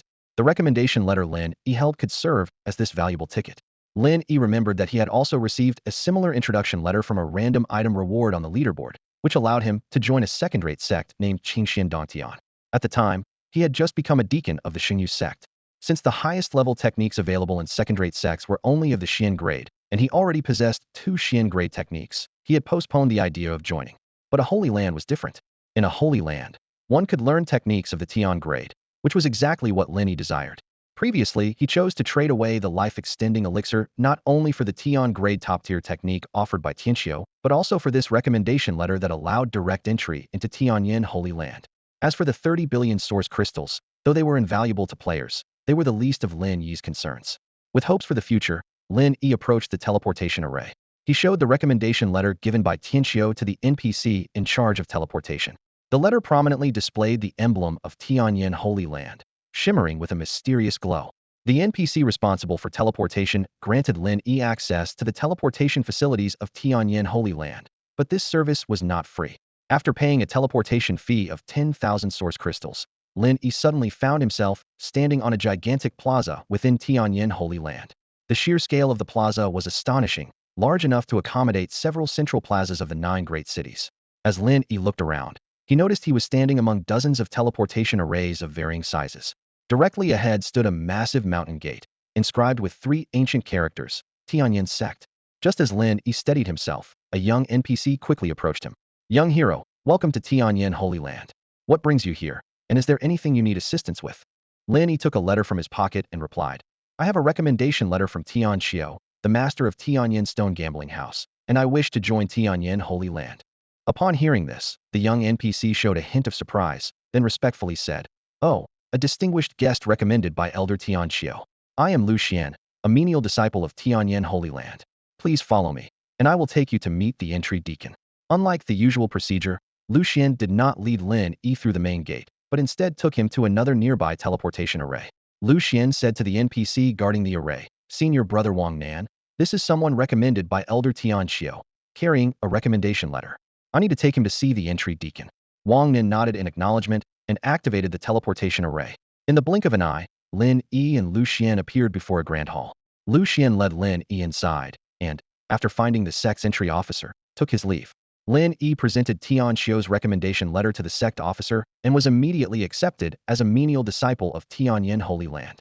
However, to Lin Yi's surprise, he did not automatically lose his previous sect affiliation, as usual. Upon checking his sect page, Lin Yi was astonished to find that, in addition to his new status as a menial disciple of Tianyin sect, his role and privileges as an officer of Xingyu sect remained intact. This anomaly led Lin Yi to ponder whether the operations of the Holy Land differed from those of ordinary sects. The sect officer issued Lin Yi an identity token engraved with his name and a booklet, cautioning him. "Huang Yuan, this is your identity token, which allows you to move freely within Tianyin Holy Land. However, as a menial disciple, your activity range is restricted. The specific rules are detailed in this sect handbook. Be sure to read it carefully to avoid entering forbidden areas and facing sect penalties." Heeding the advice, Lin Yi promptly opened the handbook and began studying it meticulously. He soon discovered that the Holy Land's rules were indeed numerous. However, to his delight, the handbook included a detailed map of Tianyin Holy Land, saving him the trouble of purchasing one. After some contemplation, Lin Yi formulated an initial plan. His primary goal was to elevate his status within Tianyin Holy Land. The current limitations of a menial disciple status were too restrictive, barring access to many important locations, especially those with valuable cultivation resources. Lin Yi was particularly interested in the Heaven-grade cultivation cave, a scarce resource in Tianyin Holy Land, which he was eager to gain access to. Lin Yi stepped into the mission hall of Tianyin Holy Land, and the scene before him was a stark contrast to the quietness he experienced when he first joined. The hall was bustling with activity, with NPCs coming and going, some to take on tasks, others to turn in completed ones. Dozens of NPCs were busy handling various sect tasks. Lin Yi patiently waited in line and eventually reached an NPC responsible for assigning tasks. "I'd like to take on a sect task," Lin Yi said, and immediately, hundreds of tasks available for servant disciples appeared before him. These tasks were diverse, ranging from patrolling and hosting to cleaning the caves of personal disciples, and even helping find lost items. Each task listed its rewards, which were tempting, but Lin Yi was well aware that these low-level tasks would consume a lot of time. His eyes quickly scanned through the options and finally settled on the donation option at the bottom. This was his shortcut. Without hesitation, Lin Yi chose to donate 10 million source crystals, instantly upgrading from a servant disciple to an outer disciple, granting him access to use the Earth-level cultivation cave. Then, without a second thought, he donated 100 million source crystals, becoming an inner disciple in one leap.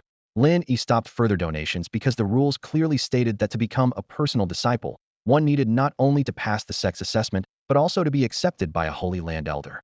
However, being an inner disciple allowed him to use the heaven-level cultivation cave, which was sufficient for Lin Yi. After completing his status upgrade, Lin Yi hurried to the Dan Hall of Tianyin Holy Land. Here, they not only purchased various herbs and pills, but also sold them. Without further ado, Lin Yi bought out all the pills available in the Dan Hall, spending nearly 10 billion source crystals. With this hard-earned batch of pills, Lin Yi followed the map to the cultivation cave area. Fortunately, a heaven-level cultivation cave had just become available upon his arrival. Despite the staggering daily cost of 20 million source crystals, the 80 increase in cultivation efficiency made the investment worthwhile. Upon entering the cave, Lin Yi immediately began intense cultivation. Thanks to the support of the Lin Yi Emperor's Sutra, his cultivation speed soared. Originally close to the 10th layer of the Divine Bridge realm, with the aid of the Divine Origin pills he had just purchased from the Dan Hall, he quickly broke through to the perfection of the 10th layer. When the breakthrough package appeared, Lin Yi let out a sigh of relief. He had been worried the package might be discontinued, and although he bought a few Bien pills from the Dan Hall, he knew they were far from enough. Without hesitation, he fully utilized the breakthrough package, successfully advancing to the first layer of the Bien realm. Next, Lin Yi began consuming large quantities of condensing origin pills he bought from the Dan Hall, and his cultivation level skyrocketed as if on a rocket. Bien realm 3rd layer, Bien realm 5th layer, Bien realm 8th layer. Lin Yi's realm advanced continuously in a short time, demonstrating an astonishing cultivation speed. Lin Yi had already collected all the cultivation pills from the 9 major cities, including some condensation pills and higher-grade pills, in addition to the Shenyuan pills. However, due to the unique constitution of the ancient sacred body, he became a true pill addict. Even after exhausting all the Shenyuan pills, his cultivation level only reached the 9th level of the Divine Bridge realm.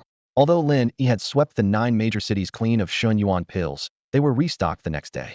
He planned to raid them again, confident that with his own concocted Shenyuan pills and the ones acquired from the pill shops, he could push his cultivation to the perfect 10th level of the Divine Bridge realm. However, plans often change. The life-extending elixir he obtained from the Tianyin Stone gambling house earned him a precious spot in the sacred land. This unexpected surprise made Lin Yi consider joining the Tianyin sacred land, assuming that as a major sacred land, it must have a vast reserve of cultivation pills. Indeed, the pill reserves in the Tianyin sacred land's pill hall were astounding. Without hesitation, Lin Yi spent lavishly, sweeping away all the pills he deemed useful. Armed with these pills, alongside the heavenly tier cultivation cave and the Wheel C Emperor scripture, Lin Yi embarked on an incredible journey of cultivation breakthrough. By the time he exhausted all the condensation pills he had acquired, Lin Yi's cultivation had soared to the 8th level of the Other Shore realm. This rapid advancement quickly caught the attention of players monitoring the cultivation rankings. Did Archaic Yuan just rocket up there? How did his cultivation level increase so fast? Damn. I looked away from the rankings for a moment, and Archaic Yuan is already at the 8th level of the Other Shore realm. Even constant pill consumption shouldn't be this quick. I have a theory. Do you think Archaic Yuan's earlier purchase of a source stone mine yielded a 30 billion source crystal elixir, and now he's using those 30 billion source crystals to buy pills for cultivation? Among the players were some sharp minds who quickly connected Lin Yi's sudden surge in cultivation with his potential investment in a source stone mine. When you put it that way, it does seem possible. The world of big spenders is beyond imagination. Forget about this. Get online quickly to watch the showdown between the Cloud Riding Master and the Anti-Emperor Shrouding Alliance. This time the Anti-Emperor Shrouding Alliance is really something. They've gathered over 1,000 people and are waiting outside Nanyuan City. Wow, over 1,000 people to ambush one person. The Anti-Emperor Shrouding Alliance really has no bottom line. That's pretty normal, one player explained. I have a friend who infiltrated their ranks. Apparently, they've been struggling to ambush the big spenders on the cultivation rankings. This Emperor Shrouding game is different from other virtual games. Each level increase in cultivation boosts power significantly. The second-ranked Demon Clan Sovereign has encountered them several times and defeated them thoroughly. Actually, many of those who initially said they would quit the game have long stopped playing, another player added. Now, those who remain are just using that as an excuse to kill people for fun in the game. After agreeing to a showdown with the Anti-Emperor Sky Covering Alliance, Tingyun Jiawu didn't rush to the battlefield. He knew that despite his skills far surpassing most players, the odds were slim against such a large number of opponents. So, he decisively went to a talisman shop, spending over 200,000 to purchase dozens of talismans in preparation for the impending battle. When he arrived at the designated location, the sight before him made him swallow hard. The Anti-Emperor Sky Covering Alliance had gathered over 1,000 players, each wearing a black armband, resembling a well-trained army. On the opposite side, thousands of spectators were squeezed shoulder to shoulder, creating a spectacular scene. Damn, they must think highly of me. Tingyun Jiawu muttered to himself. I thought there'd be at most 300 to 500 people, but this looks like 1,000. I should have bought more talismans. As soon as he appeared with his ID visible, he immediately caught the attention of the surrounding players. The spectators began to chatter. Tingyun Jiawu is here. I thought he'd back out knowing how many people were against him. No way, these big spenders care a lot about their reputation. Once the challenge is accepted, there's no backing down. Do you think Tingyun Jiawu can defeat so many people? I doubt it. He's only at the 8th level of the Bitter Sea stage. If he were at the Life Spring stage, maybe he'd have a chance, but now, it's unlikely. There are just too many opponents. Before the verbal sparring could continue, the players from the Anti-Emperor Sky Covering Alliance surged towards Tingyun Jiawu like a tidal wave. Facing the overwhelming number of enemies, Tingyun Jiawu felt a rush of adrenaline, charging forward excitedly on his 5th-tier mount. With his exceptional skills and mastery of martial arts, Tingyun Jiawu wielded his spear, cutting through the crowd with ease. In no time, more than a dozen enemy players fell under his spear. This incredible display of combat prowess stirred the onlookers. Damn, this is exhilarating. One person charging into 1,000, that's some real excitement. This is a solo charge. Just watching it feels amazing. I suddenly understand the thrill of being a big spender. Seriously, it's making me want to jump in and fight. Even dying once would be worth it. Tingyun Jiawu continued his assault, taking down dozens of enemy players. However, the frequent use of martial skills quickly drained his energy. Even though he had a mouthful of recovery pills ready, the massive consumption of stamina and energy gradually slowed him down. The enemy players quickly noticed this change, shouting loudly, "Guys, his energy is running low. Surround him, don't let him escape. We have to take him down again." In a critical moment, Tingyun Jiawu quickly stuffed another handful of recovery pills into his mouth, while pulling out the talismans he had just bought. As each talisman flew out, dozens more enemy players fell. This spectacle again elicited gasps from the crowd. Those are talismans. I saw them at the talisman shop earlier. A single first-tier one costs several thousand source crystals. Throwing one is like tossing away thousands of bucks. He must have thrown at least 20 by now. That's tens of thousands of dollars, just like that. Hey, he's a big spender. 10, 20 grand means nothing to him. Just look at how much fun he's having. Fun, sure, but he's literally throwing money away. I couldn't bring myself to do that. Once the talismans were exhausted, Tingyun Jiawu felt his energy slightly replenished, and he continued to swing his spear, attempting to break through the encirclement. However, the sheer number of enemies was overwhelming, and he soon found himself tightly surrounded in the center. As his energy depleted once more, Tingyun Jiawu decisively dismounted and stabbed his spear into his own mount. Then, he vigorously swung his spear, fending off attacks from all sides. At this moment, not only the enemy players, but also the spectators could see that Tingyun Jiawu was at the end of his strength. Just as he was about to make a last stand, a deafening battle cry erupted from afar. Charge! Attack! The showdown between Tingyun Jiawu and the Anti-Emperor Zhetian Alliance had finally arrived. He initially planned to rely on purchased talismans to make a last-minute charge. However, when he reached the battlefield, the sight before him made his heart sink. Their numbers far exceeded his expectations. Despite the unfavorable situation, backing down was not in his nature. Realizing that breaking through was impossible, Tingyun Jiawu resolutely drew his sword and pierced the throat of his own mount. Blood spurted out as the mount let out a wretched cry and collapsed. This scene shocked everyone present. In the Great Emperor Zhetian game, although mounts could be resurrected by spending money, it would lower their level and loyalty. Tingyun Jiawu preferred to kill his own mount rather than let it fall into enemy hands, a decision that sent chills down the spine.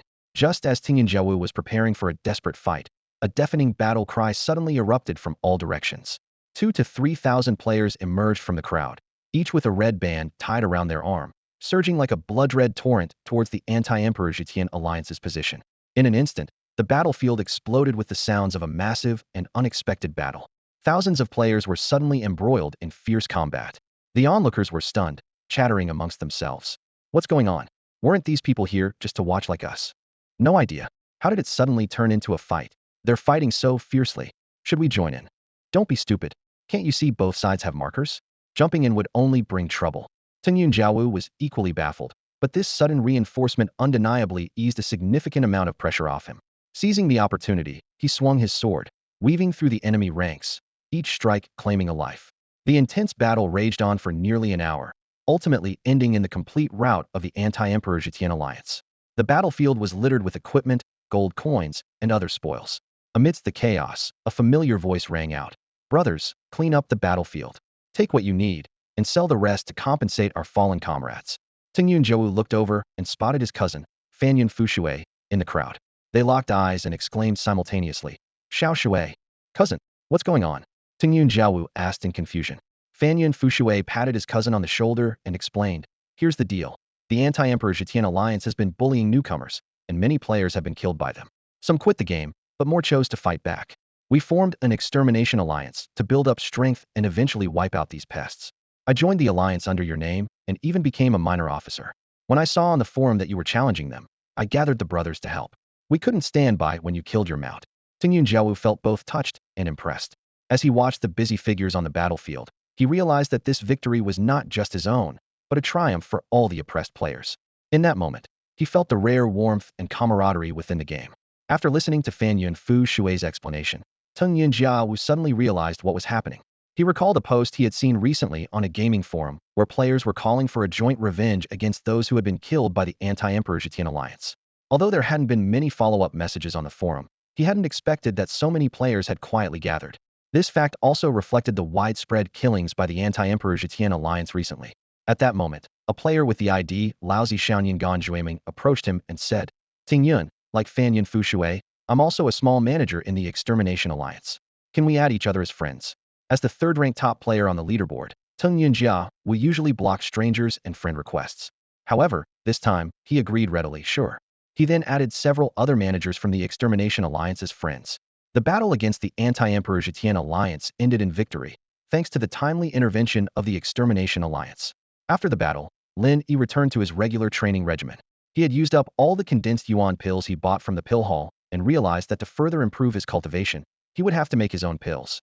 Fortunately, he had previously acquired the formula for the condensed yuan pill while sweeping through various pill shops. Lin Yi immediately headed to the pill hall in the Tianyan Holy Land and purchased over 1 billion worth of various alchemy materials according to the formula. Back in the Heavenly Tier training room, he began crafting the condensed yuan pills. With his near-master level alchemy skills and the assistance of the 9 yuan mysterious light furnace, Lin Yi's success rate for crafting the pills was over 70%. Thus, Lin Yi alternated between alchemy and consuming pills, steadily advancing his cultivation.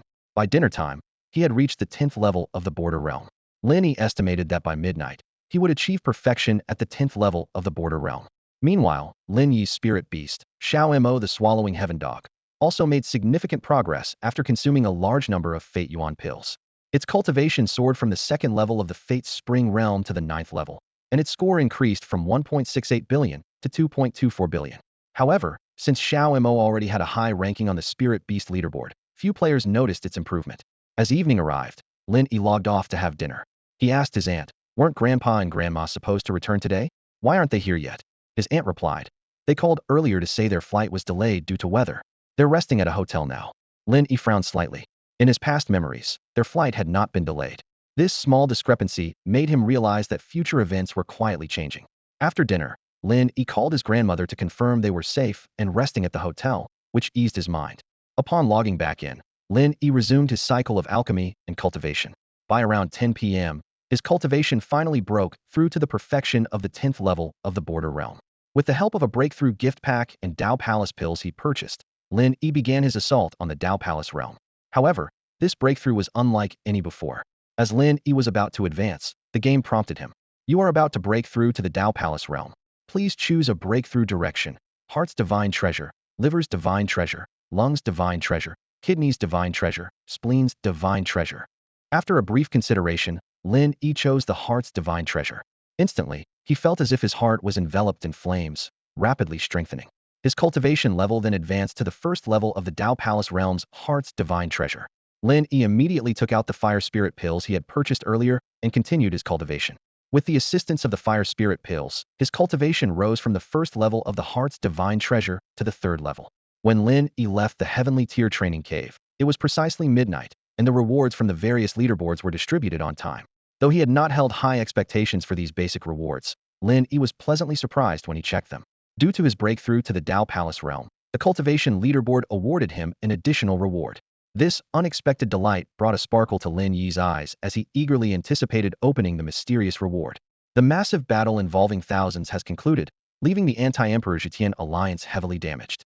They immediately took to the official forum of the Emperor Zetian game, furiously condemning Tingyun Jiwu. Thought he was a hero. Turns out he's just a coward, one player angrily typed. Promised a fair fight, but brought so many people. Is this the mindset of someone ranked 3rd on the leaderboard? Another player chimed in. I thought those who spend a lot in the game were impressive, but it turns out they just rely on numbers to bully others. Pathetic. Meanwhile, the Pest Control Alliance had been quietly growing stronger, preparing to strike against the anti-Emperor Zetian Alliance. This battle made them realize that apart from the sheer numbers, the anti-Emperor Zetian Alliance wasn't significantly stronger than they were. Seeing the flood of insults on the forum, players from the Pest Control Alliance jumped into the fray, engaging in a heated war of words. Oh, so ganging up on one person with thousands is what you call strategy, a Pest Control Alliance player mocked. Always bullying lone newcomers with your numbers, and you talk about strategy. A bunch of trash. The anti-Emperor Zetian Alliance players were not to be outdone and quickly retaliated. You think you're not trash? If you're not, don't sneak attack us. Face us heathen if you dare. The fiery-tempered players of the Pest Control Alliance immediately had a leader respond angrily. Bring it on. We're not afraid. Let's set a time for an all-out battle with no retreat. The Pest Control Alliance then posted a battle challenge on the official game forum, formally inviting the anti-Emperor Zetian Alliance to a duel. The anti-Emperor Zetian Alliance quickly responded, agreeing to the fight. After all, in a virtual game, players seek excitement and thrill, and a challenge like this is not something they'd back down from. Before the date of the battle, both sides engaged in intense verbal warfare on the forum, trading insults with a tense atmosphere. Amidst this ongoing conflict, Lin Yi, as usual, checked the rewards from various leaderboards. Yesterday, the top spots no longer offered random item rewards, so he didn't have high expectations for today's basic rewards. However, after habitually browsing through all the rewards, he discovered that the Realm leaderboard had given an additional reward due to his advancement to the Dao Palace realm. Lin Yi examined it closely and his eyes lit up. Lingchen Futian Formation Disc, upon use, sets up the high-grade Earth-level formation, Lingyun Futian Formation, which has extremely strong defensive capabilities, he murmured, filled with delight. In Emperor Zetian, players can learn formations and become formation masters. The levels of formation masters, like alchemy and weapon crafting, are divided into beginner, intermediate, advanced, master, and grandmaster. Lin Yi recalled the various restrictions he and Duanda Jinren saw in the Imperial Tomb, which were manifestations of formations. If a formation master's skill is high enough and they have sufficient materials, they can create incredibly powerful formations. Formation discs are a more convenient tool, condensing preset formations into a portable form for immediate use. Lin Yi understood the importance of these abilities and was determined to learn and improve quickly. Only before Emperor Zetian updates could he enhance his skills rapidly. It would become much harder to progress later. A high-grade Earth-level formation disc requires at least a master-level formation master to create. This is a treasure, Lin Yi thought with excitement. After checking the rewards, Lin Yi followed the guidelines in the sect manual and arrived at the instrument hall of the Tianyan Holy Land. He eagerly anticipated exploring this mysterious place, hoping to find more opportunities to strengthen his abilities. In the realm of alchemy, Lin Yi had reached the level of a master, just one step away from becoming a grandmaster. However, this final step seemed as insurmountable as climbing to the heavens. As his skills advanced, his progress slowed to a crawl, like a snail's pace. Even more troubling was the fact that the elixirs required at the Dao Palace level far exceeded those of the previous Will See level. Although Lin Yi's alchemy skills were sufficient, he struggled to obtain the necessary materials. These precious materials were rare, even in the 9 major cities. The elixir hall of the Tianyan Holy Land only sold finished elixirs and strictly controlled the distribution of alchemy materials.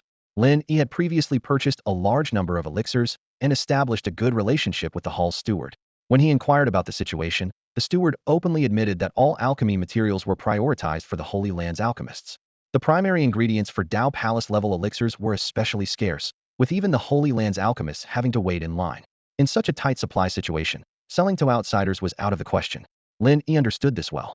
The Dao Palace level was already considered powerful. From what he knew in his past life, many elders of second-rate sects were at this level. Of course, there were varying degrees of strength even among those at the Dao Palace level. However, even the most ordinary Dao Palace cultivator could withstand a nuclear blast. After arriving at the artifact hall, Lin Yi made a large purchase of crafting materials and rented a crafting room, embarking on a tireless journey of artifact crafting. As his cultivation level increased, his internal energy became more abundant, and the energy consumed by crafting couldn't keep up with his recovery rate. In this environment, his artifact crafting skills improved rapidly. As finished products continuously appeared in his inventory, breakfast time had arrived before he knew it. By then, Lin Yi's crafting skills had already reached a master level. With enough materials and blueprints, he was fully capable of crafting spirit-level weapons. This rapid improvement was undoubtedly achieved by Lin Yi pouring in a massive amount of source crystals. Every crafting material he purchased was of high quality, and although expensive, the increase in skill proficiency upon successful crafting was substantial. After logging off, Lin Yi had breakfast with Feng Mengyu and called his grandparents to ask when they would return. On the other end of the line, his grandmother's voice came through.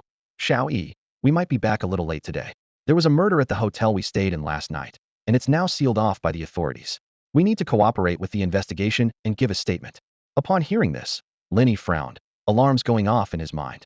First a flight delay, now a murder at the hotel. It was too coincidental. His grandmother continued, don't worry about us. We're at the Law Enforcement Bureau now, and our flight has been rebooked for the evening. After hanging up, Lin Yi felt uneasy, increasingly convinced something was amiss. He told Feng Mingyu, Auntie, my grandparents are in Jiaxi now. I'm planning to go pick them up. Feng Mingyu was puzzled. Is that necessary? Didn't they say it's nothing serious and they'll be back tonight? Lin Yi insisted, I just don't feel at ease. Besides, I've been cooped up at home playing games every day. I could use the change of scenery. Flying there is quick, just 2 or 3 hours.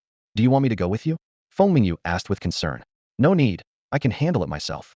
Lin Yi politely declined his aunt's offer. Although Lin Yi's mother was only his grandparents' adopted daughter and disappeared with his unreliable father when Lin Yi was very young, leaving no trace, his grandparents had always treated Lin Yi as their own. Throughout his life, he never lacked what other children had. Even though Lin Yi didn't get into a good university and spent his time gaming, they often complained but never strongly opposed it. In Lin Yi's heart, his grandparents and his aunt Feng Mingyu were his most important family. Living another life, he was determined not to let anything happen to them. After being reborn, Lin Yi found that events from his past life seemed to replay along a predetermined path. However, he was acutely aware that every action he took could trigger a butterfly effect, becoming increasingly evident over time. While he anticipated changes, he didn't expect them to occur so quickly. Last night, upon learning that his grandparents' flight was delayed, a sense of unease crept into Lin Yi's heart. Now that there had been a murder at the hotel where they were staying, his worry only intensified. Without a second thought, he booked a ticket online, took a cab to the airport, and boarded a direct flight to Jiaxi. As the plane ascended smoothly, Lin Yi closed his eyes to rest. Suddenly, a commotion disrupted the cabin's tranquility. Look, is that a legendary dragon outside the plane? A passenger exclaimed. Where? Where? Others echoed. Although Lin Yi had only briefly practiced the Wheel C Emperor's Sutra, the powerful foundation of the archaic holy body had significantly enhanced his physical abilities. His hearing, far surpassing that of ordinary people, picked up the conversation, and he too leaned towards the window to see what was happening. In that instant, Lin Yi caught sight of a massive golden tail flashing through the clouds. Immediately after, the plane began to shake violently. Please remain seated, passengers. We're experiencing strong turbulence and will be shaking for a while, the flight attendant announced over the intercom. Passengers buzzed with conversation, some insisting they had seen a golden dragon, reminiscent of mythological tales, fly past the plane. However, due to its incredible speed, only one passenger who had been watching the window managed to catch a glimpse. Really? I just looked and saw nothing. There's no such thing as a dragon. Those are mythical creatures. They can't possibly exist in the real world. Maybe you imagined it. Faced with skepticism, the passenger who claimed to have seen the dragon began to doubt whether they had experienced a hallucination, as the dragon vanished in the blink of an eye. Meanwhile, in the cockpit, the co-pilot, looking terrified, asked, Captain Yang, what was that creature just now? Captain Yang, with a solemn expression, warned quietly, don't ask questions you shouldn't. Act like you saw nothing, and don't mention this to anyone. For Lin Yi, this was merely a minor incident. He understood that once the great emperor's influence began to spread, more extraordinary events would soon follow. After the plane landed smoothly, Lin Yi took a deep breath and called his grandparents. Upon learning they were at the Jiaxi Law Enforcement Bureau, he immediately took a cab there. Seeing his grandparents at the bureau, Lin Yi finally felt relieved. Lin Yi, why are you here? His grandmother asked, both surprised and happy, though she couldn't resist a little complaint. We told you we were fine and would be home tonight. You wasted money coming here. I was just worried about you and came to pick you up, Lin Yi explained with a smile, then curiously asked, so, how was the trip? You've been traveling for over half a month. Was it fun? It was great, except the flight delay was a bit annoying, his grandparents replied in unison. Clearly, they enjoyed traveling, which explained why they had raised Lin Yi and Feng Mingyu, both of whom loved playing video games all the time. Lin Yi hurried to the Law Enforcement Bureau, feeling anxious and sensing that something might happen. However, the turn of events was unexpected. After his grandparents finished giving their statements, the officials simply let them leave, and everything seemed normal. Unbeknownst to Lin Yi, a mysterious young man emerged from the back room of the bureau after they left, intently watching Lin Yi's departing figure. Turning to the person behind him, he murmured, find a way to have them give their statements again. But, that's against the rules, the person replied hesitantly. The young man replied coldly, if it's against the rules, then make it fit the rules. Since Lin Yi's grandparents rescheduled their flight to the evening, the family found a hotel near the airport to rest for a while. In this era, virtual gaming pods are standard in hotel rooms, much like how computers were commonplace a decade ago. After chatting with his grandparents for a bit, Lin Yi slipped into the virtual gaming pod. He skillfully entered his username and password, completed the iris scan, and entered the gaming world of Great Emperor Shrouding Heaven. In the game, Lin Yi had advanced his alchemy and artifact crafting skills to a master level. This rapid progress was driven by one thing: money. He had invested nearly 500 million yuan crystals in crafting materials alone. If he had opted for lower-grade materials to gradually improve, 100 million yuan crystals would have sufficed. But for Lin Yi, time equated to money, and he never hesitated to spend money to expedite the process. Arriving at the Heavenly Origin Sacred Land, a large city with sect-like qualities, Lin Yi followed the map to find the Talisman Hall. There, he learned the art of talisman crafting from a sect official and purchased a range of related materials. Talisman crafting was even more costly than alchemy and artifact crafting, as talismans could grant instant, high-level destructive power. Even a practitioner in the Bittersea realm could potentially defeat a Life Spring or even a Divine Bridge realm expert with a high-level talisman in hand. Lin Yi focused on learning and practicing talisman crafting. He bought talisman blueprints ranging from levels 1 to 3, quickly enhancing his proficiency through repeated failures and successes. Just as he advanced his talisman crafting skill to the intermediate level, the gaming pod suddenly alerted him that someone was looking for him outside. Exiting the virtual pod, Lin Yi opened his eyes to find 3 strangers had somehow entered the room. He frowned slightly, cautiously assessing these unexpected visitors and pondering their intentions. Lin Yi, worried about his grandparents' safety, flew directly to Jiashi. Upon arrival, he breathed a sigh of relief to find them safe and sound. After giving his statement at the Law Enforcement Bureau, Lin Yi temporarily checked into a hotel. He initially thought he was overreacting, but the arrival of 3 uniformed officers made him realize the situation was more complex than it seemed. Mr. Feng, there's a new development in the hotel murder case. Please come with us to the Law Enforcement Bureau again, one of the officers said to Lin Yi, who had just emerged from the virtual game pod. And sir, you need to come with us as well. Lin Yi's grandfather, Feng Yuanxin, a retired law enforcer, immediately questioned. Officer Feng, my grandson just came from Yunshi and hasn't stayed at that hotel. Why do you need him to go? The officer known as Officer Feng expressionlessly pulled out a document and said officially, these are the orders from our superiors. Please cooperate with us. Just as Feng Yuanxin was about to protest, Lin Yi decisively interrupted. Grandpa, it's just to give a statement. It won't take much time, and we need to cooperate with the law enforcement. Feng Yuanxin frowned and nodded, clearly sensing something unusual. Lin Yi knew very well that they were targeting him. Since he was already involved, he decided to face it head on. He had already suspected that his grandparents might be entangled in some issues. Since they had come looking for him, he planned to deal with it strategically. The 3 of them followed the officers back to the Jiashi Law Enforcement Bureau, where they were placed in separate rooms. Lin Yi was taken to a small room and immediately realized it was an interrogation room, not a standard interview room. This was clearly meant to intimidate him.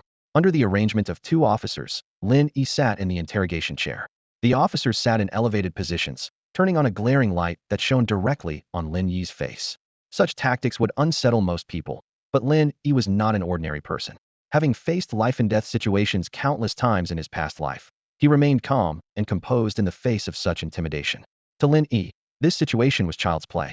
When he was taken into the interrogation room, he appeared calm and unflustered. Name? The interrogator demanded sharply. Lin Yi raised an eyebrow, his tone calm with a hint of irony.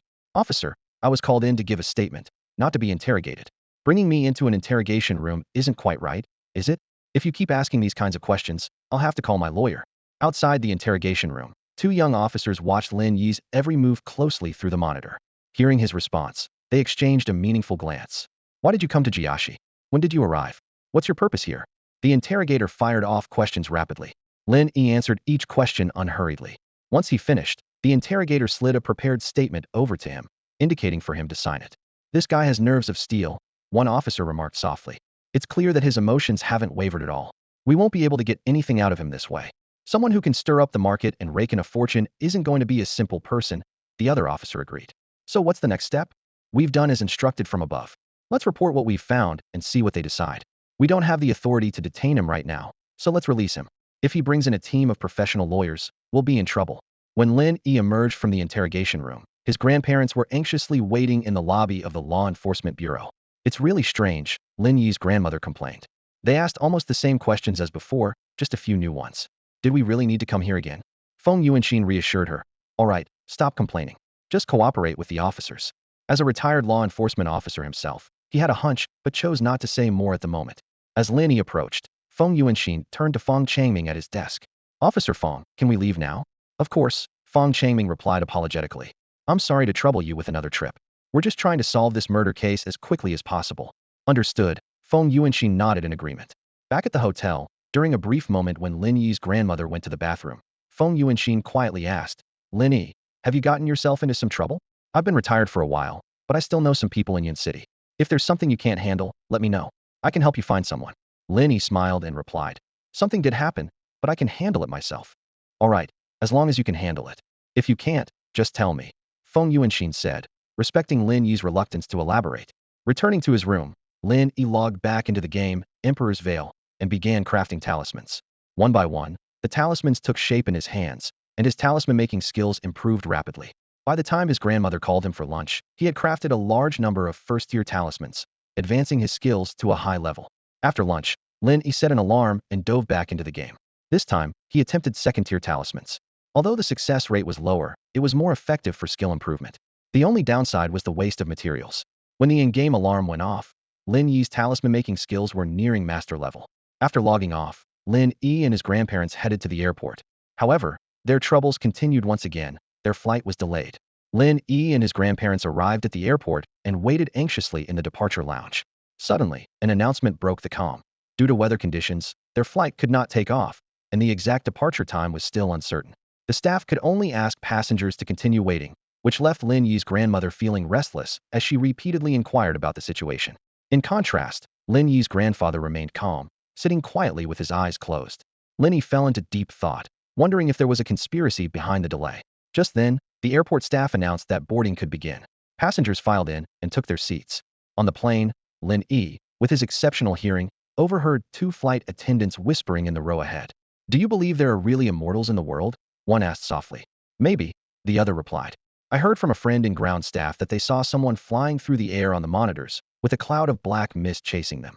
I used to think those strange events online were just hype, but now it seems some might be true. The first attendant exclaimed. I heard that when the biggest volcano in the island country erupted, something emerged from it. Who knows? The other side. Recently, there have been so many natural disasters. I've been on multiple shifts these days, and we've had several temporary flight suspensions. Hearing this, Lin Yi realized the delay was due to these unusual occurrences. He thought to himself that the ability to fly through the air required reaching a certain cultivation level, known as the Mingquan realm, and mastering the necessary techniques.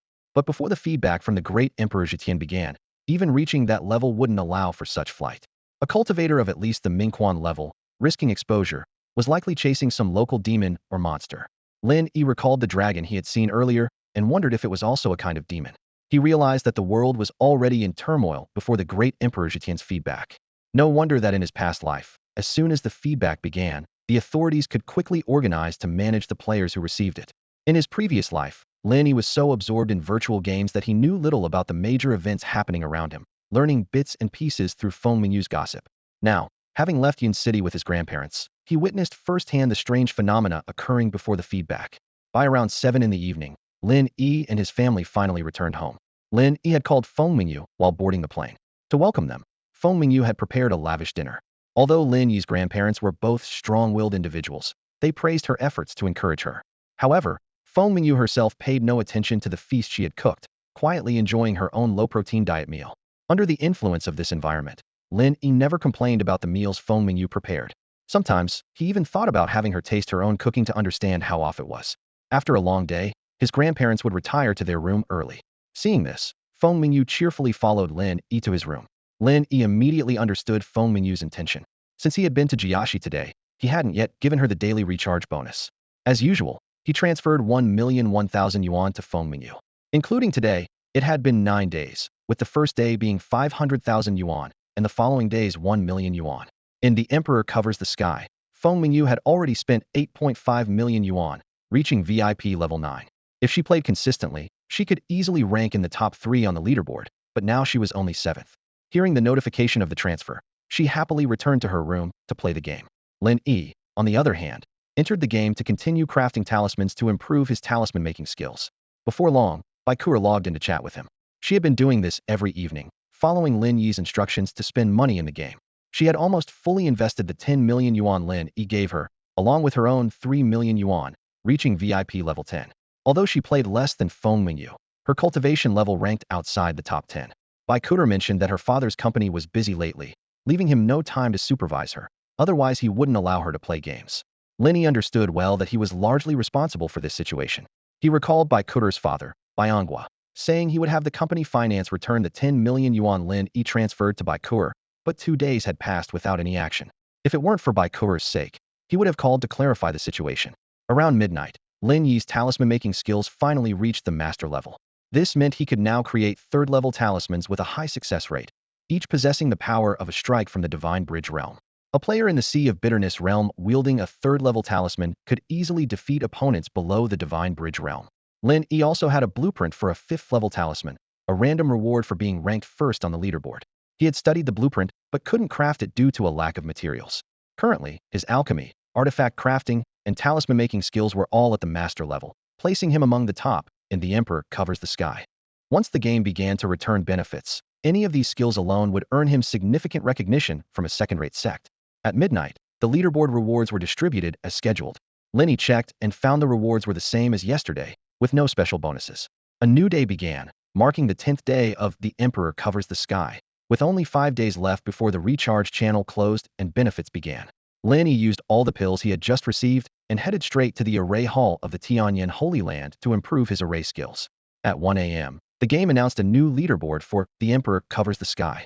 Lin Yi understood the importance of auxiliary skills in the world of the great Emperor Zetian. Currently, players in the game are enjoying a period of learning various skills with ease. By spending some source crystals, they can easily acquire auxiliary skills such as alchemy and crafting from NPCs. Once they learn, they can craft as long as they have the materials and follow the instructions, with the only concern being the success rate. Lin Yi's sharp gaze foresaw that this convenient learning period wouldn't last long. Once the great Emperor Zetian starts to respond, the difficulty of learning will increase drastically. At that point, players will need detailed knowledge from NPCs and rely on their own understanding to learn, much like learning a new technology in real life, where there's no fixed success rate, and it's all about personal skill and practical ability. With this in mind, Lin Yi sprang into action. He decided to learn and upgrade all the auxiliary skills during this advantageous period. Just as he mastered the art of formations, the game system suddenly announced a new feature: the auxiliary profession leaderboards were officially online. There are 8 leaderboards: alchemy, crafting, formations, talisman creation, beast taming, puppet mastery, witchcraft, and source arts. The first 4 can be learned in major cities, and Lin Yi has already mastered them all. The latter 4 are more niche and require finding specific NPCs or visiting certain sects to learn. As soon as the leaderboard launched, Lin Yi's name appeared prominently on 4 of them. He held the top spot in alchemy, crafting, and talisman creation. However, for the newly learned formations, he ranked 68th due to his beginner status. Lin Yi carefully examined each leaderboard. Alchemy was the most popular, with over 20 players reaching the advanced level alongside him, although most were at the intermediate level. Clearly, many players see potential in the alchemy industry and have invested heavily. In the crafting leaderboard, fewer players reached the advanced level compared to alchemy, with only the top 10 achieving this level. Despite this, crafting remains a mainstream skill in the virtual game, with a significant number of players learning it. The talisman creation leaderboard showed that only 2 other players besides Lin Yi reached the intermediate level, while the rest were beginners. However, since the impressive display of talisman power in battles, many players have been attracted to learn it. Yet, upon discovering the significant material requirements and the large investment needed to upgrade, many have hesitated. As for the formations leaderboard, it appeared particularly sparse. Lin Yi's rank of 68th indicated that there are currently only 68 players in the entire Great Emperor Zetian world who have ventured into this field. Lin Yi looked around, calculating in his mind. He knew that now was the best time to quickly enhance his auxiliary skills. Time waits for no one, and he must seize this opportunity to prepare thoroughly for future challenges. Players knew very little about the power of formations, so it's understandable that few were interested in learning the skill. Lin Yi browsed through 8 leaderboards and found that formation techniques ranked far below beast taming, puppet arts, sorcery, and source techniques. Among these, beast taming had more than 10 players learning it, while the other 3 combined had fewer than 10 players, all at a beginner level. After reviewing the leaderboards, Lin Yi decisively headed to the formation hall in the Tianyan Holy Land and purchased a large amount of formation materials. He then made his way to the back mountain of the Holy Land, which was a designated area for disciples to practice formations. Upon arrival, he saw numerous disciples busy setting up various formations. Finding an open space, Lin Yi took out his materials and began setting up a formation according to the blueprint. Formation materials were similar to those used in talismans, requiring the inner core and blood essence of beasts. The inner core served as the energy source for the formation and could be replaced with alternative sources. Blood essence was used to trace the energy pathways, much like in talismans. Additionally, various base materials were needed for the formation, which were quite expensive. As a novice in formation techniques, Lin Yi could only rely on the blueprint to set up the simplest trap formation. In the game, Emperor's Veil, players could successfully set up formations by following the blueprint because the critical step of tracing with blood essence was simplified. Lin Yi followed the instructions and quickly completed a rudimentary trap formation, increasing his proficiency in formation techniques. He tested the trapping strength of the formation and found it could temporarily trap players at the 3rd or 4th level of the Sea of Bitterness realm, which was decent. After setting it up, Lin Yi began dismantling the formation, which increased his proficiency to the same extent as setting it up. Most materials were damaged during dismantling and could not be reused, except for a few base materials. Lin Yi found it easier to dismantle his own formations since he knew the exact locations of the base materials. Without this knowledge, he would struggle to dismantle others' formations. Therefore, he repeatedly set up and dismantled formations, rapidly increasing his proficiency in formation techniques. By 6 in the morning, Lin Yi's formation technique had reached an intermediate level, nearing an advanced breakthrough.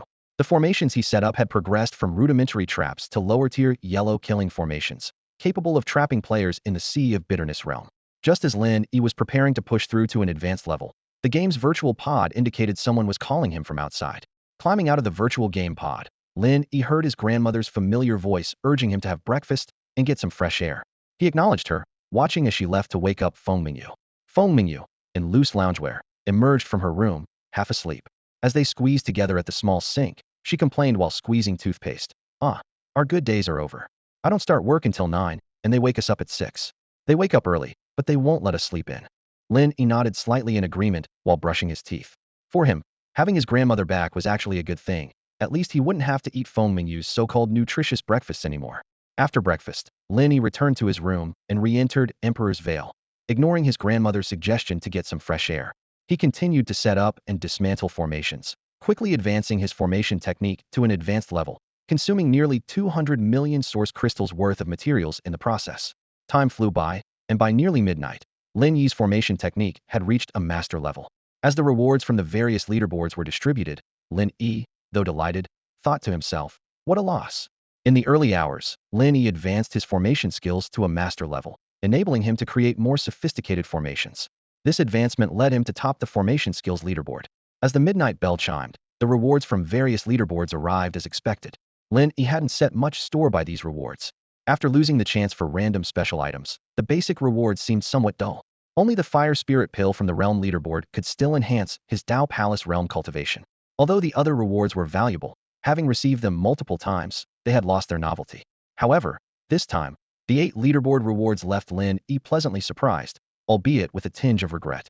He claimed the top spot on the leaderboards for alchemy, artifact crafting, talisman creation, and formation skills.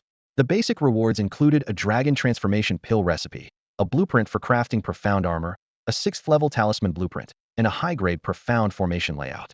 While these were valuable, they could be easily purchased with some source crystals and didn't particularly excite Lin Yi.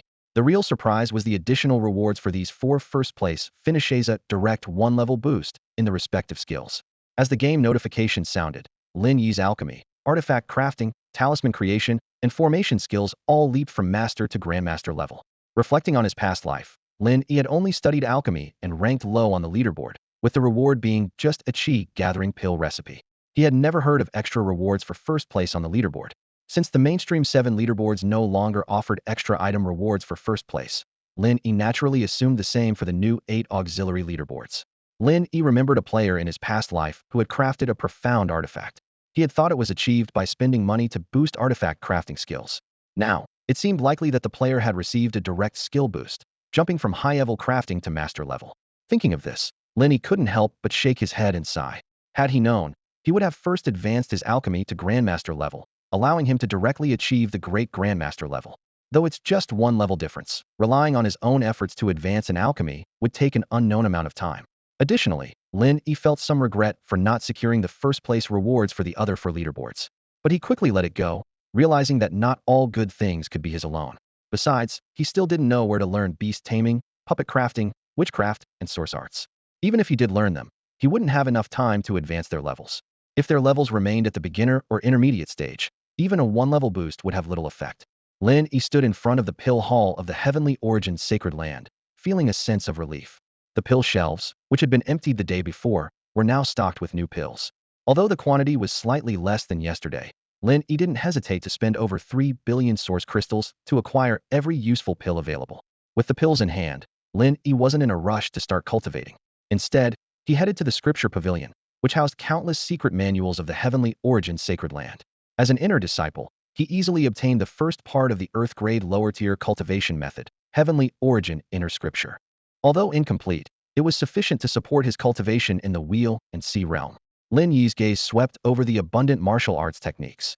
There were many Earth-grade high-tier techniques available, but he already possessed the Heaven-grade high-tier 9 Spirit Seal, and the Earth-grade high-tier Ethereal Spirit Wandering and Grand Ancestor's Long Fist, so he wasn't in a hurry to acquire new skills. Furthermore, his inner disciple status, bought with source crystals, meant he had zero contribution to the sacred land, making many techniques unattainable. However, the value of the scripture pavilion extended beyond just martial arts techniques. Lin Yi focused on ancient texts that recorded the world's secrets. He eagerly read through them until he was dizzy and had to stop. This intense study gave him a deeper understanding of this emperor's world. Leaving the scripture pavilion, Lin Yi went straight to the heaven-grade cultivation cave. He summoned his devouring dog, Xiao Mo, and filled a large iron basin with the newly purchased life origin pills. Nourished by the pills, Xiao Mo's realm soared from the 9th layer of the life spring realm to the 10th layer's peak. Lin Yi then took out the prepared divine bridge pill to help Xiao Mo break through to the divine bridge realm. On the spiritual beast ranking, Xiao Mo's score skyrocketed from 2.24 billion to 3.46 billion. Lin Yi noticed that the now much larger Xiao Mo was looking at him with a strange expression, seemingly carrying a hint of disdain. Finally, Lin Yi began his own cultivation. The Dao Palace realm's cultivation pills were extremely precious, and even after clearing out the pill hall stock and adding the rewards from the realm ranking, the quantity was still limited. He consumed all the fire spirit pills, raising his cultivation from the 3rd layer of the Dao Palace realm's heart of the divine treasure to the 4th layer. After Lin Yi stepped into the Dao Palace realm, his cultivation progress noticeably slowed. This was not unusual, as in the world where the great emperor reigns, the Dao Palace realm is already considered powerful. Many elders, or even leaders of 2nd and 3rd tier sects are only at this level. To accelerate his cultivation, Lin Yi decided to personally refine elixirs. Although his alchemy skills had reached a master level, the materials needed for Dao Palace realm elixirs were rare and hard to find, making it impossible to purchase them in large quantities as before. Without sufficient raw materials, even the most skilled alchemist is helpless. Lin Yi recalled his previous experience of sweeping through the 9 major cities and found that elixirs suitable for the Dao Palace realm were very few. Currently, the most convenient way for him to obtain such elixirs was to wait for the Tianyuan Holy Land's pill hall to restock and then purchase them. As he ran out of elixirs for cultivation, Lin Yi realized that although his skills in alchemy, artifact crafting, talisman creation, and formation techniques had reached master levels, it would be difficult to advance further in a short time. Without breaking through to the next level, the feedback from the great emperor's reign would be significantly less effective. Lin Yi turned his attention to beast taming, puppet techniques, witchcraft, and source techniques. He decided to spend the remaining days diligently studying these skills, aiming to elevate them to a level comparable with his alchemy and artifact crafting, in order to activate the leaderboard. He was convinced that these skills would undoubtedly be very useful. After contemplating for a moment, Lin Yi devised his next plan. Noticing that Feng Mengyu was still online, he immediately teleported back to Tianyuan City and headed straight to the Xingyu sect. Upon finding Feng Mengyu, Lin Yi handed her a batch of talismans along with Ju Ling pills and Mingyuan pills. These elixirs were enough to help her break through from the 8th layer of the Bitter Sea realm to the Divine Bridge realm. Although somewhat interested in what Feng Mengyu had mentioned earlier, Lin Yi had no time to be distracted. He gave Feng Mengyu a large number of talismans, leaving her to handle the matter on her own. Just as Lin Yi finished his instructions, the beautiful junior sister Qingyu found him. Junior brother Huang Yuan, the master is looking for you. Lin Yi sighed inwardly, realizing that as soon as he returned to the Xingyu sect, Master Duanda detected literally a person capable of bold schemes like targeting the Demon Emperor's tomb. Following Qingyu to the hall, Lin Yi found that besides them, there were 2 male players present. These 2 had passed the entrance examination as servant disciples and were there to receive sect tasks. As they left, they gave Qingyu a deep look. Once only the 3 of them remained in the hall, Master Duanda said to Qingyu, "Qingyu, I'm out of tea leaves. Please go buy some for me." Qingyu took the money pouch and left. After Qingyu exited the Xingyu sect's gate, Master Duanda waved his hand to close the hall door. Seeing this, Lin Yi understood. Even if it wasn't about the Demon Emperor's tomb, it would certainly be related to tomb raiding.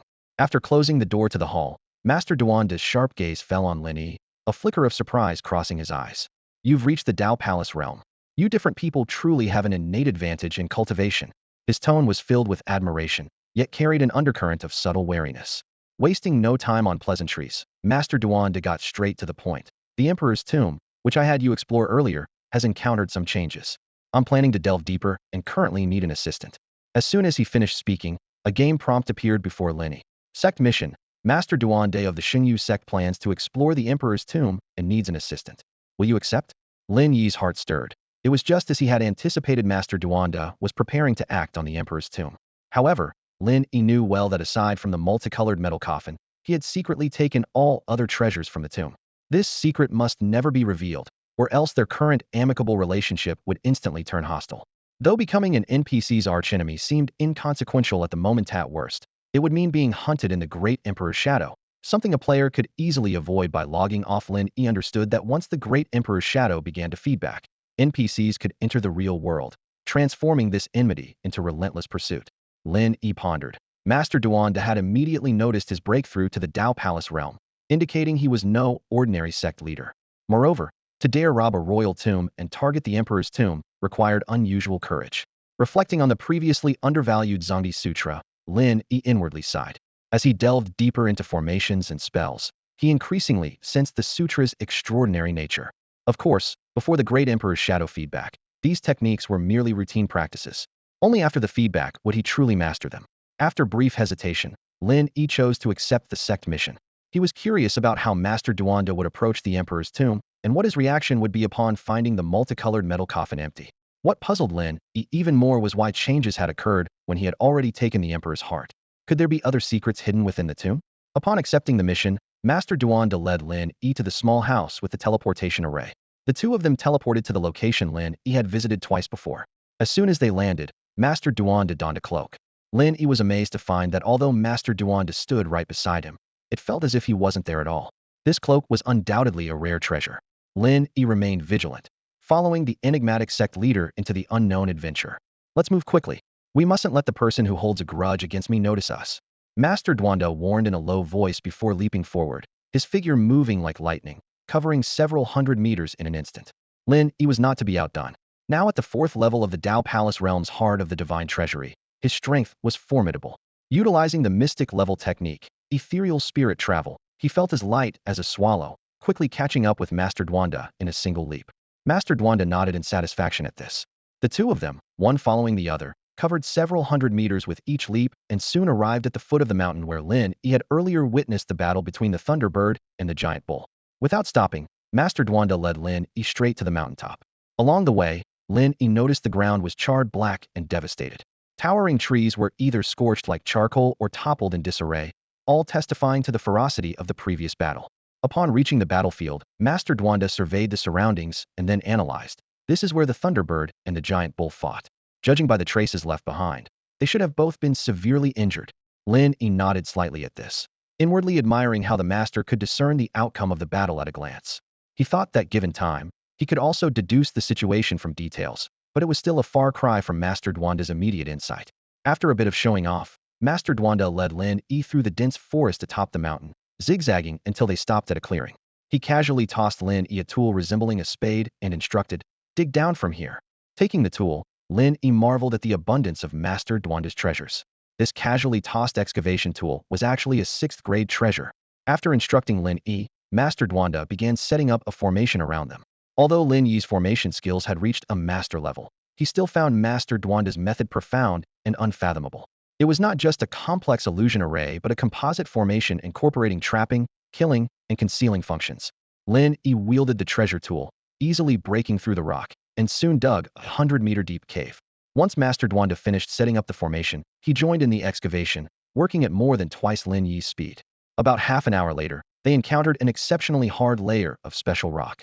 Unperturbed, Master Duanda took out a tool resembling a diamond drill, effortlessly cutting through it to reveal the space within the mountain. The entire mountain is shrouded in a powerful formation, Master Duanda said with a gleam of excitement. The spot I've found is one of the formation's nodes. Elsewhere, it's very easy to trigger and activate the entire mountain's formation, and then no one would be able to escape. Just as Master Duanda was about to lead Lin Yi into the mountain space, he suddenly frowned and exclaimed in a low voice, "This is bad." Upon hearing the voice of Master Duanda, Lin Yi immediately became alert. "Master, what's wrong?" Master Duanda's expression was serious. "The formation I set up has been triggered. Wait here, I'll go check it out." Without hesitation, Lin Yi said, "I'll go with you." He was extremely familiar with this mountain space, having visited twice before and knew every corner. At this moment, Lin Yi had already concluded that Master Duanda's target was likely the five-colored metal coffin in the Demon Emperor's tomb. After weighing the pros and cons, Lin Yi decided to follow Master Duanda. If he stayed here alone and Master Duanda returned to find the coffin empty, it would raise suspicions. Following closely was the better strategy. Master Duanda nodded slightly and then leaped into action. Lin Yi followed closely behind, and they quickly arrived outside the cave. Master Duanda swiftly made two hand seals over the formation and turned to Lin Yi, saying, "Stay close to me." As they reached the perimeter of the formation, they saw an elderly figure in a black robe flying in the sky. The old man was continuously making hand seals, fiercely attacking the formation on the ground. The formation rippled under the relentless assault, like a lake disturbed by countless stones. Seeing this person, Master Duanda cursed under his breath. "It's him again. This is troublesome. I was cautious enough, yet I've still been detected." He turned to Lin Yi and said, "Huang Yuan, this is the main control of the formation. You just need to input energy to operate it. Here's a teleportation talisman. If the formation can't hold him off, use it before the formation is breached. I wanted to show you my ultimate technique, the Hidden Emperor's Sutra, so you could learn more about breaking seals, but it seems there's no chance this time. Do your best to delay him." Lin Yi took the control and talisman, quickly scanning the control instructions. Main control of the Hunyuan formation, a lower-grade Hunyuan composite formation control. It can be used to operate the Hunyuan composite formation set by Master Duanda. Current durability of the Hunyuan composite formation, 99.9. Having given his instructions, Master Duanda jumped into the cave without hesitation. With Lin Yi operating the main control, the formation's defense was significantly boosted. The black-robed elder noticed the change and shouted, "Master Duanda, stop hiding. I've been waiting here for 6 months since I sensed your presence last time. Now that I've finally caught you, come out. If you confess at my family's ancestral hall for a month, we'll let bygones be bygones." Lin Yi heard everything clearly from within the formation and instantly understood the situation. Apparently, Master Duanda had stolen from the family tomb and was being hunted down after being discovered. For someone to stake out for half a year, Master Duanda's skills were clearly extraordinary. Seeing no response, the elder continued to shout, "Come out. We won't do anything to you." After waiting a moment, the elder lost patience, drew a flying sword, and directed it to strike the formation. The moment the formation was struck, it rippled violently, like a calm lake suddenly hit by a massive wave. As the master of the formation, Lin Yi focused intently on the durability display of the main array disc. With a single strike from the elder in black robes, the formation's durability plummeted by 3, causing Lin Yi's heart to tighten. The elder deftly flicked his fingers, and the flying sword twisted like a snake, ready to strike the formation again. Lin Yi calculated silently. At this rate, the formation wouldn't last long. Sure enough, just over 10 minutes later, the formation collapsed under the elder's fierce assault. Prepared for this, Lin Yi quickly activated a teleportation talisman, instantly appearing in the teleportation array of Xingyu sect in Tianyuan City. With lingering fear, he pondered, who exactly is that elder? His aura was terrifying. How did Master Duanda manage to provoke such a powerful figure? As Lin Yi was lost in thought, Master Duanda appeared beside him, his face ashen. Lin Yi suppressed his shock and feigned ignorance, asking, "Sect Master, who was that elder in black robes? He's incredibly strong." Gritting his teeth, Master Duanda replied, "Lu Xian, an elder from the Lu family of East Wilderness." The name hit Lin Yi like a hammer. The Lu family of East Wilderness was an ancient family on par with the Holy Land. He never imagined that Master Duanda had crossed such an entity. Taking a deep breath, Lin Yi continued, "Sect Master, what did you gain from this trip?" Master Duanda looked frustrated, his tone filled with reluctance. "Damn it, someone beat me to it. It's the first time I've spent so much and gained so little." He briefly described discovering another cave inside the mountain and how someone had found other key points of the formation before him. "Judging by the remnants, it can't have been long. If only I had acted sooner." Master Duanda lamented. But the other party seemed inexperienced, leaving some good stuff behind. "Oh well, it seems the biggest opportunity wasn't mine this time." Hearing this, Lin Yi was filled with questions. He recalled how he had looted everything from the five-colored metal coffin and almost took the coffin itself. How could there be anything left? It seemed that in the art of tomb raiding, he was still slightly inferior to Master Duanda. Lin Yi couldn't help but wonder what treasure Master Duanda had found in the Demon Emperor's tomb. Just then, Lin Yi received a game notification indicating he had completed the sect mission assigned by Master Duanda. His intimacy with Master Duanda increased, his contribution to the Xingyu sect rose, and he received 5 teleportation talismans as a reward. Almost simultaneously, the peak where the Demon Emperor's tomb was located suddenly erupted with a brilliant light, illuminating half the sky. It turned out that Master Duanda had activated a formation covering the entire mountain before leaving. This phenomenon immediately caught the attention of surrounding sect forces, as numerous cultivators sped toward the Demon Emperor's tomb amidst bursts of light and sound.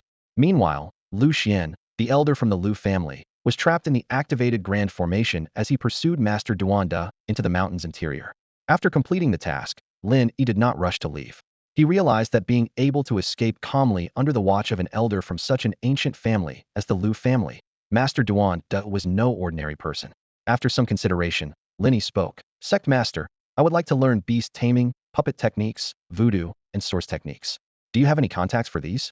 Hearing this, Master Duanda frowned slightly. These are minor arts, not of much use. Lin Yi, undeterred, smiled. I'm just curious. Do you have any contacts? Master Duanda stroked his beard and pondered for a moment before replying. For beast taming, I do know someone you could seek out, but whether you can learn it depends on your ability. As for puppet techniques and voodoo, I know people, but through me, you're unlikely to learn them. Delighted, Lin Yi had only been trying his luck and didn't expect there to be any leads. But hearing the latter part, he couldn't help but ask, why not? Master Duanda explained with a complex expression. Due to past grievances, they hold grudges against me. You've been in contact with me frequently, so you're likely marked with traces of my aura, unless you can conceal or remove these traces, once they sense it. Although Master Duanda didn't finish, Lin Yi could guess the rest. As for source techniques, Master Duanda said meaningfully, if you're interested, I do have some ideas. Hearing this, Lin Yi suddenly felt that learning source techniques might not be as reliable as it seemed. In the world of the Great Emperor's shadow, NPCs have rich life experiences and extensive social networks, much like real humans. Lin Yi understood that building good relationships with these NPCs could lead to unexpected opportunities. With a tentative mindset, he asked Taoist Duanda about ways to learn the arts of beast taming, puppet mastery, witchcraft, and source techniques. To his surprise, Taoist Duanda not only knew the pathways, but also mysteriously shared a unique idea about source techniques with Lin Yi. He hinted that if Lin Yi could master this method, it would be more powerful than conventional source techniques. Despite his doubts, Lin Yi decided to listen to Taoist Duanda's suggestion since he had no other options. Taoist Duanda slowly explained, source techniques are essentially a branch of formations. Outside the Taichu Forbidden Area, there is a highly skilled expert in this field. However, this person is elusive. If you can find him and meet his requirements, you might have the chance to learn powerful source techniques. At this point, Taoist Duanda looked at Lin Yi meaningfully and paused. Lin Yi understood and directly asked, Sect Master, how many source crystals are needed? 500,000 source crystals, replied Taoist Duanda. For Lin Yi, any problem that could be solved with money was not a problem. Hearing that only 500,000 source crystals were needed, he considered the price reasonable and immediately handed the source crystals to Taoist Duanda. Taoist Duanda, receiving the crystals, showed a satisfied expression and continued. All right, once I get the information, I'll have Qingyu notify you. As for where to learn beast taming, consider it a gift from me. Go to the Sacred Dragon City and find someone named Qin Mingyan. Whether you succeed depends on your skill, but with your cleverness, it shouldn't be difficult. With the specific location provided, Lin Yi promptly left the Xingyu sect and used the teleportation formation in Tianyuan City to reach Sacred Dragon City. As one of the 9 major cities, Sacred Dragon City was much larger than Tianyuan City. Lin Yi had visited here before to purchase elixirs, so he was somewhat familiar with the city. In addition to the shops lining the streets, the city housed the bases of various sections. Surrounding the sect bases were large residential areas, home to numerous NPCs. Players could take on various tasks from these NPCs, and with luck, might encounter hidden masters and have the chance to become their apprentices. Following the address given by Taoist Duanda, Lin Yi arrived at an ordinary house. He gently knocked on the door, and a girl of about 11 or 12, with twin ponytails, peeked out. She curiously examined Lin Yi and asked in a childish voice, Big brother, do you need something? Looking at the exquisitely beautiful girl in front of him, Lin Yi smiled and asked, Is this the residence of Senior Qin Mingyan? The girl nodded and replied, Yes. Are you looking for my master? Lin Yi gently nodded. Yes, I am. Hold on a second, I'll go tell her, the little girl said before closing the door. A moment later, the door opened again, and her curious little face peeked out. My master wants to know what you want, she asked with wide, inquisitive eyes. Lin Yi took a deep breath and replied, Well, I'd like to learn the art of beast taming from her. Oh, the girl responded, closing the door once more. Soon after, her adorable face appeared again. My master wants to know how you found out she could teach beast taming. Lin Yi thought for a moment and decided to be honest. It was recommended to me by Master Duanda from the Xingyu sect. Oh, she replied again and disappeared behind the door. Standing outside, Lin Yi calculated his chances. He had speculated before coming that this beast tamer probably wasn't an enemy of Master Duanda. Otherwise, he wouldn't have sent him there. Since he couldn't even get through the door, mentioning Master Duanda's name might help. This time, the wait was a bit longer. When the door opened again, it wasn't the pretty little girl who appeared but a stunningly beautiful woman, as if descended from the heavens. Lin Yi's heart skipped a beat. He had expected someone older, perhaps around Master Duanda's age, but the woman before him looked so young, probably in her early 20s. Her beauty was surreal, dressed in a white gown that made her look like a fairy from a painting. Did Master Duanda send you? Her cool voice pulled Lin Yi out of his reverie. Yes, Lin Yi replied, regaining his composure. He said you could teach me beast taming. Come in, the woman said, stepping aside to make way. Following her into the courtyard, Lin Yi was surprised to find the place very different from what he had imagined a beast tamer's residence to be. There were no snakes or poisonous creatures, nor were there any exotic beasts roaming around. Instead, the courtyard was filled with various spiritual flowers and herbs, seemingly placed randomly, yet with a distinct elegance. In the center of the courtyard, the woman turned to Lin Yi and said, I can teach you beast taming, but you'll need to do something for me first. Lin Yi had anticipated a prerequisite task for learning beast taming and nodded in understanding. Suddenly, a game prompt appeared before Lin Yi. Qin Mingyan has given you a quest to find a century-old Xianling flower. Complete this task to learn beast taming. After reviewing the quest details, Qin Mingyan continued, the Xianling flower is a rare herb, and those that are 100 years old are even rarer. You'll find more of them on the outskirts of restricted areas. Taking this as a hint for the quest objective, Lin Yi nodded in agreement and then turned to leave. Lin Yi was quite experienced with fetching items for NPCs. After leaving Qin Mingyan's place, he logged off and posted on the Emperor's Veiled Sky Games official forum, offering 1 million source crystals for a century-old Xianling flower. If you have one for sale, comment on this post. Lin Yi had no intention of searching for it himself. This was where the vast player base came in handy. Players were incredibly resourceful when it came to finding items. As soon as Lin Yi's high reward post went live, it was flooded with responses from players. The comments rolled in like a tidal wave. Whoa, it's the legendary archaic master. Master, let me play the game with you. Please guide me. What on earth is a century-old Xianling flower? 1 million source crystals? That's like 10,000 bucks. If I had one, I'd be making a small fortune. Master, add me as a friend. I can dance and sing, skilled in various arts. The one above, you're a male character. What good is your martial skill? Master, add me instead. My ID is XXX. I'll send you all sorts of videos I've recorded. Due to Lin Yi's post revealing his ID, numerous friend requests poured in. Within just a few minutes, the comments had spanned dozens of pages. On one of the later pages, a female player named Sweet Honey Friend posted, Master, add me as a friend. I have a century-old Xianling flower. After Lin Yi posted a reward for acquiring a century-old Xianling flower, he kept a close eye on the screen, refreshing constantly. Suddenly, a comment caught his attention. Someone claimed to have the flower and asked to be added as a friend. Lin Yi didn't act immediately. Instead, he cautiously replied, please send a screenshot of the century-old Xianling flower's description first. After waiting for a while without a response, Lin Yi realized it was likely another phishing scam. He recalled similar situations in other virtual games where scammers would use such tactics to lure players into receiving inappropriate photos or videos. Meanwhile, another player, Ling Yun treading on stars, was about to end his day in the game. As a non-paying player in Emperor's Veil, he stood out by focusing on completing tasks rather than leveling up through monster battles, earning him the title of Taskmaster. After finishing his last task, Ling Yun decided to log off and rest, as he had work the next day. After logging off, Ling Yun habitually checked the game's official forum to see what interesting activities other players were up to. Lin Yi's reward post, with its eye-catching ID, had garnered significant attention, prompting Ling Yun to click on the popular post. A century-old Xianling flower? Ling Yun's eyes lit up. Isn't that the reward I got for helping the old lady find her cat? He stared at the screen in disbelief. This thing is worth 1 million yuan crystals. Seeing that the post was by the top-ranked player, Huang Yuan, Ling Yun was convinced of the reward's authenticity. I work hard all month to earn just over 5,000, and this flower can sell for 50 or 60,000. Ling Yun's heart raced with countless thoughts. He quickly browsed the post, and, noticing that no other players had made a move, logged in to capture a screenshot of the century-old Xianling flower's description, fearing he might miss this once-in-a-lifetime opportunity. Lin Yi kept a close watch on the post's activity. When he saw a player had posted the screenshot of the flower's description, he immediately sent a friend request. Ling Yun saw the request from the top player and accepted without hesitation. Is the century-old Xianling flower for sale? Lin Yi got straight to the point. Yes, of course. Ling Yun replied excitedly. Where are you? I'll come to you. I'm in Chiang City, coordinates XX.20. Lin Yi responded. Armed with the coordinates, Lin Yi quickly logged in and used a teleportation array to reach Chiang City. Ling Yun had been waiting for some time and handed over the century-old Xianling flower when Lin Yi arrived. Here, this is the century-old Xianling flower, Ling Yun said nervously. I don't want yuan crystals. Can we do a cash transaction? I can take a little less. Lin Yi carefully checked the flower's attributes and, after confirming them, teased. You're just handing it over like that? Aren't you afraid I'll take it and log off without paying? The comment made Ling Yun tense up, but he quickly realized Lin Yi was joking.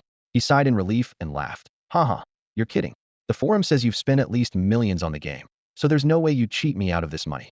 Lin Yi nodded thoughtfully and said, well, I think getting yuan crystals might be better than cash for you. But of course, the choice is yours. Lin Yi was in high spirits, holding the recently acquired century-old Xianling flower.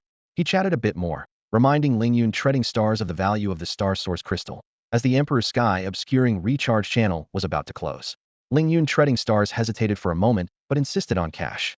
Lin Yi promptly transferred 100,000, and Ling Yun treading stars quickly confirmed receipt, repeatedly praising Lin Yi's generosity. With the transaction complete, Lin Yi immediately updated his acquisition post to indicate the item had been purchased. He then headed to Qin Mingyan's home to deliver the task. Meanwhile, an excited Ling Yun treading stars posted a screenshot of the transfer under Lin Yi's post, marveling at his unexpected windfall. This scene sparked envy among many players, as 100,000 yuan was akin to the income of an average person, resonating strongly with them. Arriving at Qin Mingyan's house, a familiar cute little girl opened the door for Lin Yi. He quickly delivered the task and learned the art of beast taming. However, the method of improving beast taming left Lin Yi puzzled. Unlike alchemy and artifact crafting, beast taming required continuous practice to increase proficiency. Lin Yi asked Qin Mingyan for ways to quickly enhance his beast taming skills. Qin Mingyan, initially intending to see him out, paused at the question and replied. Quick improvement? There is a method, but it's extremely costly. Lin Yi's eyes lit up. He wasn't concerned about the high cost, but rather whether he could improve quickly. With little time before the Emperor's Sky obscuring feedback began, he had many other tasks to handle. If the improvement process was too time-consuming, he might abandon the idea. What method? Lin Yi asked urgently. Upon hearing that Qin Mingyan had a method to rapidly improve beast mastery, Lin Yi immediately inquired further. Qin Mingyan thought for a moment and explained. You players can purchase spirit beast eggs. Simply hatching them can enhance your beast mastery. Essentially, capturing or hatching spirit beasts as companions is closely linked to beast mastery. The difference is, an average player can control only one spirit beast, but with advanced mastery, you can handle countless ones. She added. Of course, controlling multiple spirit beasts requires a high level of proficiency in beast mastery. Since you're just starting out, you can control one additional beast at most. Lin Yi suddenly understood that repeatedly hatching spirit beast eggs could increase his proficiency in beast mastery. He couldn't help but wonder how Qin Mingyan knew players could purchase and hatch spirit beast eggs. Was it information from other players, or did she already know? Despite his curiosity, Lin Yi didn't dwell on it too much. After all, with the game's integration into reality, NPCs were becoming more lifelike. Thank you for the guidance. Lin Yi expressed his gratitude to Qin Mingyan and then headed straight for the Xingyu sect. As a direct disciple, he had his own room within the sect. Feng Mingyu and Baikur also had their own rooms. Since some players had joined as servant disciples, the rooms in Xingyu sect had been renovated, and though not luxurious, they were much better than their initial dilapidated state. Lin Yi chose to return to Xingyu sect out of concern that Master Duan might not be able to find him. Although he found the situation a bit unreliable, he had already given the source crystals to Master Duanda and had indeed learned beast mastery. Learning source techniques would be ideal, but even if he didn't, it wasn't a loss. Moreover, spirit beast eggs were purchased directly from the spirit beast interface's Wheel of Fortune, and the cultivation cave didn't provide any bonus to beast mastery proficiency, so it didn't matter where he was. Back in his room, Lin Yi opened the spirit beast Wheel of Fortune. Seeing that each spin required 9,980 source crystals, he clicked to spin without hesitation. Since he had drawn the 10th level holy beast, the sky-swallowing dog, his previous count had reset. Without the accumulated count, the chances of drawing a high-level spirit beast were nearly zero. When the wheel stopped, Lin Yi had drawn a first-level spirit beast egg. He wasn't disappointed, as his goal this time was to increase his beast mastery proficiency, not to draw high-level spirit beasts. After selecting to retrieve it, a small first-level spirit beast egg appeared before him. Lin Yi noticed a hatch icon behind the egg and chose to hatch it without hesitation. Immediately, a countdown appeared above the spirit beast egg, along with an option to speed up the process. Lin Yi knew that he could accelerate the hatching by using source crystals.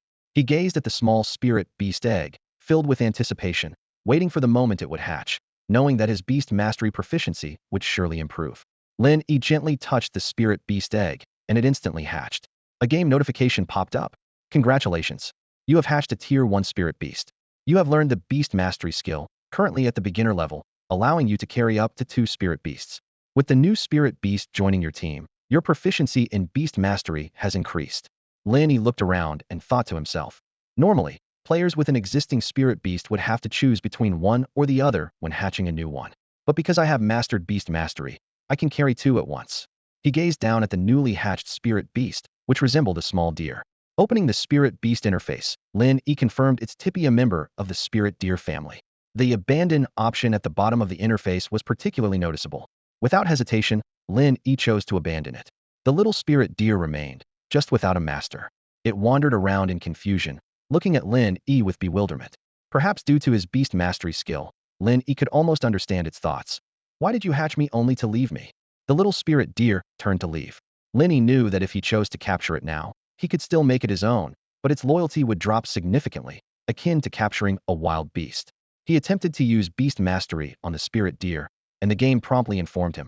Beast mastery can only increase proficiency once per spirit beast. After pondering for a moment, Lin Yi logged onto the official forum of the game, Emperor Over Heaven, and posted. Outside the Xingyu sect in Tianyuan City, many Tier 1 spirit beasts are available for adoption. Friends without a spirit beast are welcome to come and collect them for free.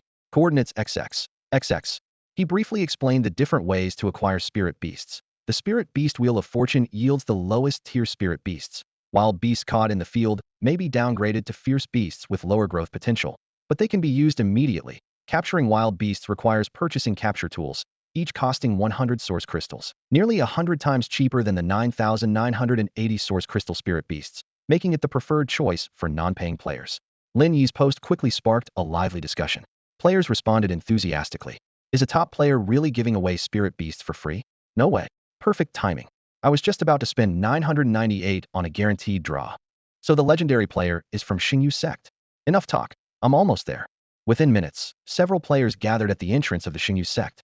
They watched as a number of unclaimed spirit beasts wandered out, eagerly stepping forward to capture them. These recently abandoned spirit beasts were almost guaranteed to be successfully caught. Lin Yi continuously spun the spirit beast wheel, instantly hatching and then abandoning them. The abandoned spirit beasts would pause momentarily before following their companions outside. As the number of abandoned spirit beasts increased, Lin Yi's beast mastery proficiency soared. After abandoning nearly 300, his skill advanced from beginner to intermediate. After over 1,000, it reached the advanced level. When the 6,000th spirit beast was abandoned, Lin Yi's beast mastery finally broke through the bottleneck, achieving mastery level. Lin Yi spent over 600 million source crystals to enhance his beast taming skills, inadvertently providing players with a windfall of first-tier spirit beasts. For ordinary players, this was like money falling from the sky. A single first-tier spirit beast typically costs at least 9,980 source crystals, equivalent to 998 yuan. Initially, Lin Yi's post was met with skepticism. However, it didn't take long for players to share their newly caught spirit beasts, causing a sensation. Players flocked to Xingyu sect, and the situation quickly spiraled out of control. Early arrivals could still pick and choose, but later, any newly appeared spirit beasts were swiftly snatched up by waiting players. Once his beast taming skill reached the master level, Lin Yi decisively logged off and edited his post to dissuade newcomers. By this time, it was nearly 6 in the morning, and he climbed out of his virtual pod. On the gaming forums, reactions varied. Some players were ecstatic. Haha, I caught one. Getting a first-tier spirit beast for free is amazing. Others lamented their missed opportunity. Oh no, I just saw it, and I feel like I missed out on a fortune. Some even pleaded, Master Huang Yuan, could you release another wave? I didn't get one. Some observant players connected this event with the sudden appearance of a master-level beast taming skill on the leaderboard, speculating that Lin Yi might have been grinding spirit beasts to level up his skill.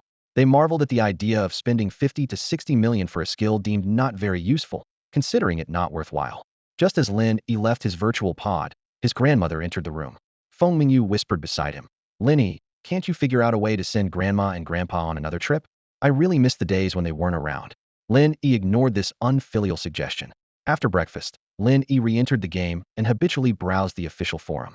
He noticed some players insulting him in the comments under his post, which left him feeling emotional. His intention had been to share generously, yet it attracted unreasonable demands and insults from some. Lin Yi chose to ignore these troublemakers, understanding that with greater visibility, such incidents were inevitable. After logging in, Lin Yi went straight to the residence of Master Duanda. He had just advanced his beast-taming skills to the master level, a piece of news that would undoubtedly shock Master Duanda. Upon opening the door, Lin Yi saw Master Duanda sitting upright, clearly having been waiting for some time. Master Duanda got straight to the point and asked, "What level is your beast taming now?" "Master level," Lin Yi replied calmly. Hearing this, Master Duanda couldn't help but take a sharp intake of breath. He suppressed his inner shock and tentatively asked, "Did it cost you a lot?" "Not too much," Lin Yi replied nonchalantly. Master Duanda nodded slightly, though his mind was in turmoil. He had always known Lin Yi to be a generous person, but now he realized he had underestimated the young cultivator's resources. A thought crossed Master Duanda's mind: perhaps the source crystals he had previously charged Lin Yi for information were insufficient. After a moment of contemplation, Master Duanda said, "I've received news that 3 days ago, someone saw his traces near an abandoned source stone mine in the primordial Forbidden Land. I've been to this place before and have precise coordinates. If you want to go, you can use my teleportation array." He finished speaking and looked at Lin Yi meaningfully, awaiting his response.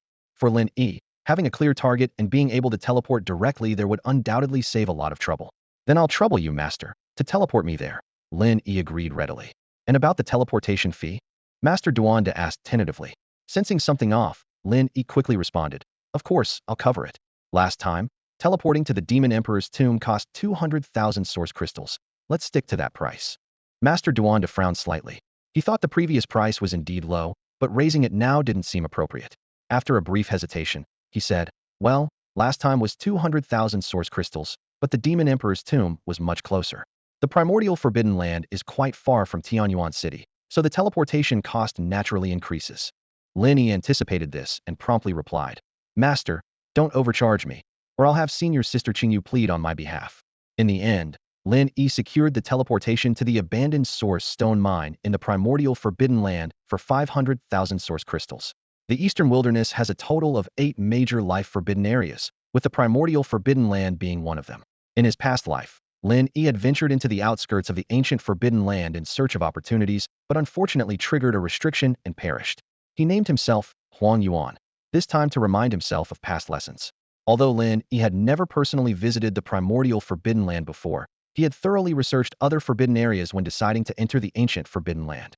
It is said that the primordial Forbidden Land was once a treasure trove of source stones, divided into source regions by major sacred lands and ancient families. However, at some point, a mysterious object was unearthed, causing bizarre phenomena within the Forbidden Land. Countless miners perished overnight, and subsequent workers frequently met with disaster.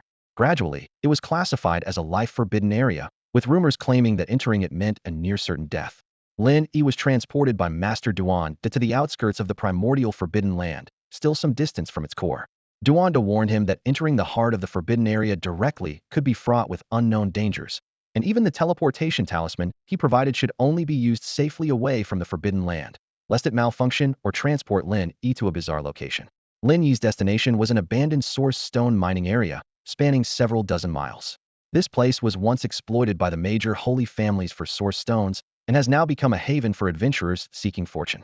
Although situated on the edge of the Forbidden Land with a relatively low danger level, it still attracted many fortune seekers. The source stones Lin Yi previously purchased at the Tianyan Stone Gambling House originated from this area.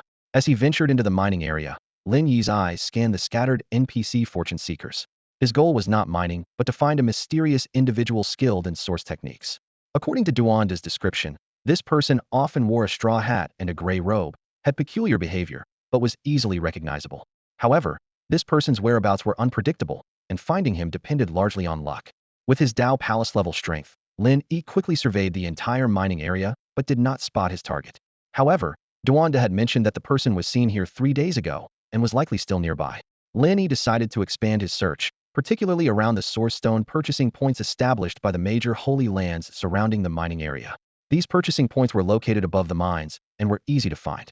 Lin Yi observed many NPC fortune seekers haggling with the purchasing staff. He moved between these points, hoping to encounter his target.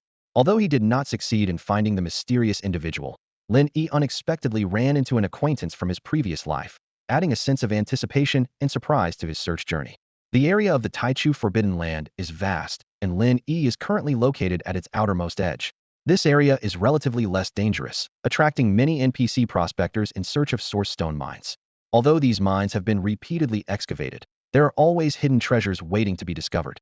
For these prospectors, finding just one source stone can lead to a windfall, a temptation strong enough to lure them into this perilous land. The major sacred places have abandoned large-scale mining of source stones, but they have established simple outposts here to purchase the occasional stones unearthed by prospectors. Following the instructions of Master Duanda, Lin Yi arrived at the area where these sacred family outposts are located. As Lin Yi was looking around for his target person, he suddenly spotted a familiar figure. It was someone he knew from his past life, who had once teamed up with him to explore a relic after the Great Emperor's feedback began. Recalling those adventurous times, Lin Yi couldn't help but feel a touch of nostalgia. They used to chat freely and had built a good friendship. This person had not only helped Lin Yi, but also provided him with a lot of useful information later on, even saving him from danger in a perilous place. However, at this moment, Lin Yi could only watch his old acquaintance silently because, in this timeline, the other person did not know him. The man, appearing to be in his 30s, was unkempt, covered in dust, looking every bit like a miner who had just emerged from underground. Lin Yi quietly approached and saw the man holding a watermelon-sized source stone, arguing intensely over its price with the purchasing manager from the Zhixian sacred land. "I dug this out from an underground cave," the man insisted, his voice tinged with fatigue and urgency. "This type of source stone has at least a 50% chance of yielding something valuable. The price you're offering is too low. Can't you raise it a bit?" The purchasing manager replied expressionlessly. "Jian, you've been a regular here for a while. The price I'm offering is the highest among all the sacred families. Everyone claims their source stone is from a dangerous place, but we have our evaluation standards. If you're so confident, why not cut it open yourself? You might just strike it rich overnight." Hearing this, the man known as Ji Yin showed a flash of hesitation and helplessness on his face. He sighed softly, saying, Let's not. The risk of cutting it open myself is too high. I can't afford any risks right now. My daughter is waiting for the source crystals to sustain her life. 800,000 source crystals it is, then." With that, Ji Yin reluctantly handed the source stone towards the Zhixian Sacred Lands manager. At this moment, Lin Yi suddenly stepped forward and said, "Wait, I think this source stone looks good. How about selling it to me instead?" This unexpected interruption left everyone present stunned. Ji Yin quickly retracted his outstretched hand, holding the source stone tightly, a glimmer of hope in his eyes. The Zhixian Sacred Lands manager frowned, looking at Lin Yi with displeasure. Though it was uncommon for someone to cut in during a purchase, it wasn't unheard of. After all, the deal wasn't finalized, and whoever offered the highest price would get if this was the norm. However, typically, few would rashly intervene in such transactions, as without careful observation and professional evaluation, no one could be sure that the source stone would yield anything valuable. Buying it on a whim carried a significant risk of loss. Everyone present scrutinized Lin Yi with curious eyes, wondering what this suddenly appearing young man intended to do. The air was filled with a tense yet expectant atmosphere, as everyone awaited the next development. Even the most experienced professional originium or appraisers need to carefully observe using various methods. The process of handling originium or in the sanctuary is well organized. All purchased or is brought back for multiple rounds of professional appraisal. Ores deemed likely to contain valuable originium are cut open, while the rest are sent to their own stone gambling establishments.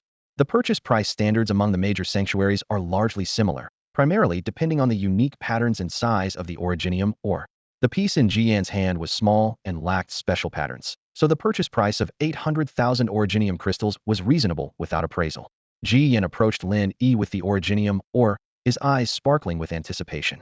"Friend, are you interested in this originium ore? How much are you willing to offer?" Lin Yi thought briefly, recalling Jian's help to him in a previous life, and decided to use this opportunity to strengthen their relationship. He said, "Well, the Zishuan Sanctuary offers 800,000 originium crystals. I'll offer 2 million. This price demonstrated his sincerity without seeming overly eager. Jian's eyes lit up, fearing Lin Yi might change his mind. He immediately responded, "Really? Then I'll sell it to you." The purchasing manager from Zishuan Sanctuary, standing nearby, nodded slightly in approval. In his view, as long as it wasn't malicious competition, the bid should at least reach 1 million originium crystals. Lin Yi's direct doubling of the price clearly showed he genuinely valued this piece of ore. Just as Lin Yi and Jian were about to finalize the deal, an abrupt voice interrupted them. "Hold on. This originium ore seems exceptional to me. I'll offer 2.5 million originium crystals. Sell it to me." Everyone's gaze turned towards the source of the voice. Lin Yi was pleasantly surprised when he saw the speaker was his target for this trip, the unkempt, eccentric old man wearing a straw hat. As Master Duanda had described, the old man's unique aura was unforgettable. Upon hearing the higher bid, Ji Yin instinctively pulled the originium or back. But when he recognized the bidder, he quickly turned to Lin Yi, speaking rapidly. I'll still sell it to you. Let's complete the transaction quickly, as agreed, for 2 million originium crystals. Before he could finish, the eccentric old man appeared like a ghost in front of Ji Yin. He grabbed Ji Yin by the collar, lifting him up and glaring. Kid, what? You look down on me. Faced with this sudden threat, Ji Yin remained unflustered and replied firmly. The originium or is mine. I can sell it to whomever I choose. Are you planning to take it by force, elder? Take it by force? That's the work of a robber, which I disdain. The old man scoffed, casually tossing Ji Yin aside and brushing off imaginary dust from his hands. Kid, why won't you sell it to me when I'm offering a higher price? Ji Yin steadied himself, tidied his clothes, and retorted, Elder, your offer is high, but can you immediately pay in originium crystals? Of course not. Originium crystals are just worldly possessions. Why would I have them? The old man replied nonchalantly, then added, but don't worry, I won't renege. Sell it to me, and I'll pay you when I have the crystals in the future. Lin Yi originally came here to find an eccentric old man to learn the art of yuan, but unexpectedly encountered Ji Yin, a friend from his past life. He saw Ji Yin arguing over the price with a representative from the Zishuan Holy Land who was responsible for purchasing source stone mines. Remembering how Ji Yin had helped him before, Lin Yi decided to buy the source stone mine at a high price. Lin Yi keenly sensed that Ji Yin seemed to need yuan crystals to prolong his daughter's life. He decided to first get reacquainted with Ji Yin and then inquire about his daughter's situation to see if he could offer any help. Just as the deal was about to be finalized, an unexpected figure appeared, the very eccentric old man Lin Yi had been looking for. For Lin Yi, buying the source stone mine wasn't really important. Hearing that someone else had offered a higher price, and that the bidder was his target, Lin Yi restrained his impulse to speak up. After all, he still needed to learn from this eccentric old man. However, as the conversation deepened, Lin Yi noticed something was off. The eccentric old man didn't seem to intend to pay the yuan crystals immediately. Ji Yin clearly knew this old man.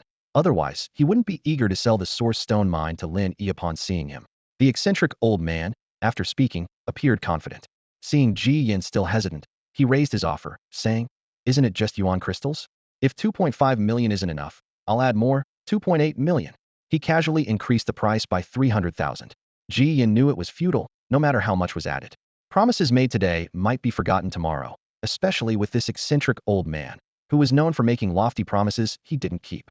Worse, he was incredibly powerful, and anyone daring to demand the yuan crystals back would be easily dismissed. Desperately, Ji Yin pleaded, Sir, please spare me. I'm selling this source stone mine to save my daughter's life. If you can't pay me immediately, she might not survive. Hearing this, the eccentric old man scratched his head, looking troubled.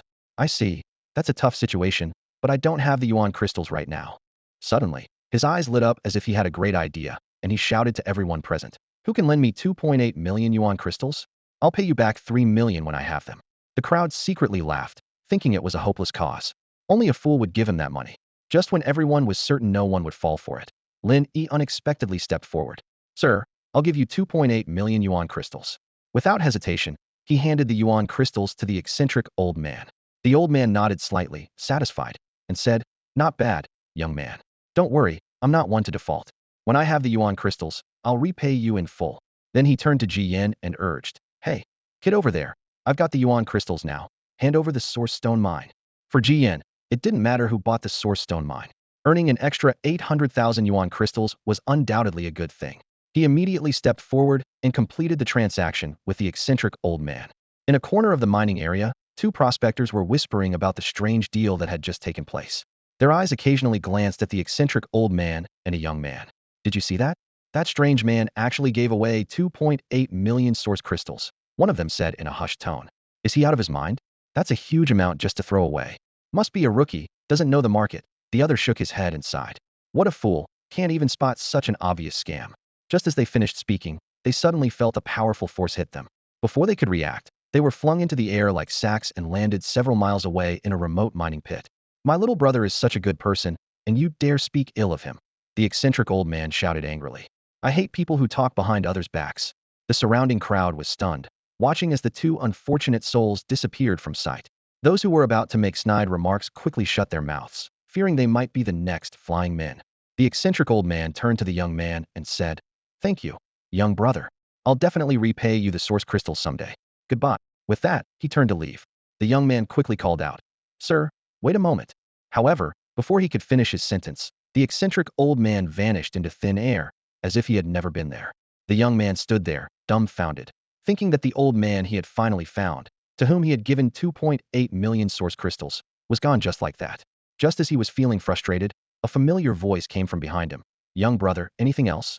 The young man breathed a sigh of relief. Turning around, he saw the eccentric old man standing behind him. Sir, you don't need to repay me the source crystals, the young man said hastily. I heard your mastery of source techniques is formidable. How can I learn it? The eccentric old man replied cheerfully. Oh, that's easy. Suddenly, a game prompt appeared before the young man. Feng Jiutian wishes to teach you the heavenly source technique. Do you want to learn?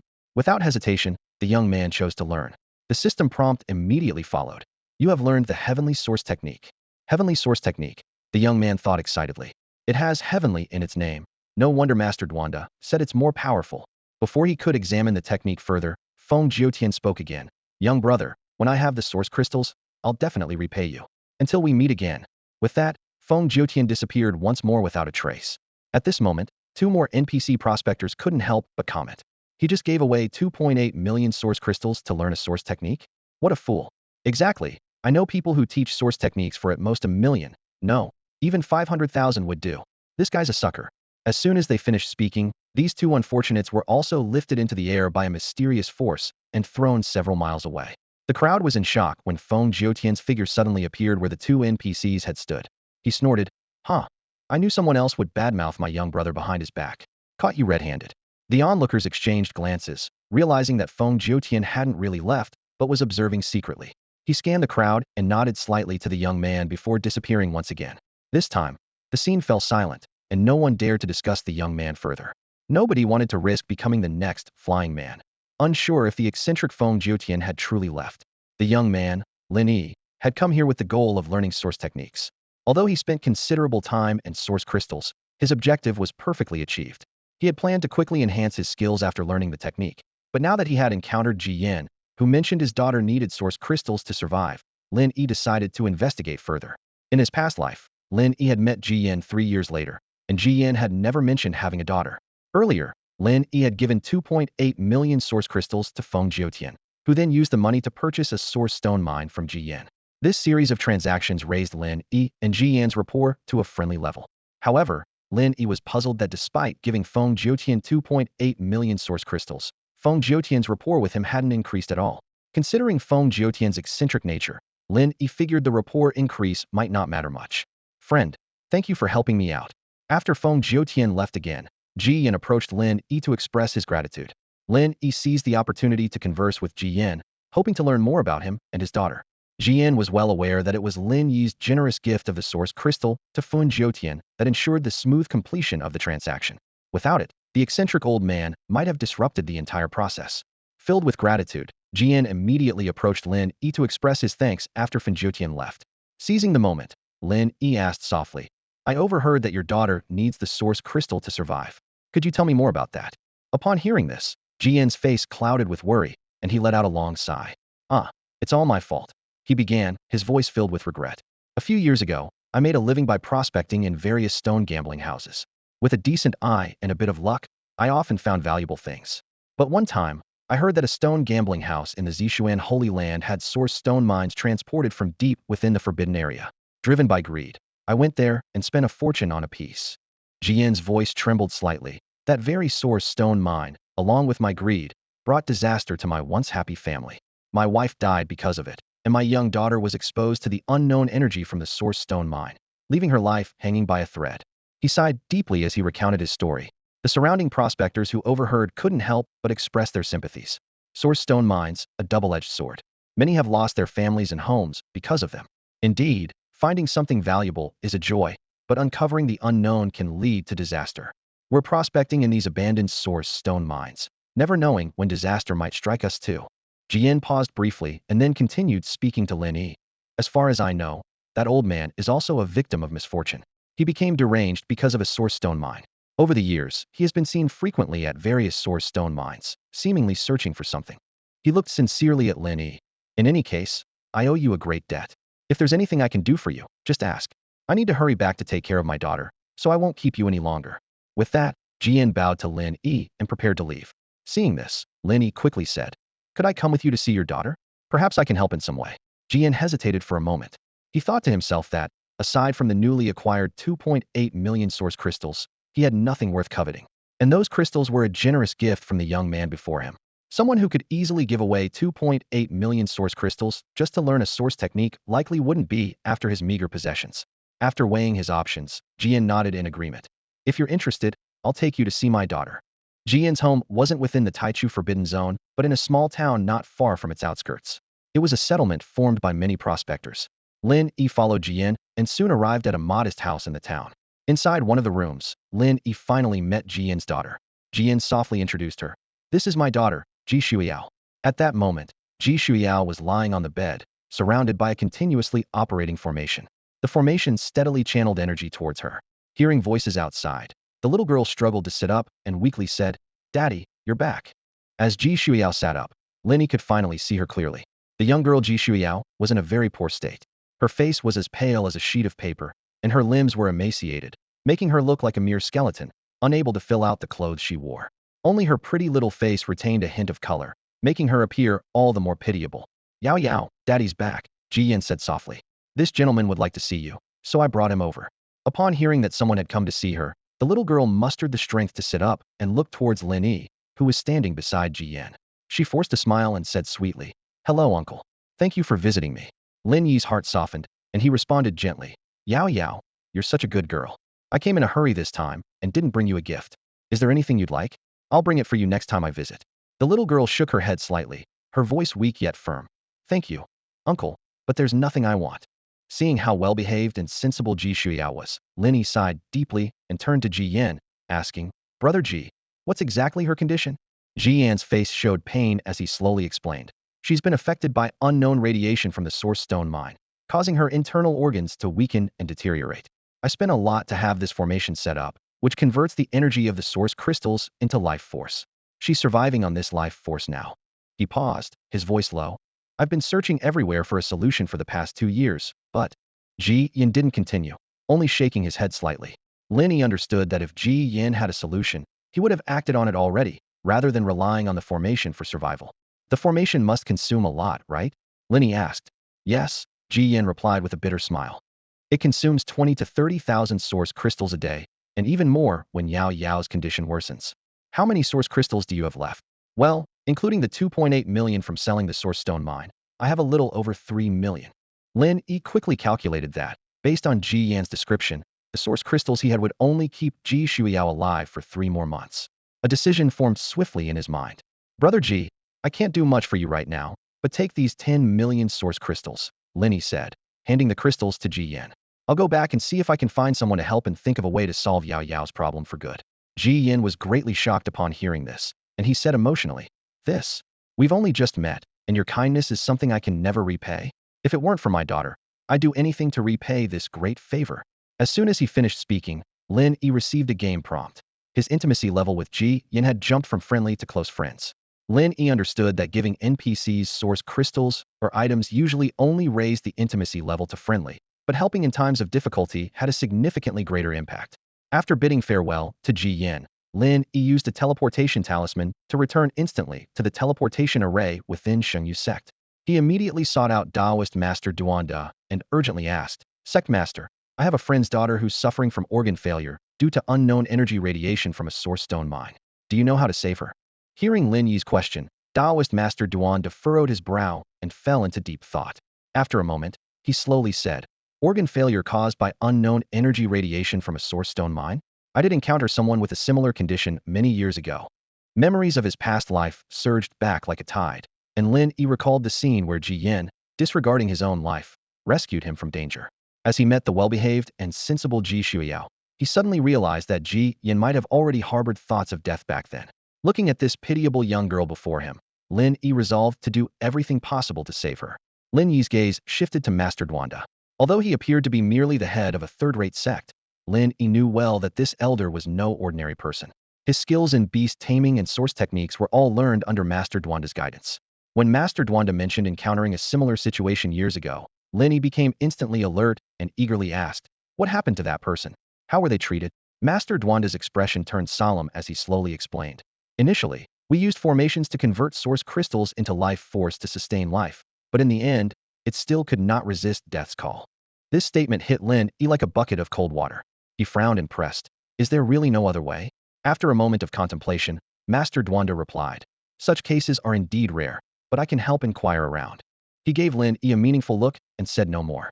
Understanding the unspoken message, Lin Yi immediately asked, "Then I must trouble you, Master. How many source crystals will be needed this time?"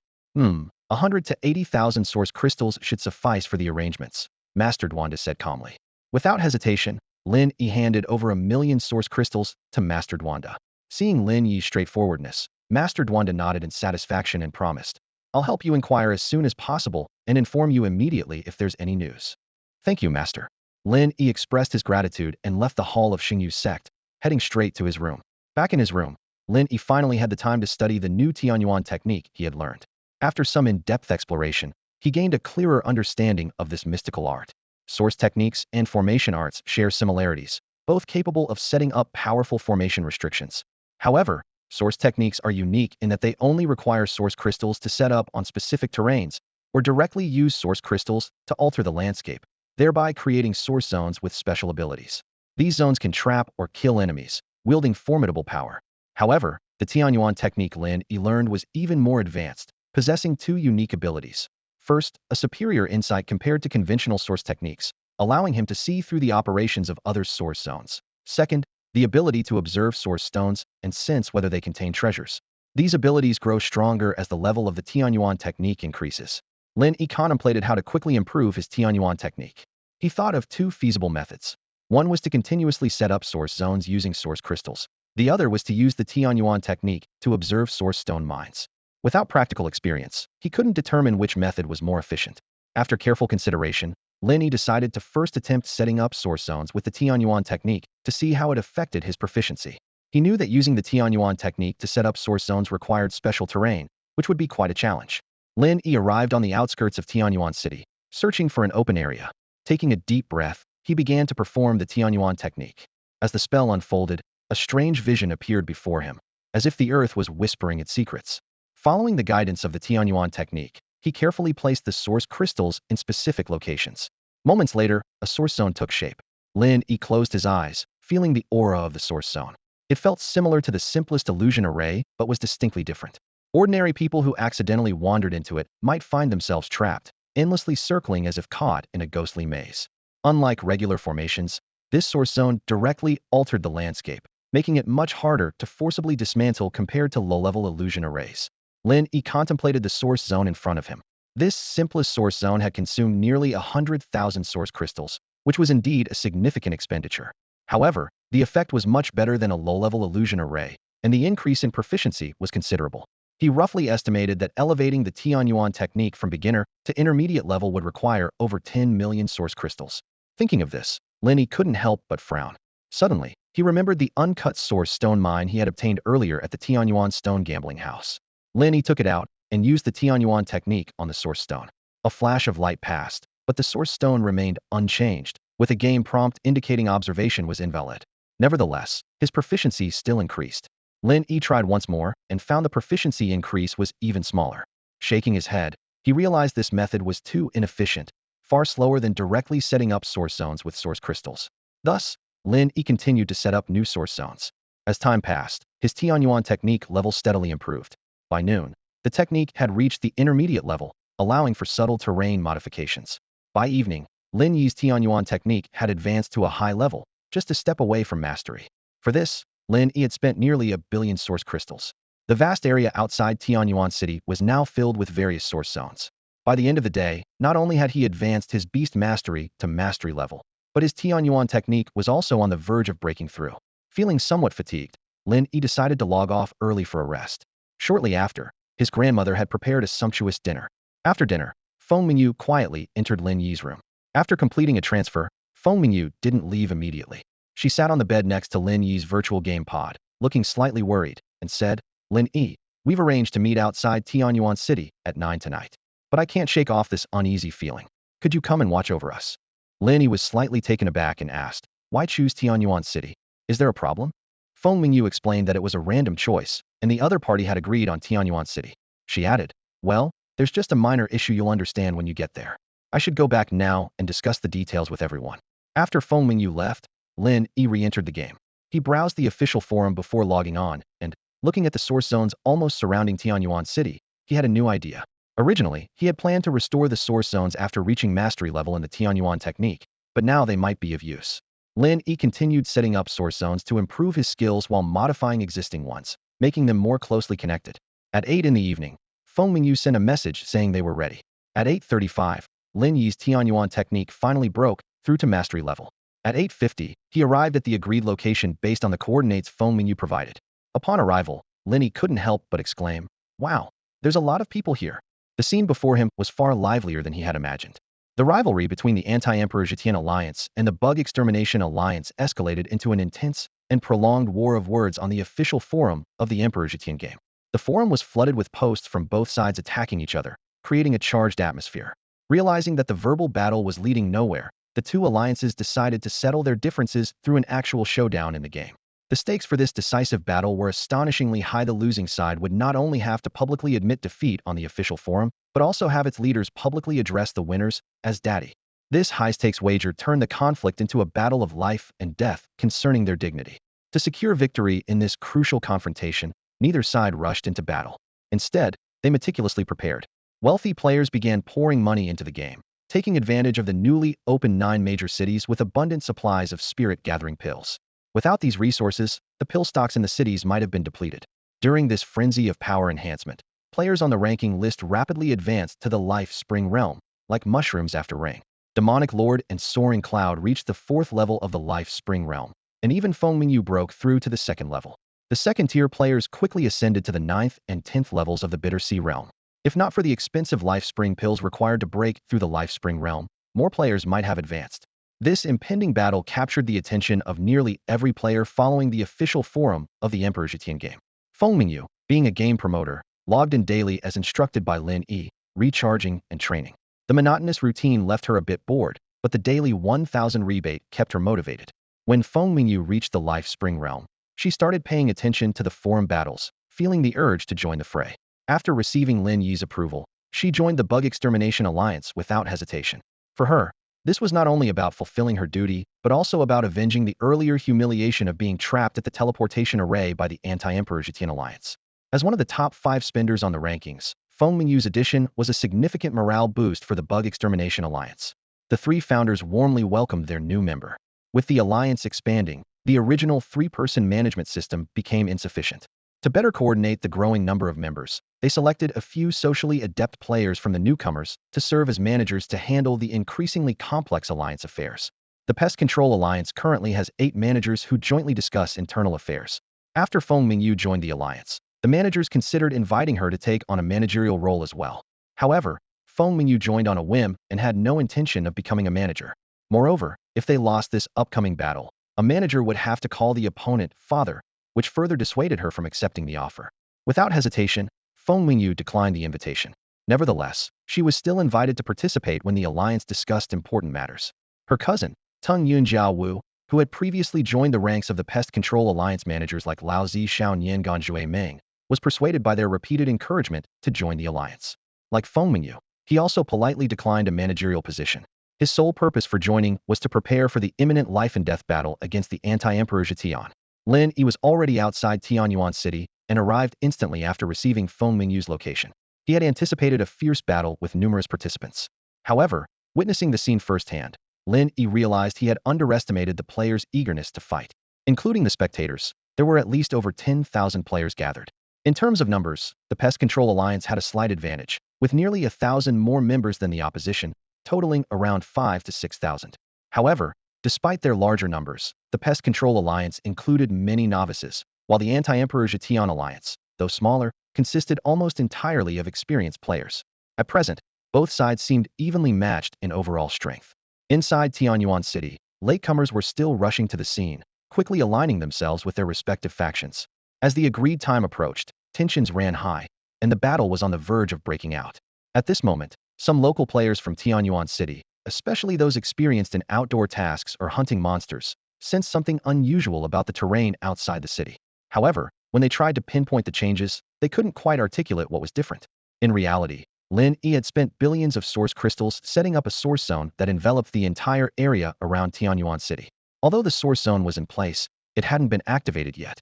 To outsiders, it merely appeared as if there were minor changes in the landscape, with no special effects. Following Feng Mingyu's instructions, Lin Yi headed straight towards the Pest Control Alliance's camp. A vigilant member of the alliance shouted, "Hey friend, don't come too close. We're about to engage in a battle with the other side, and swords have no eyes. If you want to watch, go over there." He gestured towards the direction where thousands of spectators were gathered. Upon seeing Lin Yi's arrival, Feng Mingyu immediately told Lao Zishao Niangan Jue Meng beside her, "Let him through. He's the help I called for." Lao Zishao Niangan Jue Meng quickly relayed the message to a player on the outermost edge. This Emperor Zetian game doesn't even have a group chat system. Sending messages one by one is such a hassle, he complained. The message spread quickly, and the player who had shouted earlier promptly changed his tone. "My apologies, friend. Please come over." Lin Yi entered the Pest Control Alliance camp and found Feng Mingyu. Lao Zishao Niangan Jue Meng introduced himself. "Friend, my ID is Lao Zishao Niangan Jue Meng. How should we address you?" Although he didn't need to introduce himself, as his ID wasn't hidden and floated above his head as a virtual image. In response to the inquiry, Lin Yi simply replied, "Huang Yuan." Upon hearing that Lin Yi identified himself as Huang Yuan, Lao Zishao Niangan Jue Meng was overjoyed. He had already speculated when Feng Mingyu mentioned finding help, as anyone acquainted with the 4th-rank Mingyu fairy and referred to as a helper must also be a top figure on the leaderboard. However, he never imagined that the helper would be Huang Yuan, the top ranker. To prepare for the challenge against the anti-Emperor Zetian alliance, Lao Zishao Niangan Jue Meng had spent heavily in the past few days to elevate his level to the Mingquan realm. After breaking through, he truly experienced the immense power surge that came with advancing in the Emperor Zetian game. If each level increased during the Kuhai realm was like 11, then breaking through from the Kuhai realm to the Mingquan realm was a qualitative leap. This massive upgrade was unparalleled by other virtual games. According to the game's official forum, the realms are divided with the Qi refining realm as the beginner level, followed by 4 sublevels in the Wheel C realm: Kuhai, Mingquan, Xinxiao, and Bian. Beyond that is the Dao Palace realm, but the officials have not detailed it, only marking it as the second major realm after the Wheel C realm. It was only when Lin Yi advanced to the Heart God Reserve of the Dao Palace realm that players learned about the specific sublevels of the Dao Palace realm. Lin Yi's words left not only Lao Zishao Niangan Jue Meng in shock, but also caused an uproar among the surrounding players from the Pest Control Alliance. Someone excitedly shouted, "Wow, the top ranker is on our side. We're sure to win this time." Another curiously asked, "Big boss, with your high level now, can you take on hundreds of people by yourself?"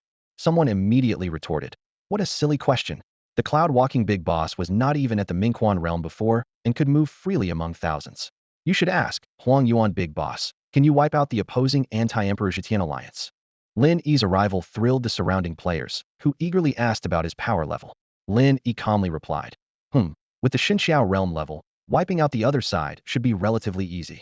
He didn't answer directly because, with his current Dao Palace realm cultivation, even without relying on the archaic sacred body and various martial skills, dealing with players not even at the Mingquan realm was as easy as crushing an ant. The higher the level, the greater the disparity in strength. "Can you easily wipe out the other side just with the Xinxiao realm? Is it that strong?" a player exclaimed. "Then with the Huang Yuan big boss now at the Dao Palace realm, it must be even easier. Does that mean we won't be needed?" Lao Zishao Niangan Jue Meng whispered to Lin Yi. The surrounding chatter was filled with anticipation and excitement for the upcoming battle. Lin Yi stood at the forefront of the Pest Control Alliance, his gaze sharp as he surveyed the battlefield about to unfold. His power had reached the 5th level of the Heart's hidden realm in the Dao Palace stage, capable of destroying half of Tianyuan City with a single strike. Yet, he didn't need such overwhelming force at this moment. "Boss, just how strong are you? Could you wipe out everyone here with a single strike?" Lao Zishao Niangan Jue Meng couldn't help but ask, his tone filled with awe. Lin Yi smiled slightly, not answering directly. He knew that even without going all out, he could easily eliminate all the players present. This realization left Lao Zishao Niangan Jue Meng breathless, with only one thought in mind. With this deity-like presence of Huang Yuan's help, victory was assured in this battle. The anti-Emperor Covering Sky Alliance was notorious in the game, especially for ambushing and hunting new players. Lin Yi hadn't planned to participate in this action personally, but at Feng Mingyu's request, he came. He gave her a large number of talismans he had crafted to boost their combat power. The battlefield was set outside Tianyuan City, precisely where Lin Yi had just arranged various source zones. This provided him with a perfect opportunity to test the effects of these zones once activated. As the players of the Anti-Emperor Covering Sky Alliance charged in, the much-anticipated massive battle began. Feng Yu led a group of Life Spring Realm players at the forefront, but Lin Yi was faster. With a leap, he was already at the enemy's front lines. Lin Yi quickly activated the source zones he had prepared. Instantly, various visible and invisible forces surged from the ground. The Anti-Emperor Covering Sky Alliance players who stepped into the zones turned into white light, dying in droves. What the heck is going on? Exclamations erupted from the enemy ranks. Damn, it's a source zone. They're cheating. They had these zones set up beforehand. Someone recognized the power of source arts. Are source arts that strong? Didn't you learn source arts? Find a way to counter it. I want to, but my source arts are only basic level. I can't even see how to break these zones. As Lin Yi continued to activate more source zones, thousands of Anti-Emperor Covering Sky Alliance players found themselves in dire straits. The constant flashing of white light among the crowd was terrifying. The Pest Control Alliance players, who had been full of momentum, also stopped in their tracks, staring in disbelief at the scene before them. They hadn't even made a move, and the enemy was already falling in masses. What happened to the promised fight to the death? Someone muttered, shocked by the sudden turn of events. The battle between the Bug Extermination Alliance and the Anti-Emperor Shroud Alliance was fierce. On the battlefield, players from both factions were on edge, the air thick with tension. However, the arrival of Lin Yi changed everything. With a series of hand seals, Lin Yi summoned mysterious runes that shimmered in the air. In an instant, the source zone he had previously set up was activated, unleashing a terrifying power. Before the Anti-Emperor Shroud Alliance players could react, they fell like wheat being harvested, dissolving into white light. The Bug Extermination Alliance players charged in, only to find they didn't need to lift a finger. They watched, dumbfounded, as their enemies retreated like a receding tide, feeling both thrilled and slightly disappointed. Around the battlefield, thousands of spectators held their breath. From their perspective, the army of the Anti-Emperor Shroud Alliance seemed to crash into an invisible wall, crumbling instantly. Amid the shock, discussions erupted. What kind of technique is this? Is it some kind of super formation? The Bug Extermination Alliance must have set up a powerful formation in advance. The Anti-Emperor Shroud Alliance is in big trouble now. Hearing these discussions, Lin Yi chuckled to himself. He murmured, it's not a formation, it's a source zone created with source techniques. I used to think these techniques were useless, but their power is incredible. A nearby player overheard Lin Yi and was intrigued. Source techniques? Where can I learn them? Let's add each other in chat. Lin Yi nodded with a smile. Sure, let's be friends, and I'll explain. But I learned it through a series of complex tasks, so I'm not sure if you can still learn it. As more source zones were activated, players from the Anti-Emperor Shroud Alliance were wiped out like dumplings dropped into boiling water. The Bug Extermination Alliance players halted, unsure of what to do. Their leaders exchanged glances and privately messaged each other, seeking answers. They had expected a brutal battle, not this dramatic turn of events. Earlier, Arrogant Elder said he could wipe out everyone here by himself. I was skeptical, but now I believe it, a leader exclaimed. This is too powerful. I didn't even see what happened, and the opponents were gone in a flash.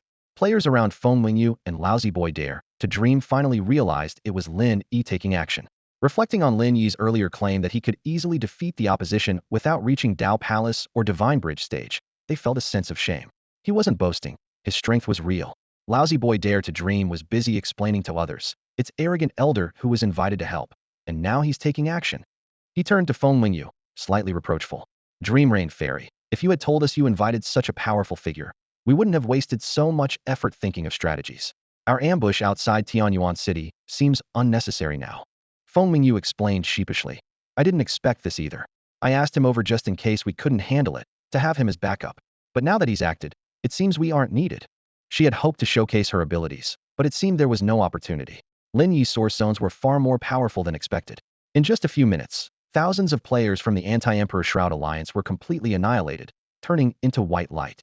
Lin Yi glanced at the equipment scattered on the ground, sent a message to Feng Yu, and quietly left. Feng Yu received the message and relayed it to Lousy Boy Dare to Dream. The two exchanged looks, seeing shock and awe in each other's eyes. The final battle ended in victory just like that?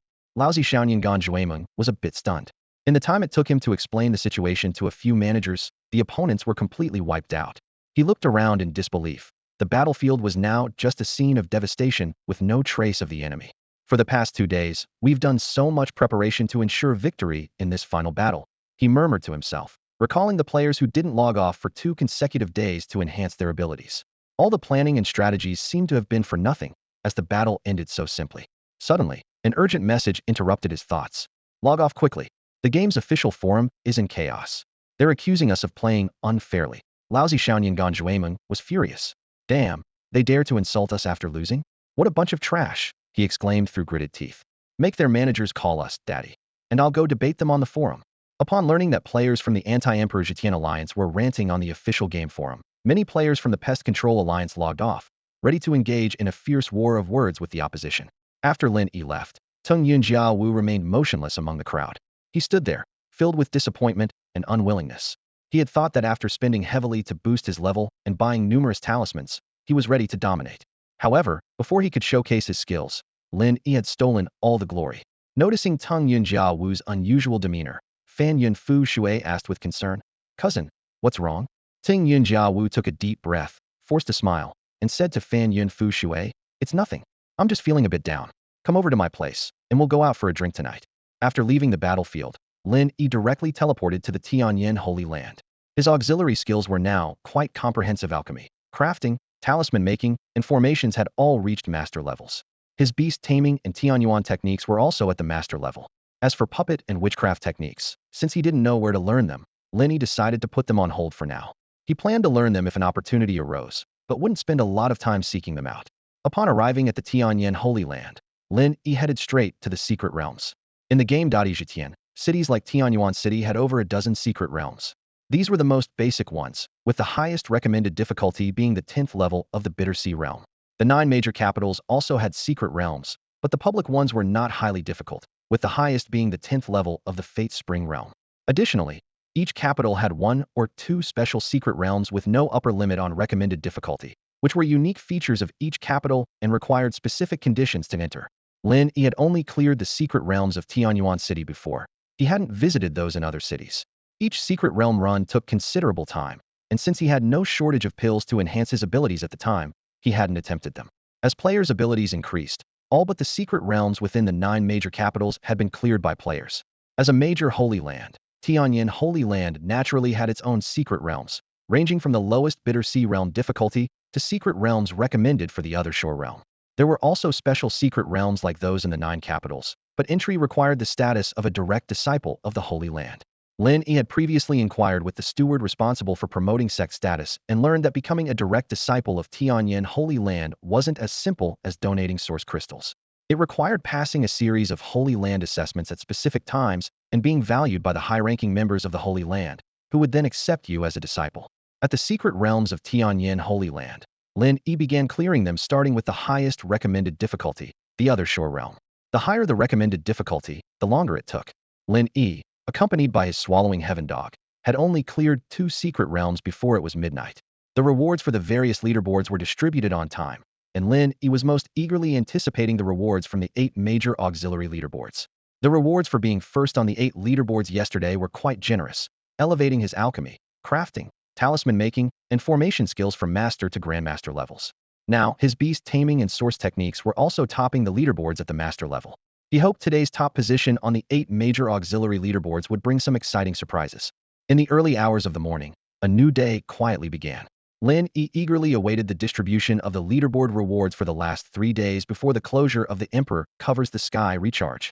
The rewards for the 7 main leaderboards were as expected, but what Lin Yi cared most about was the first-place reward on the 8 auxiliary leaderboards. Today, he had secured 2 more first-place positions compared to yesterday. However, the results left him slightly disappointed. Today's rewards seemed inferior to those of yesterday. The first-place winners on the alchemy, crafting, talisman making, and formation leaderboards each received a master-level blueprint. The top spot on the beast taming leaderboard was awarded a map to a place called Valley of 10,000 Beasts. The reward for the top position on the source technique leaderboard was a master-level special source area layout diagram. Lin Yi quickly realized that the rewards for these auxiliary leaderboards were determined by the current level of the techniques. After swiftly reviewing the reward information, he immediately headed to the Alchemy Hall of the Heavenly Origin Holy Land. At that time, no other players had joined the Heavenly Origin Holy Land yet, so the newly stocked elixirs in the Alchemy Hall had no competition from Lin Yi. Without hesitation, he swept up all the available elixirs. The sect steward of the Alchemy Hall watched Lin Yi's extravagant purchases over 3 consecutive days with a hint of helplessness on his face. "Huang Yuan, you always buy up all the new elixirs as soon as they arrive. This can't continue. Many disciples within the Holy Land are complaining about not being able to purchase any." Lin Yi replied with a touch of apology. Steward, I have no choice. Besides here, I can't find anywhere else to buy the elixirs I need. The steward pondered for a moment. Then his eyes lit up with an idea. I might have a suggestion. I can introduce you to a place where elixirs are more expensive than ours, but they are in ample supply. Hearing this, Lin Yi was overjoyed and quickly asked, Steward, where is this place? This is my letter of introduction. The steward handed Lin Yi a pre-prepared letter. With this, you can go to the Holy Land of 10,000 medicines. There happens to be an elixir auction there today, and there are plenty of elixirs for sale on regular days as well. Lin Yi took the letter of introduction, which clearly stated, a letter of introduction from Fang Tianming, the steward of the Alchemy Hall of the Heavenly Origin Holy Land, allowing entry to the Holy Land of 10,000 medicines. Lin Yi had never visited the Holy Land of 10,000 medicines in his previous life and knew little about it. He only knew that it was a gathering place for countless alchemists, and it was rumored to be home to legendary god-level alchemists. With this precious letter of introduction in hand, Lin Yi immediately set off for the largest teleportation array in the Heavenly Origin Holy Land, ready to embark on his journey to the Holy Land of 10,000 medicines. Through a teleportation array, Lin Yi arrived at the sacred land of 10,000 medicines. Much like the sacred land of Tianyin, this place also had a grand mountain gate. Upon his arrival, a disciple of the sacred land of 10,000 medicines came to greet him. Learning that Lin Yi was there to purchase elixirs, the disciple immediately led him to a bustling elixir market. Unlike the centralized sales in the sacred land of Tianyin, here the elixirs and alchemy materials were sold by individual disciples at their own stalls. Lin Yi observed closely and noticed that the prices were generally 20 to 30% higher than those in the sacred land of Tianyin. However, for him, availability was the key, and price was not a concern. Lin Yi began to wander through the market, meticulously searching for the elixirs and materials he needed. Compared to purchasing directly from the elixir hall, this method was evidently more time-consuming. Yet, the rewards were richer, especially in terms of alchemy materials, which even outnumbered the finished elixirs. Just as Lin Yi was about to return to the sacred land of Tianyin with his haul, his communicator suddenly lit up. It was a message from Feng Mingyu. Lin Yi, are you still interested in learning puppet techniques and witchcraft? There's a player from the Pest Control Alliance who just learned puppet techniques. If you're interested, I can ask her how she learned it. Lin Yi recalled a casual conversation with Feng Mingyu where he mentioned this interest. He had planned to post a bounty on the forum today to see if any players were willing to share their learning experience. But even if someone shared, many tasks were unique, and he might not be able to replicate their path. He didn't expect Feng Mingyu to proactively find a lead for him. Yes, I'm interested. Please ask for me. Lin Yi replied immediately. Moments later, Feng Mingyu sent another message. She said the process is quite complex. If you want to learn, it's best to come over, and she can teach you step by step. Sure, where is it? Lin Yi asked. After receiving the coordinates, Lin Yi rushed over. From a distance, he saw Feng Mingyu standing with a female player. As he got closer and saw the female player's appearance, Lin Yi couldn't help but take a deep breath. In Emperor Etienne, character images were mostly replicated one-to-one based on the players themselves. Although there was a 5 range for minor adjustments during character creation, overall, the appearance and physique were quite similar to reality. Feng Mingyu, aware of her outstanding looks, intentionally toned them down a bit when entering the game. Even so, her in-game image was still that of a stunning beauty. At the moment, she was dressed in a white long robe, holding a long sword, exuding a heroic aura. The female player beside her was even more striking. She wore a light blue long dress, with fair skin and a beautiful face. Her long legs were particularly eye-catching. Her figure was so impressive that Lin Yi had only seen such proportions in movies. Her face was a cute doll-like face, extremely pretty. As Lin Yi approached, the female player showed a look of admiration. Hello, Master Huan Yuan. I'm Little White Rabbit under the stars. I heard from Mingyu that you want to learn puppet techniques. The process I went through is quite complex, and I'm not sure if you'll be able to learn it. No worries, it's fine if I can't learn it, Lin Yi said, just as his communicator lit up again. It was a private message from Feng Mingyu. Lin Yi, where are your eyes wandering to? Do you like this type? She's your little admirer. Should I set you two up? Auntie, how could you say that? Am I that kind of person? I was just a bit surprised, Lin Yi quickly explained. Huh, as if I don't know what's on your mind. Feng Mingyu teased, then stepped between them, blocking Lin Yi's view. White Rabbit, he's here. Could you explain how you learned the puppet techniques? Feng Mingyu turned to Little White Rabbit under the stars. Yes, it was quite by chance. After completing a series of tasks, I learned from an old lady. I'll take you there and explain in detail on the way, Little White Rabbit under the stars replied. The place to learn puppet techniques was not in the city, but in a valley outside Tianyuan City. Led by Little White Rabbit under the stars, the 3 of them headed towards the valley. Along the way, she detailed the entire process of how she learned the puppet techniques. Just as they were about to enter the valley, Little White Rabbit under the stars warned, the old lady has a very bad temper, so be mindful of that. By this time, After hearing the story from Little White Rabbit Under the Stars, Lin Yi had formed an idea. If he followed her method exactly, it was unlikely he would learn the puppet techniques. To succeed, he needed to find an alternative approach. In the game Emperor's Veil, the tasks assigned by NPCs are quite different from those in typical virtual games. These tasks are almost never repeatable. Once a player completes a task, others are unlikely to receive the same one. There are no simple, repetitive tasks like help Grandma Lee find her cat, because in reality, no one loses a cat every day. Because of this, Lin Yi did not post questions on the game's official forum before learning beast mastery and source techniques. Now, eager to learn puppet mastery and witchcraft, he found himself at a loss. Upon hearing that a player had mastered puppet mastery, Lin Yi rushed over, hoping to learn the skill through luck. With the guidance of Little White Rabbit Under the Starry Sky, Lin Yi arrived at the valley where she had previously completed tasks. This valley was actually the base of a second-tier sect, not far from Tianyuan City, but difficult to find without a guide due to its secluded location. According to Little White Rabbit's account, she had come here to deliver a message to an NPC while on a sect mission. After delivering the message, she completed nearly 10 tasks, eventually learning puppet mastery. Lin Yi carefully analyzed her experience, devising a feasible plan, though he wasn't entirely confident he could learn the skill. As soon as he reached the valley entrance, Lin Yi was stopped by guards. "This is the residual Soul Valley base. No entry," one guard barked. This was not uncommon, as Lin Yi had no active task, and therefore no pass.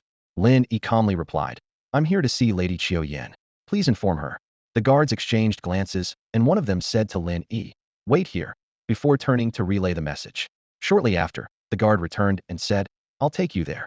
Lin Yi followed the guard into residual Soul Valley, arriving at Lady Qiu Yan's residence. The guard left after escorting Lin Yi. Lin Yi went inside and soon met Lady Qiu Yan. She was a beautiful, mature woman in a red robe, with a graceful and voluptuous figure. She walked up to Lin Yi, looked him over, and said, "I heard from the guard that a handsome young man is looking for me. Is that you? I don't think I know you. What do you want?" Lin Yi got straight to the point, explaining his purpose and handing Lady Qiu Yan 100,000 source crystals. In Emperor's Veil, money often works wonders. As expected, this gift immediately elevated Lin Yi's rapport with Lady Qiu Yan to a friendly level. It's worth noting that Lin Yi didn't bribe the guards at the entrance, knowing their limited authority wouldn't allow them to grant entry, even with improved rapport. Choosing Lady Qiu Yan as the breakthrough was a well-thought-out decision. Lin Yi analyzed various NPCs' personalities based on Little White Rabbit's description and targeted Lady Qiu Yan. His choice proved wise. Through Lady Qiu Yan, Lin Yi successfully entered residual Soul Valley.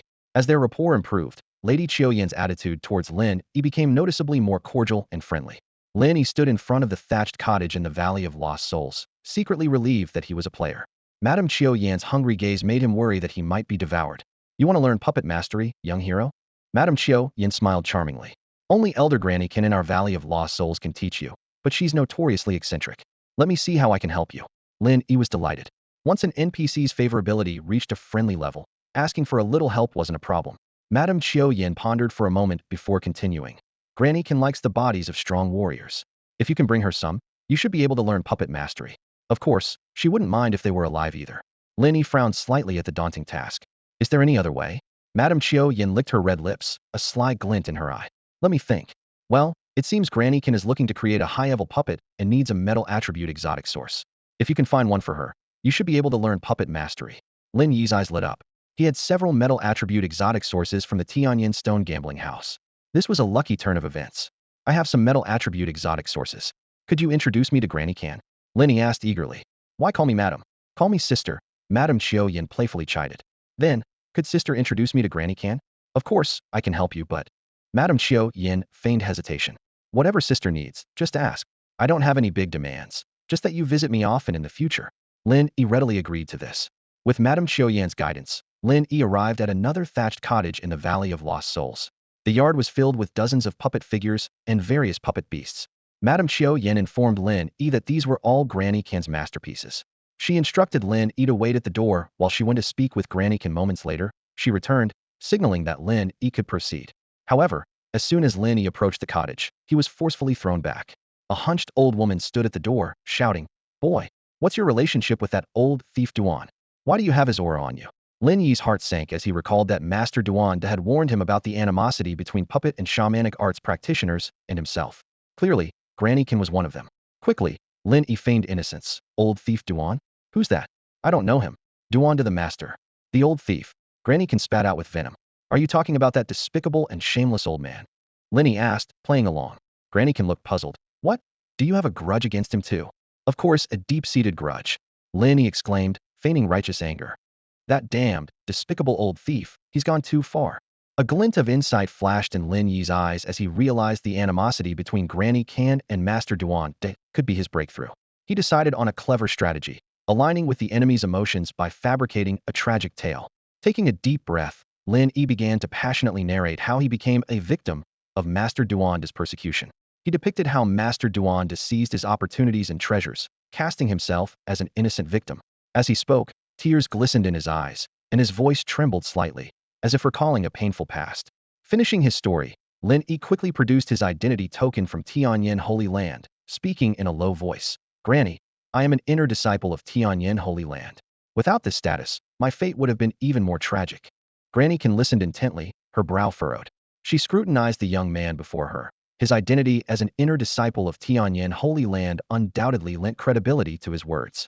More importantly, Lin Yi's superb acting made it impossible to discern that the story was fabricated. So, you've truly been persecuted by him? Granny Can's voice carried a hint of sympathy. Clenching his fists, Lin Yi replied through gritted teeth. Yes, Granny. If it weren't for that old villain's strength, I would never let it go. Lin Yi's tragic tale seemed to strike a chord with Granny Can, softening her demeanor noticeably. She gestured for Lin Yi to come closer. Madame Qiu Yan, who had been somewhat puzzled, was filled with compassion after hearing Lin Yi's story. With her persuasion and Lin Yi offering a piece of earth elemental exotic source as a token of sincerity for learning, Granny Can finally agreed to teach Lin Yi the art of puppetry. However, after Lin Yi left, Granny Can felt a twinge of doubt. Something feels off. Could this boy be deceiving me? Madame Qiu Yan escorted Lin Yi to the entrance of Canling Valley, reluctantly urging him to visit her often. Lin Yi politely nodded in agreement, inwardly reflecting on how it was his first time completing a task based on his appearance. Feng Mingyu and Little White Rabbit under the starry sky had been waiting outside the valley. As Lin Yi emerged, Little White Rabbit eagerly asked about the outcome. Lin Yi smiled and confirmed he had successfully learned the puppetry art, offering 200,000 source crystals as a reward. However, Little White Rabbit politely declined the source crystals, simply requesting to add him as a friend. Lin Yi gladly agreed, watching her bounce happily, his gaze lingering momentarily on her chest. At 3 a.m., Lin Yi arrived at the heavenly cultivation chamber of Tianyin Holy Land. Armed with a vast amount of newly purchased pills and alchemy materials, he prepared to enhance his cultivation level. As for the newly acquired puppetry art, Lin Yi understood that crafting and enhancing puppets required numerous corpses as materials. Lin Yi stood in the puppet-making laboratory, surveying the surroundings. Various materials were neatly arranged, human and animal bones, along with numerous auxiliary items. He took a deep breath, deciding to focus on enhancing his cultivation first. The advancement of puppet techniques could wait. He opened his storage bag and took out the pills he had previously purchased. Besides the urgently needed fire spirit pills, there were also a large number of life essence pills, divine essence pills, and condensing essence pills. These were prepared not just for himself, but also for Feng Mingyu, Bai Kuer, and his spirit pet, the sky-swallowing dog, Xiaomo. Lin Yi sat cross-legged and began taking the fire spirit pills. Although his ancient sacred body consumed a lot of energy initially, the benefits were clear, almost no cooldown time, which was crucial to his rapid cultivation improvement.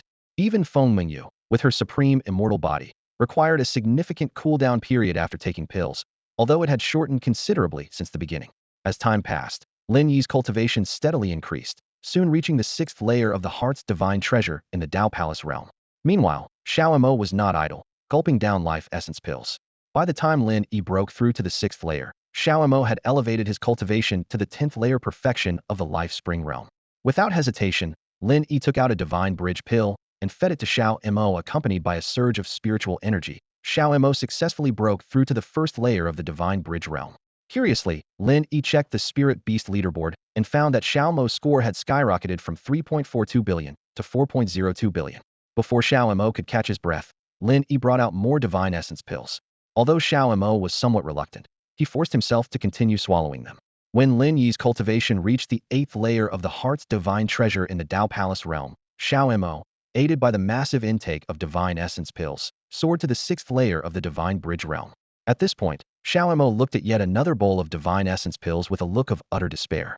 Seeing this, Lin Yi smiled slightly, storing both the pills and Xiaomo in the storage space before choosing to log off. Back in reality, Lin Yi opened the official forum of the Great Emperor over Heaven game. The forum was filled with exchanges between the Bug Extermination Alliance and the Anti-Great Emperor over Heaven Alliance. As the defeated party, the Anti-Great Emperor over Heaven Alliance was clearly at a disadvantage, having failed to carry out the agreed-upon penalty for losing. This led many players to leave the alliance or even abandon the game altogether. After browsing through the forum posts, Lin Yi posted a bounty, seeking methods to learn witchcraft. He promised to pay 100,000 source crystals for any effective information, regardless of whether he ultimately succeeded in learning it. Lin Yi climbed out of the game's virtual pod and stretched lazily in the morning sunlight. Just after posting online, his stomach started to rumble. As he was about to enjoy breakfast, the doorbell rang. After opening the door, 3 familiar bank representatives walked in. They had visited multiple times before, but today they seemed particularly enthusiastic. Lin Yi's grandfather gave him a knowing look. Lin Yi, they're here to discuss investment opportunities with you. Go have a chat with them. Lin Yi nodded and led the 3 into his room. As soon as they sat down, one of the representatives eagerly began. Mr. Lin, it's a shame to let such a large amount of money sit idle. Why not let our professional team manage it for you and ensure your assets grow steadily? Lin Yi nodded thoughtfully. You make a good point, but I need some time to think it over. I'll give you an answer in 3 days. Hearing this, the 3 representatives exchanged a glimmer of excitement in their eyes. They thought to themselves, finally, some progress. Previously, Lin Yi wouldn't even let them in the door. That's excellent, Mr. Lin. We'll come back in 3 days. Before leaving, they left their contact information with great formality, emphasizing that Lin Yi could reach out anytime with questions. After seeing them off, Lin Yi was about to relax when his grandfather approached with a serious expression. Lin Yi, I've heard that someone is investigating you, and it seems to involve some official channels. Are you in trouble? Do you need my help? Lin Yi reassured him. Grandpa, don't worry, it's nothing major. I can handle it, and I'll explain everything in a couple of days. His grandfather nodded. All right, as long as you're confident. Just as his grandfather left, Feng Mingyu burst into Lin Yi's room excitedly. Lin Yi, I have the day off today. Let's go out and have some fun. Lin Yi shook his head. If you have free time, you should focus on improving your cultivation in Emperor's Vale. I have something important to tell you in a few days. What is it? Tell me now. Feng Mingyu pleaded. Seeing Lin Yi unmoved, she suddenly whispered mysteriously. Then I'll tell you. The little white rabbit under the stars is from the neighboring Feng city, and she wants to meet us for dinner. Are you sure you don't want to go? Lin Yi was intrigued. The ID Little White Rabbit under the stars had indeed left an impression on him, and he was curious about her in real life. But between the allure of a beauty and cultivation, Lin Yi chose the latter. Maybe another time. Feng Mingyu pouted and left the room, while Lin Yi returned to the game's virtual pod. He first checked the responses to his bounty post, found them unhelpful, and then focused on his cultivation. Meanwhile, in a luxurious villa in Yun City, Li Shouhua was lounging with 2 scantily clad women, frowning at a document in his hand. Suddenly, his expression relaxed, and a wicked smile curled his lips. He pinched the chin of one of the women next to him and muttered to himself. Impressive, managing to gather so much money in such a short time. But without a strong backing, that money won't be yours for long. As Lin Yi logged into the game, dawn was approaching. There were only 2 days and 16 hours left until the Emperor's Shadow closed its recharge portal, and time was of the essence. He knew that improving his cultivation level was fundamental to everything. Even the allure of beautiful, charming women was nothing more than fleeting in his eyes. Without hesitation, Lin Yi began consuming pills for his cultivation, continuously popping them into his mouth. Meanwhile, Xiao Mo was also eagerly devouring a bowl of divine essence pills. With ample support from the pills, their cultivation levels were rapidly advancing at a pace visible to the naked eye. Meanwhile, in the highest conference hall in the capital of the island nation, the atmosphere was tense. More than a dozen high-ranking officials were seated in a circle, their debates echoing through the room. Recently, earthquakes have been occurring frequently across the country, far exceeding normal levels, one official said gravely. Seismologists predict that if this continues, our island might completely sink. Our nation is at a critical juncture, and we must find new territory for our citizens. Another official frowned and countered. That's easier said than done. It's not like the old days. Starting a war to expand territory requires a suitable target. The vast country to our east has risen swiftly in recent years and is no longer the sick man that could be easily bullied. Their national strength now far exceeds ours. Let's not focus solely on the Dragon Nation, suggested a third official. The White Bear Nation has been mired in conflict for years. They would be a good target. But we need a legitimate excuse to join the war, someone questioned. That's simple. An experienced and shrewd official smiled. We can ask our big brother, the beautiful country, to help. They're experts at this. Meanwhile, in an old courtyard in the capital of the Dragon Nation, 2 elderly men were leisurely playing chess and chatting. One wore a Zhongshan suit, while the other was dressed in a Taoist robe.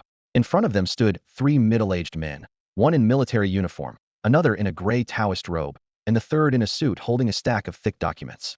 The man in military uniform began the briefing. The situation in the island nation is quite complex.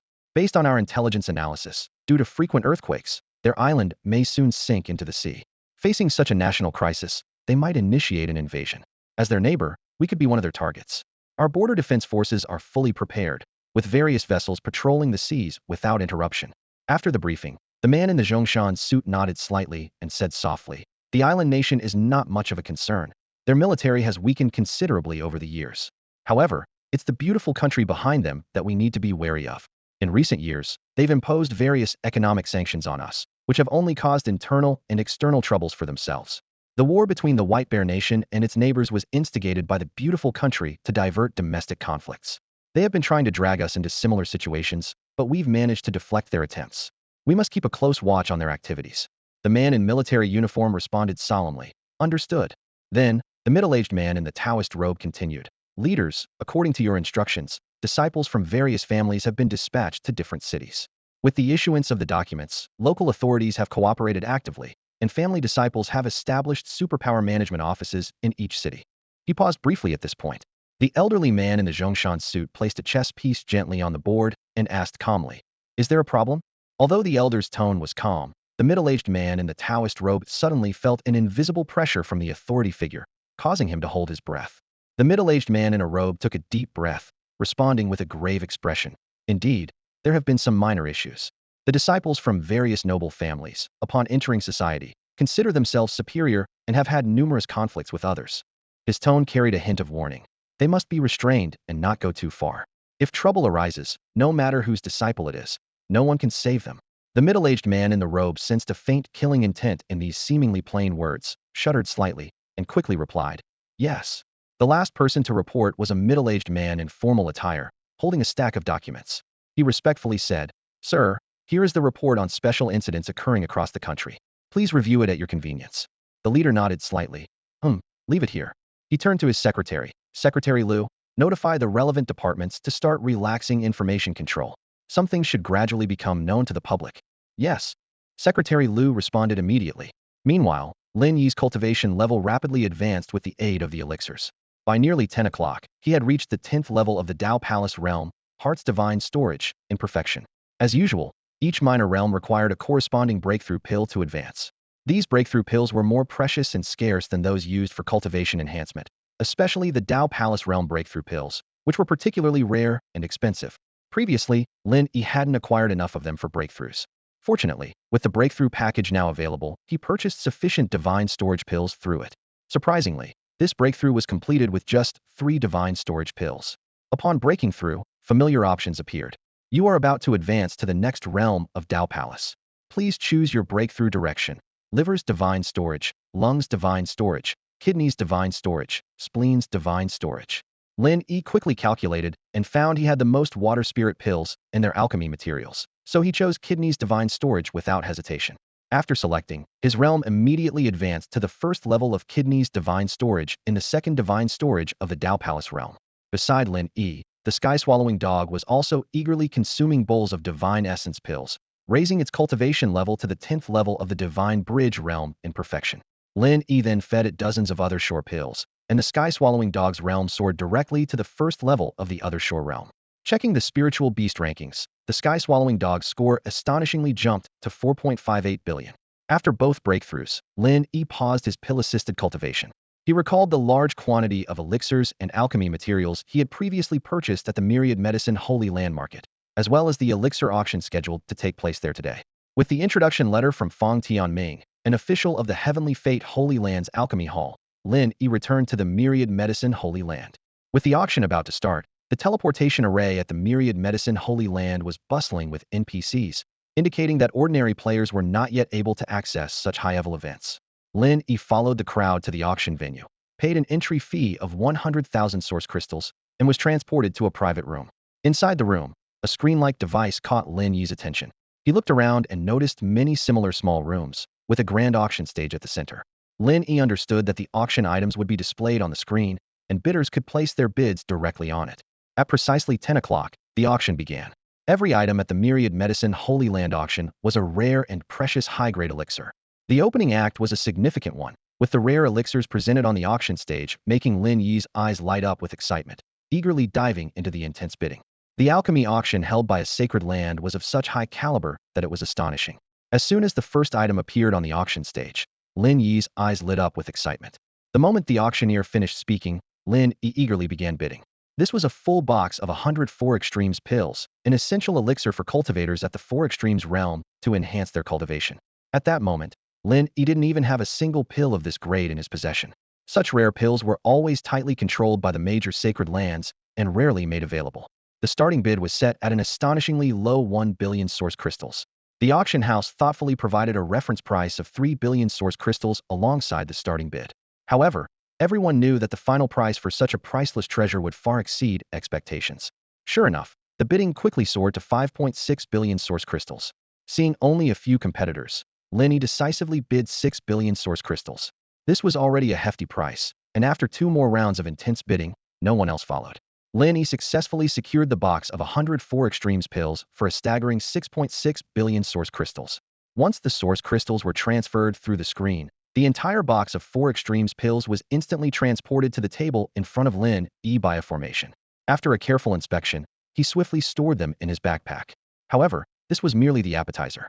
Following this, the Tianyin Sacred Land continued to present various rare treasures, including the coveted Transformation Dragon pills sought after by cultivators at the Transformation Dragon realm. Although the prices were exorbitant, for Lin Yi, source crystals were no longer a concern. He acquired almost every pill he set his sights on. Soon, the lavish spending of the mysterious buyer in room 1985 caught the attention of other participants. Who is this person in room 1985? How can they purchase so many pills? I have no idea. I wanted to buy some pills for my disciple, but I couldn't compete. Where does this person get so many source crystals? Even the sacred sons and daughters of the sacred lands aren't this extravagant. They've probably spent hundreds of billions of source crystals by now. Due to Lin Yi's astonishing pill purchases, many NPCs who attended the auction together began to speculate about the identity of this generous buyer. Whenever he participated in bidding, he often secured items at prices far above others. Gradually, fewer people were willing to compete with Lin Yi. Of course, Lin Yi wasn't recklessly buying everything in sight. For some pills he desired but whose bidding prices were driven too high, especially those exceeding the estimated price by double, he would decisively pass. He was well aware that there might be malicious price hiking at auctions. He was willing to pay a bit more, but if the price was outrageous, he wouldn't be the fool to overpay. As the pill auction segment concluded, over 80% of the pills were acquired by Lin Yi. Following this, the Wanyao Sacred Land rolled out a batch of rare spiritual herbs and plants, all of which had been aged over 100 years and were rare treasures. Many were key ingredients for refining pills above the Transformation Dragon realm. Faced with these once-in-a-lifetime spiritual herbs and plants, Lin Yi once again showcased his astonishing wealth, practically acquiring everything he desired. Seeing this, many participants began to complain. What is going on here? This auction should be renamed the Pill Exhibition. Let's go, this is pointless. If I had known, I wouldn't have bothered coming to join the crowd. In this manner, Lin Yi reaped substantial rewards, while many of the NPCs who attended the alchemy auction left with sighs and complaints. Lin Yi had his eyes on a target, but was outbid in the auction. He sighed inwardly, knowing that unless absolutely necessary, no one would buy elixirs at prices far beyond their means. For the holy land of 10,000 medicines, they didn't care who the buyer was as long as the price was high. Although the auction cost Lin Yi nearly 30 billion source crystals, the rewards were substantial.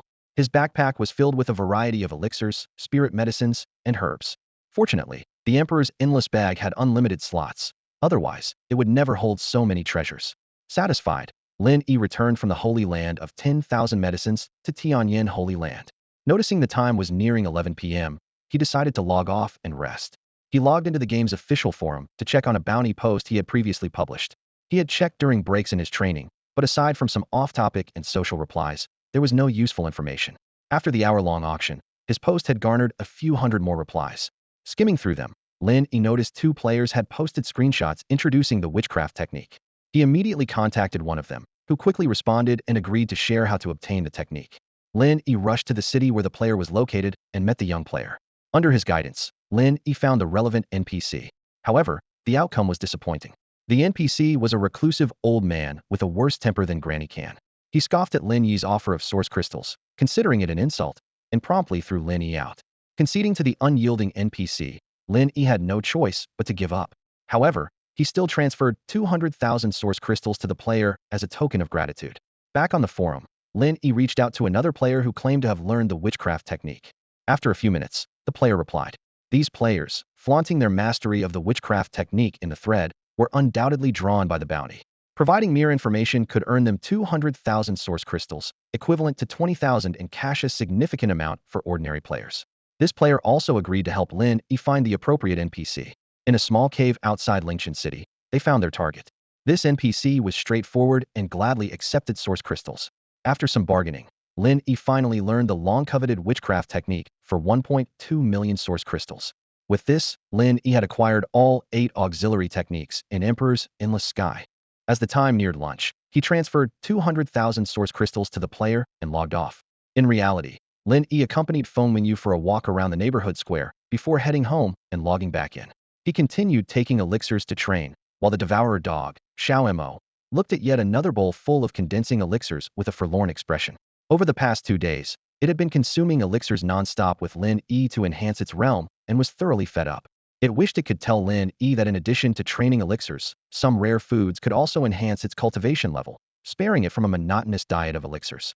By 6 p.m., there were 54 hours left until the feedback for Emperor's Endless Sky. Lin Yi's cultivation realm had advanced to the 2nd divine treasury of the Dao Palace realm, perfected at the 10th level of the Kidney Divine Burial. With the breakthrough package, his realm further ascended to the 3rd divine treasury of the Dao Palace realm. This time, Lin Yi chose the Spleen Divine Treasury, corresponding to the Earth Spirit Elixir for training. Just as Lin Yi was about to log off for dinner, his grandmother informed him that the family would be dining out. This puzzled Lin Yi, as he recalled no such outing before the Emperor's Endless Sky feedback in his previous life. As they prepared to leave, Lin Yi quietly called Feng Mingyu aside to inquire about the situation. Feng Mingyu leaned in and whispered that the dinner was to welcome a guest. After hearing her explanation, Lin Yi couldn't help but frown. Some events from Lin Yi's past life were beginning to change, and he was acutely aware that this was the butterfly effect he had caused. The unexpected situation his grandparents encountered in Jiaxi was a clear example of such changes. However, this was just in his immediate surroundings. In the broader world, there were likely many more events whose future trajectories were altered. Lin Yi knew that before the great emperor began to counteract, he lacked the strength to protect himself. To minimize the butterfly effect he might cause, he rarely went out and almost never left his home. Unless absolutely necessary, he avoided altering the course of future events. As a result, his living environment had not undergone significant changes. However, when Feng Mingyu informed him of unexpected visitors, Lin Yi couldn't help but frown. There were some relatives in this world that Lin Yi would prefer to avoid at all costs. The family visiting now was on Lin Yi's blacklist. Reflecting on his past life, it was these people who had plunged Lin Yi and Feng Mingyu into difficult situations. Even without considering past grievances, Lin Yi saw them as troublemakers. Especially his so-called cousin, Zhao Huaiji, who had bullied him since childhood. Zhao Huaiji was good at pretending and always quick to tattletale. Lin Yi vividly remembered that even when Zhao Huaiji bullied him, he would be the first to complain to Lin Yi's grandparents, leaving Lin Yi bewildered and scolded. Once, Zhao Huaiji played with Lin Yi's game console without permission and broke it. When Zhao's parents found out, they seemed indifferent. Zhao's mother even hypocritically offered to buy a new one for Lin Yi. Lin Yi's grandmother, being prideful, refused their offer, and the matter was left unresolved. The promise of a new console never materialized. Besides the game console, Zhao Huaiji had broken many of Lin Yi's toys, yet each time, the incidents were brushed off. Lin Yi didn't care about the toys themselves, but was angered by the entitled attitude of the Zhao family. What Lin Yi found most unbearable was the disdainful look Zhao Huaiji's parents would give, knowing Lin Yi's mother was only an adopted daughter of his grandparents. In reality, Lin Yi's family was only distantly related to them. According to his grandmother, Zhao Huaiji's father was the child of her second grandaunt's cousin's second uncle's family. This complex relation left Lin Yi puzzled. He only knew to address Zhao Huaiji's father as Biaojiu. Previously, both families lived in Yunshi and often interacted since they were in the same neighborhood.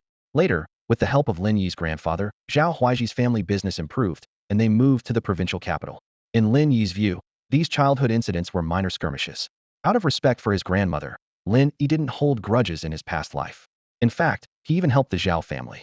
However, to Lin Yi's surprise, instead of gratitude, they conspired with others against him, trapping him and Feng Mingyu in a dire situation.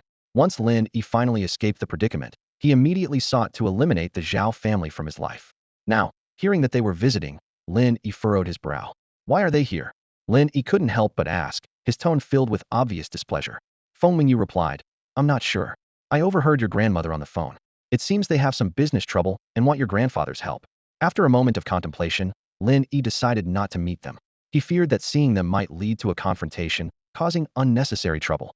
As the time for the feedback from the Great Emperor's Shroud approached, Lin Yi wanted to avoid any complications. He said to Feng Mingyu, "Aunt, please tell Grandma that I'm not feeling well tonight, so I won't be coming over." Feng Mingyu immediately looked worried and asked, "What's wrong? We have all kinds of medicine in the first aid kit. I can get you something." Lin Yi shook his head and admitted, "No need, I'm fine. I just don't want to see that family." Feng Mingyu understood. She knew that Lin Yi had never gotten along with Zhao Huaiji, who often bullied Lin Yi when she wasn't around. Hearing Lin Yi's explanation, she sighed with relief and nodded. "I thought you were really sick. All right, I'll cover for you." After his grandparents and Feng Mingyu left, Lin Yi ordered some takeout. While waiting, he browsed the news online. Knowing what was about to happen, he viewed reports of unusual events with a different perspective. He thought to himself, so many news stories are coming out. Aren't the authorities controlling this? I wonder how much money can be made in this final push on the last day. After eating, Lin Yi entered the virtual gaming pod. He first deleted the bounty post he had previously published, then skimmed through posts on the official forum of the Great Emperor's Shroud game. After that, he logged into the game. Once online, Lin Yi made a simple plan for his situation. His puppet and witchcraft skills were still at the beginner level, with no clear way to improve them. Considering he had a large amount of Earth Spirit pills, Lin Yi decided to focus on advancing his cultivation level before enhancing his auxiliary skills. A new round of pill-assisted cultivation began. Xiao Mo seemed resigned to its fate, devouring bowl after bowl of pills. By 10 p.m., Lin Yi's cultivation reached the 10th level of the Spleen Divine Treasury in the Dao Palace Realm's 3rd stage, and Xiao Mo reached the 9th level of the Beyond Realm. With the help of a breakthrough gift pack, Lin Yi's cultivation advanced again. He chose the 4th stage of the Dao Palace Realm, the Lung Divine Treasury, which corresponds to the metal attribute, requiring metal spirit pills. Lin Yi continued to concentrate on his cultivation. Around 10:20 p.m., Feng Mingyu came online and sent Lin Yi a flurry of messages that Zhao Huaiji was a bad kid, and he's only gotten worse with age. During dinner, he kept giving me lecherous looks. Can you believe it? And his parents, too, shamelessly suggesting that if it weren't for the generational gap, I'd make a good daughter-in-law for him. What a joke. I find them more disgusting every day. What a bunch of nonsense. Faced with Feng Mingyu's rare venting of anger, Lin Yi simply agreed with a few words, not reacting too strongly. In his mind, he had already sentenced that family.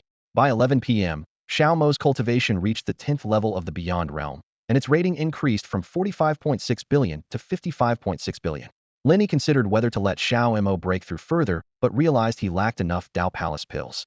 Although he had the materials and skills to make them, spending time on this was pointless since even if Xiao Mo reached the Dao Palace Realm, Lin Yi didn't have enough corresponding pills. After reaching the 10th level of the Beyond Realm, Xiao Mo's rating soared to 67.8 billion. Seeing Lin Yi put away the pill bowls, Xiao Mo happily dashed around the room. Close to midnight, Lin Yi's cultivation reached the 5th level of the Lung Divine Treasury in the Dao Palace Realm's 4th stage. At this point, except for puppet and witchcraft skills, Lin Yi was at the top of all other leaderboards.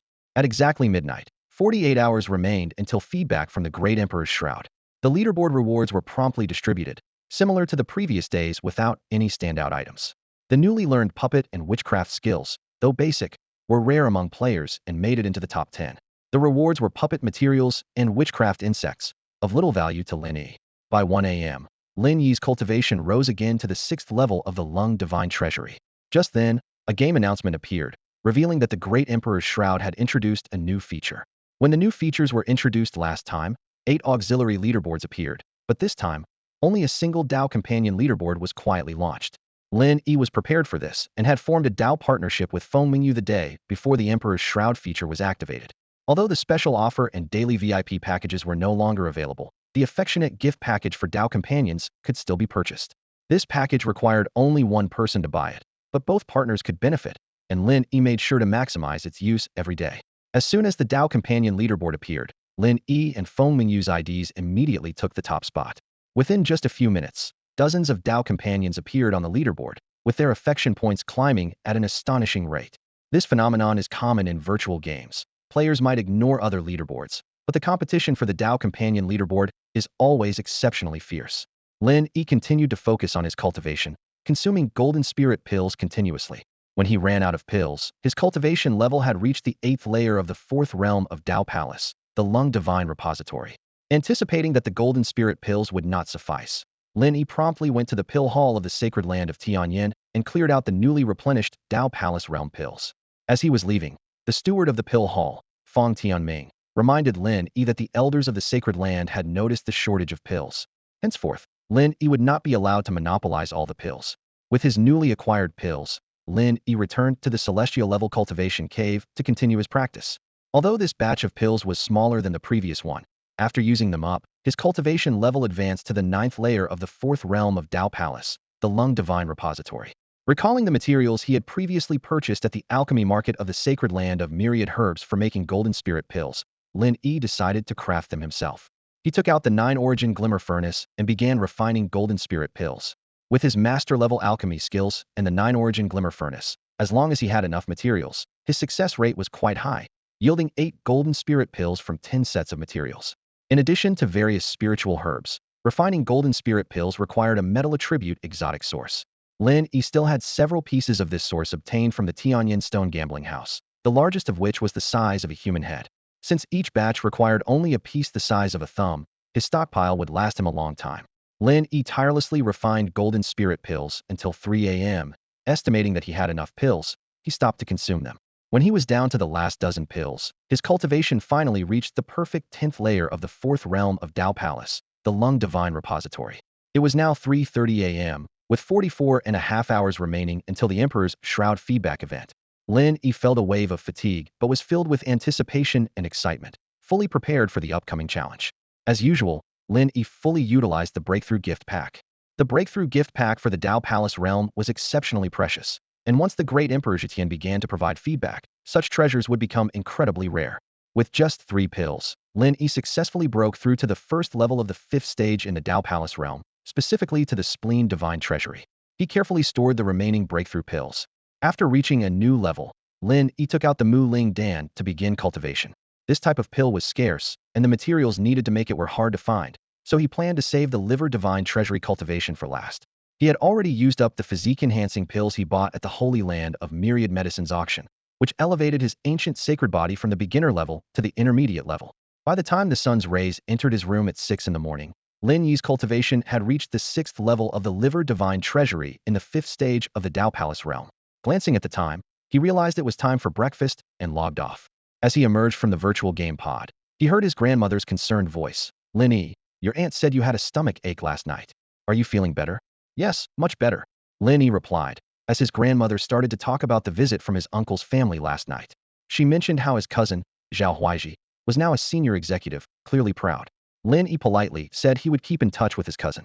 After breakfast, Feng Mingyu followed Lin Yi to his room and began venting about Zhao Huaiji's family.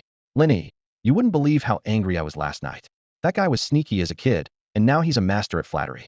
Your grandma was so pleased with him, saying she wished you were as outstanding as him. Ugh, Zhao Huaiji isn't even worth 10, let alone 100 of you. Their family is so fake, it makes me sick." Lin Yi listened patiently, occasionally chiming in.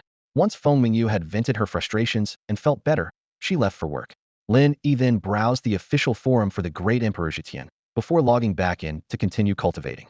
He consumed the remaining Mu Ling Dan, advancing his cultivation to the 8th level of the Liver Divine Treasury in the 5th stage of the Dao Palace realm. When the pills ran out, Lin Yi began to personally refine more Mu Ling Dan. Unfortunately, he only had a head-sized piece of wood attribute alien source, limiting the number of pills he could make. After consuming this new batch of pills, his cultivation barely reached the 9th level of the Liver Divine Treasury. By 10 o'clock, there were less than 38 hours left until the great Emperor Zetian's feedback. Lin Yi considered several options. One was to buy source stone mines at the stone gambling workshop to mine wood attribute alien sources, which would be costly but guaranteed results. Another was to purchase wood attribute alien sources at a high price by asking Jinren Duanda, Dan Palace steward Fong Tianming, and Tianyin stone gambling workshop's master, Tianxiu. The third was to improve his puppet and witchcraft skills. Just as Lin Yi was about to take action, the virtual game pod alerted him to an external call.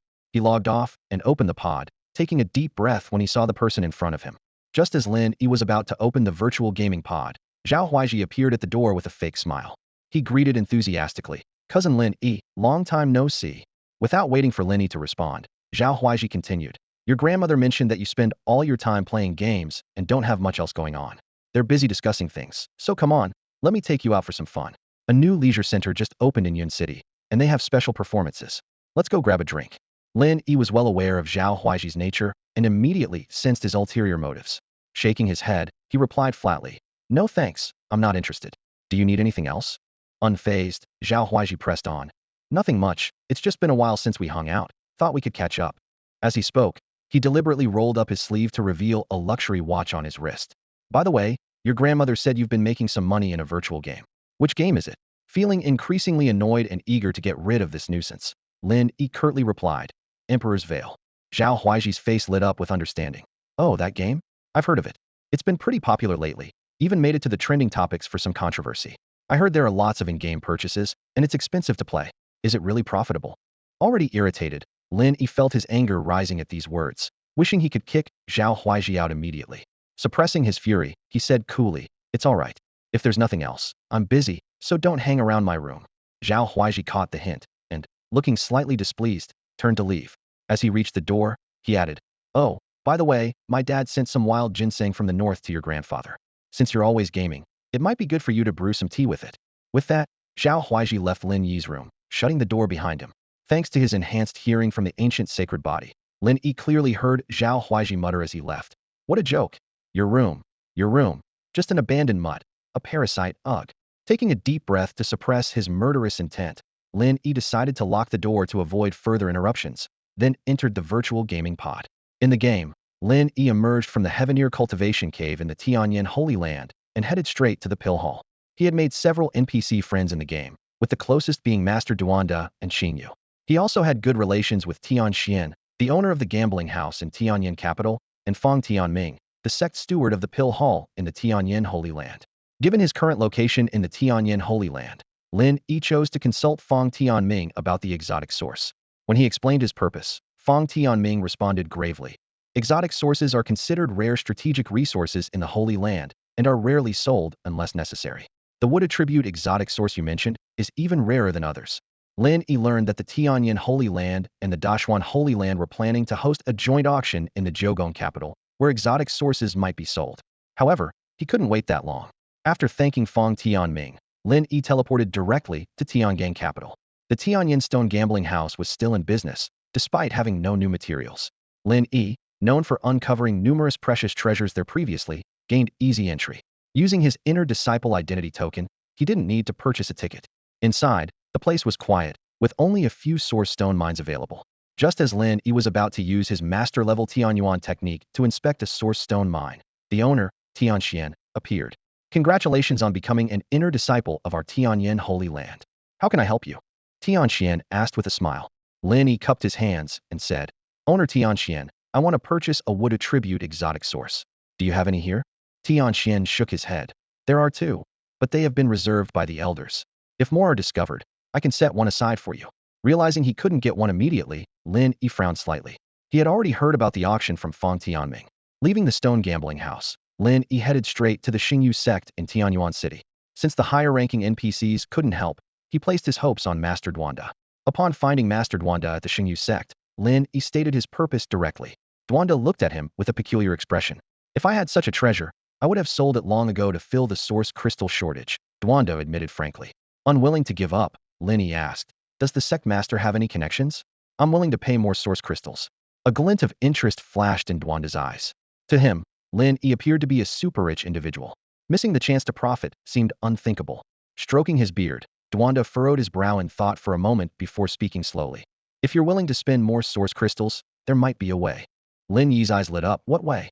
Lin Yi embarked on a quest to find a wood element exotic source, visiting both Fang Tianming and Tianxiu, but returned empty-handed. Clinging to a last glimmer of hope, he approached Master Duanda, offering source crystals as bait. A gleam flickered in Master Duanda's eyes as he slowly revealed an unexpected method. "I have an old friend," Master Duanda said mysteriously. "He's obsessed with collecting exotic sources of all kinds. However, ordinary source crystals no longer catch his eye." Lin Yi listened intently, hanging on every word. Master Duanda continued, "I happen to have a treasure he's coveted for a long time, which could be used for an exchange. But this treasure is quite precious." He gave Lin Yi a meaningful look, trusting that the astute young man would catch his drift. Lin Yi understood and got straight to the point. "Master, how many source crystals would be needed to exchange for a wood element exotic source?"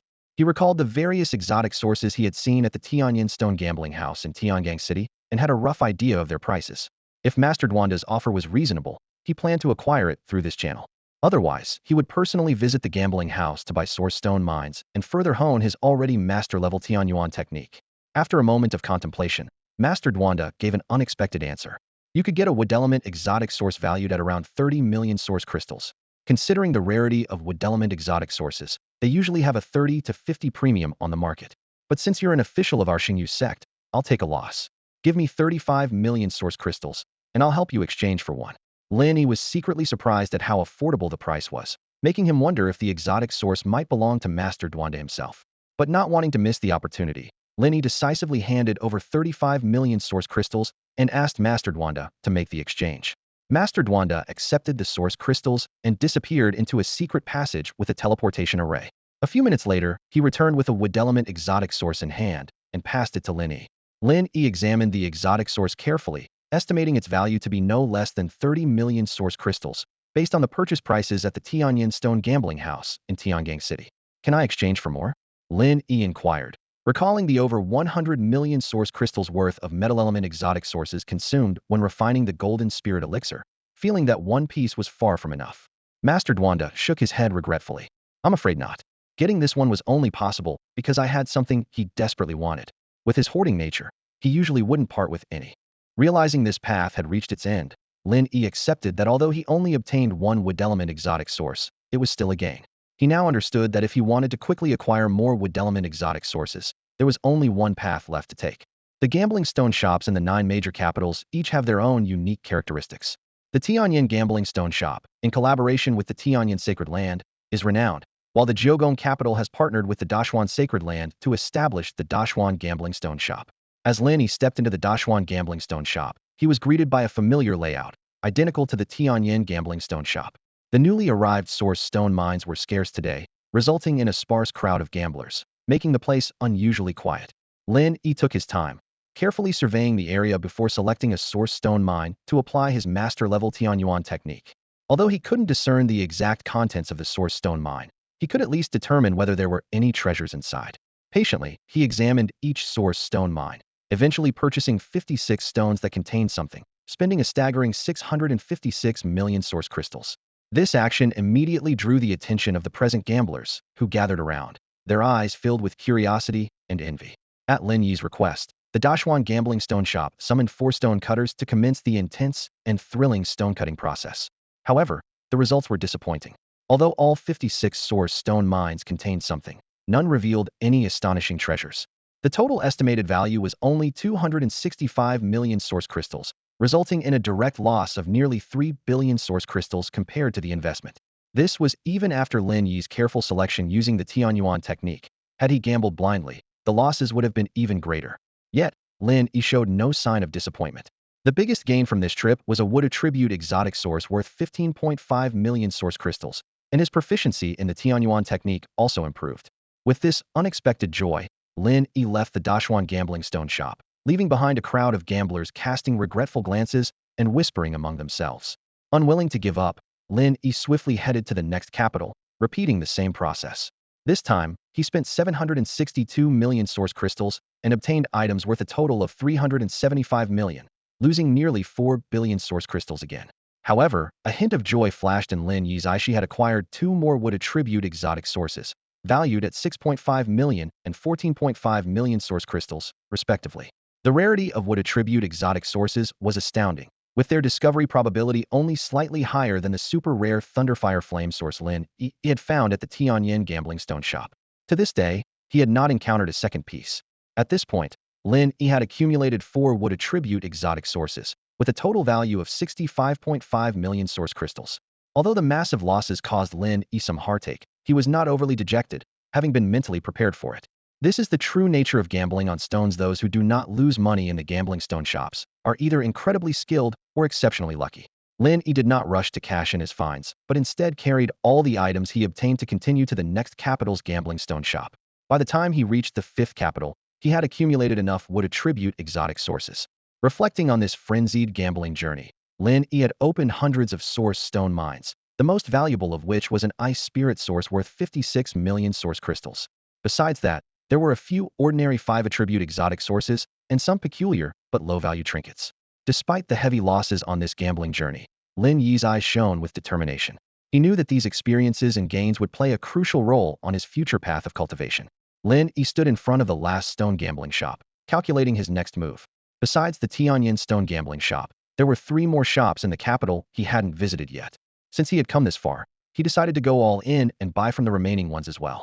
The gambler's mindset quietly took root, and Lin Yi firmly believed that there had to be something valuable hidden in the stone gambling shops across the 8 major capitals. He speculated that perhaps the rare treasures were tucked away in the shops he had yet to explore. With this expectation, Lin Yi confidently strode into the remaining shops. However, reality hit him hard.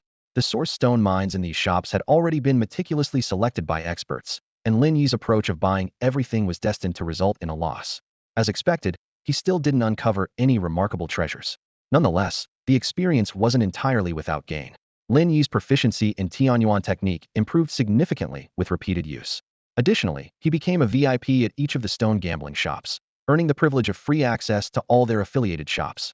Lin Yi roughly calculated that he had spent a total of 5.25 billion source crystals at the stone gambling shops in the 8 capitals. The items he obtained were worth only 2.38 billion, resulting in a net loss of 2.87 billion source crystals. Just as Lin Yi was about to leave the last shop, he suddenly remembered the source stone mine he had been carrying. This was the last piece he kept as a memento from the Tianyin stone gambling shop. After his Tianyuan technique reached the master level, he had used it to observe the stone and confirmed there was something inside. Looking at the source stone in his hand, Lin Yi made a decisive choice not to hold on to it any longer. He turned to the shop owner and said, "Could you help me cut this source stone?" Faced with such a valuable customer, the shop owner was more than happy to oblige. Lin Yi handed the source stone to the stone cutter. As the cutting progressed, the stone emitted a faint glow. Lin Yi didn't react much, as he had seen similar scenes hundreds of times. However, as the stone was further opened and its contents revealed, Lin Yi's heart suddenly raced, and his emotions surged to a peak. Lin Yi held the last piece of the source stone in his hand, not expecting much from it. Originally kept as a memento because it was the last one, he decided to open it as well. After going through a sweep of the gambling stone workshop, Lin Yi had grown weary of these so-called rare minerals. Even with his master-level Tianyuan skill, although every selected source stone yielded an item, the losses were substantial. This undoubtedly proved the significant uncertainty in the gambling stone workshop. However, fate has its own way of playing tricks. Just as Lin Yi was about to abandon the idea of source stones, this piece from the Tianyin gambling stone workshop gave him an enormous surprise. As a faint light faded, the treasure within the stone gradually revealed itself. When it was fully unveiled, Lin Yi's previously indifferent expression was instantly ignited. This really is Tianyin gambling stone workshop. The others are a complete waste, Lin Yi exclaimed, quickly stowing the treasure in his bag. At that moment, the owner of the workshop approached swiftly, eyes gleaming with anticipation. "Young friend, would you consider selling the cultivation technique you found in the source stone? Whether it's complete or not, we're offering 10.5 billion source crystals." Although the owner knew Lin Yi was unlikely to sell, he asked with a glimmer of hope. After all, Lin Yi had never sold anything he unearthed before. As expected, Lin Yi gently shook his head, politely declining the tempting offer. The owner, though slightly disappointed, said no more. Like other workshops, he gifted Lin Yi a VIP token as a sign of respect upon his departure. Leaving the gambling stone workshop, Lin Yi, laden with a variety of exotic sources, set off back to Tianyin Sanctuary. Despite losing a substantial amount of source crystals, the various exotic sources he gained were invaluable. These rare resources were typically unavailable for purchase, even if one wanted to buy them. Acquiring them at market premium would have cost at least 30 to 40 billion source crystals. From this perspective, Lin Yi had effectively stockpiled a batch of diverse exotic sources in advance. On his way back, Lin Yi eagerly examined the newly acquired cultivation technique. He had expected to be content with a heavenly ranked technique, but upon closer inspection, his surprise was evident. It was another Imperial Sutra, Dao Palace Imperial Sutra, Imperial rank, the strongest Dao Palace cultivation scripture, recording the Dao Palace's great principles, an unparalleled method. Lin Yi recited the description, barely able to contain his excitement. He recalled the We'll See Imperial Sutra he previously found in a source stone, the strongest We'll See cultivation scripture. After learning it, Lin Yi could practice directly in reality, but due to the disturbances caused by minor practice, he sensed potential dangers and never practiced the We'll See Imperial Sutra in reality again. In the game world of Great Emperor Covering the Sky, he relied on elixirs to enhance his cultivation, with the We'll See Imperial Sutra merely accelerating the process slightly. Gazing at the Dao Palace Imperial Sutra, so different from the We'll See Imperial Sutra, Lin Yi fell into deep thought. Judging by their names and descriptions, these two techniques seem to have some connection, one focusing on the Wheel C, the other on the Tao Palace. Coincidentally, they both originated from the same batch of source stones at the Tianyin Gambling Stone Workshop. A bold guess flashed through Lin Yi's mind. These two techniques might be parts of a supreme imperial rank technique. This discovery filled him with excitement and anticipation for his future cultivation journey. Lin Yi returned to the Heaven's Path Holy Land, eager to delve into the Tao Palace Imperial Scripture. Like the Wheel C Imperial Scripture, this classic required careful reading and couldn't be learned directly. After Lin Yi finished reading the entire text, the Tao Palace Imperial Scripture vanished from his hands. In an instant, ancient and mysterious vortices appeared within Lin Yi's 5 organs. These vortices rotated along an unfathomable trajectory and eventually came to a gentle halt. Each organ revealed a faint, humanoid silhouette. As the vortices spun, countless inexplicable insights flooded Lin Yi's mind. Taking a deep breath, Lin Yi opened his eyes. He was certain, without needing to verify online, that the Tao Palace Imperial Scripture could be applied in reality, just like the Wheel C Imperial Scripture. Glancing at the time, it was almost midnight, so Lin Yi decided to log off and rest. Upon opening the door, Lin Yi was surprised to find that Zhao Huaiji's family was still there. He suppressed his anger, reminding himself that this was his home and he couldn't act rashly in front of his grandparents. Lin Yi silently vowed that one day he'd expose Zhao Huaiji's family for who they truly were. Having endured life's trials in his past life, Lin Yi's mental resilience was well honed. During dinner, no one noticed anything unusual about him. As expected, Zhao Huaiji's family kept making sarcastic remarks, belittling Lin Yi's way of earning money through gaming, calling it a waste of time. They nagged him about finding a proper job for a better future while boasting about Zhao Huaiji's virtues. After hurriedly finishing the unpleasant meal, Lin Yi quickly retreated to his room. Once online, he immediately began crafting with spirit pills. By 1 o'clock, Lin Yi had produced enough of them. After consuming all the pills, his cultivation level reached the peak of the Tao Palace stage, specifically the 10th layer of the Liver God storage. With the help of a breakthrough gift, Lin Yi smoothly advanced to the 4 extremes stage. This stage is divided into 4 substages, each corresponding to a limb. Similar to the 5 substages of the Tao Palace stage, practitioners can choose their path. Lin Yi chose to start with his left arm. Upon entering the 4 extremes stage, the required pills for cultivation became the 4 extremes pills. Lin Yi only had 100 pills he previously purchased at an auction at the Holy Land of Myriad Medicines. Although he had acquired some materials for crafting these pills, they were limited, especially the main ingredient, which was scarce. After crafting, he only managed to produce around 50 additional pills.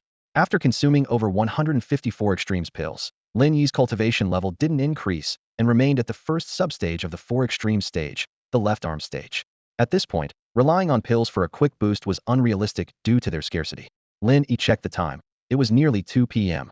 With 34 hours left until the Emperor's shrouded feedback, Lin Yi decided to shift his focus to advancing his puppet technique and witchcraft skills. Crafting puppets requires the corpses of beasts or humans, supplemented with special materials. Of course, living beasts and humans can also be used, though they are more challenging to work with than inanimate bodies. Lin Yi stood at the entrance to the secret realm of Tianyin's sanctuary, a determined glint in his eyes. His focus was not on the results of his crafting, but entirely on advancing his puppet technique. Recalling the area teeming with beasts he had encountered while sweeping through the secret realm earlier, a slight smile played on his lips. He had already acquired a large stockpile of crafting materials according to the requirements of the puppet technique. Now, these materials were neatly arranged at his feet, emitting a faint glow. Taking a deep breath, Lin Yi stepped into the secret realm.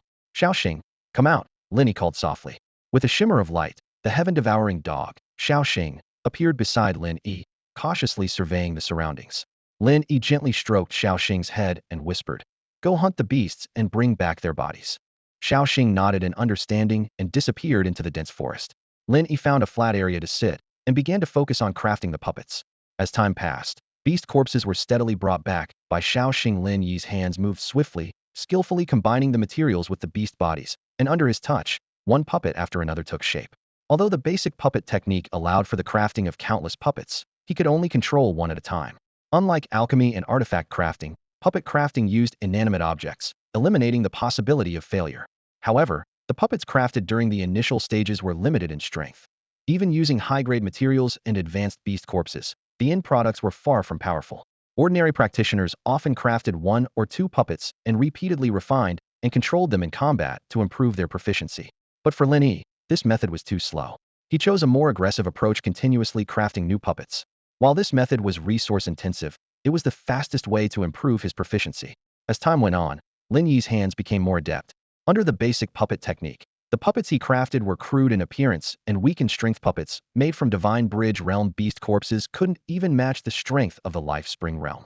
Yet, Lin Yi was unfazed, his focus unwavering on advancing the puppet technique's level. The proficiency in puppet technique surged like a flood breaking through a dam. By 3 p.m., Lin Yi felt a warm current surge through his body, marking the breakthrough to the intermediate level.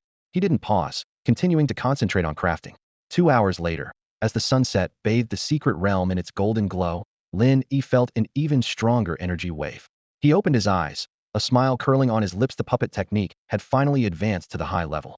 Around 6 in the evening, Lin Yi finished his day of puppet crafting, feeling as exhausted as a factory worker on an assembly line. He closed the game interface, looking forward to dinner and a brief rest. As soon as he opened the door, Feng Mingyu rushed in, her face filled with anxiety. Lin Yi, guess what? That family is absolutely shameless. Feng Mingyu whispered. Not only are they asking your grandfather for connections, now they want to borrow money too. Lin Yi frowned, knowing without much thought that it was Zhao Huaiji's family.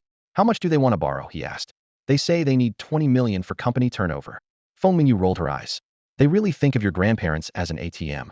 Even though their pension is decent and they've saved up over the years, your grandfather is always frugal and they might have a few million at most. Where are they supposed to get that kind of money to lend them? She paused and continued. Your uncle even suggested that your grandfather should guarantee a loan in his own name for them. He said they would pay it back once the company turns around. Lin Yi's brow furrowed deeper. Did Grandpa agree? Not yet. Feng Mingyu shook her head. It's not a small amount, and the old couple is still discussing it. Just then, Lin Yi's grandmother's voice called from the living room. Dinner's ready. Come out and eat. Lin Yi and Feng Mingyu left the room. At the dining table, the way his grandmother placed the dishes revealed her bad mood. Dinner was leftovers from lunch, and the atmosphere was tense, with no one speaking. Lin Yi finished quickly and returned to his room, with Feng Mingyu following closely behind. Once the door was closed, Feng Mingyu leaned in and whispered to Lin Yi. Looks like they haven't made up their minds. I overheard a bit when I got off work. Your grandmother wants your grandfather to help, but he doesn't want to get involved. He thinks Xiao's company has big problems. Otherwise, they would have used company assets for a loan long ago. He's worried if they can't repay, the debt will fall on him. She sighed and continued. I don't know what kind of sweet talk Zhao Huaiji's family gave your grandmother to make her think they're just temporarily struggling and will repay once the company turns around. Lin Yi shook his head slightly, smiling. Why don't you go and try to persuade your mom? Feng Mingyu pursed her lips and replied irritably. Don't you know your grandmother by now? She treated Zhao Huaiji's father like her own son since they were young. Your grandfather helped them so much, allowing them to start their company and succeed, all because of your grandmother.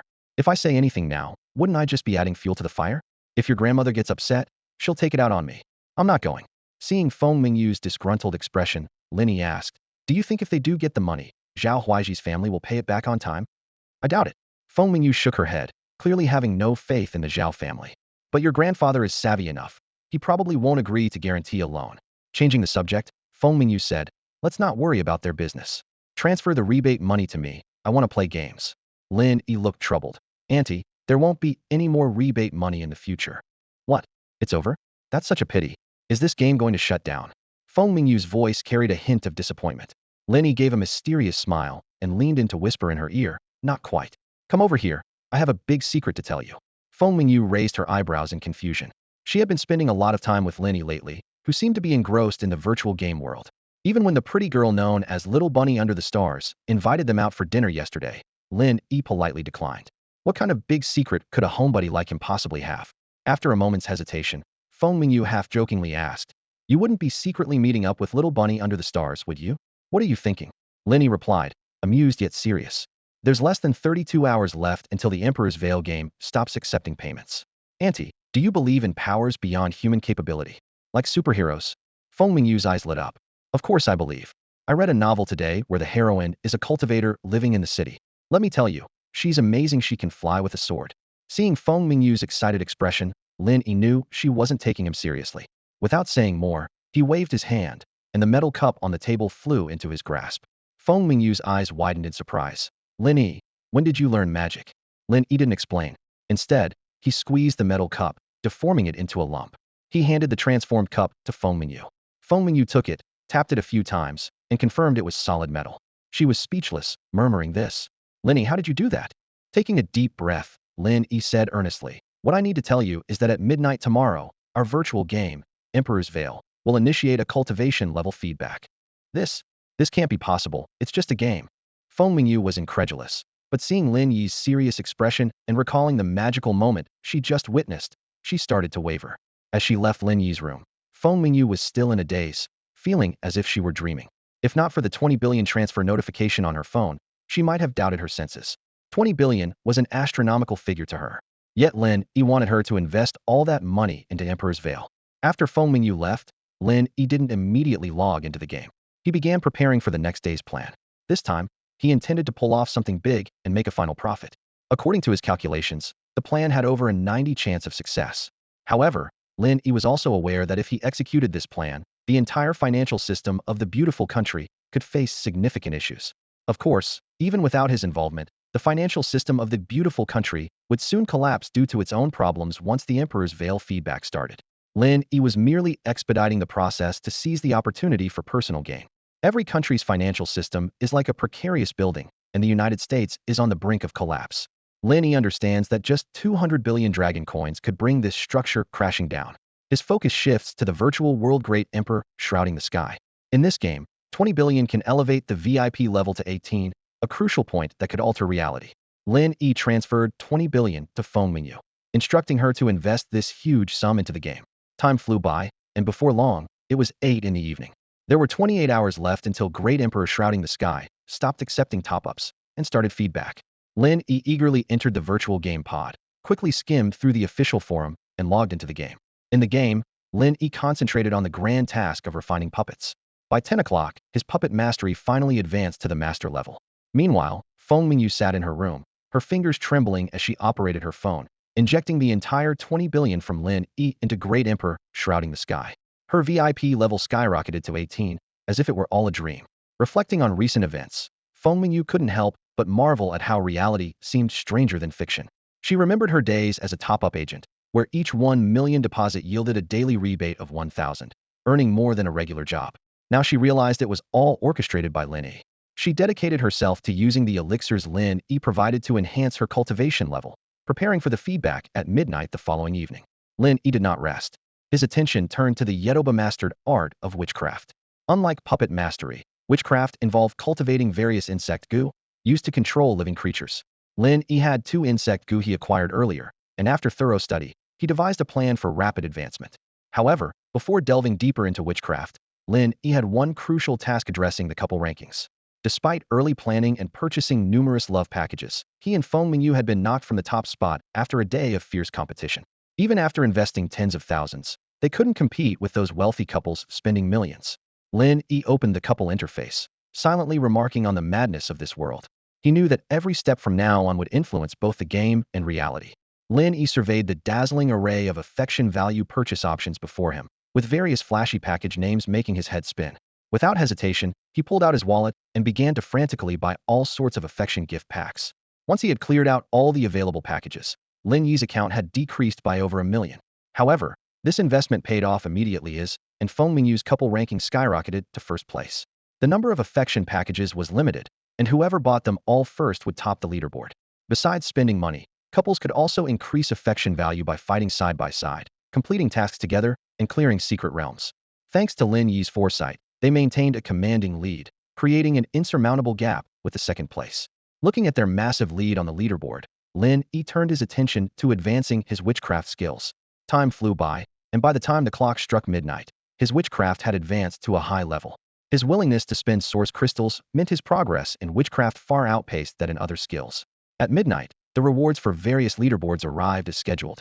Lin Yi eagerly checked the rewards and found that most first-place prizes were similar to before, with nothing particularly valuable.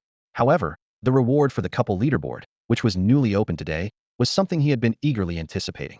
With experience from the previous 8 auxiliary leaderboards, Lin Yi had a hunch that the first-day reward for the couple leaderboard might hold a surprise. Sure enough, this reward was indeed striking. Even more delightful was that both Lin Yi and Feng Mingyu could each receive a piece. It was a pair of 8th-grade bond artifacts, shaped like conch shells.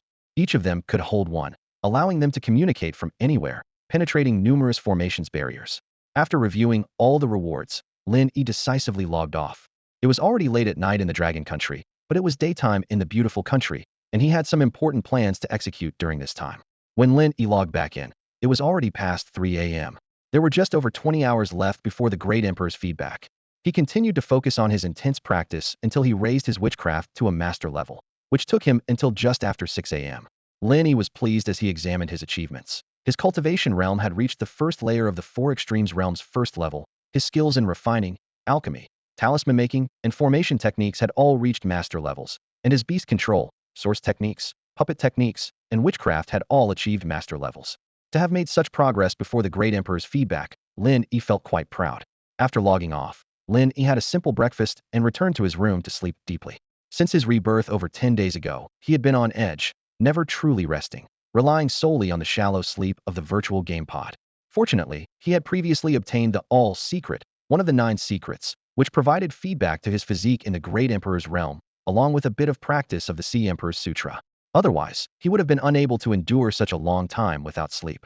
Now, with all preparations in place and no urgent matters to attend to in the Great Emperor's realm, Lin Yi decided to rest well and recharge for the final big game. Closing his eyes, he quickly fell into a deep sleep. Meanwhile, the spiritual energy on Blue Star continued to intensify, causing frequent anomalous events worldwide. The island nation faced its largest volcanic eruption, with earthquakes becoming increasingly frequent.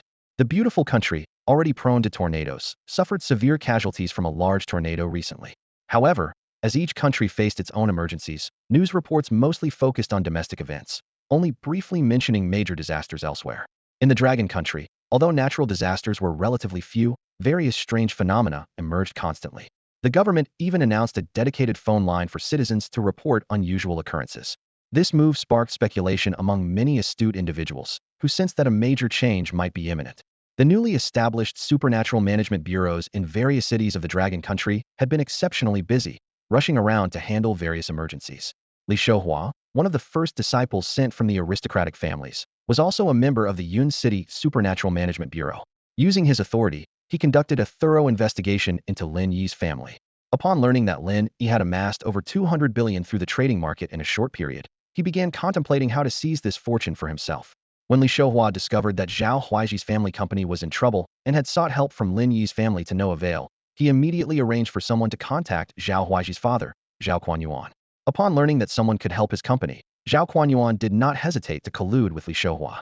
Lin Yi slept soundly and didn't wake up until 11:30 in the morning. This was the time he had set for himself to get up, otherwise, he might have slept until the next day. When he opened his sleepy eyes, he found Feng Mingyu sitting by the bed, engrossed in her phone. "Auntie, why aren't you at work today?" Lin Yi asked, rubbing his eyes with a puzzled look. Feng Mingyu glanced at him with a hint of excitement in her voice. "I have a billionaire right next to me who gave me 20 billion last night to spend on a game. He said the game could somehow enhance my skills, and I could become a heroine.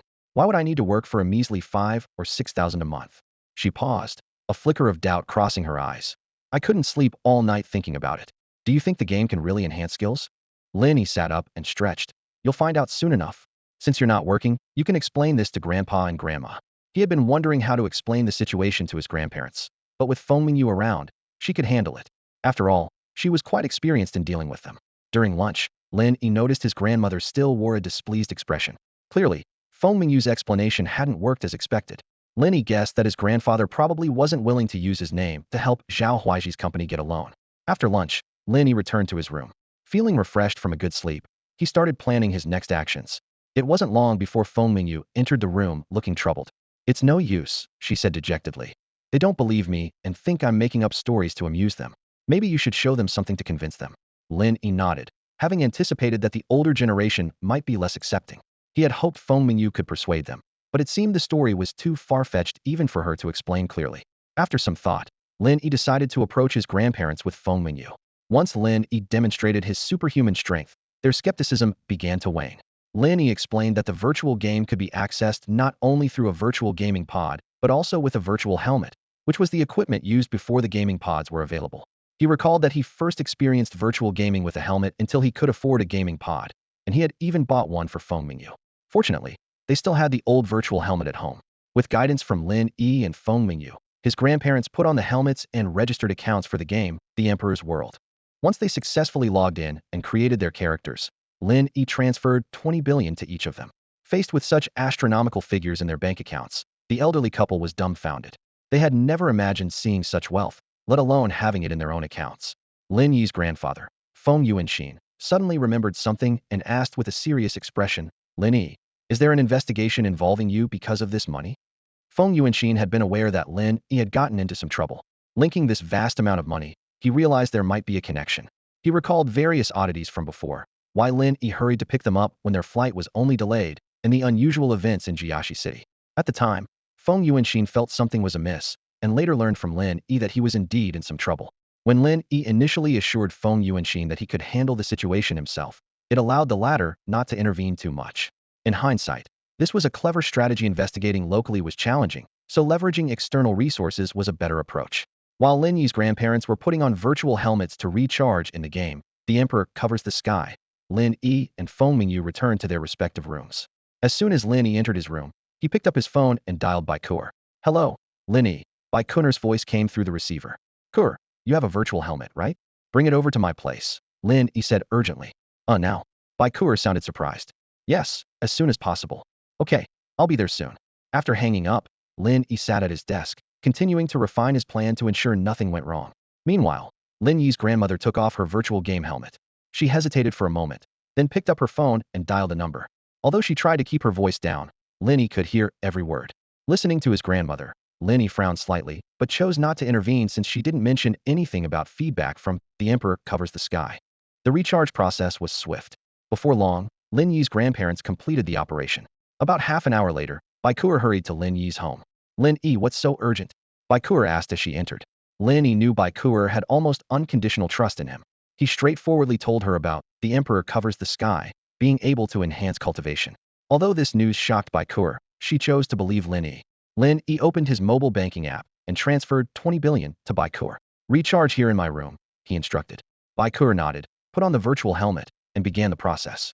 After finishing, she hesitantly asked, Lin Yi, can I tell my parents about this? Understanding her concern, Lin Yi shook his head.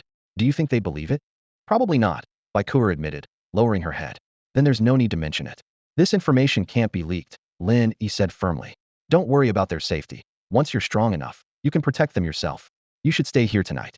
Lin Yi had called Bai Kuer over to ensure the information wouldn't leak. Although he trusted her, the matter was too crucial to risk any slip-ups. Bai Kuer was soft-hearted, and under parental pressure, she might accidentally reveal something. At this critical juncture, Lin Yi needed to prevent any potential mishaps. Where will I stay? Bai Kuer asked, a bit at a loss. In my room, Lin Yi replied. Oh, Bai Kuer's cheeks flushed slightly.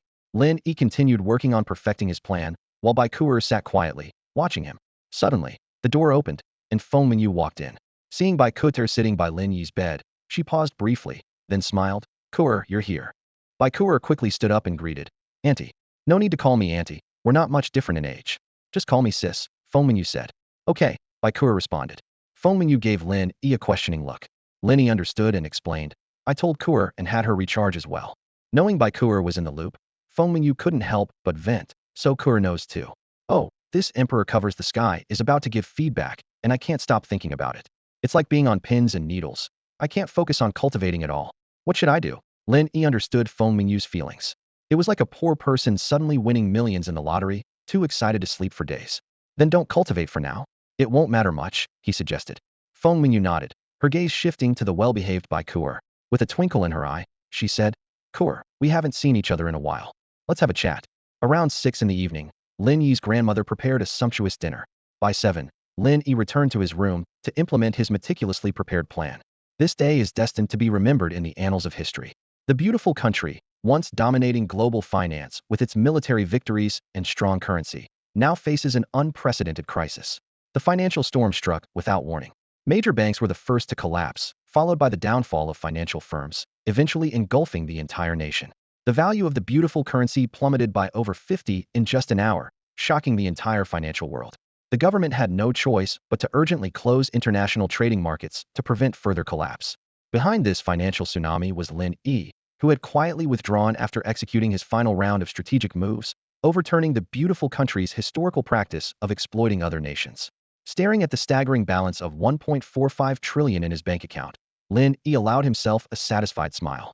Without hesitation, Lin Yi logged into the game Emperor's Veil and began a spree of top-ups.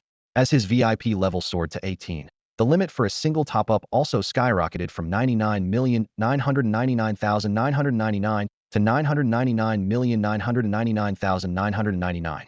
When his total top-ups surpassed the 100 billion mark, the system unexpectedly displayed a special notification. Dear player, your total top-up has reached 100 billion, earning you a gift from the world of Emperor's Vale. Currently, at gift level 1. Lin Yi quickly examined this new feature, and upon discovering that world gift level 1 could double in-game rewards, he couldn't help but gasp. Eagerly, he continued to top up, anticipating the surprises this gift might bring in the game. As the top-up amounts increased, the world gift level rose steadily. At 200 billion, it reached level 2, offering a threefold increase. With each additional 100 billion, the level increased by 1. When the total reached an astonishing 1 trillion, the world gift finally maxed out at level 10, providing an incredible tenfold boost. Lin Yi was enthralled, continuing to top up until the amount reached 1.18 trillion, when the system suddenly showed a top-up failure. He immediately checked his bank account and found that his card had been frozen. He was prepared for this, though a hint of regret was evident on his face. Nevertheless, a victor's smile lingered on his lips. In this thrilling financial game, he had emerged as the ultimate winner. And this was just the beginning. The real drama was yet to unfold. Lin Yi looked at his bank account balance with satisfaction, the staggering figure of 1.18 trillion flashing on the screen. He knew his actions were perfectly timed. Before anyone could react, he had already funneled this massive sum into the game, Great Emperor's Vale. In the room, the blue light from the computer screen illuminated Lin Yi's focused face. His fingers flew across the keyboard, transferring funds into the game account one transaction after another. Lin Yi was well aware that much of this money, aside from the principal, was illegal under international financial regulations. If not moved swiftly, it would surely be reclaimed. Just as Lin Yi completed the final transfer, his bank card was frozen. He exhaled with relief, a smug smile playing at his lips. Let them try to get the money from the game, Lin Yi thought. Once the game starts to yield returns, the money will truly be mine. Minutes later, a commotion erupted outside his home. Through the window, he saw hundreds of enforcement officers surrounding the house. At the same time, his phone rang, displaying a call from the Financial Regulatory Department of Longhua. Mr. Lin, you are suspected of violating certain international financial regulations. Please cooperate with our investigation, came the stern voice on the other end. Lin Yi had barely hung up when he heard his grandmother's panicked voice downstairs. Xiao Yi, the authorities called your grandfather and me. What is going on? As Lin Yi pondered how to respond, there was a gentle knock on his door. Bai Kuer's concerned voice came from outside. Brother Lin Yi, is something wrong? Lin Yi took a deep breath and calmly replied. It's nothing, don't worry. No sooner had he spoken than there was another knock. This time, it was his grandfather, Feng Yuanxin's voice. Lin Yi, Gaochan from Yin City just called me, saying you're in big trouble. Is it related to that money? Lin Yi opened the door to see his grandfather's worried face. He nodded and explained briefly. It is related to money, but not the 40 billion I gave you. Feng Yuanxin frowned and said, the authorities are moving so quickly. The situation must be serious. What do you plan to do? Lin Yi gave a mysterious smile. Don't worry, Grandpa. By tomorrow, the world order will have shifted, and our issue will be insignificant. Feng Yuanxin looked deeply into Lin Yi's eyes and said earnestly, Lin Yi, although what you're saying sounds unbelievable, I don't know whether to believe it. But if it can't be resolved, put all the blame on me. I'm old and don't have many years left, but you are young and shouldn't ruin your future. Touched, Lin Yi grasped his grandfather's hand. I understand. Don't worry, it won't be a big problem. Meanwhile, although the enforcement department of Yin City had surrounded Lin Yi's home, they refrained from taking further action. They were waiting for instructions from higher authorities, hesitant to handle such a significant case rashly. Across the ocean, relevant departments in the beautiful country were urgently investigating the cause of the incident. They quickly traced it back to Lin Yi's account, discovering that the mastermind was a person from Longhua. This finding immediately sparked a diplomatic storm between the two countries. For the beautiful country, this was a major incident that could potentially destabilize the nation, possibly even leading to war. Although the event caught them off guard, once they identified the cause, they immediately pressured Longhua for accountability. Not only the beautiful country, but nations worldwide were thrown into chaos. As the beautiful country, a superpower, suddenly faced economic collapse, it not only suffered heavy losses, but also affected other countries with investments there. Companies relying on the beautiful dollar were especially at risk of bankruptcy. When the beautiful country came knocking, Longhua's officials took the matter very seriously, promptly reporting to the highest levels. However, dealing with issues between nations is complex and requires time for negotiation. It was precisely this time gap that allowed Lin Yi to transfer substantial funds into the Great Emperor's Vale game. By the time Longhua realized the issue and froze Lin Yi's bank card, most of the money had been safely moved. Simultaneously, Longwa swiftly assembled a high-level professional team to conduct a comprehensive investigation into the company behind the Great Emperor's Veil virtual game. The entire national machinery began to operate, attempting to uncover the truth behind this earth-shattering financial event. The investigation into Emperor's Veil by the authorities of the Dragon Kingdom has been ongoing since Lin Yi began making large-scale payments. Initially, the investigation was not very intense, involving only a few gaming regulatory and tax departments. However, within a few days, they hit a roadblock and couldn't pinpoint the exact location of the gaming company. Today, the situation changed. The departments previously handling the investigation suddenly ramped up their efforts. The reason was simple. Lin Yi had astonishingly recharged a total of 80 billion into Emperor's Veil, a virtual game. Although Lin Yi's previous sources of funds were legitimate, which prevented any investigation, when he deposited trillions into the game at once, the situation escalated dramatically. The investigating departments immediately reported this major discovery. Their long-term investigation had made no progress, and with the mysterious source of Lin Yi's massive funds, higher-level departments took over. However, they were destined to find nothing. Just like in the previous era when Emperor's Veil began its feedback and countries on Blue Star tried to trace the game's origins, all efforts were in vain. The law enforcement team in Cloud City received orders from higher-ups to swiftly surround and seal off Lin Yi's residence. They were unaware of the specific reasons, merely following orders. Meanwhile, high-ranking officials from the Dragon Kingdom were dispatched on a special flight to Cloud City. The matter had escalated to a national level, and the truth was not to be disclosed to lower ranks. Upon arriving in Cloud City, the official immediately mobilized local military forces. He also arranged for someone to inform the Supernatural Management Bureau. Before setting out, he was briefed by higher-ups. This might not be the work of an ordinary person. The higher the rank, the clearer the understanding of the intricacies involved. They knew all too well how difficult it was for a regular person to amass such vast wealth in a short time, let alone have the capability to cause the financial system of the beautiful country to collapse. Lin Yi's capabilities were astonishing, earning over 260 billion in a short period, exploiting loopholes to cause the financial collapse of the beautiful country, and profiting trillions from it. Such a person, even if ordinary, would be a genius among geniuses. If Lin Yi hadn't exposed his identity and been detected by the beautiful country, the Dragon Kingdom had intended to recruit him. The official sent by the Dragon Kingdom carried a similar mission, to see if there was a way to protect Lin Yi. Although many Dragon Kingdom enterprises with factories in the beautiful country suffered significant losses due to this incident, these losses were negligible compared to the beautiful country's own. Moreover, these so-called Dragon Kingdom enterprises were essentially companies owned by people from the Dragon Kingdom.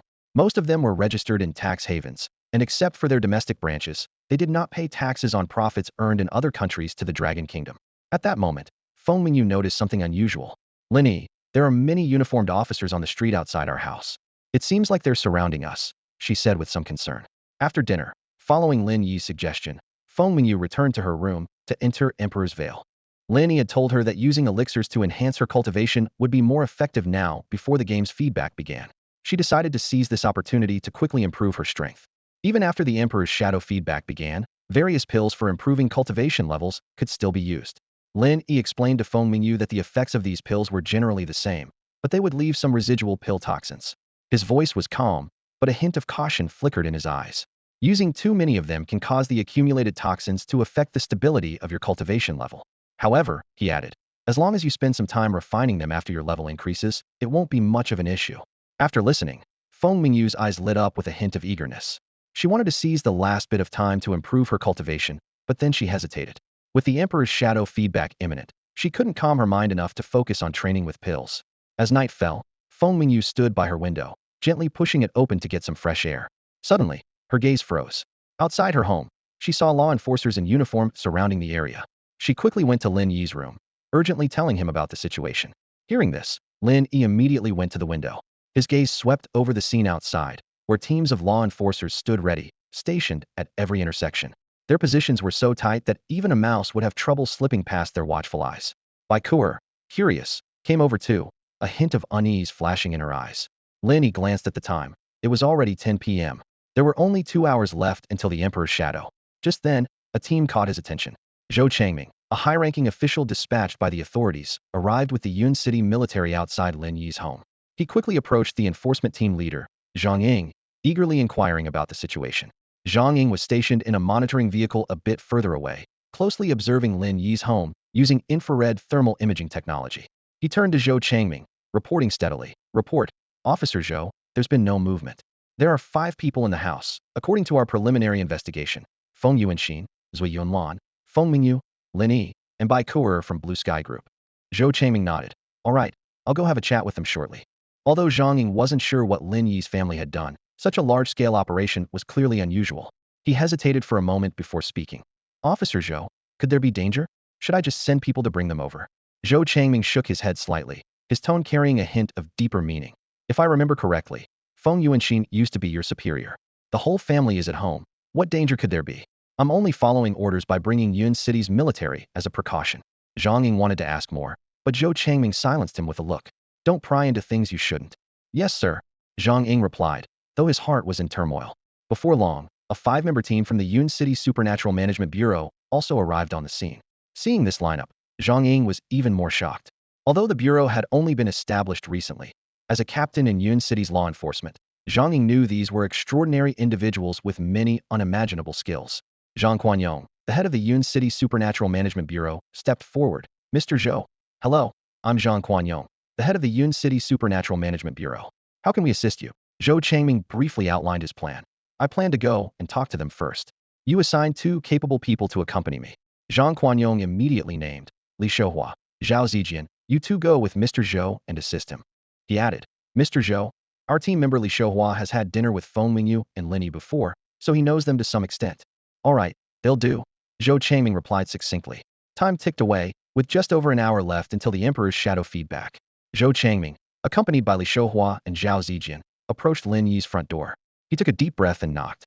Li Shouhua, an ordinary member of the Supernatural Management Bureau, surprisingly held considerable authority due to his department's unique nature. During a previous blind date with Feng Mingyu, he noticed Lin Yi, the third wheel, and wanted to teach him a lesson. Unexpectedly, Lin Yi retaliated, leaving Li with a swollen hand for 2 days, which fueled his desire for revenge. Determined to settle the score, Li Shouhua began secretly investigating Lin Yi. Initially, he leveraged his family's influence, but as the Yunqing Supernatural Management Bureau was established, he gained more authority. Through his investigation, he was astonished to discover that Lin Yi had amassed billions in a short period, yet his background seemed uncomplicated. Greed took over, and Li started plotting how to seize this fortune for himself. An unexpected opportunity arose when he learned that Zhao Huaiji's father, Zhao Quan, was in trouble with his company and had visited Lin Yi's grandparents. Li Shouhua astutely recognized this as a potential breakthrough. He promptly contacted Zhao Quan, and through their conversation, he realized Zhao Quan was unaware of Lin Yi's true wealth, and their relationship seemed strained. Li Shouhua was secretly pleased as a plan to use Zhao Quan against Lin Yi began to take shape. However, just as he was about to act, an order interrupted his thoughts. His superiors required him to visit Lin Yi's home to assist with leadership tasks. Upon arrival, Li Shouhua was shocked by the scene before him. Hundreds of law enforcement officers had sealed off the area, and a fully armed military presence was on standby. The scale of the operation made him uneasy, suspecting that Lin Yi's immense wealth might have drawn the attention of the Long Kingdom's authorities. If that were the case, his own schemes would be thwarted. Unbeknownst to Li Shouhua, just hours earlier, Lin Yi had orchestrated a monumental event in the virtual world, disrupting the financial system of a prominent country, amassing trillions, and channeling this astronomical fortune into a virtual game called Empire Overlord. Due to swift actions by high-ranking officials, only a few were aware of this astonishing feat, and the Yunqing Supernatural Management Bureau was completely in the dark. Amidst Li Shouhua's swirling thoughts, Zhang Quanyong assigned him and another teammate to follow Zhou Changming to Lin Yi's home. He had no choice but to temporarily set aside his doubts and prepare to investigate further. Meanwhile, at Lin Yi's home, his grandparents were restless due to their grandson's earlier strange remarks. As the urgent knocking echoed, Lin Yi's grandfather slowly rose and headed to the door, ready to greet the unexpected visitor. Feng Yuanxin stood at the doorway, his brow furrowed. He had already heard some details from Gao Chang of the Yun City enforcement team, and now, seeing the swarm of enforcement officers outside, his heart sank. Just then, the doorbell rang. He took a deep breath and slowly opened the door. 3 people stood outside, and one of them made Feng Yuanxin freeze. Leader Zhou, why are you here? He asked in surprise, quickly greeting him. Hello. Zhou Changming smiled slightly. Old Feng, it's been over 10 years since we last met, hasn't it? His gaze moved past Feng Yuanxin into the house. Your grandson Lin Yi is home, right? He stirred up quite a situation. Feng Yuanxin's heart tightened. He knew Lin Yi's situation was serious, involving hundreds of billions, if not trillions, of funds. But he hadn't expected it to draw the attention of someone as high-ranking as Zhou Changming. He recalled that it was Zhou Changming who had awarded him a medal in the provincial capital over a decade ago. Now, Zhou's status was even more elevated, placing him among the top echelons of the Dragon Nation's officials. Realizing the situation might be more severe than he had thought, Feng Yuanxin composed himself and stepped aside. Please come in. At that moment, Lin Yi, Feng Mingyu, and Bai Kurer emerged from a room. Feng Mingyu immediately recognized Li Shouwei's man. She'd been on a blind date with a few days earlier.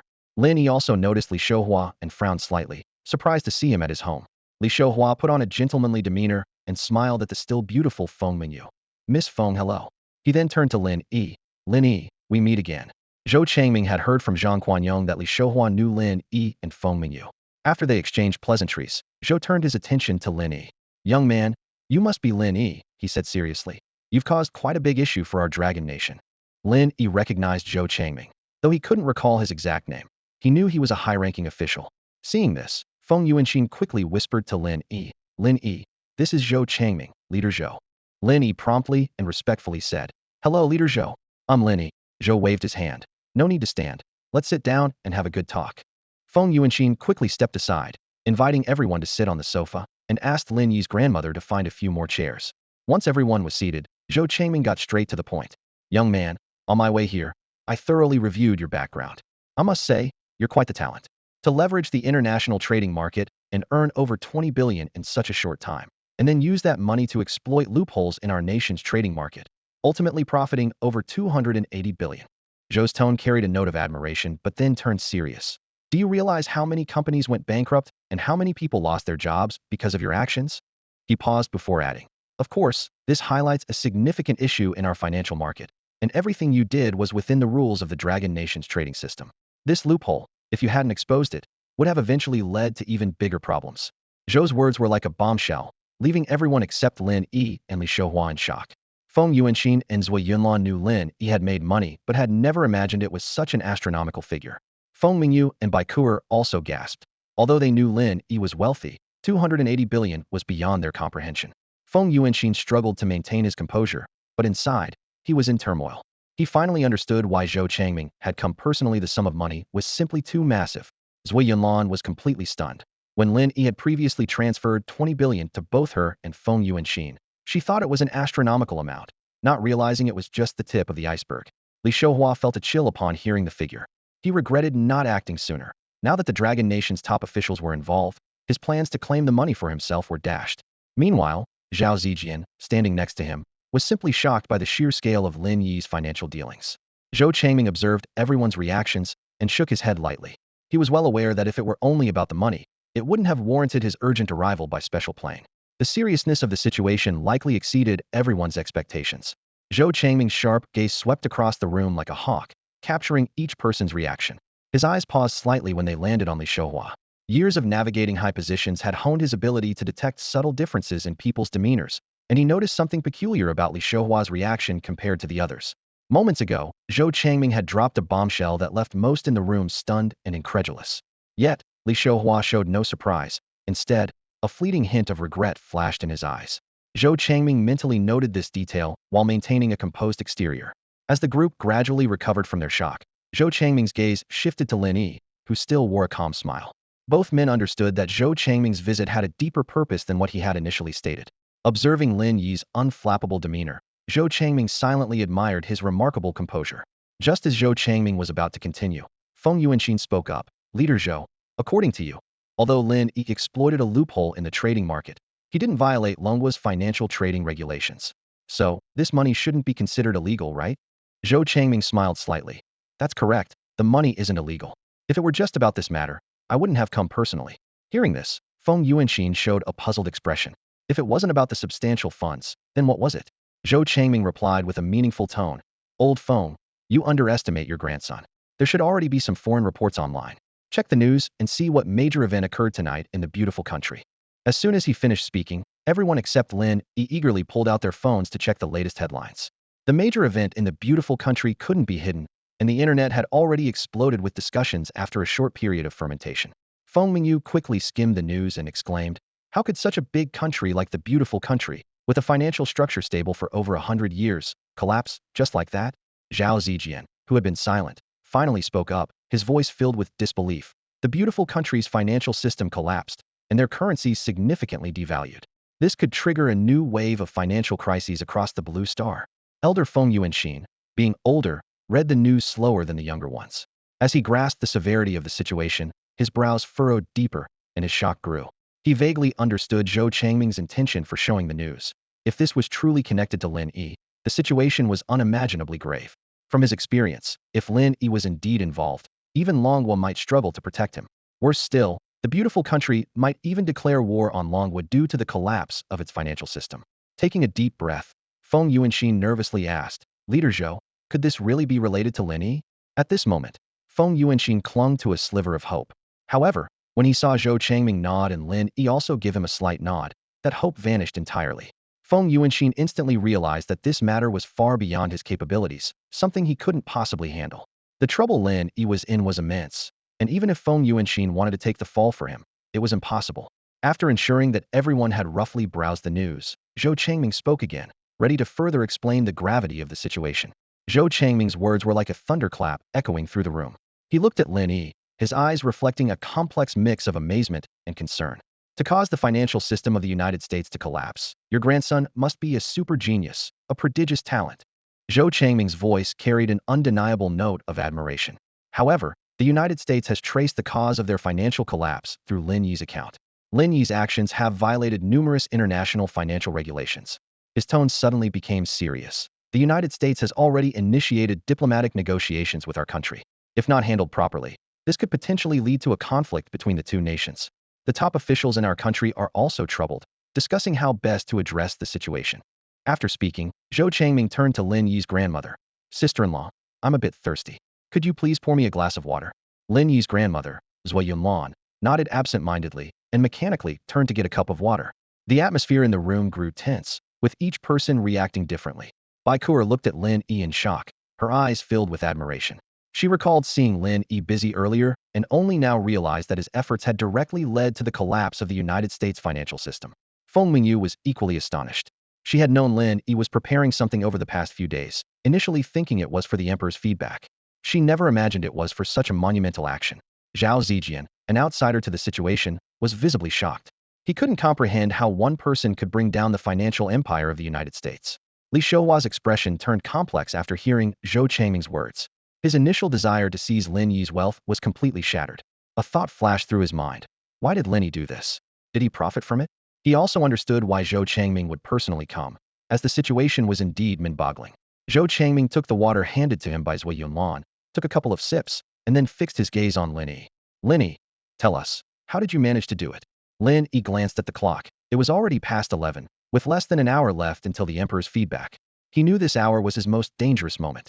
But he remained calm and began to narrate his process. As Lin Yi spoke, everyone's brows furrowed slightly. They initially thought it was an extremely complex matter, given it had caused the financial collapse of the United States, a significant devaluation of their currency, and severely damaged their economy. And this was just the beginning, with more significant issues looming as their financial system unraveled. However, in Lin Yi's account, the entire operation didn't seem as complicated as imagined. Li Shouhua and Zhao Zijian even thought that if they were in his place, they might achieve the same outcome. When Lin Yi mentioned that he had profited over 10 billion, Li Shouhua and Zhao Zijian involuntarily swallowed hard. Li Shouhua, in particular, felt a pang of regret for not having thought of it himself. He fantasized that if he had undertaken the task, he could have not only brought down the United States financial system, but also secured billions for his family. Moreover, he arrogantly believed that if he had done it, he would have been more discreet, avoiding detection by the United States. After listening to Lin Yi's operational explanation, Li Shouhua couldn't help but feel a momentary illusion as if he, too, could easily shake the financial system of the United States. However, he quickly realized that this simplicity was due to Lin Yi having already revealed the crucial prerequisites. Like many seemingly complex problems, once someone points out the crux, everything becomes clear. Zhou Changming, on the other hand, grasped the key elements and reacted quite differently from Li Shouhua. When Lin Yi finished detailing the entire process, Feng Yuanxin slumped in his chair, his last shred of hope shattered. He knew all too well that the collapse of the U.S. financial system was entirely Lin Yi's doing, leaving him utterly powerless in this situation. As soon as Lin Yi finished speaking, Zhou Changming furrowed his brows and asked gravely, "The U.S. dollar is the main currency for international transactions. Do you realize your actions could plunge the entire world into a financial crisis? Although you've gained trillions, this is illegal income. The U.S. will certainly demand China to recover it, and China will pay a huge price as a result. More seriously, you violated multiple international trading laws and could face a multinational trial, with a life sentence being lenient. Lin Yi nodded calmly, indicating his understanding. Zhou Changming pressed further. The 280 billion you previously earned by exploiting loopholes in China's trading market was legal and more than enough for a lifetime. Why target the US? Even with full protection from the Chinese authorities, your safety is not guaranteed. Lin Yi was somewhat surprised by China's reaction. He had expected to be arrested immediately, not to have senior leader Zhou Changming personally come to engage in such an in-depth conversation. Clearly, the authorities were comprehensively assessing the situation to determine the best course of action. In response to Zhou Changming's repeated questioning, Lin Yi smiled faintly and said, "Well, I can't stand the US." This answer did not satisfy Zhou Changming, but he set aside the topic for the moment and asked, "This money must be recovered. As I understand it, you've deposited all the trillions into a virtual game called Emperor's Shadow. Moreover, today, you had your grandparents each deposit 20 billion. Can you explain this?" Zhou Changming's words left Zhao Zijian and Li Xiuhua dumbfounded. They had only one thought. Lin Yi must be crazy. As a newly launched virtual online game, Emperor's Shadow had indeed caught the attention of Zhao Zijian and Li Xiuhua. Li Xiuhua had even invested millions in it. However, the idea of depositing trillions into a virtual game was far beyond their imagination, completely overturning their understanding of game transactions. Officer Zhou stared at Lin Yi, his brow slightly furrowed. His mind was racing as he tried to decipher the young man's intentions. Li Xiuhua's voice broke the silence, urgently stating, "Officer Zhou, he's recharged such a massive amount into a virtual game. Could he be using the game company to transfer assets? Shouldn't we investigate this game company immediately?" Li Xiuhua's words revealed his distrust of Lin Yi. In his view, no one would deposit trillions into a virtual game unless they had a hidden agenda. He was convinced that Lin Yi had committed a heinous crime and was beyond redemption. Zhou Changming did not immediately respond to Li Xiuhua. He recalled Lin Yi's previous speculative actions in the international trading market and his exploitation of loopholes in the Longhua market for profit. These actions demonstrated Lin Yi's thorough understanding of market regulations.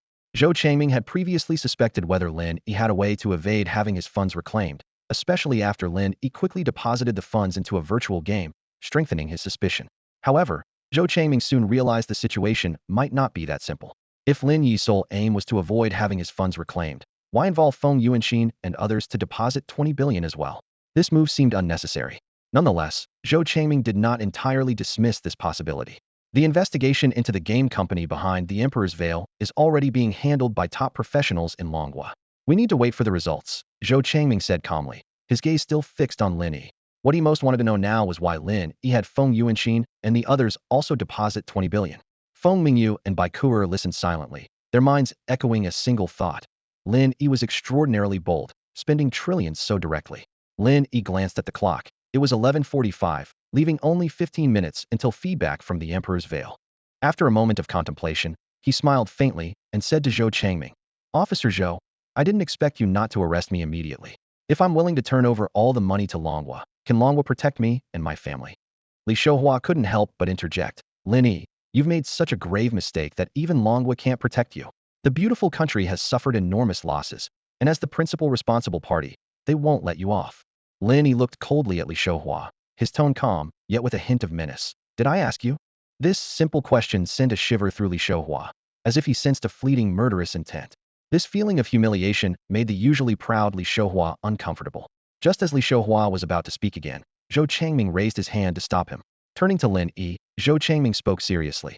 "The issue now isn't just about handing over the money. Everyone in Longhua wants to see the beautiful country fall, but not in this way. The reason I've come to talk to you personally for so long is that this is no longer just about you. If you're willing to serve Longhua in the future, we'll do our utmost to protect you. But whether we can succeed is something no one can guarantee right now." Upon hearing this, Lin Yi displayed a satisfied smile, but then shook his head, "Serving Longhua, I'm afraid I can't do that. Officer Zhou, could I have a word with you in private?" He gestured invitingly, indicating for Zhou Changming to follow him into the room. Zhou Changming thought for a moment and stood up. Seeing this, Li Xiuhua urgently warned, "Officer, this is too dangerous. He possesses extraordinary powers, and meeting him alone could be a life-threatening risk." Zhou Changming looked at the anxious Li Xiuhua, then at the smiling Lin Yi. He weighed his options and made a decision. "It's fine. I trust that young Lin Yi won't harm me." With that, he followed Lin Yi into the room. Originally, Lin Yi thought he might be arrested immediately after making a deposit tonight.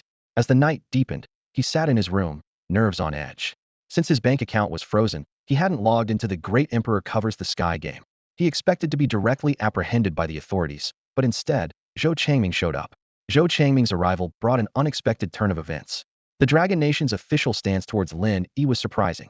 If Lin Yi was willing to serve the country, they would do their best to keep him safe.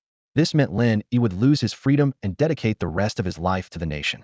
Without the feedback from Great Emperor Covers the Sky, this might have been a good option. However, reality was different, and Lin Yi already had a plan in mind. When Lin Yi clearly stated he wouldn't serve the country, he keenly noticed a fleeting look of regret on Zhou Changming's face. Nevertheless, Lin Yi was quite satisfied with the attitude Zhou Changming represented. He decided to take a risk and invited Zhou Changming to his room to reveal the astonishing truth about the feedback from Great Emperor Covers the Sky. Lin Yi carefully closed the door and leaned in close to Zhou Changming. Lowering his voice, he whispered the shocking news in Zhou's ear. Zhou's expression changed dramatically. First shock, then disbelief, and finally, an unmistakable astonishment. A whirlwind of complex emotions flickered across his face like a storm. Is this true? Zhou Changming finally spoke, his voice filled with doubt. Lin Yi smiled calmly, glanced at the time on his phone, and said, "There's still 6 minutes left, believe it or not." Zhou Changming furrowed his brow, deep in thought. After a moment, he took a deep breath, pulled out his phone in front of Lin Yi, and made a call. The call was answered almost instantly. "Secretary Liu, find officer number 1 as quickly as possible," Zhou Changming said urgently. About 20 seconds later, a steady voice came from the other end of the line. "Changming, what's the matter?" In about half a minute, Zhou Changming concisely relayed the message Lin Yi had shared with him. "Can you confirm its authenticity?" The voice on the other end questioned. "Not sure," Zhou replied honestly. "All right, understood." The call ended abruptly. Zhou Changming exhaled deeply, as if a weight had been lifted off his shoulders. He muttered to himself, "No wonder. I always felt there was a crucial point I couldn't figure out. If that's the case, it makes sense." Time was of the essence, and Lin Yi made a quick decision. There's still some time. "I have a virtual game helmet here.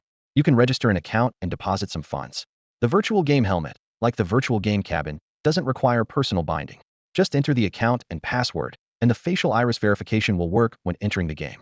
After a brief hesitation, Zhou Changming picked up the virtual helmet beside him. Following Lin Yi's instructions, he quickly applied for an invitation code on the Great Emperor Covers the Sky official forum and registered a new account. At 11:58, Zhou Changming removed the virtual helmet. Lin Yi immediately asked, "How much did you deposit?" 2 million, Zhou replied. Lin Yi was a bit surprised, expecting Zhou to deposit at least 10 million. "That little?" Zhou Changming explained with a wry smile. "That's most of my savings. Our salaries aren't as high as you might think." He paused, his tone turning serious. "I hope what you said is true, or else." Lin Yi felt a pang of guilt and said, "My bank account is frozen, so I can't transfer any money. Otherwise, I'd give you some." "That's really not much." Zhou shook his head immediately. "Even if it wasn't frozen, I couldn't accept it. That would be considered bribery." The two exchanged a glance, each seeing a complex mix of emotions in the other's eyes. As time ticked by, they waited for the moment that could change everything.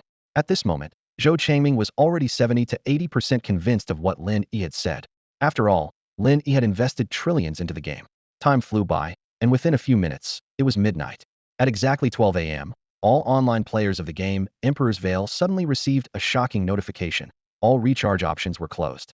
This message hit the gaming world like a bombshell, causing an uproar. What's going on? A game that relies so heavily on in-game purchases has shut down recharges. Could the company be going bankrupt? That can't be right. If they were going under, they'd be rolling out more purchase options to cash in one last time, wouldn't they? Players were in disbelief, staring at the notification. In a virtual game that thrived on in-game purchases, closing the recharge option was unheard of. Midnight was typically peak online time for most virtual games, and Emperor's Veil was no exception. Teams of players exchanged bewildered glances and began to discuss the situation fervently. They couldn't fathom why a game criticized for excessive monetization would make such a move. Some speculated the company had grown a conscience, but this idea was quickly dismissed. "I bet a pack of spicy snacks that the recharge option will be back by tomorrow," one player declared confidently. However, when some players attempted to access the recharge interface, they found it had vanished without a trace. This discovery elicited exclamations of surprise and even complaints from some. "Damn, it's really closed? I was planning to spend my paycheck on this." Many players chose to log off, intending to vent their frustrations on the Emperor's Veil official forum. But the first batch of players who logged off soon noticed something unusual about themselves. An eye-catching post quickly appeared on the forum. "Do you guys feel something different about your bodies?" "Whoa, you too. I feel incredibly strong, like I'm full of power. When I opened my game pod just now, I barely used any force, and the door flew off." As more players became aware of their physical changes, discussions on the forum became increasingly heated. Meanwhile, Those who hadn't logged into the game but were still awake in the real world also experienced this mysterious transformation. At Lin Yi's home, Li Shouhua and Zhao Zijian, unaware that this was feedback from Emperor's Veil, were utterly bewildered. They were amazed to find that with a bit of effort, their cultivation levels had surged significantly. In contrast, Feng Mingyu and Bai Kuo, who knew feedback would occur at midnight, were not overly surprised by the significant changes in their bodies. They quietly savored the transformation, as if experiencing a wondrous metamorphosis. Lin Yi's grandparents, although they had only invested money and had not practiced cultivation, were at the initial stage of qi refinement. Yet they too felt a noticeable change after the feedback from Emperor's Veil, as if new vitality had been infused into their bodies. Standing next to Lin Yi, Zhou Changming took a deep breath after sensing the change in his body and looked intently at Lin Yi. Lin Yi had his eyes closed, seemingly sensing something profound. Moments later, he suddenly opened his eyes, and Zhou Changming thought he saw a sharp gleam flash in Lin Yi's eyes, the power in that gaze sending a chill down his spine. At midnight, the game system of Emperor's Shadow suddenly announced across all servers. The recharge portal was closed. Simultaneously, rewards from various leaderboards flooded into players' accounts like falling snowflakes. What is going on? A player ranked in the thousands exclaimed as they looked at their reward. It's dozens of times higher than yesterday. Same here, another player chimed in. We're ranked similarly, but these rewards. I'm a bit worried. Is the game company about to disappear? As players buzzed with speculation, a strange sensation swept through them. Those who had just logged off or were still burning the midnight oil were the first to notice something unusual. The game world suddenly felt real, with the previous sense of nothingness completely gone. One player tentatively pinched their arm, feeling the touch so vividly that it even hurt slightly. This discovery left many stunned. Players who realized something was amiss tried to log off, only to find that their real-world selves had undergone dramatic changes. They quickly contacted friends who hadn't played Emperor's Shadow, and, upon confirming everything was normal with them, were left in shock. In Lin Yi's home, the whole family felt the mysterious power's feedback. Zhou Changming watched Lin Yi open his eyes, sensing an intimidating aura. He pondered. Having only spent 2 million in the game, he experienced such a significant change, feeling 10 years younger and full of strength. What level would Lin Yi, who spent over 1 trillion, reach after receiving his feedback? Lin Yi exhaled slowly, carefully sensing the changes within him. As the highest VIP level 18 player in Emperor's Shadow, he enjoyed a 180 boost. Additionally, he had a 10-fold extra boost from the world's feedback at level 10. This meant Lin Yi's feedback was 18 times that of an ordinary player. Lin Yi gently activated the all-character secret from the 9 secrets and was surprised to find its effect further enhanced on this basis. If he fully operated the all-character secret, his combat power could reach more than 180 times the first layer of the left arm realm in the normal 4 extremes realm. With such terrifying combat power boost, Lin Yi, although just stepping into the 4 extremes realm, already felt an unprecedented surge of strength within him. But his power was terrifying. Lin Yi felt the vast, ocean-like energy within him, so immense that it even surprised himself. The ancient sacred body had already been enhanced when he obtained the all-secret of the 9 secrets, and now with his cultivation level fully advanced, he was incredibly powerful. Lin Yi closed his eyes to sense, feeling as if the entire world was under his control. He secretly estimated that if he unleashed his full strength, he could probably turn a medium-sized country on Blue Star into ruins. This power was so overwhelming that even he found it frightening. Suddenly, countless pieces of information flooded Lin Yi's mind like a tidal wave. Time seemed to stretch, yet it was merely an instant. The insights from the all-secret of the 9 secrets, the Wheel C Emperor Scripture, and the Tao Palace Emperor Scripture were imprinted in his mind as clearly as if he had been cultivating them for years. Lin Yi gained an unprecedentedly profound understanding of these techniques. Taking a deep breath to calm his inner shock, Lin Yi acknowledged the formidable nature of the Wheel C and Tao Palace Emperor Scriptures. He had always known they were extraordinarily powerful, capable of being used in reality even before the Great Emperor's cover was lifted. However, it was only now, with the complete feedback, that Lin Yi truly realized they were far more terrifyingly powerful than he had imagined. Opening his eyes, Lin Yi saw Zhou Changming beside him taking a deep breath. Suppressing his excitement, Zhou Changming said, "A virtual game that can bring the cultivation back into reality is more shocking than the financial collapse of the beautiful country. The world order is bound to undergo significant changes because of this." After calming his emotions, Zhou Changming continued, "Lin Yi, although you only informed me about the Great Emperor's feedback ability in the last few minutes, I must thank you on behalf of the Dragon Country. This is extremely important for us. I will find a way to protect you." Lin Yi responded calmly. "Thank you, Leader Zhou."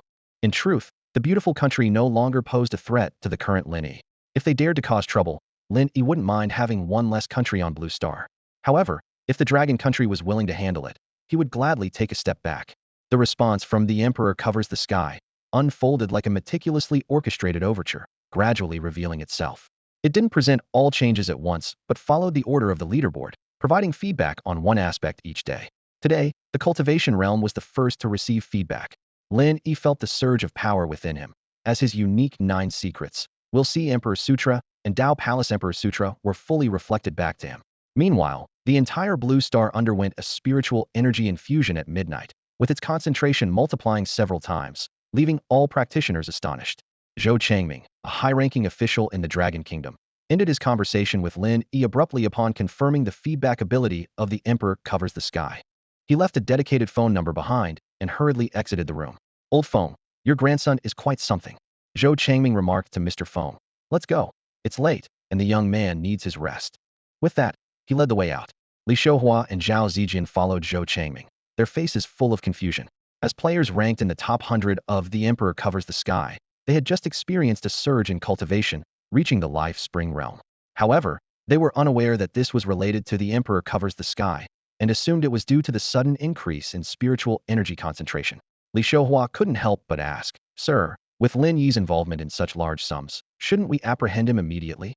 Zhou Changming replied calmly, the situation is clear. The higher-ups will issue the necessary documents later. Let's move. Li Shouhua felt reluctant, but he knew Zhou Changming was protected by an amulet crafted by the former elder, making it impossible to deceive him. As subordinates, they couldn't defy Zhou Changming's orders. In the end, led by Zhou Changming, the group pushed open the door and left Lin Yi's residence. Li Shouhua and Zhao Zijian exchanged puzzled glances and followed silently, leaving behind a night filled with questions. Feng Yuanxin watched as Zhou Changming and his group left, frowning slightly. He turned to Lin Yi and asked, Did you tell Leader Zhou about the game's feedback? Lin Yi nodded in confirmation. Feng Yuanxin sighed. I never expected a game to reflect reality like this. It's good you told him. This information might just save your life. Feng Yuanxin recalled when Lin Yi mentioned causing the collapse of the financial system in the beautiful country. He had considered informing Zhou Changming about the game's feedback, hoping to secure protection for Lin Yi from the Dragon Country. However, due to the uncertainty of the game's authenticity and Lin Yi's warnings, he ultimately chose to remain silent. Lin Yi changed the subject, asking his grandfather how he felt after the feedback. Feng Yuanxin described feeling as if he had returned to his 20s, full of energy. Lin Yi promised to provide his grandparents with some cultivation pills to make them younger. Despite this, Feng Yuanxin remained worried, feeling the situation was serious and believing they could only take it one step at a time. Seeing this, Lin Yi didn't explain further, knowing he couldn't directly tell his grandfather that he could destroy the beautiful country now. He believed time would reveal the truth to Feng Yuanxin. Turning to his grandmother, Lin Yi asked about her feelings. She also felt as if her body had returned to its younger state, with a warm current flowing inside her. Lin Yi simply explained that it was spiritual energy, considering that his grandparents knew nothing about cultivation. When he asked his aunt, Feng Mingyu, she exaggeratedly said she could now kill a bull with her bare hands. Lin Yi shook his head silently, thinking she had reached the 6th level of the Life Spring realm, yet only thought of such feats. Feng Mingyu excitedly asked when she could fly on a sword, and Lin Yi promised to teach her in the future. Finally, Lin Yi inquired about Baikur. She clenched her fists, expressing that she was full of strength. Lin Yi suggested she first familiarize herself with her newfound abilities in the game. The Great Emperor Covers the Sky, to avoid causing any real-world damage. After Zhou Changming left, he withdrew all law enforcement officers and troops, which puzzled everyone, especially Li Shouhua and Zhao Zijian, who knew some of the inside story but were warned by Zhou Changming to keep it secret or face consequences. Though they were indifferent, since the feedback from the Great Emperor Covers the Sky was recent and players with newfound powers were still exploring, no large-scale disturbances had occurred yet. After a brief conversation, Lin Yi and Baikur returned to their room and entered the Great Emperor Covers the Sky. Their bodies disappeared from reality, and their consciousness transferred to the game world. Lin Yi immediately checked the rewards on the leaderboard, realizing it was the last time the Great Emperor Covers the Sky would distribute such rewards, which were even more generous than the previous day. Lu Yunji stood in the small square near Lin Yi's house, a hint of anticipation in his eyes. He had just heard that Lin Yi made money through a virtual game, and his curiosity was piqued. Lin Yi, what virtual game are you playing now? Lu Yunji asked directly. Lin Yi smiled. It's called Emperor's Veil. I think it's pretty good. Do you want to give it a try? Lu Yunji frowned slightly, remembering the game had received a lot of negative reviews online. But then he thought that he and Lin Yi had a decent relationship, so Lin Yi probably wouldn't intentionally mislead him. With a mindset to give it a shot, Lu Yunji went home and registered an account, hesitating before finally spending 2,000 yuan on the game. However, after 2 days, Lu Yunji realized that making money in the game wasn't easy. He persisted, playing the game while searching for business opportunities to recoup his investment. Initially, he couldn't help but feel some resentment toward Lin Yi, thinking he had been misled.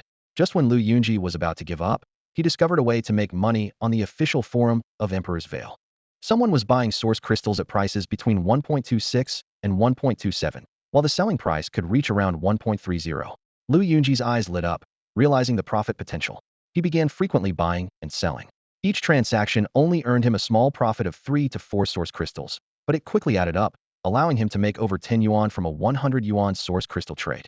Although the process was tedious, Lu Yunji was satisfied as long as he could make money. In this way, Lu Yunji became a small trader in the game, specializing in selling source crystals.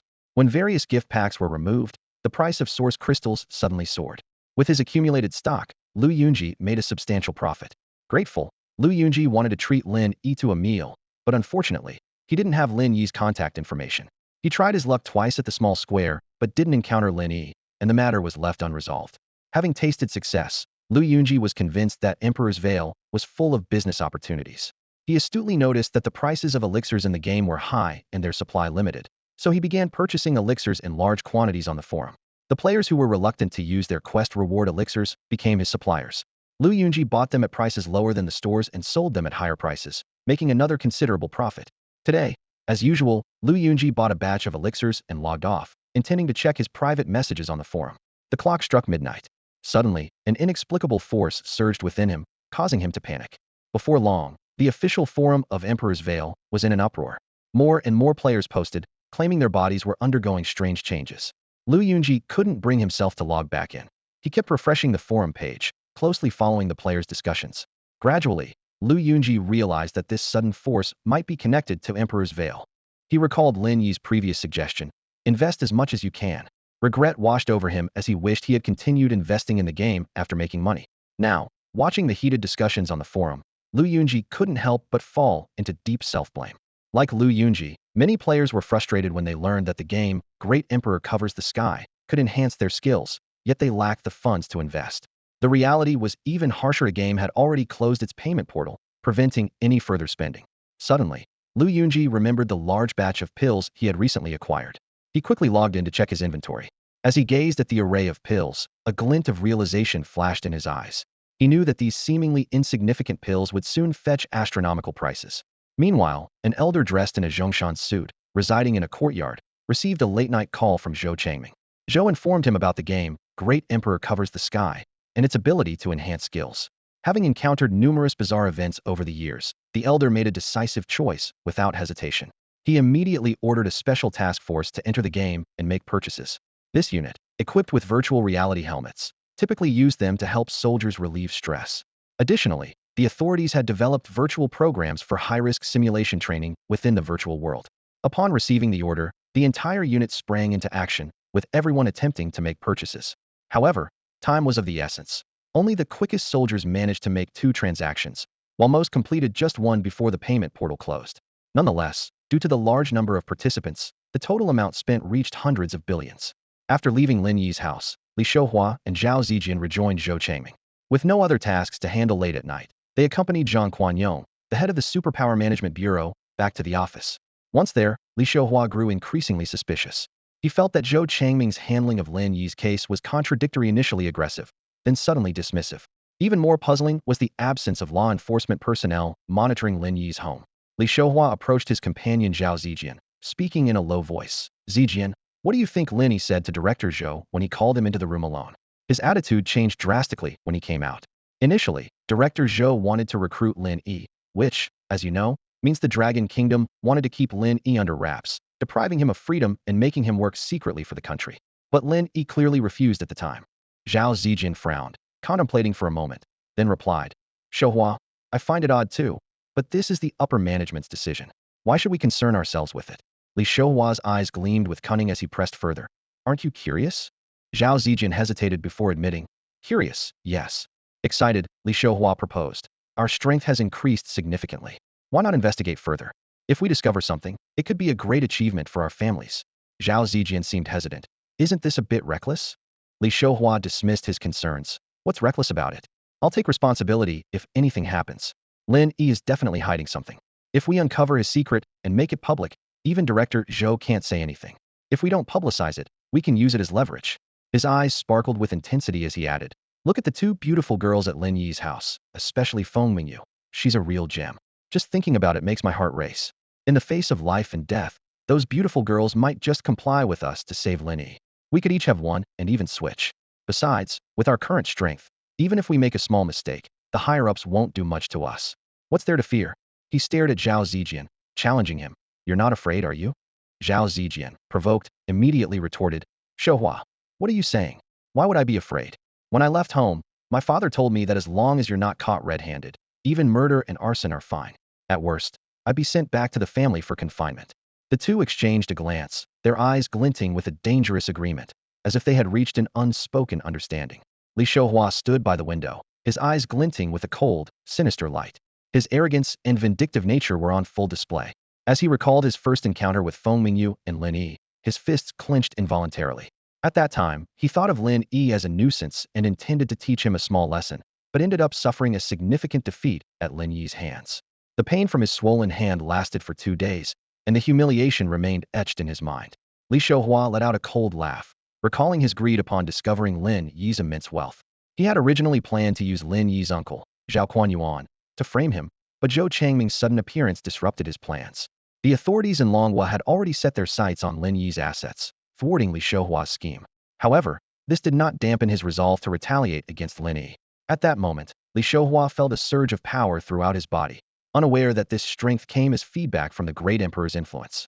During previous missions, they were instructed not to carry any communication devices, leaving him oblivious to external developments. This unexpected boost in strength greatly bolstered his confidence. He knew that possessing the cultivation level of the Life Spring realm was already a mark of a powerful figure within the hidden families. A cold smile played on Li Shouhua's lips as he was convinced that Lin Yi's transgressions were too severe. Even if Lin Yi had reached some agreement with Zhou Changming, it wouldn't guarantee complete protection from him. In Li Shouhua's view, any actions taken against Lin Yi's family would likely not provoke much interference from the authorities in Longhua. Recalling his previous losses to Lin Yi, Li Shouhua decided to enlist Zhao Zijian for his plan. He understood Zhao Zijian's competitive nature and easily incited him with a few words. In Longhua, the Zhao family's status far surpassed that of the Li family, which undoubtedly boosted Li Shouhua's confidence. Meanwhile, Lin Yi had just entered the Great Emperor's domain and immediately sensed the significant changes in the game world. The concentration of spiritual energy in the air was twice that of Blue Star, but this wasn't his primary concern. Lin Yi quickly checked the rewards on the various leaderboards and discovered that this time, the rewards would be much more generous than before. Coupled with the tenfold increase from the world's gift, he was filled with anticipation. After thoroughly reviewing all the rewards, Lin Yi's face lit up with a joyful smile. The rewards were far beyond his expectations. As the top ranker on the cultivation leaderboard, Lin Yi had always enjoyed decent rewards. Since his cultivation level reached the 4 extremes realm, the rewards had been 4 extremes pills. However, this time the reward was unexpected. Lin Yi received a peculiar crystal called the Myriad Source Heavenly Stone, which was only the size of a fist, but had functions comparable to a divine artifact. When carried, it could enhance cultivation speed by 10 times. Lin Yi speculated that the Myriad Source Heavenly Stone might originally have only doubled the cultivation speed, reaching such an incredible effect due to the tenfold increase from the world's gift. Regarding the so-called tenfold increase from the world's gift, Lin Yi had already gained some understanding. His eyes sparkled with excitement, realizing that this reward would provide him with a tremendous advantage. Lin Yi stood at the center of the virtual world, holding the newly acquired Wanyuan Celestial Stone in his hand, his eyes gleaming with excitement. He took a deep breath and began to contemplate the true value of this treasure. This isn't just a simple increase in quantity, Lin Yi murmured to himself. It's a qualitative transformation in effects. He recalled his past experiences, the 180 cultivation boost from his VIP 18 status, coupled with the tenfold increase from the level 10 world gift. Quickly calculating in his mind, Lin Yi realized he already had an 18-fold cultivation boost. Eagerly, Lin Yi immediately attempted to use the Wanyuan Celestial Stone. As energy flowed through him, he was astonished to discover that the effect of this treasure could stack with his existing bonuses. Instantly, Lin Yi felt an unprecedented surge of power within him, and his cultivation speed skyrocketed to an astounding 180 times. This is simply unbelievable. Lin Yi could hardly contain his excitement. However, the surprises didn't stop there. Lin Yi quickly checked the other leaderboard rewards. each shining brilliantly with the tenfold increase from the world gift. The rewards from the physique leaderboard were particularly eye-catching. A crystal-clear, peach-like 9-star pan peach appeared in Lin Yi's hand. Without hesitation, he consumed it. The taste was indistinguishable from a real peach, but the effect was worlds apart. Instantly, Lin Yi felt a surge of energy, and his ancient sacred body leaped to a higher level, multiplying his internal energy several times over. Lin Yi's gaze swept across the other leaderboard rewards. The Mount leaderboard brought incredible enhancements to his unicorn spirit horse, Xiaobai. Each reward felt like a priceless treasure to Lin Yi, as if he had become the wealthiest person overnight. Finally, Lin Yi's attention turned to the source crystals in his backpack. After a series of complex calculations and conversions, his asset list was staggering. 630,000 divine source crystals, 10 million celestial source crystals, and over 18 billion source crystals. Looking at these numbers, Lin Yi's eyes shone with determination. He knew these precious resources would be crucial for his rapid advancement on the path of cultivation. Although the road ahead was filled with challenges, with these resources, Lin Yi felt more confident than ever. The moment the financial system of Beautiful Country collapsed, its currency plummeted like a kite, with a broken string on the international trading market. The financial department scrambled to assemble a massive amount of currency to stabilize the market. However, this effort was akin to a drop in the ocean and couldn't stop the overwhelming wave of financial collapse. The financial markets were like a startled flock of birds, with various exchanges shutting their doors. By the time the last exchange's red light was on, the currency had lost nearly 70% of its value, melting away like an iceberg under the scorching sun. High-ranking officials from various departments in Beautiful Country wore grave expressions as they convened an emergency, closed-door meeting. They understood that this crisis had struck at the nation's foundation and that they must identify the root cause. Although the mysterious account from Dragon Country was the spark, it was no longer the immediate concern. Right now, stabilizing the teetering financial structure was the top priority. On the streets, angry investors poured out like a tide, brandishing protest signs and demanding the government compensate their losses. This wave of anger spread like wildfire, with more and more people joining the demonstrations. Meanwhile, news arrived from Dragon Country stating they were fully investigating the suspicious account and had already taken steps to freeze it. However, for the decision-makers in Beautiful Country, this was as ineffective as scratching an itch through a boot. In the high-level meeting rooms of Beautiful Country, debates raged on. Some advocated for war to divert domestic conflicts, while others warned that a hasty war would be a guaranteed failure. Yet without action, they feared being overthrown by the enraged populace. At this moment, shocking news also came from Island Nation. Their territory was facing a sinking crisis, and they urgently needed to expand abroad. Some suggested using Island Nation as a frontline, but this idea was quickly drowned out in the heated debates. As the stalemate continued, a piece of intelligence quietly reached the hands of the high-level officials. A group of individuals with superpowers had appeared within Dragon Country. This news was like a bombshell, further complicating the already chaotic situation. Simultaneously, Dragon Country was actively implementing relevant documents to prepare for potential superpowered individuals. However, as more players of the game, the Great Emperor discovered that they had acquired extraordinary abilities. Small-scale unrest began to appear in some regions. Fortunately, it happened at night, so the impact was not yet significant. On the official forum of the Great Emperor, players expressed shock and excitement, causing the entire forum to erupt. This unforeseen event, like a sudden storm, swept across the world, and it was only the beginning. Lin Yi stepped into the heavenly rank cultivation cave of the Tianyin sacred land, where the dense spiritual energy was several times stronger than outside. Eagerly, he took out the newly acquired Wanyuan heavenly stone and began to operate the Luanhai Emperor Sutra. Instantly, countless streams of spiritual energy surged into his body like a tide, astonishing Lin Yi with their effectiveness. This cultivation speed isn't any slower than taking elixirs. Lin Yi marveled to himself, feeling the rapid increase in his inner spiritual power. However, the good times didn't last long, and soon the spiritual energy in the cave was depleted by his absorption. Although the formation continuously introduced new spiritual energy, it was far from sufficient for Lin Yi's current needs. Lin Yi was not surprised by this situation. He understood well that ever since the feedback from the Great Emperor's shrouding heaven, the essence of the cultivation cave had changed. It was no longer a simple numeric boost, but a heavenly rank formation that gathered spiritual energy, backed by a continuous supply of source crystals. Lin Yi calculated that at the current rate of spiritual energy accumulation, it would take at least 1 or 2 hours to restore to its previous concentration. He decided to pause his cultivation and instead took out the Bodhi seed he obtained from the leaderboard to gain insights into the Luanhai Emperor Sutra. Meanwhile, other players in the game world were also thrilled with their newfound power. Some regretted not spending more money, while others even entertained thoughts of going abroad to wreak havoc. Brothers, my dream has come true, one player shouted excitedly. I regret not spending more money. I have another dream to go to the island nation and pillage. Anyone want to team up? A more rational player advised. Friend, dreams are good, and I've had similar thoughts.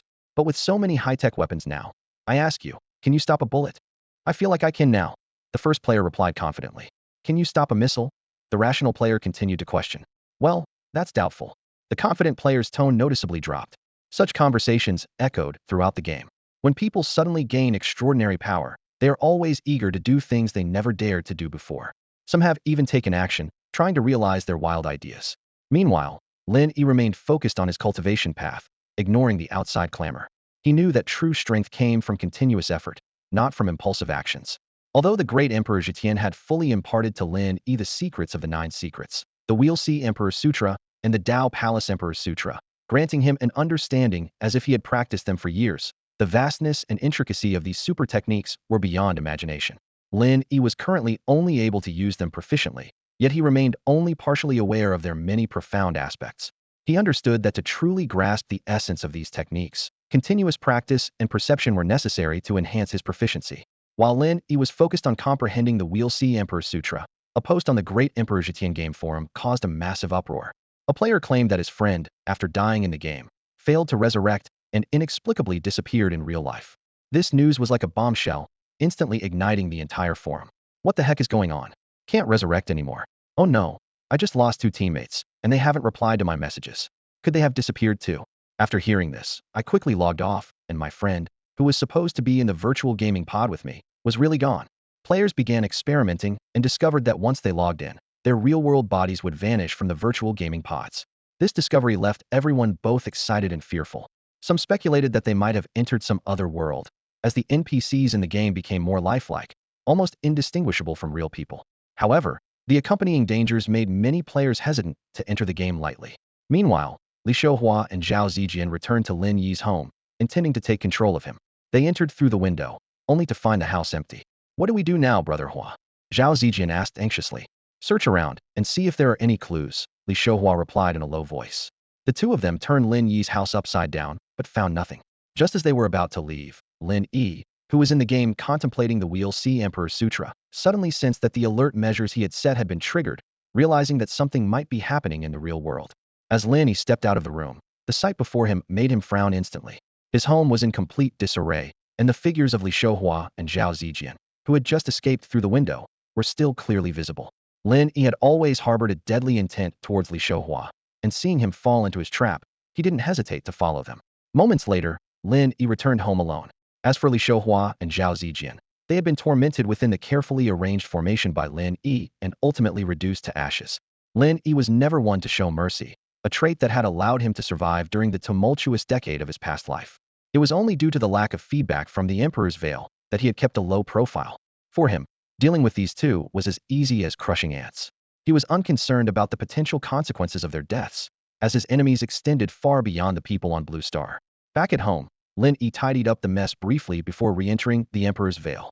As time passed, the feedback from the Emperor's Veil began to cause numerous issues. A flood of new players entered the game, not only from the Dragon Nation but also from other countries. Although fewer in number, they too received feedback from the Emperor's Veil. Nations had spies planted among each other, and as a leading global power, the Dragon Nation was naturally the focus of many countries' attention. The changes in the Dragon Nation caught the eye of multiple countries, and the Emperor's Veil came under the scrutiny of high-level officials worldwide. In an effort to understand the game deeply, countries dispatched large numbers of personnel into the Emperor's Veil. Online, news about the financial system collapse of a certain prominent country was replaced by reports of anomalies in the Emperor's Veil, taking over headlines globally. A virtual game that could grant players superhuman powers was far more bizarre and significant than the collapse of any financial system. Anyone with a bit of insight could see the implications. In just one night, the entire world of Blue Star was thrown into chaos. When individuals gain superhuman abilities, they often pursue actions they previously dared not or were unable to undertake. The situation in the Dragon Nation was relatively better, thanks to the good education many received from a young age. Even those who gained superpowers were not inclined to engage in wrongdoing. However, due to economic issues over the past 2 years, many young people in the Dragon Nation had accumulated a lot of negative emotions, and young players accounted for 90% of the Emperor's Veil. Initially, players were immersed in the joy and shock of acquiring superpowers. But as they gradually adapted to these new abilities, disturbances began to increase across regions. Due to their unfamiliarity with controlling their newfound powers, players caused significant destruction. Even players at the first level of the Bitter Sea stage could demolish a wall with a single strike, equivalent to several high-powered 30mm armor-piercing rounds. The stronger ones could even destroy a house with one blow. At this point, most of the first batch of players had reached the Bitter Sea stage, and the damage they caused due to their inexperience with their powers was considerable. As countless people gained extraordinary powers, the Society of the Dragon Kingdom faced unprecedented challenges. The once peaceful streets and alleys were now disrupted. Some people continued to abide by the law, while others began to act recklessly. Lin Yi's foresight granted the Dragon Kingdom's authorities precious time to prepare. Upon receiving the news, Zhou Changming immediately deployed a series of countermeasures. However, even with the swift response, it was difficult for the authorities to fully control the situation given the large number of players in the Great Emperor's game. In the office of the Superpower Management Bureau in Yun City, the atmosphere was tense. Director Zhang Quanyong frowned as he looked around at the dozen or so team members in front of him. Where are Li Shouhua and Zhao Zijin? I can't get through to them on the phone. His voice carried a clear tone of displeasure. The team members exchanged glances, and someone couldn't help but mutter, where else could they be? They're probably out chasing women. Another chimed in. Exactly, ever since we came to Yun City, that guy Li Shouhua has been living it up every night. After all, the Li family has businesses here in Yun City. Hearing these words, Zhang Quanyong's frown deepened. These signs of influential families became even more unruly in society once they left the protection of their families. They relied on their superpowers and family backgrounds to cause trouble in various cities. Although official documents had been issued demanding they restrain themselves, the effect was minimal. In Yun City, Zhang Quanyong managed to keep most of the family disciples in check due to the influence of the Zhang family. However, Li Shouhua, being particularly troublesome and emboldened by the Li family's stronghold in Yun City, continued to do as he pleased. Zhang Quanyong had previously assigned Li Shouhua to his small squad to better supervise him. Taking a deep breath, Zhang Quanyong decided to temporarily set aside the issue with the two. All right, let's not worry about them for now. Wang Qi, distribute the documents from above to everyone and have them take a look. He glanced around the room with a stern tone. Later, work with the local law enforcement teams in your respective squads. Each of you is responsible for a different area of Yun City. If anyone fails to manage their area properly, they can go back to their own families. As the documents were passed around, the expressions of the many family disciples grew serious. Although they had anticipated something significant might happen when they were summoned late at night, the situation at hand far exceeded their expectations. Meanwhile, superpower management bureaus in other cities across the Dragon Kingdom received similar orders and began to take action. In the midst of this sudden storm, one individual remained particularly composed. The Demon Tribe's Supreme Lord, who in reality was a self-made first-generation millionaire, owned 55% of a publicly traded company and had a large amount of idle funds. Even though the previous market turmoil had caused some losses, it did not significantly impact his assets. After entrusting his company to a professional team, this millionaire embarked on his gaming life. However, he was not captivated by ordinary games, but rather those virtual worlds filled with violence and slaughter. In the moments when swords pierced through others' bodies, he seemed to find an indescribable thrill. The Demon Lord sat in his lavish office, a cold glint in his eyes. He recalled the bloody past of his early entrepreneurial days, where he had to resort to extreme measures for his company's survival, leaving a lasting shadow in his heart. Even in real life, the sight of someone he disliked could involuntarily trigger thoughts of dismembering them. As the founder of a publicly traded company, the Demon Lord invested a staggering amount of money in the game Great Emperor's Shadow. His VIP level had reached the maximum of level 10, and before the game started reflecting in reality, he had advanced his character to the 8th level of the Fate Spring realm, securing the 2nd position on the ranking list. When Great Emperor's Shadow began to impact reality, the Demon Lord was first shocked, then ecstatic. As a self-made successful businessman, he had encountered many extraordinary individuals and was well aware that some people possessed supernatural powers. He had attempted to acquire such powers through his network, but always hit a wall. Those with special abilities were secretive, never sharing their secrets. However, the Demon Lord never imagined he would gain supernatural powers through a virtual game. When he read on the official game forum that all players had acquired these abilities, he immediately realized that the world's power dynamics were about to change dramatically. A wild and audacious idea formed in his mind. Meanwhile, another player, Tung Yun Jiaowu, was also frantically spending money. Stimulated by Lin Yi's impressive feats, his spending even surpassed that of the Demon Lord. Due to initial skepticism about the game having insiders, he had paused spending for several days, which caused him to rank 3rd instead of 2nd on the leaderboard. Now, Tung Yun Jiaowu also reached VIP level 10, with his cultivation at the 8th level of the Fate Spring realm, but starting later, he ranked behind the Demon Lord. Upon learning that the game's power could affect reality, Tung Yunjia Wu was initially incredulous, then overjoyed. With many questions in mind, he invited his cousin Fan Yun Fu Shui to explore the game world together. At the same time, Lin Yi received a bank notification that his frozen funds had been unfrozen. However, for him, the money was of little use unless invested in Great Emperor's Shadow. He understood that over time, a single source crystal in the game would quickly become invaluable. In Longhua, news of the power feedback from Great Emperor's Shadow spread like wildfire. In comparison, the collapse of the financial system in the beautiful country seemed insignificant. More and more players realized they had gained extraordinary powers, and some disillusioned office workers even quit their jobs outright. Among the tens of millions of Great Emperor's Shadow players in Longhua, many were dissatisfied with the status quo, leading to a new wave of social unrest. In response, Longhua's authorities issued multiple announcements warning all citizens who acquired superpowers not to engage in illegal activities, stating that violators would be held accountable by law. Additionally, cities issued notices requiring all citizens who receive power feedback to register with the Superpower Management Bureau. That's all for today. Thank you so much for watching. I hope you guys enjoyed. If you wish to have another part of this recap, please give us at least 1,000 likes. Please don't forget to comment and subscribe to our channel for more content like this. Until next time.